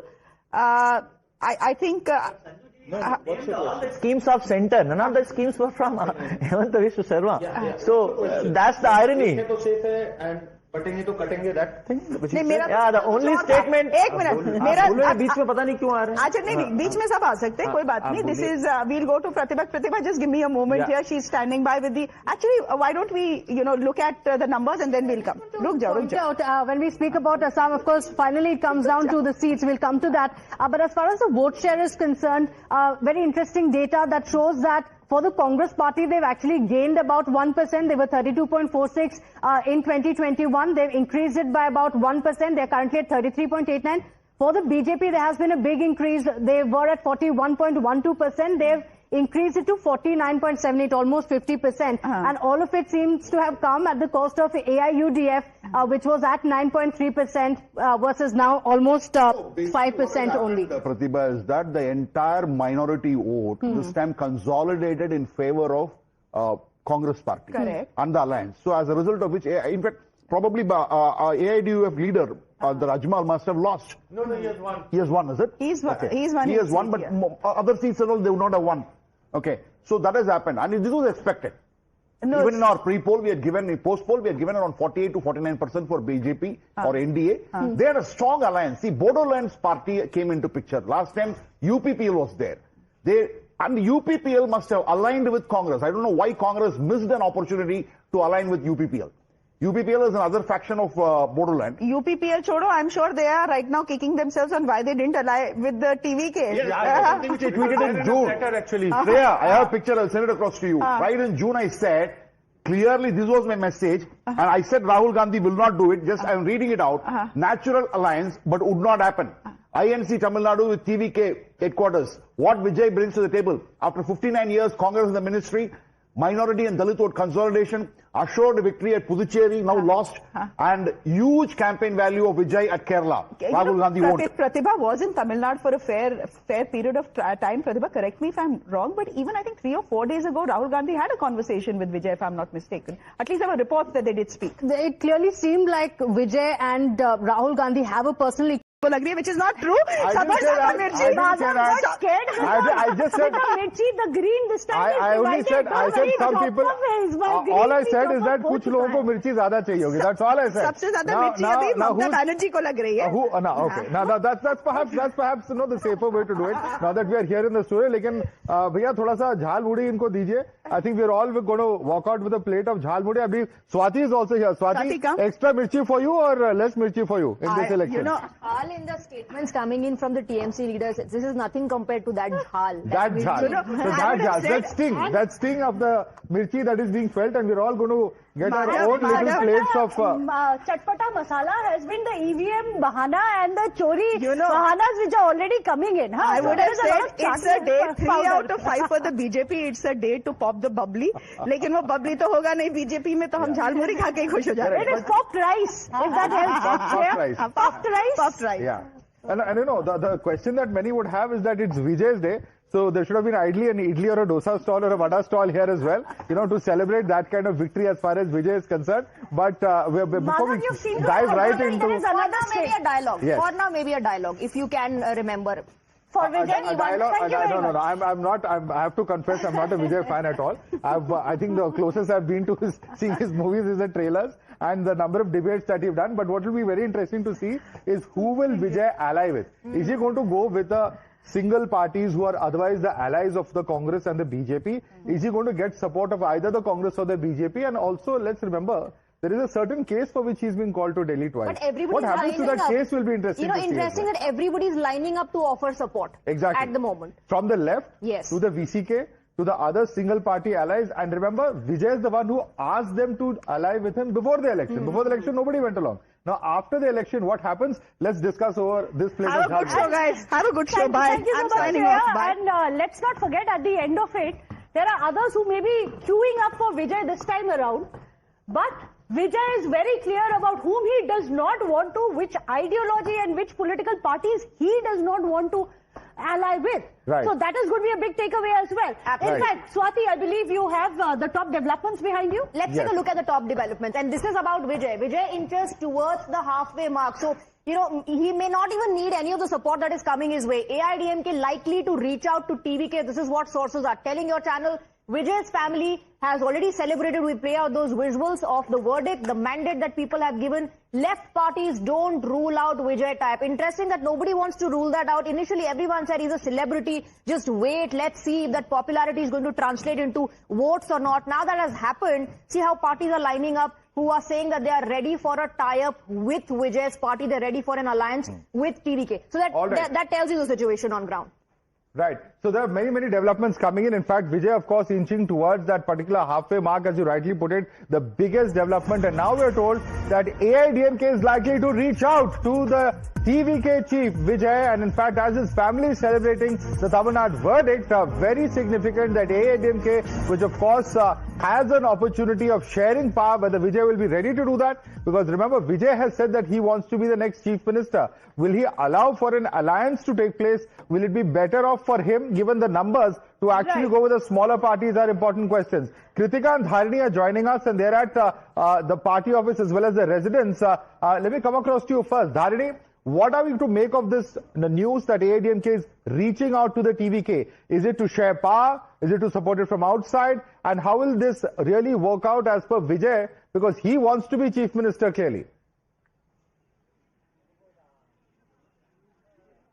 Well, definitely Vijay wants to be the chief minister. That is what is there in his mind right from the beginning. So right now TVK is leading in around 106 seats and the ADMK is leading in about 60 seats. So we are given to understand through sources that the ADMK is likely to reach out to Vijay for coalition government. But how are they going to figure out the coalition formula is something that remains to be seen. If at all Vijay is also interested in such a coalition, if he is not able to arrive at the magical number by himself, it remains to be seen how both the ADMK and the TVK they are going to arrive at the coalition formula, because Edappadi Palaniswamy on one hand, he also will want to be the chief minister. Vijay also wants to be the chief minister. I don't think both of them will step down from this desire. I don't think both of them will scale down from this desire. So this possibility is filled with a lot of confusions and complications, but the best bet for ADMK at the moment is to reach out to Vijay and try for a coalition government, because the ADMK itself has seen a lead in only 60 seats. So they can either be part of the ruling government, or they can, if they have luck, they can be the opposition party. So at the moment, we are given to understand through. I've taken all the rides and they were super amazing. An amazing experience. We enjoyed a lot. Atlantic World, toy rides, and such a fabulous moment. It was amazing.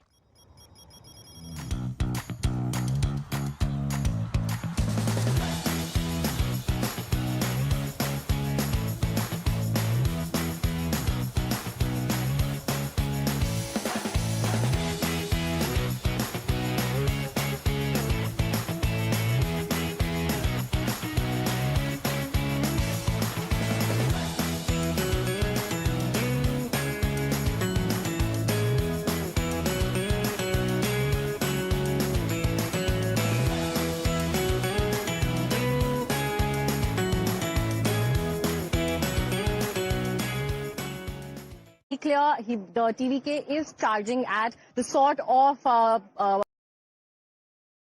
that the ADMK is likely against it. This is also something that was reiterated in the post that was shared, one official statement that we've gotten from the party so far. Now, 7 p.m. is the time wherein they've decided, earlier also had predicted that they will be making the government. Of course, over the past couple of days also, since polling has ceased in Tamil Nadu, we have seen DMK partners as well reach out and in fact to the media, to the public, and convey their acknowledgement of Impact Vijay. They have, however, stated that they were confident of DMK victory, but they were not ruling out Vijay once the polling was done. So certainly this sort of exhaustion probably that has happened with 50 years of rule of Dravidian parties is wearing off. The youth connect, the first time voter connect, and also the direct connect that Vijay has with his audience base currently seems to be playing off really well, which we can see being translated into numbers 107. Absolutely. You know, the predictions from the pundits and the poll pundits all have worked in Vijay's favor. We have some visuals coming in of the celebrations that are currently underway. His family was seen celebrating earlier. There's a video out there in the public domain. His family has also spoken to the media, talking about how Vijay wanted to do something for the society. Look at those visuals coming in. The TVK members celebrating something that many thought, Madhav and Meghna, was not possible, that he might come, he might disrupt, but getting those that vote share, 30, more than 30 is not possible for a debutant. Well, getting a century in Tamil Nadu on your first attempt, however popular you are, several months ago was seen as an uphill task. Vijay has proved his naysayers wrong. And remember, all of this after the fact that he stopped campaigning for nearly a month after Karul. Absolutely. He took a break of about 10 days, even a week before the elections. So everybody was really wondering whether Vijay is really a serious contender or not when it comes to Tamil Nadu politics. And those are pictures from inside his house where his family members are clearly seen celebrating. We have his parents also speaking to the media a short while earlier. Let's listen into that. People of Tamil Nadu has given up a ballistic majority to Mr. Vijay. How do you see this, ma'am? I am so happy. She's not only his mother, she is the first fan of Vijay. First fan.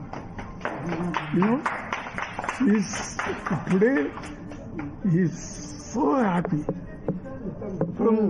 From morning 3:30. First of all, as a father, I'm very proud and happy.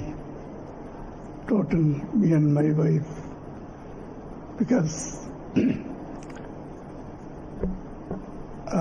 my wishes to my son, because I'm seeing last 2 years his confidence level.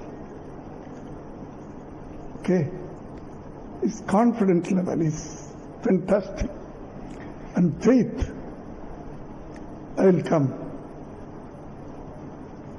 as Chief Minister of Tamil Nadu. In fact, Madhav, I wanted to take off from what you were saying. Many questioned whether Vijay was a serious contender or not. Having said that, after the elections got over, he was the only one who was still in the limelight. He was the only one who went to a church, he went to a temple, he went to a dargah. He was visible, he was preparing. Today morning, he was sitting with an astrologer as well. So many say that these are indications that perhaps the stars are aligned for Vijay. Not just that, in fact, after this election, he actually went to a famous Murugan temple. Yes. He also visited the Shirdi Sai Baba temple, and his father was this morning also seen at another Murugan temple praying. So clearly, the temple run began in this case after the elections. Of course, he did visit those token, dargah, mosque, church, in the same day as well.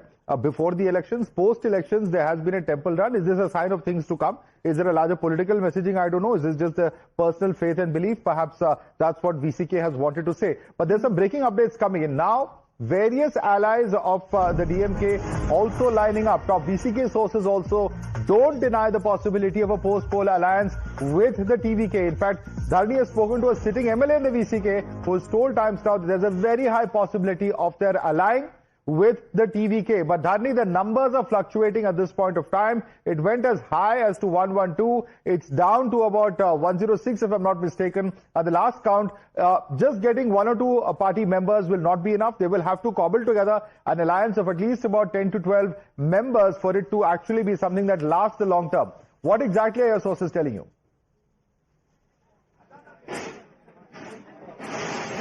Well, the magic number here in Tamil Nadu is 117, but it looks like, TVK has definitely crossed a century, but, for the past 2 hours, TVK has been struggling to reach the 117 mark, and it looks like, there might be a possibility of them needing help at the end of the day. So what we are able to learn through the sources is that, DMK's allies such as the left parties, CPI, CPIM, DCK, etc., they are pretty much interested in the idea of exploring an alliance with Tamilaka Vetri Kalagam. We spoke to sources from all these 3 parties, that is Vidudalai Chittikal Katchi, CPI and CPIM. These are all highly placed sources who are either public representatives or who are either in office bearers, and all of them, they do not deny the possibility of an alliance with Vijay. They say that once the final numbers are out, they will have a discussion internally, and based on the discussion, they will come out with a decision, is what all of them are telling. But on the other hand, as we were already discussing, the ADMK is also keen on an alliance with Mr. Vijay, because at the moment, with the figures that the ADMK has in hand, the ADMK will not be able to form the government definitely, and there is a tight competition between the ADMK and the DMK for the opposition role. So both of them, they are having their figures right now in 60s. So there is a tight competition between the DMK and the ADMK for the primary opposition party's role. So at this juncture, the ADMK will also be keen on having an alliance with Mr. Vijay. And we also have to speak about Patali Makkal Katchi. The last time I checked, PMK was leading in almost 6 seats. The PMK is right now part of the NDA alliance in Tamil Nadu. They were brought into NDA by... once they were alternating in power, there was duopoly, they were competing to be in power, and now it's about being the principal opposition party. Now, before Vijay, there were a lot of celebrities who just kept talking about a debut. It never happened. Then came Mr. Kamal Hassan, who made a debut but was not able to upset the arithmetic for AIDMK or the DMK. But let's take a look at how Vijay has been able to end the Dravidian duopoly. Let's take a look at how the order was shaken. 1949, Annadurai formed the DMK. 1967, Congress loses to DMK and the Dravidian era begins in the state of Tamil Nadu. Then in 1972, you have the AIADMK that split from the DMK. From 2016 to 2018, leadership void after Jayalalitha and Karunanidhi. Then from 2019 to, of course, 2025, Stalin, EPS regain ground, and now that very ground has been shaken by Vijay in 2026. It's an end of a 2-pole era, 2-horse race. TVK breaks the 60-year pattern that duopoly has been ended by Vijay, who's not just made a debut, but has disturbed the entire arithmetic for the DMK and AIDMK. In fact, many are saying that this is going to be the end of the Dravidian era, which is not, because now Vijay appears to be the torchbearer for the Dravidian era, which is not just confined to the duopoly that we have seen. But interestingly, there's another big breaking news which is coming in. While TVK is emerging as the single largest party in Tamil Nadu, the alliance partners of the NDA have gone into a huddle. In fact, you have AIADMK emerging as the second single largest party. You have the BJP and AIADMK all set to discuss on a possible outcome in case there is a hung situation. So let me go across to Dharani. Dharani, what are the possible combinations and permutations? Because right now you have Vijay, who is short by a bit. That bit could just come from the smaller parties instead of any of the NDA alliances.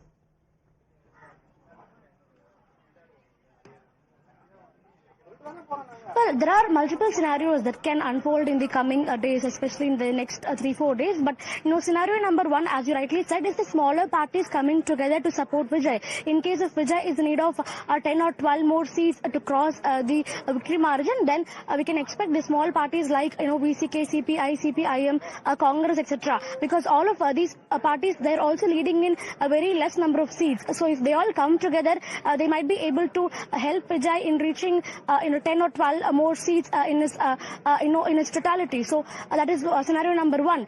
Scenario number 2, as we were discussing, is the ADMK plus TVK combination. But here the BJP is also there in the picture. Vijay has been constantly calling the BJP as his ideological enemy. So whether Vijay will be able to have an alliance with the NDA, or will he be only willing to have an alliance with the ADMK, is something that remains to be seen. Because time and again, right from the beginning, Vijay has called the BJP as his ideological enemy, and he has reiterated stated multiple times that he will never ever compromise on his ideology. He'll stand by the minorities, and he will never ever ally with his ideological enemies, something that he's repeatedly said. So at this juncture, it remains to be seen whether Vijay will be open to having an alliance with the NDA itself altogether, or whether Vijay chooses to have an alliance only with the ADMK. And if at all ADMK plus TVK is a possibility, will the ADMK be willing to ditch the BJP? That is the third question that we have in mind at the moment. So there are a lot of scenarios and possibilities that can unfold in the coming 2-3 days. But have to look for resorts anymore. I think now the DMK and the AIDMK should start booking resorts to keep them but locked actually together. on the contrary, Vijay has to keep his flock together. He cannot allow for them to in any way break away. One does not know, of course, with these kind of numbers, And Madhav, if difficult someone that anyone would to be able break to do away, that. who will it be? Yeah. It remains to be seen. If but all parties will not want to take chances at a time like this, given what we've seen in the past. But there's some more breaking news coming in. ADMK's top brass is now summoning all MLA candidates to reach Chennai immediately after counting is conducted. ADMK and BJP are to hold a meeting to decide on the next move, and there's a meeting that's going to be held with the MLA candidates in Chennai in the headquarters that's likely to take place.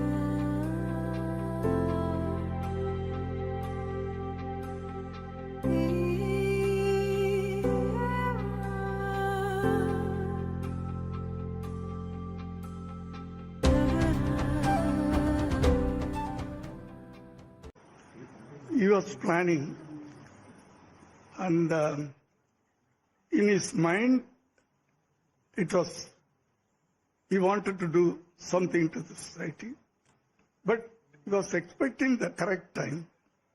So he felt this will be the correct time. Does a good actor be a good leader? Now he will be a good leader. Sir, there are talks of ADMK also reaching out to Vijay, sir. What do you have to say? You are always asking about those things. I can't decide anything. As a father, to a suggestion to Vijay, what will it be, sir? As a father, I am happy. Yeah. What will be a suggestion to Vijay, sir? He's now become politician. Father, I am happy. Will Mr. Vijay come and meet you, or are you One second. Sir, he's an actor. He can meet me. Yeah. I can't say anything. I don't advise anything. Sir, he was a superstar. Sir, he was a superstar. Now he's a leader of the political party. He's going to become the chief minister. What would you suggest to him, sir? Your advice to your son. No suggestion from my side. Sir, you are always asking something. No, sir. I'm not. How is the family rejoicing? It's a very joyous moment. We are very happy. Sir, are you confident, sir, that TVK will form government with the majority, with the thumping majority? Are you confident? Yes. Even now, I'm hoping. So there was a video out of you celebrating with your family. For Vijay, if I could say, what is any song that comes to your mind when you see of this victory for Vijay?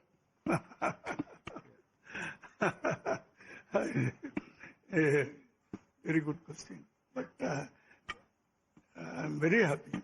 So many have said that he is like MDR. So do you think the results? If you ask, I'll move. Okay. How has been the past 1 year, sir, for you? We are very happy and we are emotional also. Sir, how has been the past 1 year for you since you started the party? Thank you very much. How has been the Is Vijay's father, Mr. Chandrasekhar, and literally he's running out of words to express the emotions, the joy. After all, many have been quick to point out that Vijay left us 2,000 crore rupees annual salary to ensure that there is change, because he said, and that's the narrative they managed to push through, that there is a need for a change. But it now appears that after the sweeping win that we see for Vijay as he's headed towards the halfway mark, that there is a lot of feathers being ruffled in the losing camp. Let's tell you what's happening in the camp there of the DMK. Top sources are telling us that left party CPIM and the CPI are telling Times Now that they are surprised by TVK's performance in the early threads, and they don't deny that if asked, then there is a post-poll alliance which is possible, because at the end of it, remember, the left parties have been rather miffed with the DMK, saying that they weren't given their due in the alliance with the DMK. Let me put that question across to Dharani. Dharani, what could be the game plan in the loser's corner as it stands today?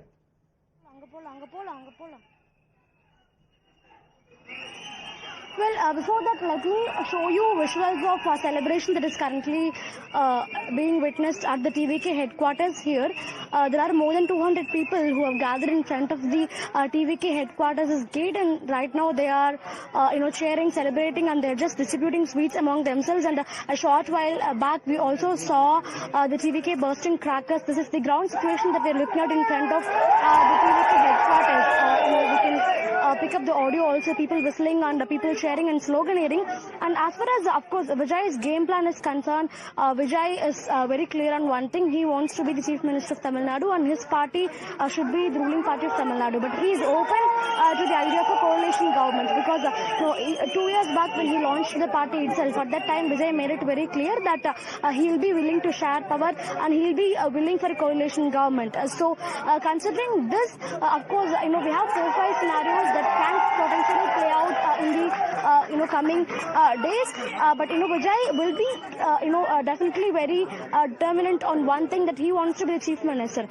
Whoever is ready to accept him as the CM face. The crowd gathering at the TVK headquarters. Dharani is continuing to report from there, but also joining us is Samit. Samit, now very important that AIDMK, and you've been following EPS and AIDMK all day today. What's very significant is they are also coming together and they are going to offer their support to the TVK, is what we understand. But first, they will take stock of the final numbers before they do that. What exactly is going to be that offer, Samit? Are they going to try and support the government from inside, from outside? Because Vijay will clearly want to take the Chief Minister's post.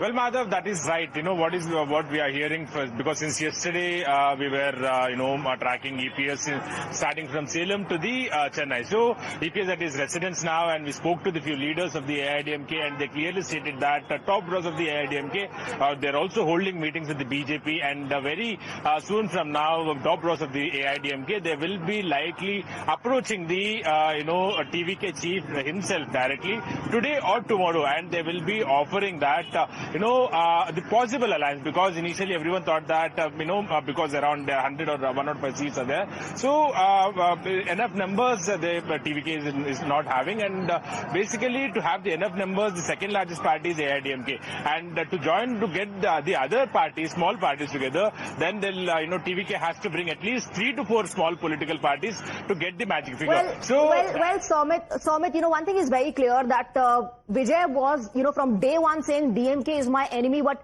as far as attacks on AIDMK are concerned, his words were measured. So yes, there are a lot of people who are willing to offer support. Whether end of the day he needs that remains to be seen till the time we get the final numbers.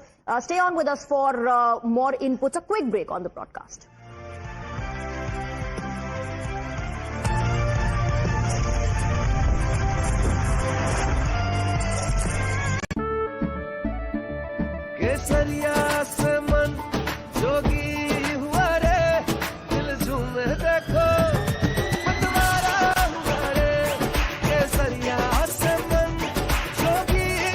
हर पल मनाओ केसरी त्योहार विमल बोलो जुबान केसरी ਹੁਣ ਉਦਾਸੀ ਚੋਂ ਵੀ ਮਿਲ ਜਾਂਦਾ ਸਕੂਨ ਦਿਲ ਦੀਆਂ ਵੀਰਾਨੀਆਂ ਵੀ ਖੂਬ ਨੇ बेवजह नादानियां भी खूब ने इश्किया परेशानियां भी खूब ने आपकी जो शायरी है उसमें लोनलीनेस नजर आती है उसमें मोहब्बत नजर आती है is this part of you जो उदास दिसे जो गमजदा है ये जो दिल फिगारियां च चूर दिसदा ਇਹਨੂੰ ਪੁੱਛੋ ਕੀ ਖੱਟਿਆ ਇਹ ਦਿਲਬਰੀ ਚੋਂ ਅੱਗੋਂ ਆਖੂ ਹੁਣ ਦਿਲਬਰ ਚੋਂ ਹਜ਼ੂਰ ਦਿਸਦਾ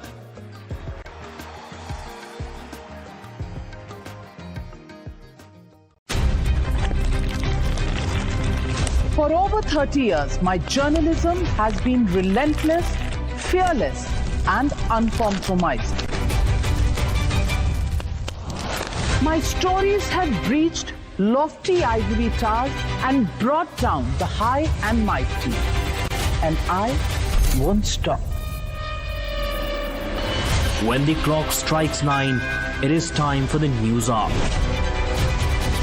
Navika Kumar asks the legitimate question. When your rights are trampled, I will be your voice, demanding answers from the corridors of power. News hour at 9 with Navika Kumar.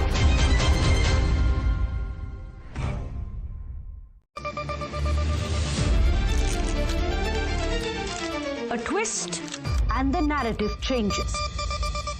A color aligns and the truth comes into focus. A mismatch and the questions begin. To get the full picture, every side matters. Watch Decoding Now, where every side of the story finally fits. 6:30 p.m. weekdays only on Times Now. When power evades answers, when spin clouds the truth, one voice cuts through the noise. When the nation wants to know, it demands the truth, not theatrics. Follow the facts, unfollow the fakery. The nation wants to know. Weeknights at 7 p.m. only on Times Now.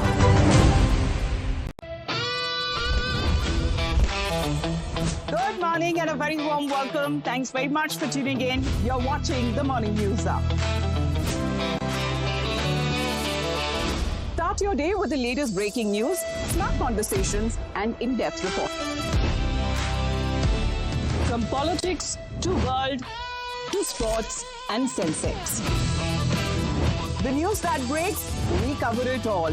Watch the Morning News Hour with me, Amita Vadva, weekdays at 8 a.m. only on Times Now.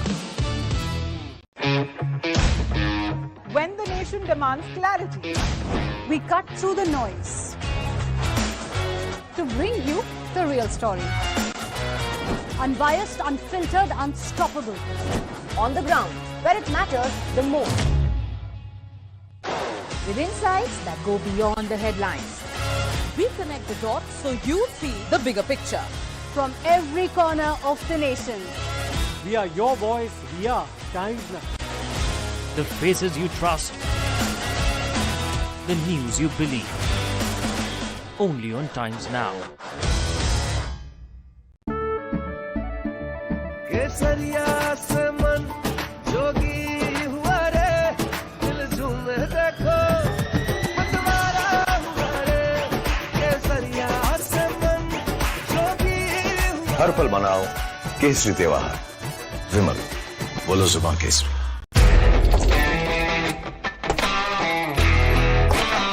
News is not just one story. Welcome दोस्तों, बहुत बहुत स्वागत है आपका हमारे zero से hero episode में। आज हम चर्चा करने जा रहे हैं एक ऐसे स्टॉक की जो ट्रेडिशनल स्टील बिजनेस से निकलकर आज के सबसे चाहते सेक्टर रिन्यूएबल एनर्जी में एक बड़ा और स्ट्रेटेजिक कदम रख चुका है।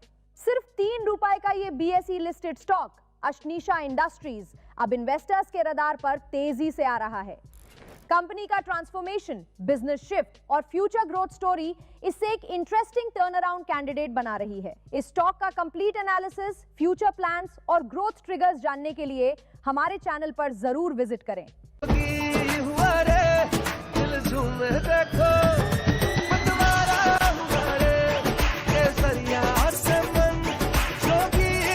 हर पल मनाओ केसरी त्योहार विमल बोलो जुबान Kesari When the stakes are high and the answers are elusive, there's one voice unafraid to challenge the status quo. At 8 p.m., I am not here to sugarcoat the truth. I am here to ask the hard questions.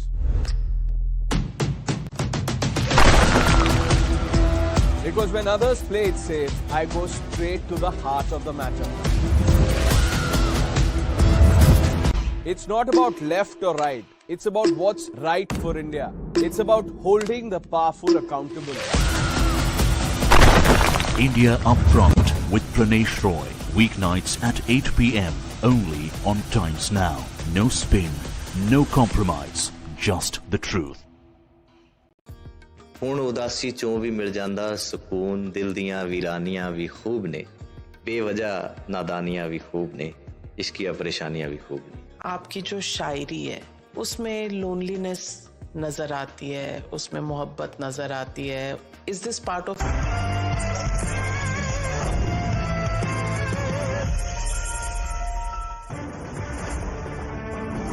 Well, major projections are coming in from Times Now, which is reshaping the electoral picture. Bengal is being called for the BJP, Tamil Nadu for the TVK, Kerala for the UDF, and Assam for the BJP. A historic moment in Bengal as Prime Minister Narendra Modi leads the BJP to a sweeping performance. It's a massive mandate and a big political turnaround in the state. West Bengal Chief Minister Mamata Banerjee, or should we say outgoing Chief Minister, reacts to some of the early trends, asking cadres to stay at the counting centre. She alleges there's vote loot and says it's too early to accept the results, adding wait and watch and we will win. Spin. All eyes on BJP headquarters. Party workers have been asked to gather by 5 p.m. with Prime Minister Narendra Modi all set to arrive at 6 p.m. at the BJP headquarters. The stage is set for a big evening show as BJP sweeps 3 of the 5 polls. It's a Talapati tsunami which is sweeping Tamil Nadu, with Vijay making a strong electoral impact. Early trends suggest a shift in voter support, especially in the urban and youth segments. TVK's strong surge in Tamil Nadu is triggering political realignment. CPI and CPIM, our sources are telling us that telling Times Now that they are surprised by the trends and are not ruling out post-poll options, with the final call to be taken by the party high commands. Sources tell Times Now that TVK Chief Vijay has called a meeting of all the MLA candidatures. After counting, all the candidates have been asked to reach Chennai once the results are declared, as the team is closely monitoring the situation. BJP has called a meeting with AIA DMK to discuss post-poll strategy in Tamil Nadu. Sources say talks will focus on possible hung assembly scenarios and the way forward as TVK leads. The NDA has surged ahead in Assam, taking a significant lead as counting trends emerge. Early indications point to a strong performance for the ruling alliance, with momentum being clearly in its favour.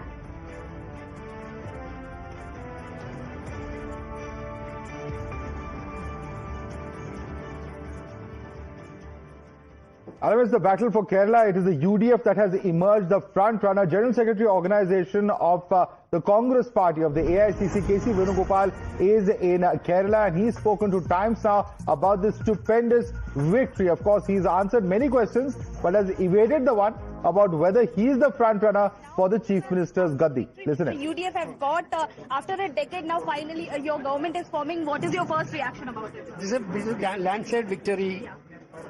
People of Kerala fully trusted on us. Thank you very much for the people of Kerala. So what factors do you see behind it? Certainly heavy anti-incumbents in the government worked well. With a design campaign, with a good design, that anti-incumbents helped us. Number 2, our positive narrative with the guarantees given by Rahul Gandhi helped us. Because the people of Kerala believed Rahul Gandhi very much. So that also worked us. Then collective leadership campaign in the UDF and Congress helped us in a very big way. But so this time BJP has also got 2 seats. They got earlier 1 seat. Only 1 seat additionally. Right. That way, I think that was a surprise. We need to dig it what is happening. I think it is in the expense of CPM only that they got that. Can I say that I'm talking to the next Chief Minister of Kerala? Okay, so that was Mr. KC Venugopal speaking in Times. So it is journalist Yogesh Bhadwaj. This is Jamka Singh reporting for Times Group.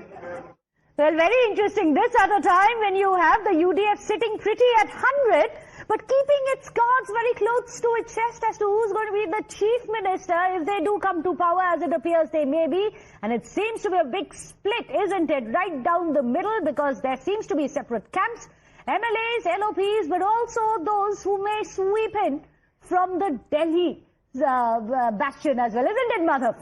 Well, KC Venugopal clearly, of course, at the moment is the biggest face that Kerala has at the central level, and certainly to that extent, whether the party's central leadership will allow him to go, whether the High Command will allow him to go to the state of Kerala remains a big question. VD Sadishan is clearly seen as the man on ground, but there's also, of course, Ramesh Chennithala, who has been a senior face of the party in Kerala, and therefore any of these three could be the next chief minister is what is speculated. In fact, the victory in the assembly election perhaps an easier battle than the one that we are going to see for succession. But let's look at Bengal as well, because the verdict in Bengal is not just historic, it's a moment of political reckoning. 15 years Mamata Banerjee and the All India Trinamool Congress has built an unbreachable fortress, a tightly controlled political machine powered by welfare, cadre, muscle and booth-level dominance. And today, May 4th, 2026, that fortress has been breached and painted on the hues of saffron. While counting still underway, the trends really are settling in, and these trends are pointing at a landslide for the BJP. The BJP is now racing past 190 seats, and this is where it gets uncomfortable for Mamata Banerjee, who's still questioning the counting process. The BJP's vote share is up by just about 6 to 7 percentage points, but the swing is translating into a 100+ seat surge for the BJP. What does this indicate? It tells you that seats that TMC won in 2021 under razor-thin margins due to cleaner rolls are collapsing under pressure. Seats that were won by 2,000 to 3,000 margin and even 5,000 margin in 2021 are now flipping. In fact, let's go across to Swati so that she can quickly round it all up for us. Swati. Absolutely. You know, whoever is winning has very conveniently forgotten about their beef with the Election Commission. But the two big talking points, one is Vijay Ho in Tamil Nadu and the other one is Paltano Dorkar or Poribortan, as the BJP was talking about. These are the top developments. BJP hovers around 190 mark in West Bengal. It's a massive mandate. Prime Minister Modi to reach BJP headquarters at 6 p.m. this evening. You know, let's not forget what the Prime Minister said. He said hat-trick hone wali hai, and he also said after 4th of May, I will go to West Bengal for the swearing-in ceremony. Now, numbers fake. We lead in 70 to 100 more seats, says Mamata Banerjee. That's pretty much what the TMC leaders have been saying. Mamata Banerjee alleges vote loot through SIR. So see how the goalpost is shifting now. Mamata Banerjee and the other leaders of the TMC saying, you are not revealing the trend on almost 70 seats. We are still in the race, very much in the race, and we are going to win. This situation is going to change. I don't know where the confidence is coming from. Well, we'll have to wait and see. Where's this confidence coming from?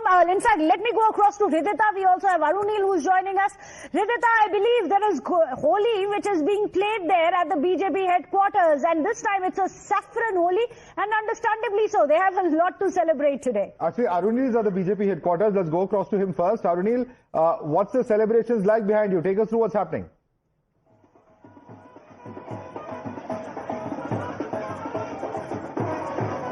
Arunil, if you can hear us. Well, Meghna, at present I'm reporting from the BJP headquarters. Comprehensive as well as historic victory for the Bharatiya Janata Party. You can see the celebrations over here as well. There is DJ, there is Dhol.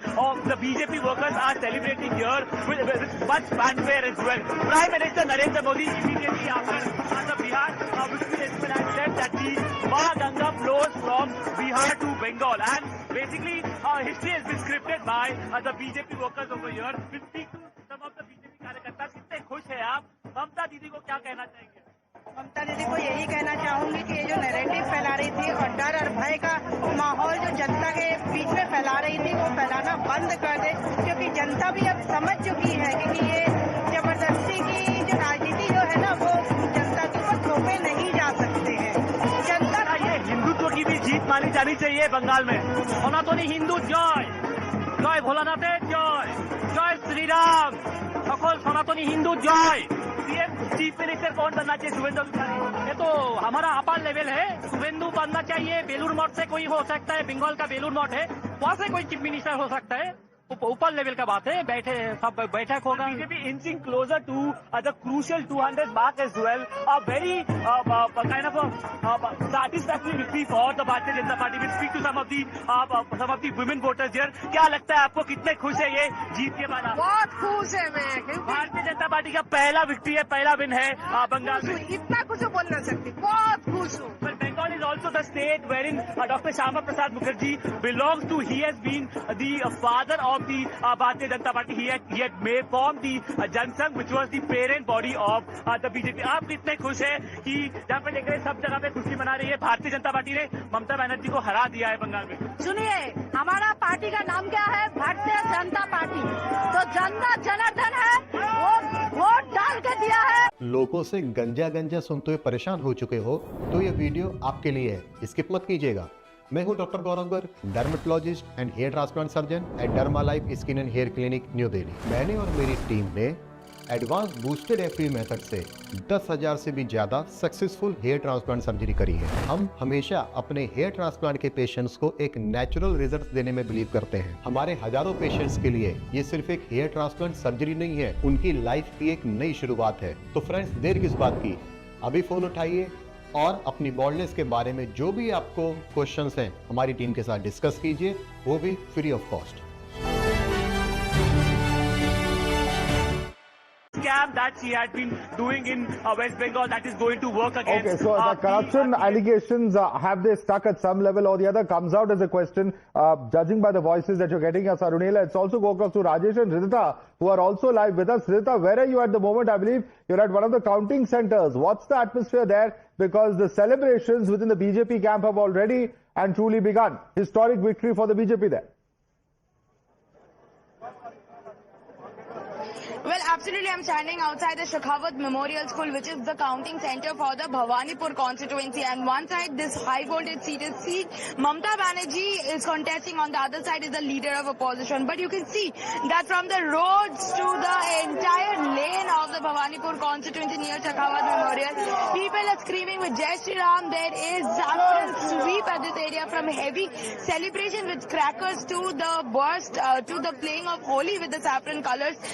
People are celebrating already the win of Bharatiya Janata Party here, and especially the leader of opposition. I'll speak to some of the ladies who have joined us.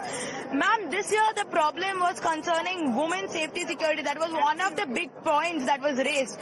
What do you think? Is it a new sun for Bengal now? Yeah, of course. We are waiting for a new Bengal. Bengal was like under a tremendous pressure. There was no women's safety, and now we are waiting for development to come into Bengal.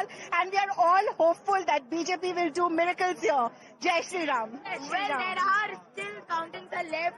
Only few rounds have gone. There are more rounds to go on. What do you think? Do you still have the hope? Of course. That's the reason we are here. Like you can see the the hope. we've already won. Jai Shri Ram. Well, so you can hear the women. The main problem that had raised this time in Bengal was the women crisis. So women, they say that if BJP comes, they have through their mandate also made it absolutely clear. It's not just about the freebies or the welfare schemes. It's also about law and order, the issue that the Bharatiya Janata Party raised in West Bengal. We also have Rajesh joining us in the broadcast, I believe, from outside Mamata Banerjee's residence. What is Didi saying now? Because BJP is no more a Bahiragato or an outsider party that they've proven through this mandate.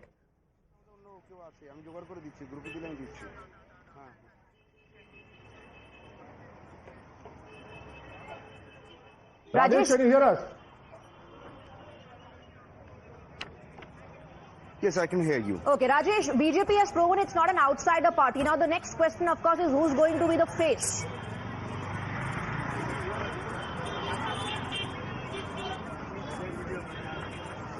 Well, BJP will hold a press conference shortly, and right now I'm reporting from Kalighat, right in front of the residence of outgoing Chief Minister Mamata Banerjee, and would like to show you the visual first. On my left hand, there is a white color multi-story building. You can see that is the residence of TMC MP Vijay Banerjee, and TMC National General Secretary and MP Vijay Banerjee is currently staying there only, and keeping an eye on the situation and the counting process as well. And on my right side, there is the residence of outgoing Chief Minister Mamata Banerjee, and you can see the collapsible barricades placed by Kolkata police over there. The Chief Minister's residence is just behind, right behind that barricades placed by Kolkata police at this on the other side. And right now, Chief Minister Mamata Banerjee is not at home. She has left her house a while ago. Right now, Mamata Banerjee is on the way to Shekhawat Memorial Girls High School, the counting center of Bhawanipur Assembly constituency. Right now she is on the way, and she will be reaching over there within the next few minutes. And we also witnessed some unnatural visuals over here. The BJP people have celebrated over here in front of the residence of Mamata Banerjee. When the counting process was underway, that time a group of BJP people, BJP supporters arrived over here suddenly, and they started chanting slogan. They raised a Jai Shri Ram slogan targeting the house of Chief Minister. Well, since we are talking about bastions being breached, sorry to interrupt you. We'll just come back to you, but let's also quickly shift focus across to the state of Tamil Nadu, where one of the biggest bastions of Dravidian duopoly has been breached by none other than Vijay. And there's one man who actually projected that there is going to be a big sweep of the whistle wave, and that man is Pradeep Gupta. He's in exclusive conversation with Times Group Editor-in-Chief Navika Kumar. Under the spotlight, if there is one Vijay, there is one Pradeep Gupta of My Axis India behind him. Pradeep Gupta ji, welcome to the News Hour, and many congratulations to you for being the outlier, having the conviction and predicting Tamil Nadu results just so spot on. Thank you so much, Navika ji. I would say this is the victory of first the Axis My India team, and most importantly the data science. Science is, to be precise, I would like to give credit to, because without this is not possible. But what do you think was the exact science that you followed? How was it that people were responding that gave you the conviction that what you're reading is a phenomenon called Vijay, and you went with it? So, Navika ji, in science, which is important in research, research is to try and discover what exists, what already exists, and that is what we do. And with the sometimes with 0.2% sample size, which has to be very representative. When I say representative, it has to across the demography and the geography of the state. So when it comes to the demography, and that too particularly the age group and the women in this time, particularly in case of Tamil Nadu, between age of 18 to 39 year of age, which contributes 42% of voting universe of Tamil Nadu, and that is where Vijay TVK was scoring way higher than the other two big alliance, AIDMK and DMK alliance. That's the one demography. The second and the most important demography of the women, which contributes 50% of the demography, and in that particular demography also Vijay TVK was way higher than scoring way higher than both the alliances, the other alliances. And geography. Now, Axis My India, we go to each and every assembly constituency. This is the trick. We try and do that, and so that we do not face any kind of voting percentage conversion into the seat. The way actually it takes place on the ground, the people vote in each and every assembly constituency, and that construct the total vote share and of course the seat, particularly on those seats.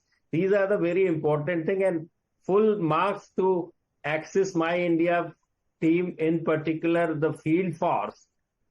It's not easy to work in this kind of heat, and that too triangular contest. Even our vote share, if you see, we predicted TVK 35%, which is same. We predicted about 35% for the DMK, which is about 32.5% at this point of time. And we predicted AIDMK alliance about 25%, which is about 27%. So everything is bang on matching, and not only in Tamil Nadu, if you see all our other 4 states, everything is matching. The vote share, the seat share in all 4 states is bang on and spot on. Well, absolutely. And, the fact that Assam, Puducherry and Kerala were called out by other pollsters as well. The fact that Tamil Nadu stood out is credit only to you. Many people and your critics questioned the caste calculations that you've done. Today, when you look at these results, I think, was caste even an issue in the kind of numbers Vijay has got? So as far as that's what I kept on saying during my exit poll appearances, that the kind of phenomena Vijay is having, stardom, superstar, which cut across all the barriers of caste, creed, and in fact, he's scoring more among all communities, So also the caste thing, I'll tell you, that was my typographical mistake. We said 9% Brahmins. Actually, it was open general category and Brahmin. So in the space that general got removed, and that is where people were saying, but I have corrected myself. The general and Brahmin, it was to 9%. So let me ask you, you said TVK in pole position, next was DMK and AIA-DMK below it. Did you sense this kind of a decimation of the DMK? Was it evident on the ground? Yes, it was very much. So much so that in Chennai, particularly, I said I never use any name. The topmost stalwart will have tough fight, will facing the tough time. And you see that Stalin CM, the present CM, is since morning till now he's trailing with more than 8,000 votes. And earlier his son was also trailing Udayanidhi.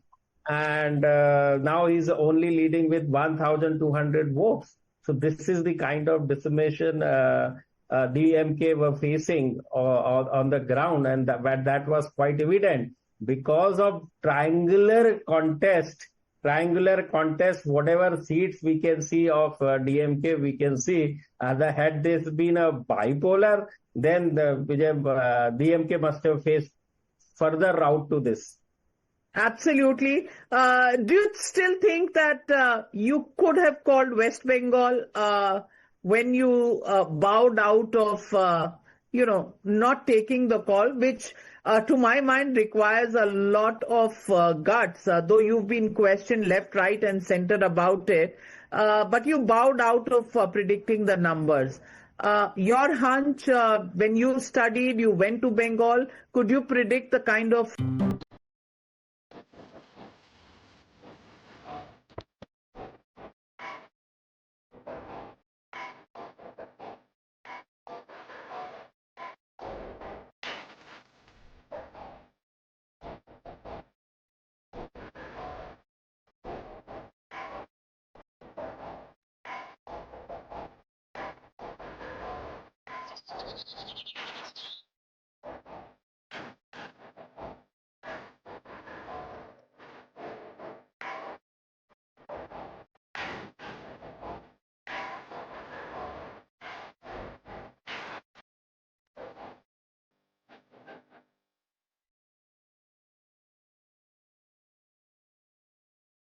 the equation as far as the national picture is concerned? DMK out, left parties out, they have no government in India anymore.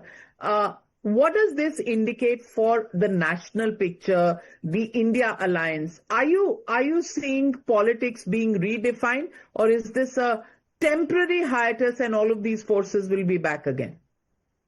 It has already redefined in most part of the country, barring this West Bengal and some part of southern India, which is the Tamil Nadu and Andhra Pradesh and Kerala at that point of time. When I say so, I am saying this is the pure politics of delivery. I mean, whoever the people elect, why they do elect? Just for the performance, nothing more, nothing less than that. And trust me, 80% of livelihood is depend on government of the day. So when they elect or select any political party or the leader, they select very carefully. And that is the reason why you see in Tamil Nadu, this 50 years of two-party rule, Dravidian party is coming to an end. And also the left party, the last time, full credit to left government, Corona management, and that is when the left government was repeated in 2021. Again, the question I'm trying to prove a point that delivery, which matters. And people of Bengal in particularly has witnessed and seen so many central government and Prime Minister Modi government scheme. People are getting benefit, but some of the scheme is not been adopted in case of Bengal. Didi has made sure that is not being done in case of Bengal, and people could see that and sense that in the neighboring state, particularly Odisha, that is also very, there also 5-term rule of Naveen Patnaik government, and people voted BJP there too. So this is quite evident that without delivery and performance, people demand for the accountability. People can easily see that what's happening around this in the age of technology. So without delivery, nothing will happen now. I mean, those legacy, parivarvad, or tradition is no more. People. Well, here's yet another big upset. This is something that even Pradeep Gupta perhaps did not project. That is, MK Stalin has lost his own seat, a sitting chief minister. Imagine MK Stalin loses from Kolathur, and that too by a margin of 7,544. And no surprises there, it is TVK which is in the lead. Vijay wave has very clearly swept MK Stalin aside in the Kolathur seat. That's something that perhaps could not have been predicted, could not have been seen. In fact, Dharni and Kritika are live with us. Dharni, big upset here. Sitting Chief Minister MK Stalin losing from his own stronghold of Kolathur there. Well, definitely, Kolathur is considered to be the bastion of Chief Minister MK Stalin, and for many years now, he's been continuously contesting and winning from Kolathur. But this time, unfortunately, it looks like he has not won from Kolathur, and this will be a major setback for Mr. Stalin personally, because Kolathur is the only assembly constituency he contested from, unlike Vijay, who contested from 2 seats, that is Tiruchi and Tiruchi East and Perambalur. Now remember, when Vijay was contesting from 2 seats, and Vijay decided to contest from 2 seats, the DMK mocked at him, and they told that Vijay is not having the confidence to contest from only 1 seat, and that is why he's having a backup option. He's going for 2 seats is what the DMK told at that time. They said Vijay is insecure, but now the irony is that the Chief Minister who contested from his bastion, his sole seat, he has now lost that seat to the TVK candidate. That is the irony. So definitely setback. Harish Mohammed Ibrahim is with us here in the studio. Big setback. Chief Minister MK Stalin losing his own seat, and he's losing to a TVK candidate. The Vijay wave has truly swept the DMK out of power, and not just out of power, even the Chief Minister losing his own seat. It's a total disaster and a devastating thing which the Tamil Nadu is sensing as of now. With whatever the poll promises he has given, with whatever the tremendous work Mr. MK Stalin have put in by being there for 24 hours of his working culture, and people of Tamil Nadu, that too particularly Kolathur, giving this kind of as I said, as someone said, it is a psychophancy of TVK, but I don't want to use the term. No, you're saying psychophancy, no, but I don't people are want to also use the saying term. hubris of the DMK. Yeah, Somewhere they felt that there was some gap in your governance, which is why, otherwise, why would they bring someone else if your governance was so good, Mr. Balan? Yeah, see, what I see in Tamil Nadu, this fiefdom politics, family politics. See, every political party accused the family of Stalin, that father, grandfather, grandson. That I think the people of Tamil Nadu realized and voted him out of power. All right, and before I slip into a quick break, we're going to continue to discuss all this, break this down. My colleague Shreya Dhondial is in fact joining us here in the studio. I'm going to leave it to Shreya to take the story forward. All right, Shreya, I'm going to come to you in just a minute, but let me also get in a quick word from Kritika. Kritika is also with us. Kritika, take us through exactly what is happening there. I believe you are the residents of Vijay, and that's in fact where the celebrations are currently underway.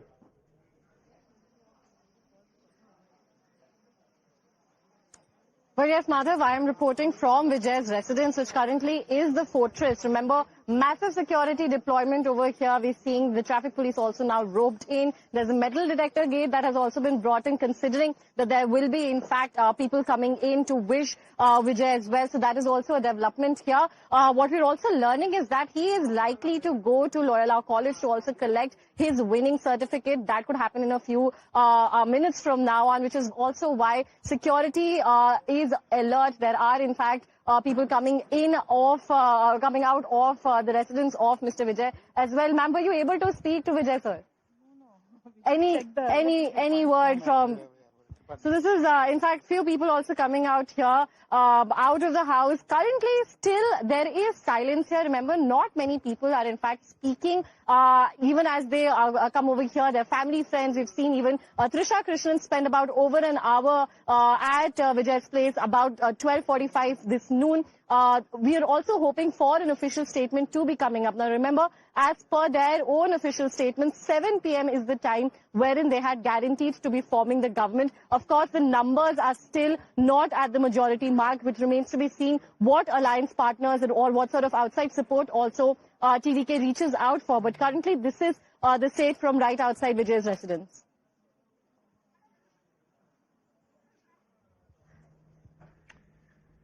All right, thank you for that quick update. We'll come back to you again in just a bit. In fact, joining us on the broadcast right now is former Assam Chief Minister Sarbanand Sonowal. Sir, thank you very much for speaking with us here on Times Now.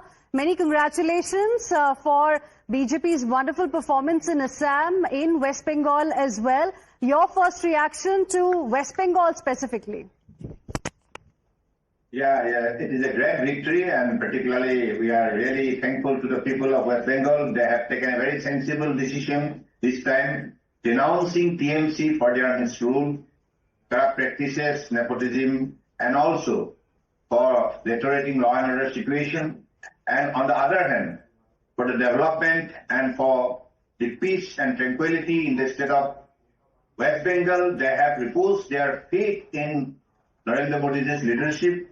And that is why today this huge mandate have come in favor of Bharatiya Janata Party. And I am confident that this is the decision ultimately going to change the face of West Bengal tomorrow, because they are being one of the largest state in the country, most potential state in the country. Whatever they wanted to have their better growth, this has been denied by Mamata Banerjee's government for many years. But now they have decided a very, very sensibly to bring BJP into power, and particularly whatever they have seen in the last 11 years under the dynamic leadership of Honorable Prime Minister, taking everybody along. Mr. Sonowal, can we just... Prime Minister has given Mr. Sonowal, can we just shift focus to your state as well? Because, what the BJP is scoring in your state of Assam is a hat trick. What do you think? How do you think the BJP has managed that? Because when you ask the Congress, they say, ye to sab polarization ka rajniti inka chala hai. Hindu Musalman ki aur kuch nahi. This is an honest service to the people of Assam. Because whatever we did in the last 11 years under the leadership of Honorable Prime Minister, and particularly whatever scheme, whatever program had been taken up for the speedy growth of the state of Assam, that has all been fulfilled effectively.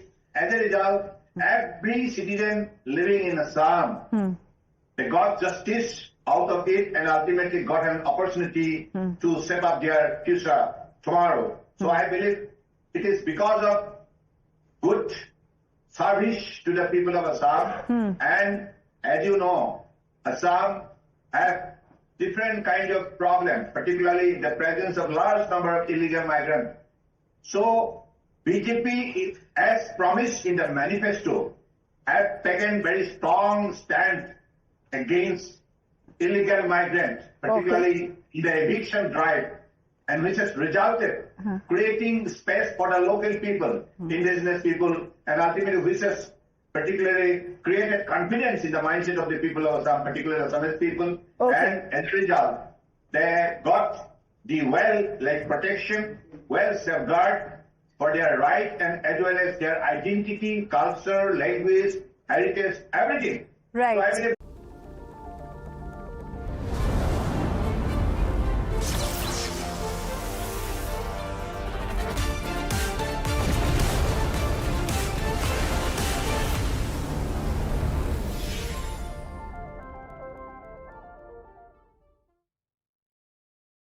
party. Gaurav Gogoi also lost in his debut in assembly elections from Jorhat. What does it say about the Congress party going ahead? Right from the beginning, because I had always been, when the respected media person questioned me, asked me about their future, then I had categorically said that there is no future for Congress and its allies in Assam. Because Congress, in their 55 years of rule in Assam, whatever they did, they have committed, and particularly whatever injustice they have given to the people of Assam. So that is why people of Assam will never forget. Because it is Congress who has brought illegal migrants from Bangladesh and given them illegal settlement just to create vote banks. So they have always been known as the savior of the illegal migrants, interest the illegal migrants, not for the people of Assam and the bona fide Indian citizens. So that is why they have been denounced. Now there will be no future for Congress and its allies, and it is only BJP and its allies for their good work, for their committed service, and for good governance, for justice to everybody. And that's all we have been creating an environment of democracy where people could live with a dignified life and also carry forward their development agenda with the help of the double engine government.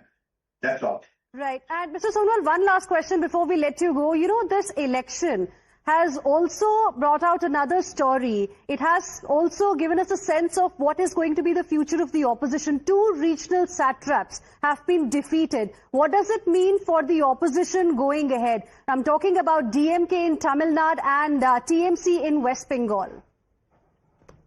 Look, it is very clear that opposition all the time trying to make a situation of unrest in the nation. They do not propagate for developmental programs or developmental works. They have no guts to appreciate whatever good service Honorable Prime Minister has rendered to the people of the country in the last 11 years.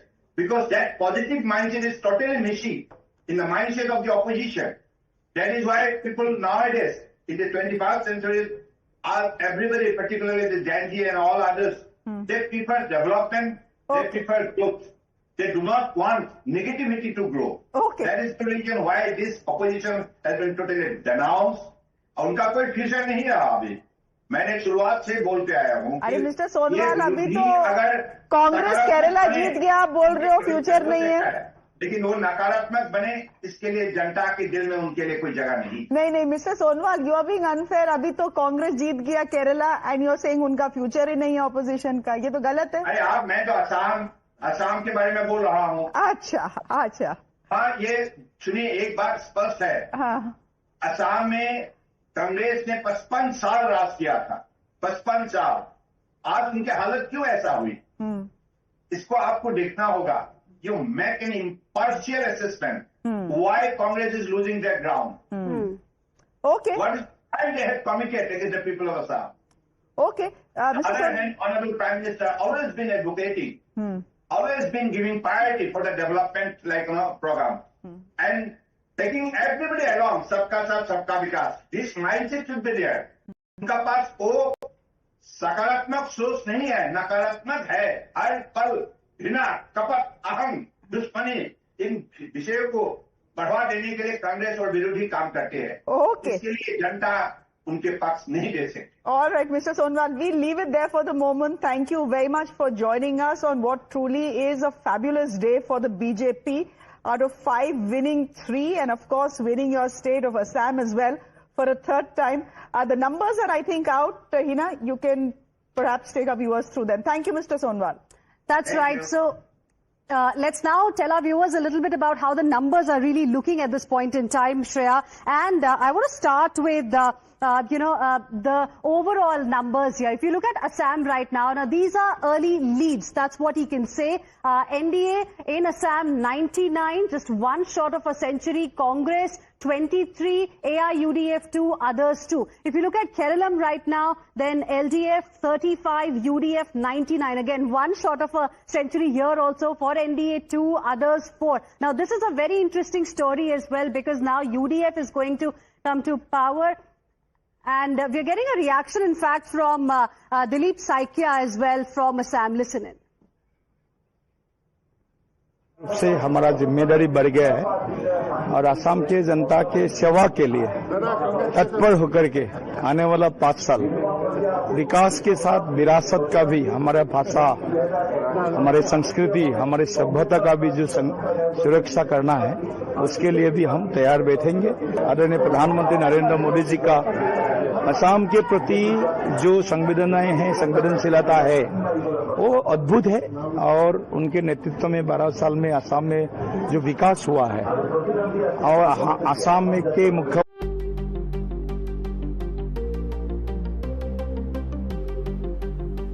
लोग बहुत ज्ञान देते हैं, पर बोला है कभी पौधों को which way to grow या हवा को which way to blow?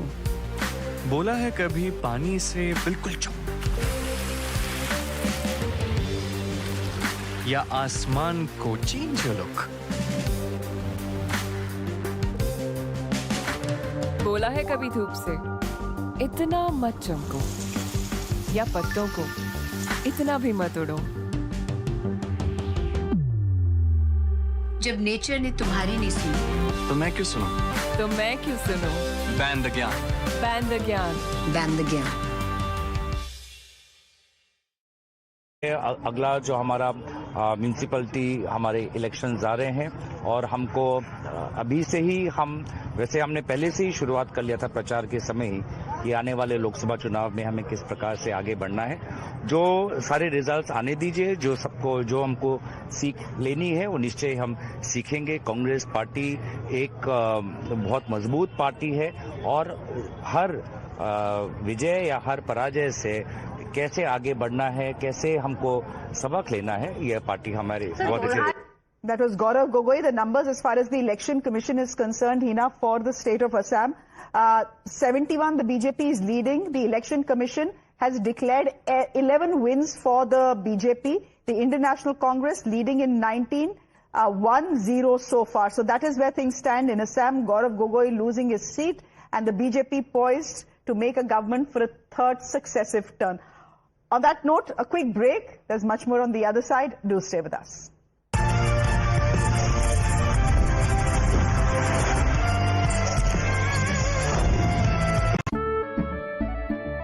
केसरिया से मन जोगी हुआ रे, दिल झूमे देखो मतवारा हुआ रे। केसरिया से मन जोगी हुआ। हर पल मनाओ केसरी त्योहार। विमल, बोलो जुबान केसरी। जिंदल साथी सील है तो असली स्टेनलेस स्टील है।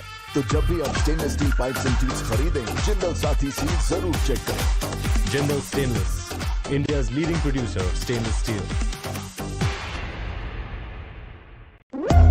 When the stakes are high and the answers are elusive, there's one voice unafraid to challenge the status quo. At 8 p.m., I am not here to sugarcoat the truth. I am here to ask the hard questions. Because when others play it safe, I go straight to the heart of the matter. It's not about left or right. It's about what's right for India. It's about holding the powerful accountable. India Upfront with Pranesh Roy. Weeknights at 8 p.m. only on Times Now. No spin, no compromise, just the truth. ਹੁਣ ਉਦਾਸੀ ਚੋਂ ਵੀ ਮਿਲ ਜਾਂਦਾ ਸਕੂਨ, ਦਿਲ ਦੀਆਂ ਵੀਰਾਨੀਆਂ ਵੀ ਖੂਬ ਨੇ, ਬੇਵਜ੍ਹਾ ਨਾਦਾਨੀਆਂ भी खूब ने, इश्किया परेशानियां भी खूब ने। आपकी जो शायरी है उसमें लोनलीनेस नजर आती है, उसमें मोहब्बत नजर आती है। Is this part of you? जो उदास दिसे, जो गमजदा ये जो दिल फिगारियां च चूर दिसदा, ਇਹਨੂੰ ਪੁੱਛੋ ਕੀ ਖੱਟਿਆ ਇਹ ਦਿਲਬਰੀ ਚੋਂ, ਅੱਗੋਂ ਆਖੂ ਹੁਣ ਦਿਲਬਰ ਚੋਂ ਹਜ਼ੂਰ ਦਿਸਦਾ।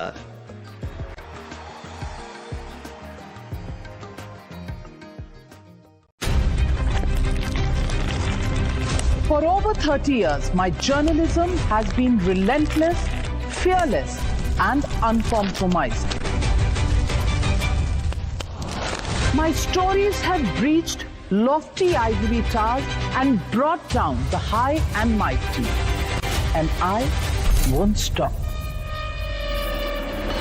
When the clock strikes 9, it is time for the news hour. Navika Kumar asks the legitimate question. When your rights are trampled, I will be your voice, demanding answers from the corridors of power. News hour at 9 with Navika Kumar.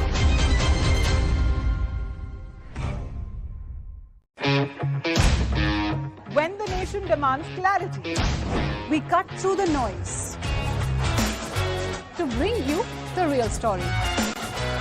Unbiased, unfiltered, unstoppable. On the ground, where it matters the most. With insights that go beyond the headlines. We connect the dots so you see the bigger picture. From every corner of the nation. We are your voice. We are Times Now. The faces you trust. The news you believe. Only on Times Now.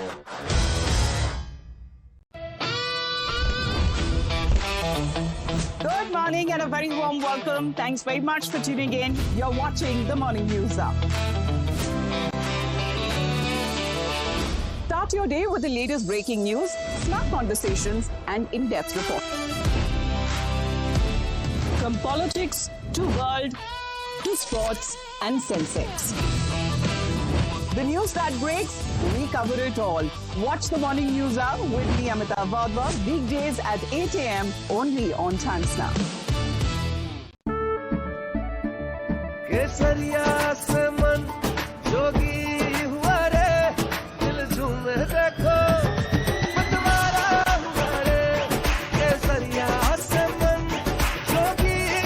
हर पल मनाओ केसरी त्योहार विमल बोलो जुबान Kesari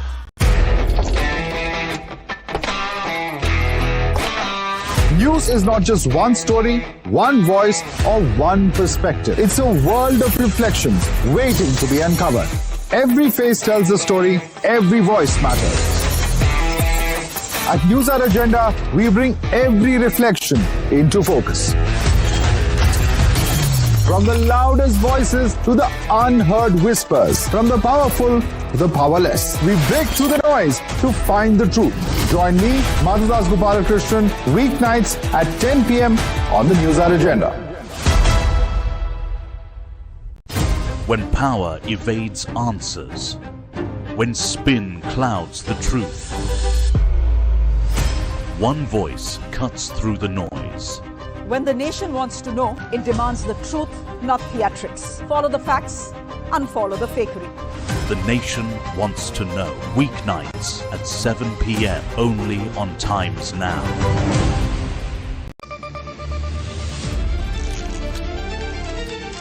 A twist and the narrative changes.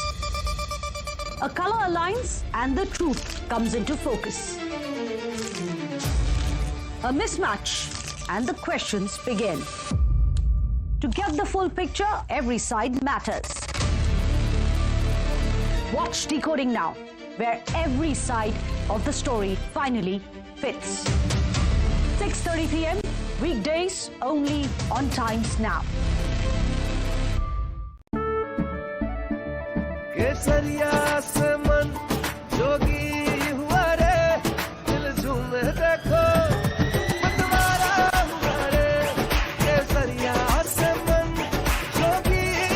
हर पल मनाओ केसरी त्योहार विमल बोलो जुबान Kesari When the stakes are high and the answers are elusive, there's one voice unafraid to challenge the status quo. At 8 p.m., I am not here to sugarcoat the truth. I am here to ask the hard questions. Because when others play it safe, I go straight to the heart of the matter.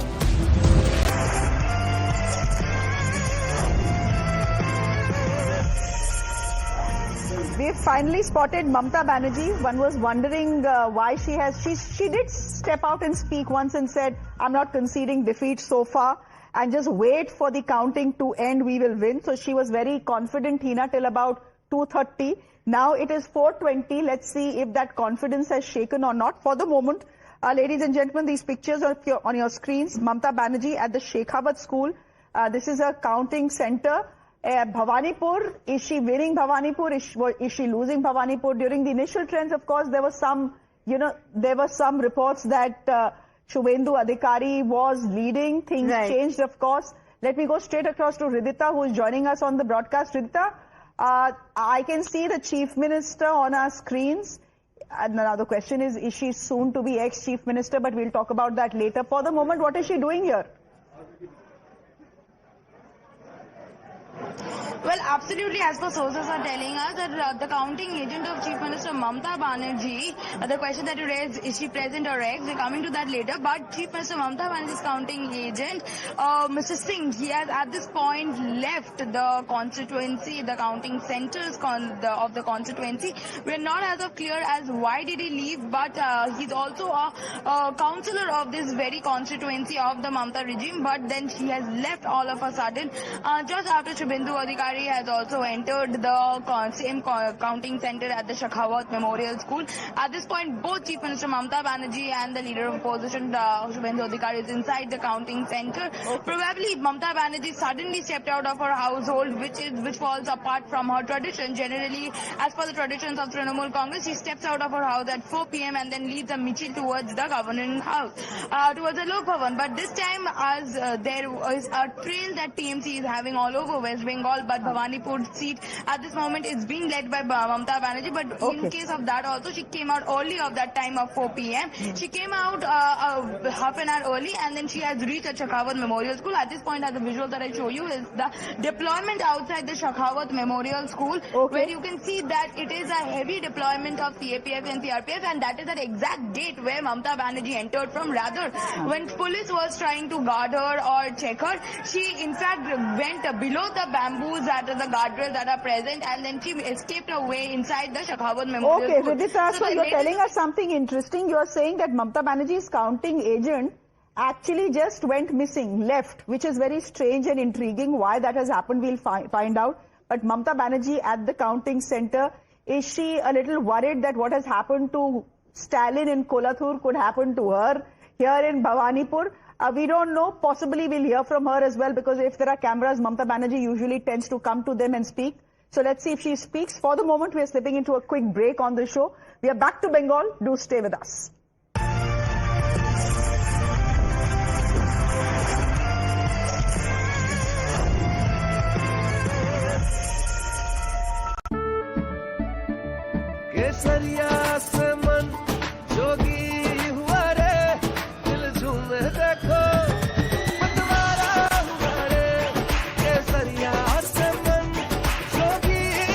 हर पल मनाओ केसरी त्योहार विमल बोलो जुबान Kesari Jindal Saathi seal है तो असली stainless steel है तो जब भी आप stainless steel pipes and tubes खरीदें जिंदल साथी सील जरूर चेक करें Jindal stainless India's leading producer of stainless steel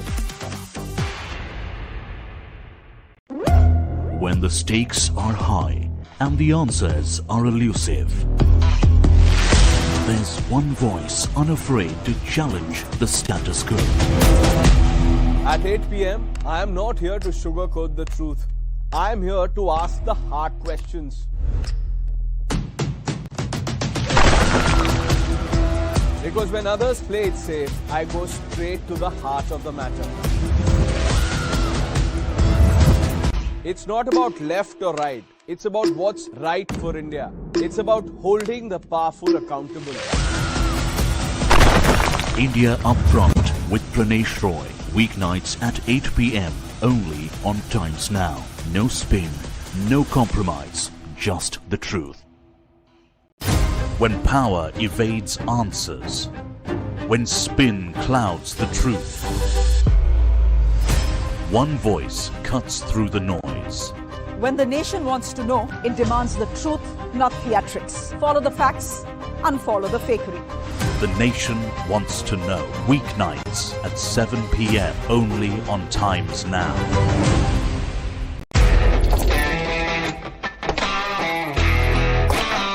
News News is not just one story, one voice, or one perspective. It's a world of reflections waiting to be uncovered. Every face tells a story, every voice matters. At News Hour Agenda, we bring every reflection into focus. From the loudest voices to the unheard whispers, from the powerful to the powerless, we break through the noise to find the truth. Join me, Madhu Das Gopalakrishnan, weeknights at 10 p.m. on the News Hour Agenda.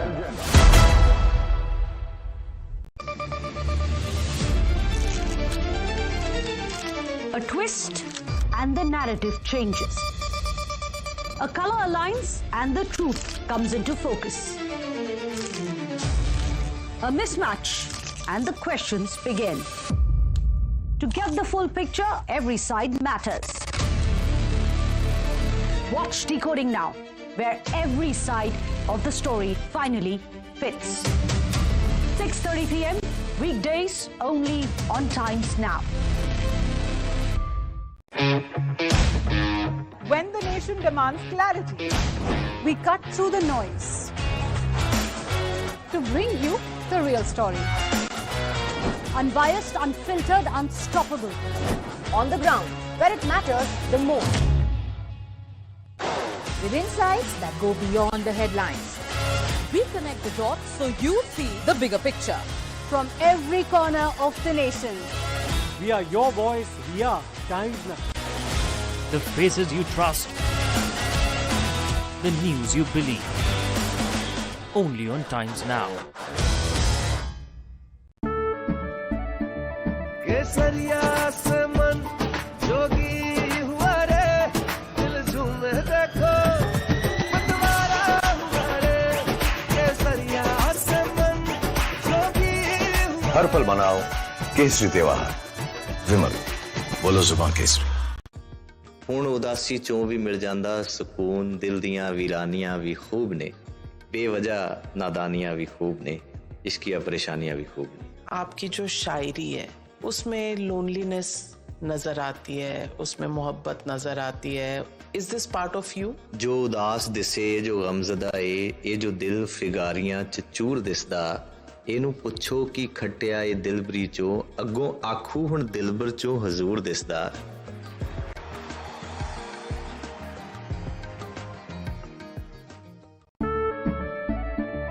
केसरिया से मन जोगी हुआ रे दिल झूमे देखो पतवारा हुआ रे केसरिया से मन जोगी हुआ हर पल मनाओ केसरी त्योहार विमल बोलो जुबान Kesari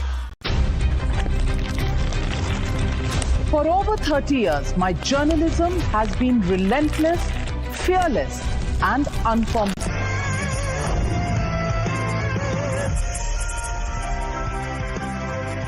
Welcome back, everyone. It is almost 4:30, and these are the big headlines on verdict day. Bengal has been called for the BJP, the big headline coming from this election.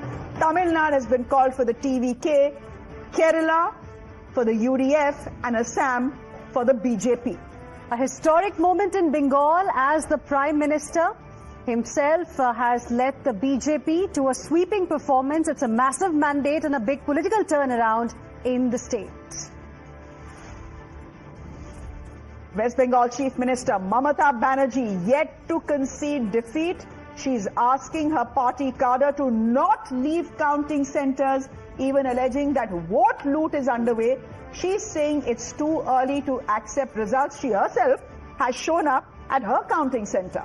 All eyes are also on BJP headquarters. Party workers have been asked to gather by 5 p.m. with Prime Minister Narendra Modi to arrive at 6 p.m. The stage is set for a big evening show. And what a day in Tamil Nadu. A Talapati tsunami sweeping the state, with Vijay making a very strong electoral debut, suggesting a shift in voter support, especially in urban and youth segments. The big headline this evening, Vijay poised to be the next Chief Minister of Tamil Nadu. And TVK's strong surge in Tamil Nadu is triggering political realignment. CPI and CPIM sources tell Times Now that they are not ruling out post-poll options, post-poll alliances probably, with the final call to be taken by the party high command. Sources telling Times Now that TVK chief Vijay has called a meeting of all MLA candidates after counting is over. All these candidates have been asked to reach Chennai once the results are declared. This as the team closely monitors the results, given the fact that they have emerged as the single largest party. And then there's a huddle in BJP camp too as well.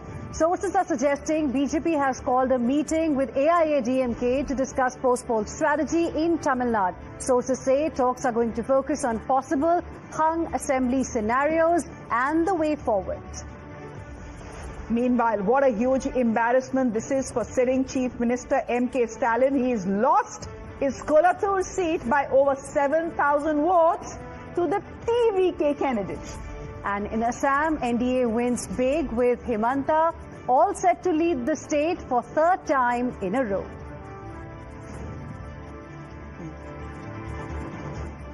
The verdict in Bengal is not just historic, it is a moment of political reckoning. For 15 years, ladies and gentlemen, Mamata Banerjee and the All India Trinamool Congress built an unbreachable fortress. A tightly controlled, in fact, a political machine powered by welfare, cadre, muscle and booth-level dominance. Today, on May 4th, 2026, that fortress has been breached and painted in the hues of saffron. Counting is still underway, Shreya, but the trends are settling in. And these trends are pointing at a landslide for the BJP. Now, the BJP, as of now, is racing past 190 seats. And this is where it gets very uncomfortable for Mamata Banerjee, who is still questioning the counting process. The BJP's vote share is up by just about 6 to 7% points, and that swing is translating into 100 plus seats, and this is a surge for the BJP. Now, what does this really indicate? Viewers, it tells you that seats that TMC won in 2021 under razor-thin margins due to cleaner polls are collapsing under pressure. Seats that were won by 2,000, 3,000, 5,000 votes in 2021 are now flipping really hard. Let's straight away go across to our colleagues who are tracking the story very, very closely. We have Hridita as well as Aruni joining us live right now. Hridita, to you first. One thing is clear. For TMC, what is happening today has come in as a huge shock, and Mamata Banerjee, you told us last, is currently at Shekhawat Counting Center. Can you tell us what's happening on the ground? Well, absolutely the situation here at the Shekhawat School, the Memorial School, where both the leader of opposition and the Chief Minister, Mamata Banerjee, is inside the same counting center, because this is the Bhawanipur counting center. I will show you one side where you can see that actually BJP workers, they have gathered out at this spot, where you can see they have already played the Holi with the saffron color, boarding the BJP flag. But however, the political tensions have soared in inside the counting center, because Mamata Banerjee, remember that she had given a voice note over her Facebook today, urging all the party members to be calm and composed, because she says that the fourth term will be resumed by her only.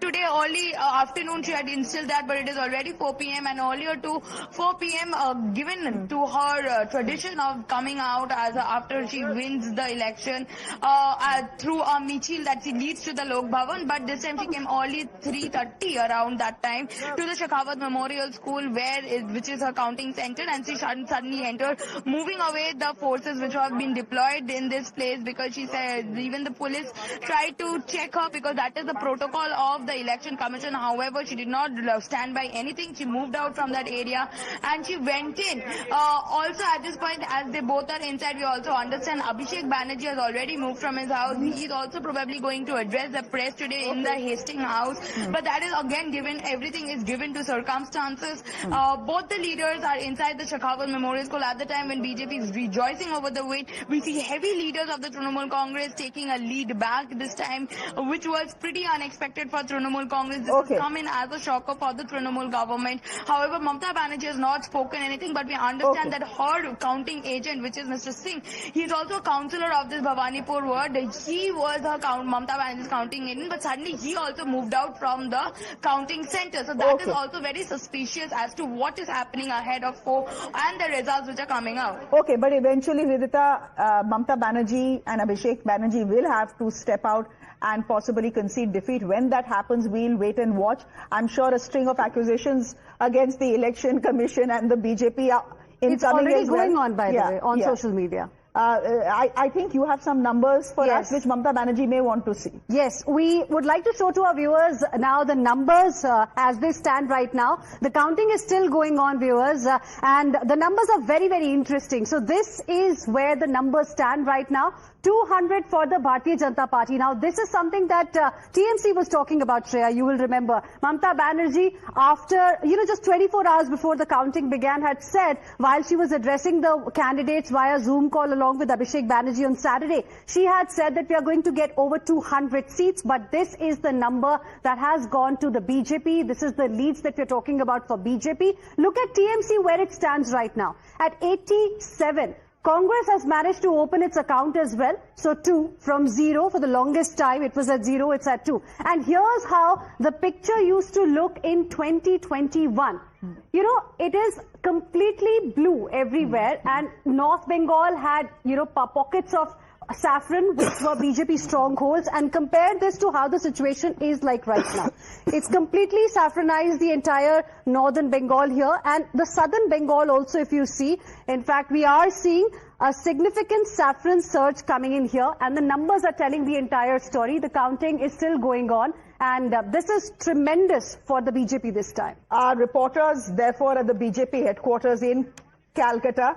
Aruni is joining us from there. Shivam is joining us from there. Shivam, let me come across to you. We know what is going to be happening at the BJP headquarters here in Delhi starting 5 o'clock when all senior leaders will start arriving. That will be an hour before the Prime Minister himself arrives. And about 7 o'clock is when we are expecting the Prime Minister to speak. But what is happening at the BJP headquarters in Calcutta?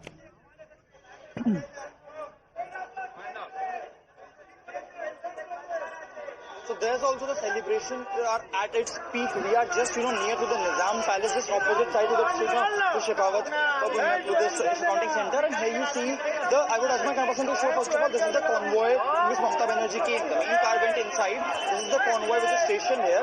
And just opposite to it, not even 10 meters, you will see the BJP supporters, raising slogans, chanting, celebrating, this color all around. But at the same time, it almost became a tense situation when these people try to approach the convoy, approach the car, and that is when you will see this particular place, there is heavy security deployment as well. Almost, the West Bengal police are acting as a shield to separate these people, to separate the supporters who are on the street. It is dangerously close to the counting station, and the number of people that have come up here, it's in hundreds, easily above 500. The entire road is jammed. This is a two-lane main road connecting the Kolkata to many places, and still you see the level of deployment in this particular place. On the right hand side, you will see CRPF personnel currently standing. They're stationed here just to act as a shield, between the convoy of the CM and the supporters. There has been a report of some level of scuffle or ruckus, breaking out between the supporters of TMC and Bharatiya Janata Party. So at this time, things can really get intense, and that is why the security forces are very sensitive towards any level of deployment in this particular place as of now. While the people are celebrating, both Suvendu Adhikari, Mamata Banerjee are inside as of now. All right. Do stay on with us. Yes, there are some 2.3 lakh CAPF on the ground. The Home Minister of the country has said that 70,000 of them will continue to be on the ground for the next 60 days, given that West Bengal has a history of post-poll violence. Last time in 2021, there were 24 people who were killed. Absolutely shameful scenes playing out, a repeat which no one wants to see. But geographically speaking, the map of Bengal is telling its own story. The BJP dominating the border belt, the tribal zones, industrial clusters cutting into regions that were once the TMC's very reliable turf. Kolkata and select rural pockets may still be holding. But Shreya, the periphery is shifting, and that is why Mamata Banerjee is still pushing back, alleging some kind of a game plan by both BJP as well as the Election Commission. She has questioned, in fact, the data as well, and has said that the trends are not fully reflected. Counting is far from over. Most seats are midway through their, rounds that we are seeing right now. But here's the hard question, Shreya. Can a trend this large, this wide, this structurally reverse itself as being insinuated by the TMC right now, TMC Supremo? I mean, whatever the TMC is saying right now, they may have their own concerns, but they cannot also ignore the numbers that we are seeing, the leads that have come in so far following the several rounds of counting that have really taken place. Let's listen in fact, to what Mamata Banerjee had to say. প্রথম 2-3 রাউন্ডে আমি কালকে থেকেই বলছি যে ওদেরগুলো আগে দেখাবে, আমাদেরগুলো পরে দেখাবে, এবং অনেক জায়গায় 2-3 রাউন্ড কাউন্টিং করার পরে প্রায় 100টা জায়গায় কাউন্টিং বন্ধ করে রেখে দিয়েছে, এবং কল্যাণীতে ধরা পড়েছে 7টা মেশিন যেখানে কোনো মিল নেই। এটা টোটাল ফোর্সফুলি সেন্ট্রাল ফোর্সকে দিয়ে চারিদিকে তৃণমূল কংগ্রেসের উপর অত্যাচার করছে, অফিস ভাঙছে, জোর করে দখল করছে, এসআইআর নামে আপনারা দেখেছেন ভোট লুট করেছে যাতে যে সিটগুলো জিততে পারে। কিন্তু এখনো এমন 70টা সিট আছে, 100টা সিট আছে যেগুলো আমরা এগিয়ে আছি সেগুলো বলছে না, টোটালটাই মিথ্যে নিউজ খাওয়াচ্ছে। সুতরাং আমি সব আমাদের কাউন্টিং এজেন্টদের, আমাদের সমস্ত পার্টির কর্মীদের বলবো অত মন খারাপ করার কারণ নেই। আমি বলেছিলাম সূর্যাস্তের পরে আপনারা জিতবেন। 3 রাউন্ড 4 রাউন্ড কাউন্ট হলেও এটা 14 রাউন্ড থেকে 18 রাউন্ড কাউন্ট হয়, তখন আপনারা জিতবেন। Let's now go across to Arunil, who's also live with us right now, tracking the developments from West Bengal. Arunil, so apart from Mamata Banerjee, Shuvendu Adhikari has also reached the Bhawaripur counting center. Tell us what's really happening. Have we heard from Shuvendu Adhikari yet on what's the next plan of action?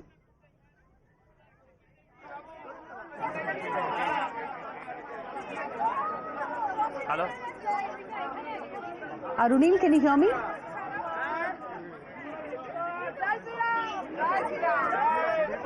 Okay. I think because of the noise around. I can hear Jai Siaram in the backdrop. Yes, those are all BJP supporters there. Okay, we'll try and reconnect with Arunil in just a bit. For now, let's slip into a very, very short break. We'll be back with more.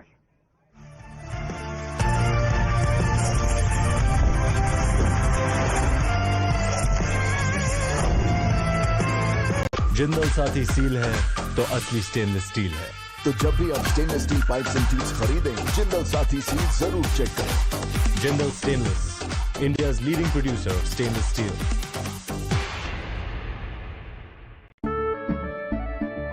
केसरिया से मन जोगी हुआ रे, दिल झूमे देखो मतवारा हुआ रे। केसरिया से मन जोगी हुआ। हर पल मनाओ केसरी त्योहार, विमल बोलो जुबान केसरी। ਹੁਣ ਉਦਾਸੀ ਚੋਂ ਵੀ ਮਿਲ ਜਾਂਦਾ ਸਕੂਨ, ਦਿਲ ਦੀਆਂ ਵੀਰਾਨੀਆਂ ਵੀ ਖੂਬ ਨੇ, ਬੇਵਜ੍ਹਾ ਨਾਦਾਨੀਆਂ ਵੀ ਖੂਬ ਨੇ, ਇਸ਼ਕੀਆ ਪਰੇਸ਼ਾਨੀਆਂ ਵੀ ਖੂਬ ਨੇ। आपकी जो शायरी है उसमें लोनलीनेस नजर आती है, उसमें मोहब्बत नजर आती है। Is this part of you? ਜੋ ਉਦਾਸ ਦਿਸੇ, ਜੋ ਗਮਜ਼ਦਾ ਏ, ਇਹ ਜੋ ਦਿਲ ਫਿਗਾਰੀਆਂ ਚ ਚੂਰ ਦਿਸਦਾ, ਇਹਨੂੰ ਪੁੱਛੋ ਕੀ ਖੱਟਿਆ ਏ ਦਿਲਬਰੀ ਚੋਂ, ਅੱਗੋਂ ਆਖੂ ਹੁਣ ਦਿਲਬਰ ਚੋਂ ਹਜ਼ੂਰ ਦਿਸਦਾ।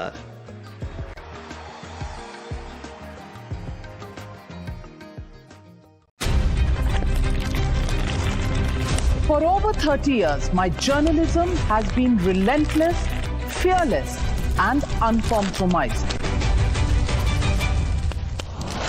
My stories have breached lofty ivory towers and brought down the high and mighty. And I won't stop. When the clock strikes 9, it is time for the news hour. Navika Kumar asks the legitimate question. When your rights are trampled, I will be your voice, demanding answers from the corridors of power. News Hour at 9 with Navika Kumar.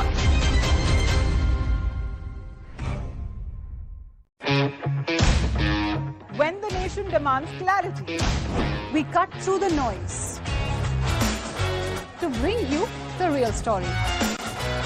Unbiased, unfiltered, unstoppable. On the ground, where it matters the most.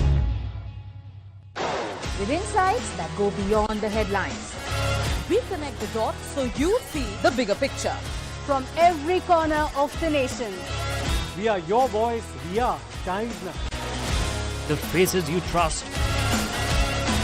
The news you believe. Only on Times Now. When power evades answers. When spin clouds the truth. One voice cuts through the noise. When the nation wants to know, it demands the truth, not theatrics. Follow the facts, unfollow the fakery. The nation wants to know. Weeknights at 7 p.m. only on Times Now. केसरिया से मन जोगी हुआ रे दिल झूमे देखो मतवारा हुआ रे केसरिया से मन जोगी हुआ हर पल मनाओ केसरी त्योहार विमल बोलो जुबान Kesari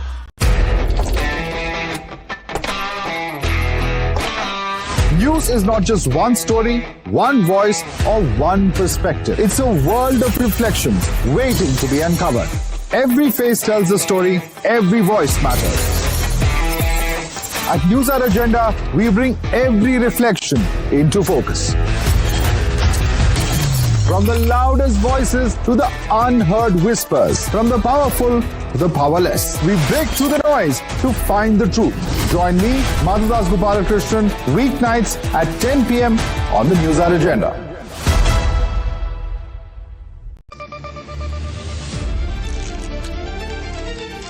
A twist and the narrative changes.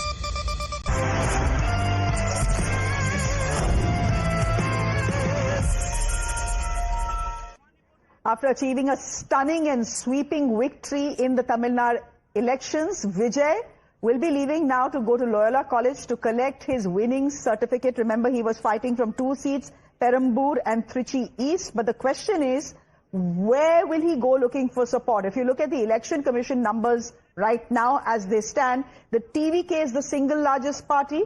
It is leading in 101 seats. It has won 8 seats. Which means it is still 17 seats short to form a government. It's very clear that Vijay is the next chief minister, but who will he actually take support from? Because by the looks of it, he will require the support. I believe we have some scenarios that Hina has sketched out for us. Hina? That's right. You know, since morning, we've been hearing from TVK spokesperson saying that we are not going to be joining hands with anyone. But looking at what you've just told us, they will definitely need some support because the magic number, viewers, is 118 seats. So scenario number 1 is TVK on its own crosses 118 seats on its own. Then it will not really require anybody's support to form the government. Then things are absolutely fine. But if that does not happen, if, say, the number stays at 101, what Shreya just now mentioned, then what is going to happen? We've tried to put out for you those kind of scenarios. This is scenario number 2, which I just explained to you. Let's move across to scenario number 2.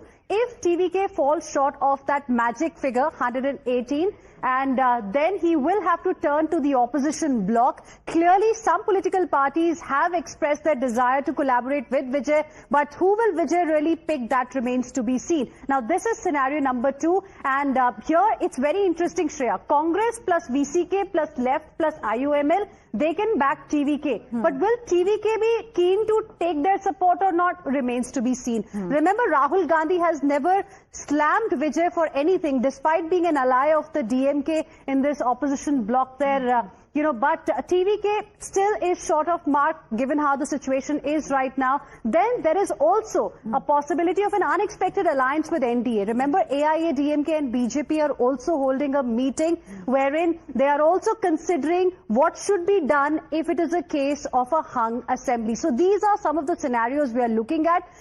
Let's go across to Dharini, in fact, who is joining us live right now. Dharini, what is it that your sources are telling you? What next? Vijay had asked all his candidates to reach Chennai. There's going to be a meeting, but what are the options on the table if Vijay on his own does not reach that magic number of 118? Well, as I explained the scenarios, I would like to show you visuals of the celebrations that are currently taking place at the TVK headquarters. Now coming to the scenarios, in case if Vijay is not able to cross the victory margin by himself, then of course he'll have to depend on alliance partners. Now we have to remember that when he launched his political party, Vijay openly announced that he will be okay with the idea of a coalition government, that he is ready to share power with his allies. That is what Vijay had told 2 years back, and Vijay still stands by it. So whoever is allying with Vijay, in case if he falls short of a majority, then by the CPM. They have given it to the BJP on a silver platter. We won 4 corporations in the local bodies, but CPM gave this Trivandrum corporation to the BJP on a silver platter, and now 3 seats they have given. There was a deal. We have made allegation that there was a deal between BJP and CPM. That is why BJP got 3 seats. Also, one last question about the Chief Minister, because time and again there have been put posters in Todapura and multiple places in support of you, and people want, it clearly says that the leader who led the campaign, they want him to continue, they want him to be the Chief Minister. So how do you see that? There is a procedure. For our party is a national party, and ACC have a procedure. They will start that procedure. They will declare the Chief Minister candidate. That is a procedure. People want you as I am not a competent person to say anything about that. in the exit polls, people have clearly shown their interest as your preference, you as a preference. That is not the way to select a Chief Minister. There is a procedure. Thank you so much. Thank you so much for speaking to us. Ladies and gentlemen, that possibly is the next Chief Minister of Kerala. Of course, we spoke to Mr. Chennithala a while ago and asked him the same question, and he gave us this same templated answer that the party decides and the leadership decides and the organization decides. But there are at least 3 front runners for the Chief Minister of Kerala. But as far as the Congress is concerned, it's only in Kerala that they have some good news coming in from. Otherwise, rest of the states, it's a pretty sad story. The happy story, of course, coming in for the BJP this evening. 3 out of 5, incredible. We'll hear from the Prime Minister at about 6:30, 7 o'clock this evening. The other big headline, of course, is Vijay. This is a debutant who formed his party barely 2 years ago. He's a film star. You didn't even think. You wouldn't think he had the political heft to actually manage the sort of numbers that he has. But look at the numbers as they stand right now, Hina. Right. 100 for the TVK, which means after all is said and done, he will be the big newsmaker of this evening. A debutant, a film star, on his way to becoming the Chief Minister of Tamil Nadu. He's essentially doing what NTR did.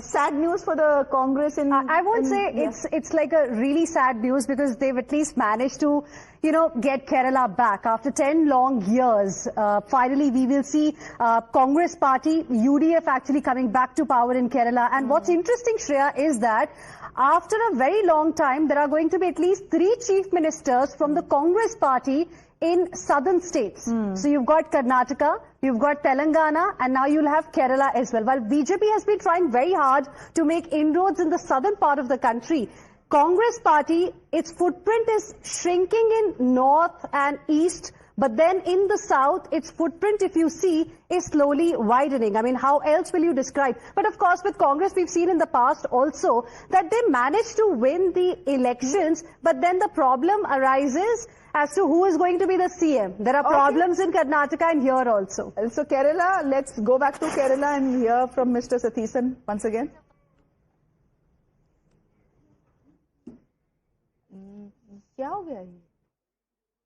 Being joined by VD Satheesan. So first of all, very congratulations for the massive victory that you have come in Kerala.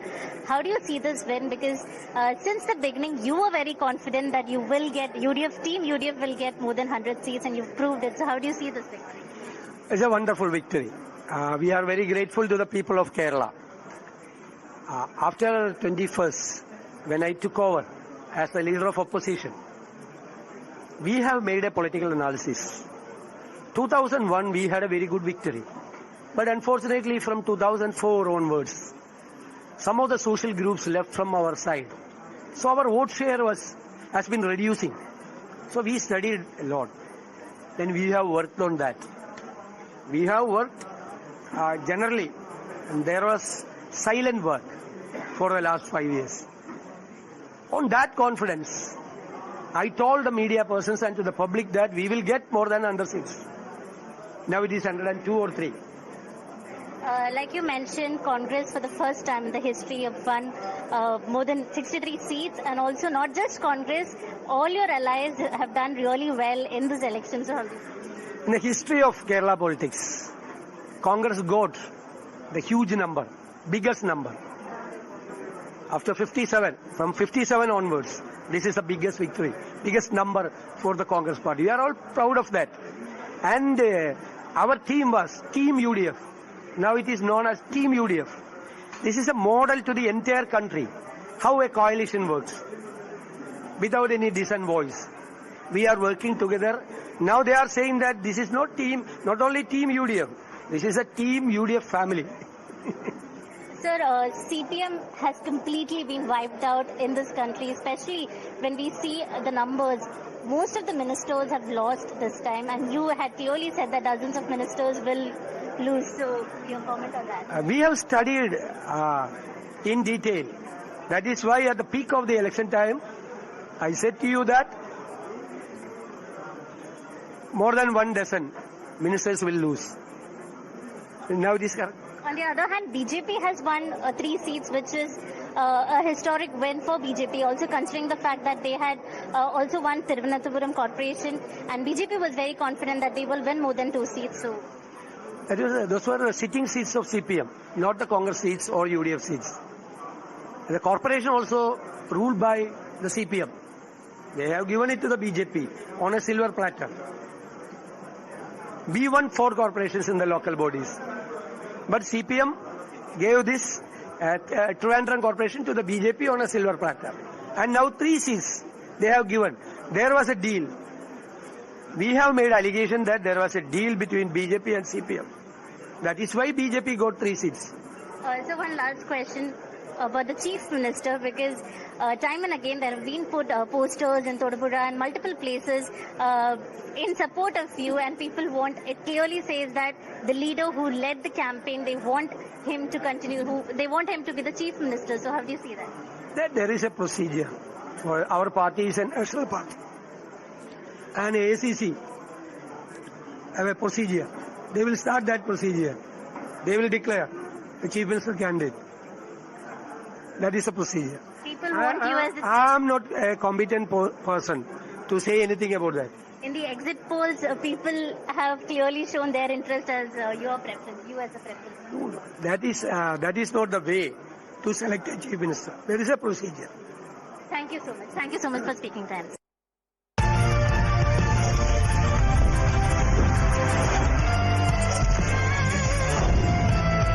Jindal Saathi seal है तो असली stainless steel है। तो जब भी आप stainless steel pipe खरीदें, Jindal Saathi seal जरूर चेक करें। Jindal stainless, India's leading producer of stainless steel. When the stakes are high and the answers are elusive, there's one voice unafraid to challenge the status quo. At 8 p.m., I am not here to sugarcoat the truth. I am here to ask the hard questions.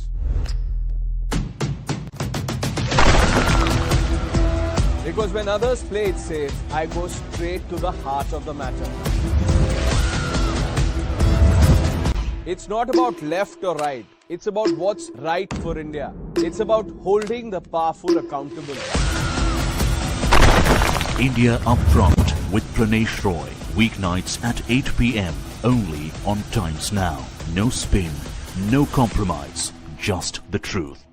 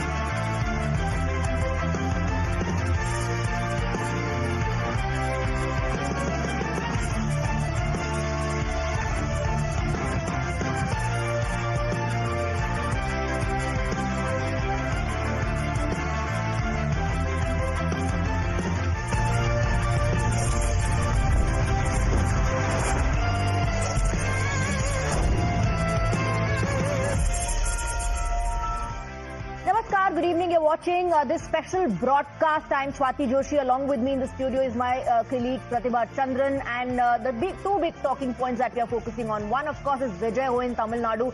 And you also have Parivartan happening in West Bengal. In an hour from now, Prime Minister Narendra Modi will reach BJP headquarters to celebrate the party's historic win in West Bengal. It is a day that will be etched in the political history of India as the saffron wave. Before we get you more details, let's go across to Pratibha for the top developments till now. Over to you, Pratibha. So, Swati, the biggest talking points are, of course, from West Bengal as well as Tamil Nadu. And now the BJP is taking a lead in over 2/3 of the seats in Bengal. So, it's a decisive victory, a landslide in Bengal. BJP taking a lead in over 2/3 of the seats in Bengal. That's the big update, the biggest development of the day from West Bengal. And we've seen that in Bhawanipur as well, there is some drama that is still ongoing. Mamata Banerjee also visiting the counting center. She is, of course, leading from the constituency. There was a bit of a scare for her as well when in a few rounds it was Suvendu Adhikari who was leading from there. But currently, the biggest takeaway from West Bengal at the moment being that the BJP is leading in over 2/3 seats in Bengal, which means it's a clear landslide. Absolutely. Now, the fortress in the east has been breached. The numbers tell a story of a massive shift in mandate. For the first time, the BJP has crossed the majority mark in Bengal, standing comfortably at 192, ending over a decade of Trinamool Congress rule. The atmosphere at the BJP headquarters across the country is electric, and the star of the show is the Jhalmuri. BJP workers are preparing for a victory address that signifies a new Bengal, but the seeds of this confidence were sown weeks ago. In this final Bengal rally, Prime Minister Narendra Modi confidently told a massive crowd that he was leaving the state with a firm belief that he would return after May 4th to attend the oath-taking ceremony. Today, those words seem prophetic. On the other side of the aisle, the mood is vastly different. Mamata Banerjee's party, TMC, is struggling to cross 95 mark. Given the clear verdict, many are wondering if Mamata accepted her defeat before results. Remember what she said, "Raha Trinamool, to phir milenge." इस चुनाव में वैसे ये मेरी आखिरी सभा है। मैं इस विश्वास के साथ वापस जा रहा हूं कि 4 मई के नतीजों के बाद बीजेपी के शपथ ग्रहण समारोह में मुझे आना ही है। सुबह काउंटिंग चालू होगी 8 बजे बैलेट बॉक्स खुलना शुरू होगा। 9 बजे पहला राउंड, 10 बजे दूसरा राउंड, 1 बजे काउंटिंग समाप्त और बीबी दीदी टाटा गुड बाय। नमस्कार, जय हिंद, वंदे मातरम, खुदा हाफेज, जय जोहर, ইনশাল্লাহ, জয় বাংলা, জয় বাংলা, জয় বাংলা। আবার দেখা হবে, ফির মিলেंगे, राहे गुलशन तो फूल खिलेंगे, और जो फूल खिलेंगे, और रहा तृणमूल तो फिर मिलेंगे। All right, so we have Rajesh and Ridhita joining us on the broadcast. Let me first go across to Rajesh. Rajesh, all eyes now, of course, are on the BJP headquarters where the Prime Minister is going to arrive at around 6 and the celebration that will happen. All eyes on what the Prime Minister will have to say next, because this is what he predicted. Hat-trick hogi was one prediction. The other one was, I'll come back to Bengal now after May 4th for the swearing-in ceremony. Yes, absolutely. There is no doubt anymore. BJP is going to make a new history in the state of West Bengal. The people of Bengal is going to see its first ever BJP government in the state of West Bengal since the independence, because now Trinamool Congress is going to be defeated for the first time after ruling West Bengal for last 15 years. And right now we are reporting from in front of the Lok Bhavan in Kolkata, and you can see the people now Chief Minister Mamata Banerjee, the outgoing Chief Minister Mamata Banerjee, is expected to arrive over here from Shekhawat Memorial Girls High School, and she will submit her resignation before the Honorable Governor of West Bengal in Kolkata. Right now, Chief Minister Mamata Banerjee is in Shekhawat Memorial Girls High School, which is the counting center of her own assembly constituency. And once the result got clear, we saw that outgoing Chief Minister Mamata Banerjee suddenly came out of her home, and she was on the way to Shekhawat counting center. And so soon after Mamata Banerjee came out of her home, 15 minutes later, Trinamool General Secretary and MP Abhishek Banerjee also came out of her residence at Kalighat. Right now, as per the source information, Abhishek Banerjee is probably on the way to Diamond Harbour, which is his own Lok Sabha constituency. So the Trinamool MP is on the way to Diamond Harbour, and Mamata Banerjee is at Shekhawat High School, and after which Mamata Banerjee will be arriving here in next few hours, and as per the protocol, she has to submit her resignation before the governor of West Bengal. Okay, all right. So on one hand, there's drama still ongoing. Shivam and Arunil are also on the broadcast with us, and the BJP celebrations have begun, but the TMC has not really conceded defeat yet. Let's go across to Ridhita. Ridhita, in Bhawanipur, there was a lot of drama. Counting of votes still underway. The outcome not clear yet, and you have the counting being halted at the moment. What's happening there? Well, absolutely. You see that I'm at the moment standing at the Shekhawat Memorial School, and this is a heavy deployment of police. And Mamata Banerjee entered through this gate only. There are reports which also says that Mamata Banerjee was carrying her mobile phone and was without any identity card while she was entering, and hence police had held her for a check. But then she did not listen to any check. She went into the Shekhawat Memorial School, and as per the ECI sources that we are getting to understand, that both the leader of opposition and the outgoing Chief Minister Mamata Banerjee was having their phone with them, and due to which they were instructed by the ECI to come out at that very point, submit their phones. Also towards Abhishek Banerjee, who had gone to the Hastings counting center, there also ECI had instructed him to come out because that is not his counting center, and which is why he was stopped and barred from entering that counting center. Now, given to understanding of the situations here about counting, now the ECI portal is showing us about the 13th round of counting, after which there is no update about it. However, sources out here in the Shekhawat Memorial School, the agents especially who were coming out from the school, has told us unofficially that after the 15th round, no counting as of now has taken place. In fact, the broadcast that was happening outside the Shekhawat Memorial School, the honks that have been put up, as I showed to you, they have been also muted for the last 1 hour almost now, especially after both the leaders have stepped in. At this point, the data that we get to understand that both the leaders, both Shubhendu Adhikari, the leader of opposition, and the outgoing chief minister is inside the Shekhawat Memorial School. However, it is also given to understanding as per sources that Mamata Banerjee may also sit in this counting center till the counting period is over, which is 7 p.m. today. So until then, there is no chance, as per sources, that she will be leaving this counting center. Earlier as well, she urged the agents not to leave the counting centers, the booths, and she said, we are still leading on 70 to 100 seats. Just wait till the entire counting process is done. We have Arunil and Shivam joining us as well on the broadcast from the BJP office in Kolkata. The big question, of course, Arunil, now is who's the incoming chief minister? Remember, the TMC kept saying this is an outsider party. They don't have a face here, to the extent that the home minister had to promise the chief minister will be a Bengali-speaking chief minister.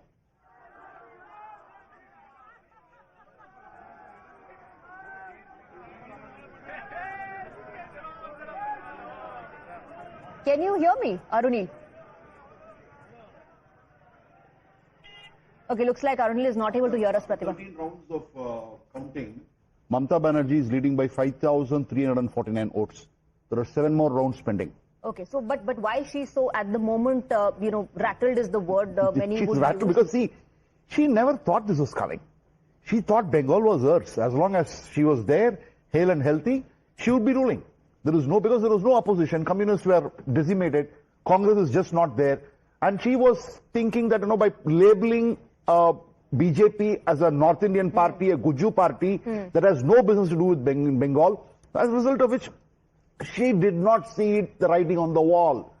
She saw the phase 1, the support, yes. But when the phase 2 things started happening, in fact, Mr. R.P. Singh was BJP spokesperson, was showing me a video where she was addressing a crowd in Bhawanipur where there were hardly few people were there. Empty chairs everywhere. But did it happen even before phase 1? Did TMC and especially Mamata Banerjee Shekhar lose confidence? We played out that reaction. I don't know why she said that, but she did say, Raha Trinamool to phir milenge. What was Mamata Banerjee sensing? No, this was, after the phase 1 was over. And she probably felt that in Bhawanipur, which has been a traditional seat, she suddenly found crowds gathering at Shubhendu Adhikari's meeting. And Sridevi Adhikari being her old, and she knew that he knew all about the Trinamool's ways of doing things, and that is what affected her at Nandigram. So she felt that this is getting very, very serious and maybe too close to call. And that irritation showed because the meetings were held very close by, and some people started flocking to that side. See, because she has been winning from what? Margins, you see. Just a minute. You know, the first election she contested from there in 2011 by-election, 95,000. 2016, Yes. 1,37,000. 2021, the Trinamool Congress candidate won by 1,27,000. She won by 1,18,000. 71.9 percentage votes. So, even in the wildest imagination, she must not have thought that there is going to be a contest here. And when the phase 1 was happening, and at the same time, here, the phase 2, the Modi's rallies were coming big, Amit Shah's rallies were, there was crowd, and she could have sensed, what Mr. Shekhar Ayaz is saying is, she could have sensed that something dramatic is going to happen. So whether this is going to be in Nandigram 2.2 or not, that was the worry that Mamta Banerjee had as well. But let's go across to our colleague Shivam, who is also with us on the broadcast. And Shivam, celebrations have begun already, and we're told Jai Shri Ram slogans have also begun at the BJP office.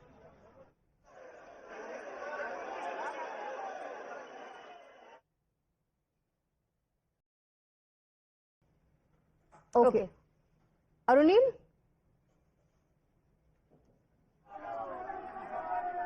Well, that is right, Pratibha. At present, I'm reporting from the BJP headquarters in Kolkata. You can see Jai Shri Ram slogans being chanted over here. Most of the BJP workers who have gathered here, basically, they are saying that this is the end of the regime for Mamta Banerjee. We'll try and speak to some of the supporters who have gathered here. Primarily, the women supporters. We'll try and speak to them. Ma'am, अगर आपसे बात करें तो कैसे देखते हो ये कि आपको लगता है कि महिलाओं ने ममता बनर्जी का साथ नहीं दिया? 1500 रुपए पर महिलाओं ने सुरक्षा का जो नाटक ममता बनर्जी ने महिलाओं को दिया था, जो झांसा देने की कोशिश की थी, वो महिलाओं ने नकार दिया है। अपनी सुरक्षा को, महिलाओं ने अपने घर की सुरक्षा को ज्यादा महत्व दिया है। अभी भी हम देखेंगे तो ममता बनर्जी हार नहीं मान रही है, वो काउंटिंग सेंटर पे जा रही है। एक तरीके से एक फेस ऑफ भी देखने मिल रहा है उनका ईसी ऑफिशियल्स के अगेंस्ट में। कैसा देखते हो इसको? मान जाएगा, 2 दिन के बाद जरूर मान जाएगा। आम आदमी मान लिया है, उनको भी मानना है। गवर्नमेंट बीजेपी का हो रहा है। ये हिंदुत्व की जीत है, ऐसा आपको लगता है? 100% हिंदुत्व का ही जीत है। Well, Mamta Banerjee, Pratibha, was seen as one of the biggest face of resistance against the BJP's growing juggernaut, at least with respect to local state politics is concerned. And now, after this defeat, clearly BJP has made a very big statement to all the other regional parties as well. अगर आपसे बात करेंगे, आपको लगता है ये ममता बनर्जी को आप क्या मैसेज देना चाहोगे? ममता बनर्जी को मैं ये मैसेज देना चाहूंगी कि पाप का हंडी एक बार भरने का वेट होता है और जब भर जाता है तो फूट जाता है, तो उसका आज वो हंडी फूट गया। अगर आपसे पूछेंगे कि आपको लगता है महिलाओं ने ममता बनर्जी का हाथ छोड़ दिया, उनका साथ नहीं दिया इस बार? जिस ममता बनर्जी महिला मुख्यमंत्री होके बोलते हैं लड़कियों के 8 बजे के बाद नहीं निकल सकते, उसको कोई वोट दे सकते हैं कोई महिला? और जहां पर भारतीय जनता पार्टी कह रहा है 33% रिजर्वेशन है सरकारी हर डिपार्टमेंट पे, महिला का सुरक्षा का वादा किया है भारतीय जनता पार्टी के, तो भारतीय जनता बीजेपी का पहला जो जीत है बंगाल में, फर्स्ट एवर विन, कैसे देखते हो उसको? ये श्यामा प्रसाद की धरती है, श्यामा प्रसाद की भूमि है, वहाँ पर पहली बार बीजेपी सरकार बनाने जा रही है। इससे ज्यादा खुशी मतलब पता नहीं हम क्या बोलेंगे। अंग बंग कलिंगो पूरा जगह बीजेपी। हम अपने 200 से ज्यादा कर्मियों का, कार्यकर्ता का हत्या होते हुए देखा है। अपना दादा थे, भाई थे। अब ये सारी की सारी जो जीत है उनके लिए है। ये जय, ये जीत है अभय का ये है। ये जय वो सारे 26,000 जो चाकरी प्राप्ति थे उनके जय है। ये जय बंगाल की जनता का है। Alright, बंगाल की जनता ने मान लिया है, ममता बनर्जी को मानना पड़ेगा that BJP is going to form the government. That's what the Mahila voters there have to say. We also have on the broadcast Mr. Gopal Krishna Agarwal of the BJP joining us, R. Rajgopalan, senior journalist, Shaina NC of the Shiv Sena, Shubh Rashtra is joining us as well, along with Akashdeep Muni, political analyst. I want to come to you very quickly, Shaina. Mamta Banerjee nahi maan rahi hai. The Mahila voters there reminding Mamta Banerjee that she will have to accept aaj nahi to kal. Now, this is a very, very significant vote bank. This Mahila vote bank this time around decided that they're not going to be lured by schemes. They are going to vote on the issue of law and order. Yeah. So I think the biggest takeaway from this election is that, Mamata Banerjee, as a woman leader, pretends to be espousing the cause of women, but obviously the voter has viewed it completely otherwise. If we look at Sandesh Kali or the car incident, it is testimony to the fact that the women of West Bengal have rejected her. They have rejected her on 3-4 premises. One is, of course, women's safety, and what you heard in your audio right now, where the local citizen says that, how can I even move out post 8 p.m.? Where is my security? Second, the lawlessness that one has seen time to time, where the state machinery has really not been able to contain law and order. And third, most importantly, is the infiltrators or the Ghuspaid, who, were trying to destabilize West Bengal in multiple ways. So I think that this is the biggest takeaway from this election, that a woman chief minister has been rejected by the women of West Bengal, and they have been rejecting her because of multiple issues of violence. And I think Sandesh Kali and car case are only some to talk about. But the victim of the RG car, who was a BJP candidate winning, is also a testimony to the mandate of 50% of the electorate. And I'm glad that the women have spoken up so unequivocally, wanting stability, wanting good governance, and wanting the politics of performance. I think there are two strategic differences that one sees in the country today.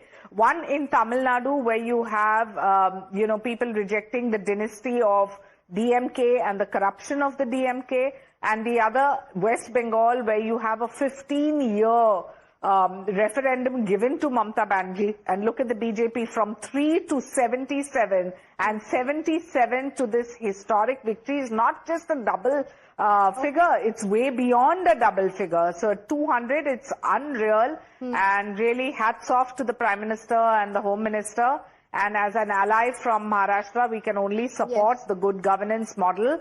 So on behalf of Shiv Sena, I'd just like to congratulate. Effort that has been put from the BJP in 2021 as well. The BJP believed that they will come to power in West Bengal. That didn't happen. But you mentioned Tamil Nadu as well. And if there is one common thread between the elections in West Bengal and Tamil Nadu, is the fact that in both the states, it was touted as a insider versus outsider battle. Similar line taken by Mamata Banerjee. Again, another regional party, the DMK as well. Similar line being taken. And Mr. Rajagopalan, did that actually have any impact, or did that work in favor of the BJP? What actually happened in Bengal and Tamil Nadu in this insider-outsider battle? Pratibha, any issue which is very crucial and also dear to the public and voters, definitely they will win. In some cases, definitely BJP used the card, trump card. They succeeded in some place, they could not succeed in other place. But in short, Pratibha, I tell you, 39 MPs of Tamil Nadu, those who have been elected, including the MPs from Trinamool Congress, all of them should resign because the mandate is totally for Vijay. The members of parliament from DMK, Congress, can they go and stand before Mr. Vijay? High time, the Vijay should also ensure that members of parliament from Tamil Nadu should resign so that he gets an opportunity from the members of parliament. From center, he can get the development of programs, etc. What will the DMK do, MPs? No one. Similarly, TMC MPs also, like the foul mouth, bad mouth, Mr. Derek O'Brien. So this, every MP, they have been having a foul mouth against Mr. Narendra Modi and also the Home Minister. So they should stop that type of thing. Second important thing, Pratibha, the Gujarati card which the BJP, the TMC played went against them.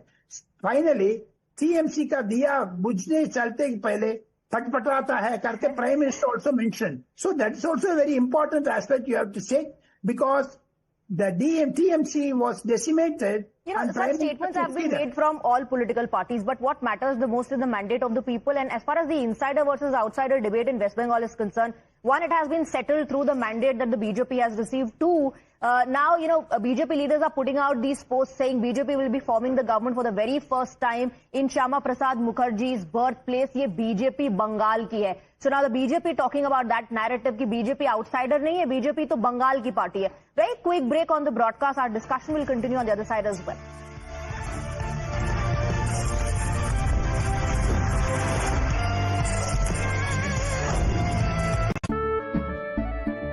केसरिया से मन जो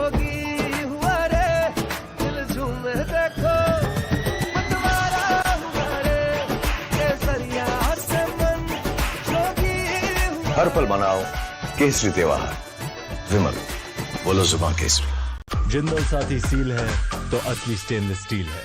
तो जब भी आप stainless steel pipes and tubes खरीदें, Jindal Saathi seal जरूर check करें। Jindal stainless, India's leading producer of stainless steel. ਹੁਣ ਉਦਾਸੀ ਚੋਂ ਵੀ ਮਿਲ ਜਾਂਦਾ ਸਕੂਨ, ਦਿਲ ਦੀਆਂ ਵੀਰਾਨੀਆਂ ਵੀ ਖੂਬ ਨੇ, बेवजह नादानियां भी खूब ने, इश्किया परेशानियां भी खूब ने। आपकी जो शायरी है उसमें लोनलीनेस नजर आती है, उसमें मोहब्बत नजर आती है। Is this part of you? जो उदास दिसे, जो गमजदा है, ये जो दिल फिगारियां च चूर दिसदा, ਇਹਨੂੰ ਪੁੱਛੋ ਕੀ ਖੱਟਿਆ ਇਹ ਦਿਲਬਰੀ ਚੋਂ, ਅੱਗੋਂ ਆਖੂ ਹੁਣ ਦਿਲਬਰ ਚੋਂ ਹਜ਼ੂਰ ਦਿਸਦਾ।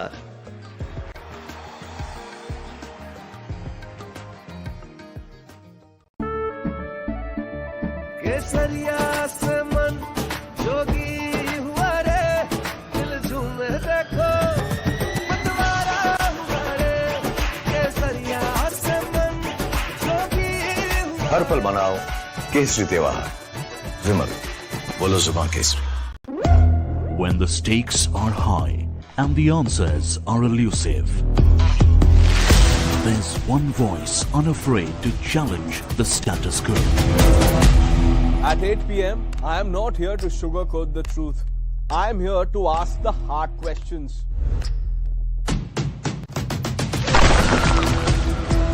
Because when others play it safe, I go straight to the heart of the matter. It's not about left or right. It's about what's right for India. It's about holding the powerful accountable. India Upfront with Pranesh Roy. Weeknights at 8 p.m. only on Times Now. No spin, no compromise, just the truth.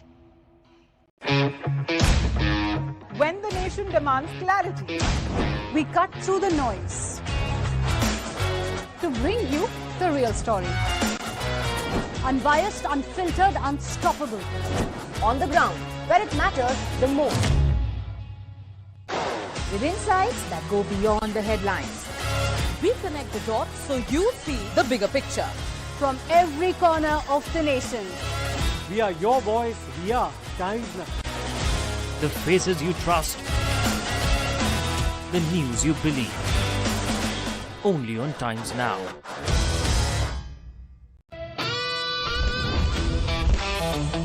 good morning and a very warm welcome. Thanks very much for tuning in. You're watching the Morning News Up. Start your day with the latest breaking news, smart conversations, and in-depth reporting. From politics, conversations, and in-depth reporting. From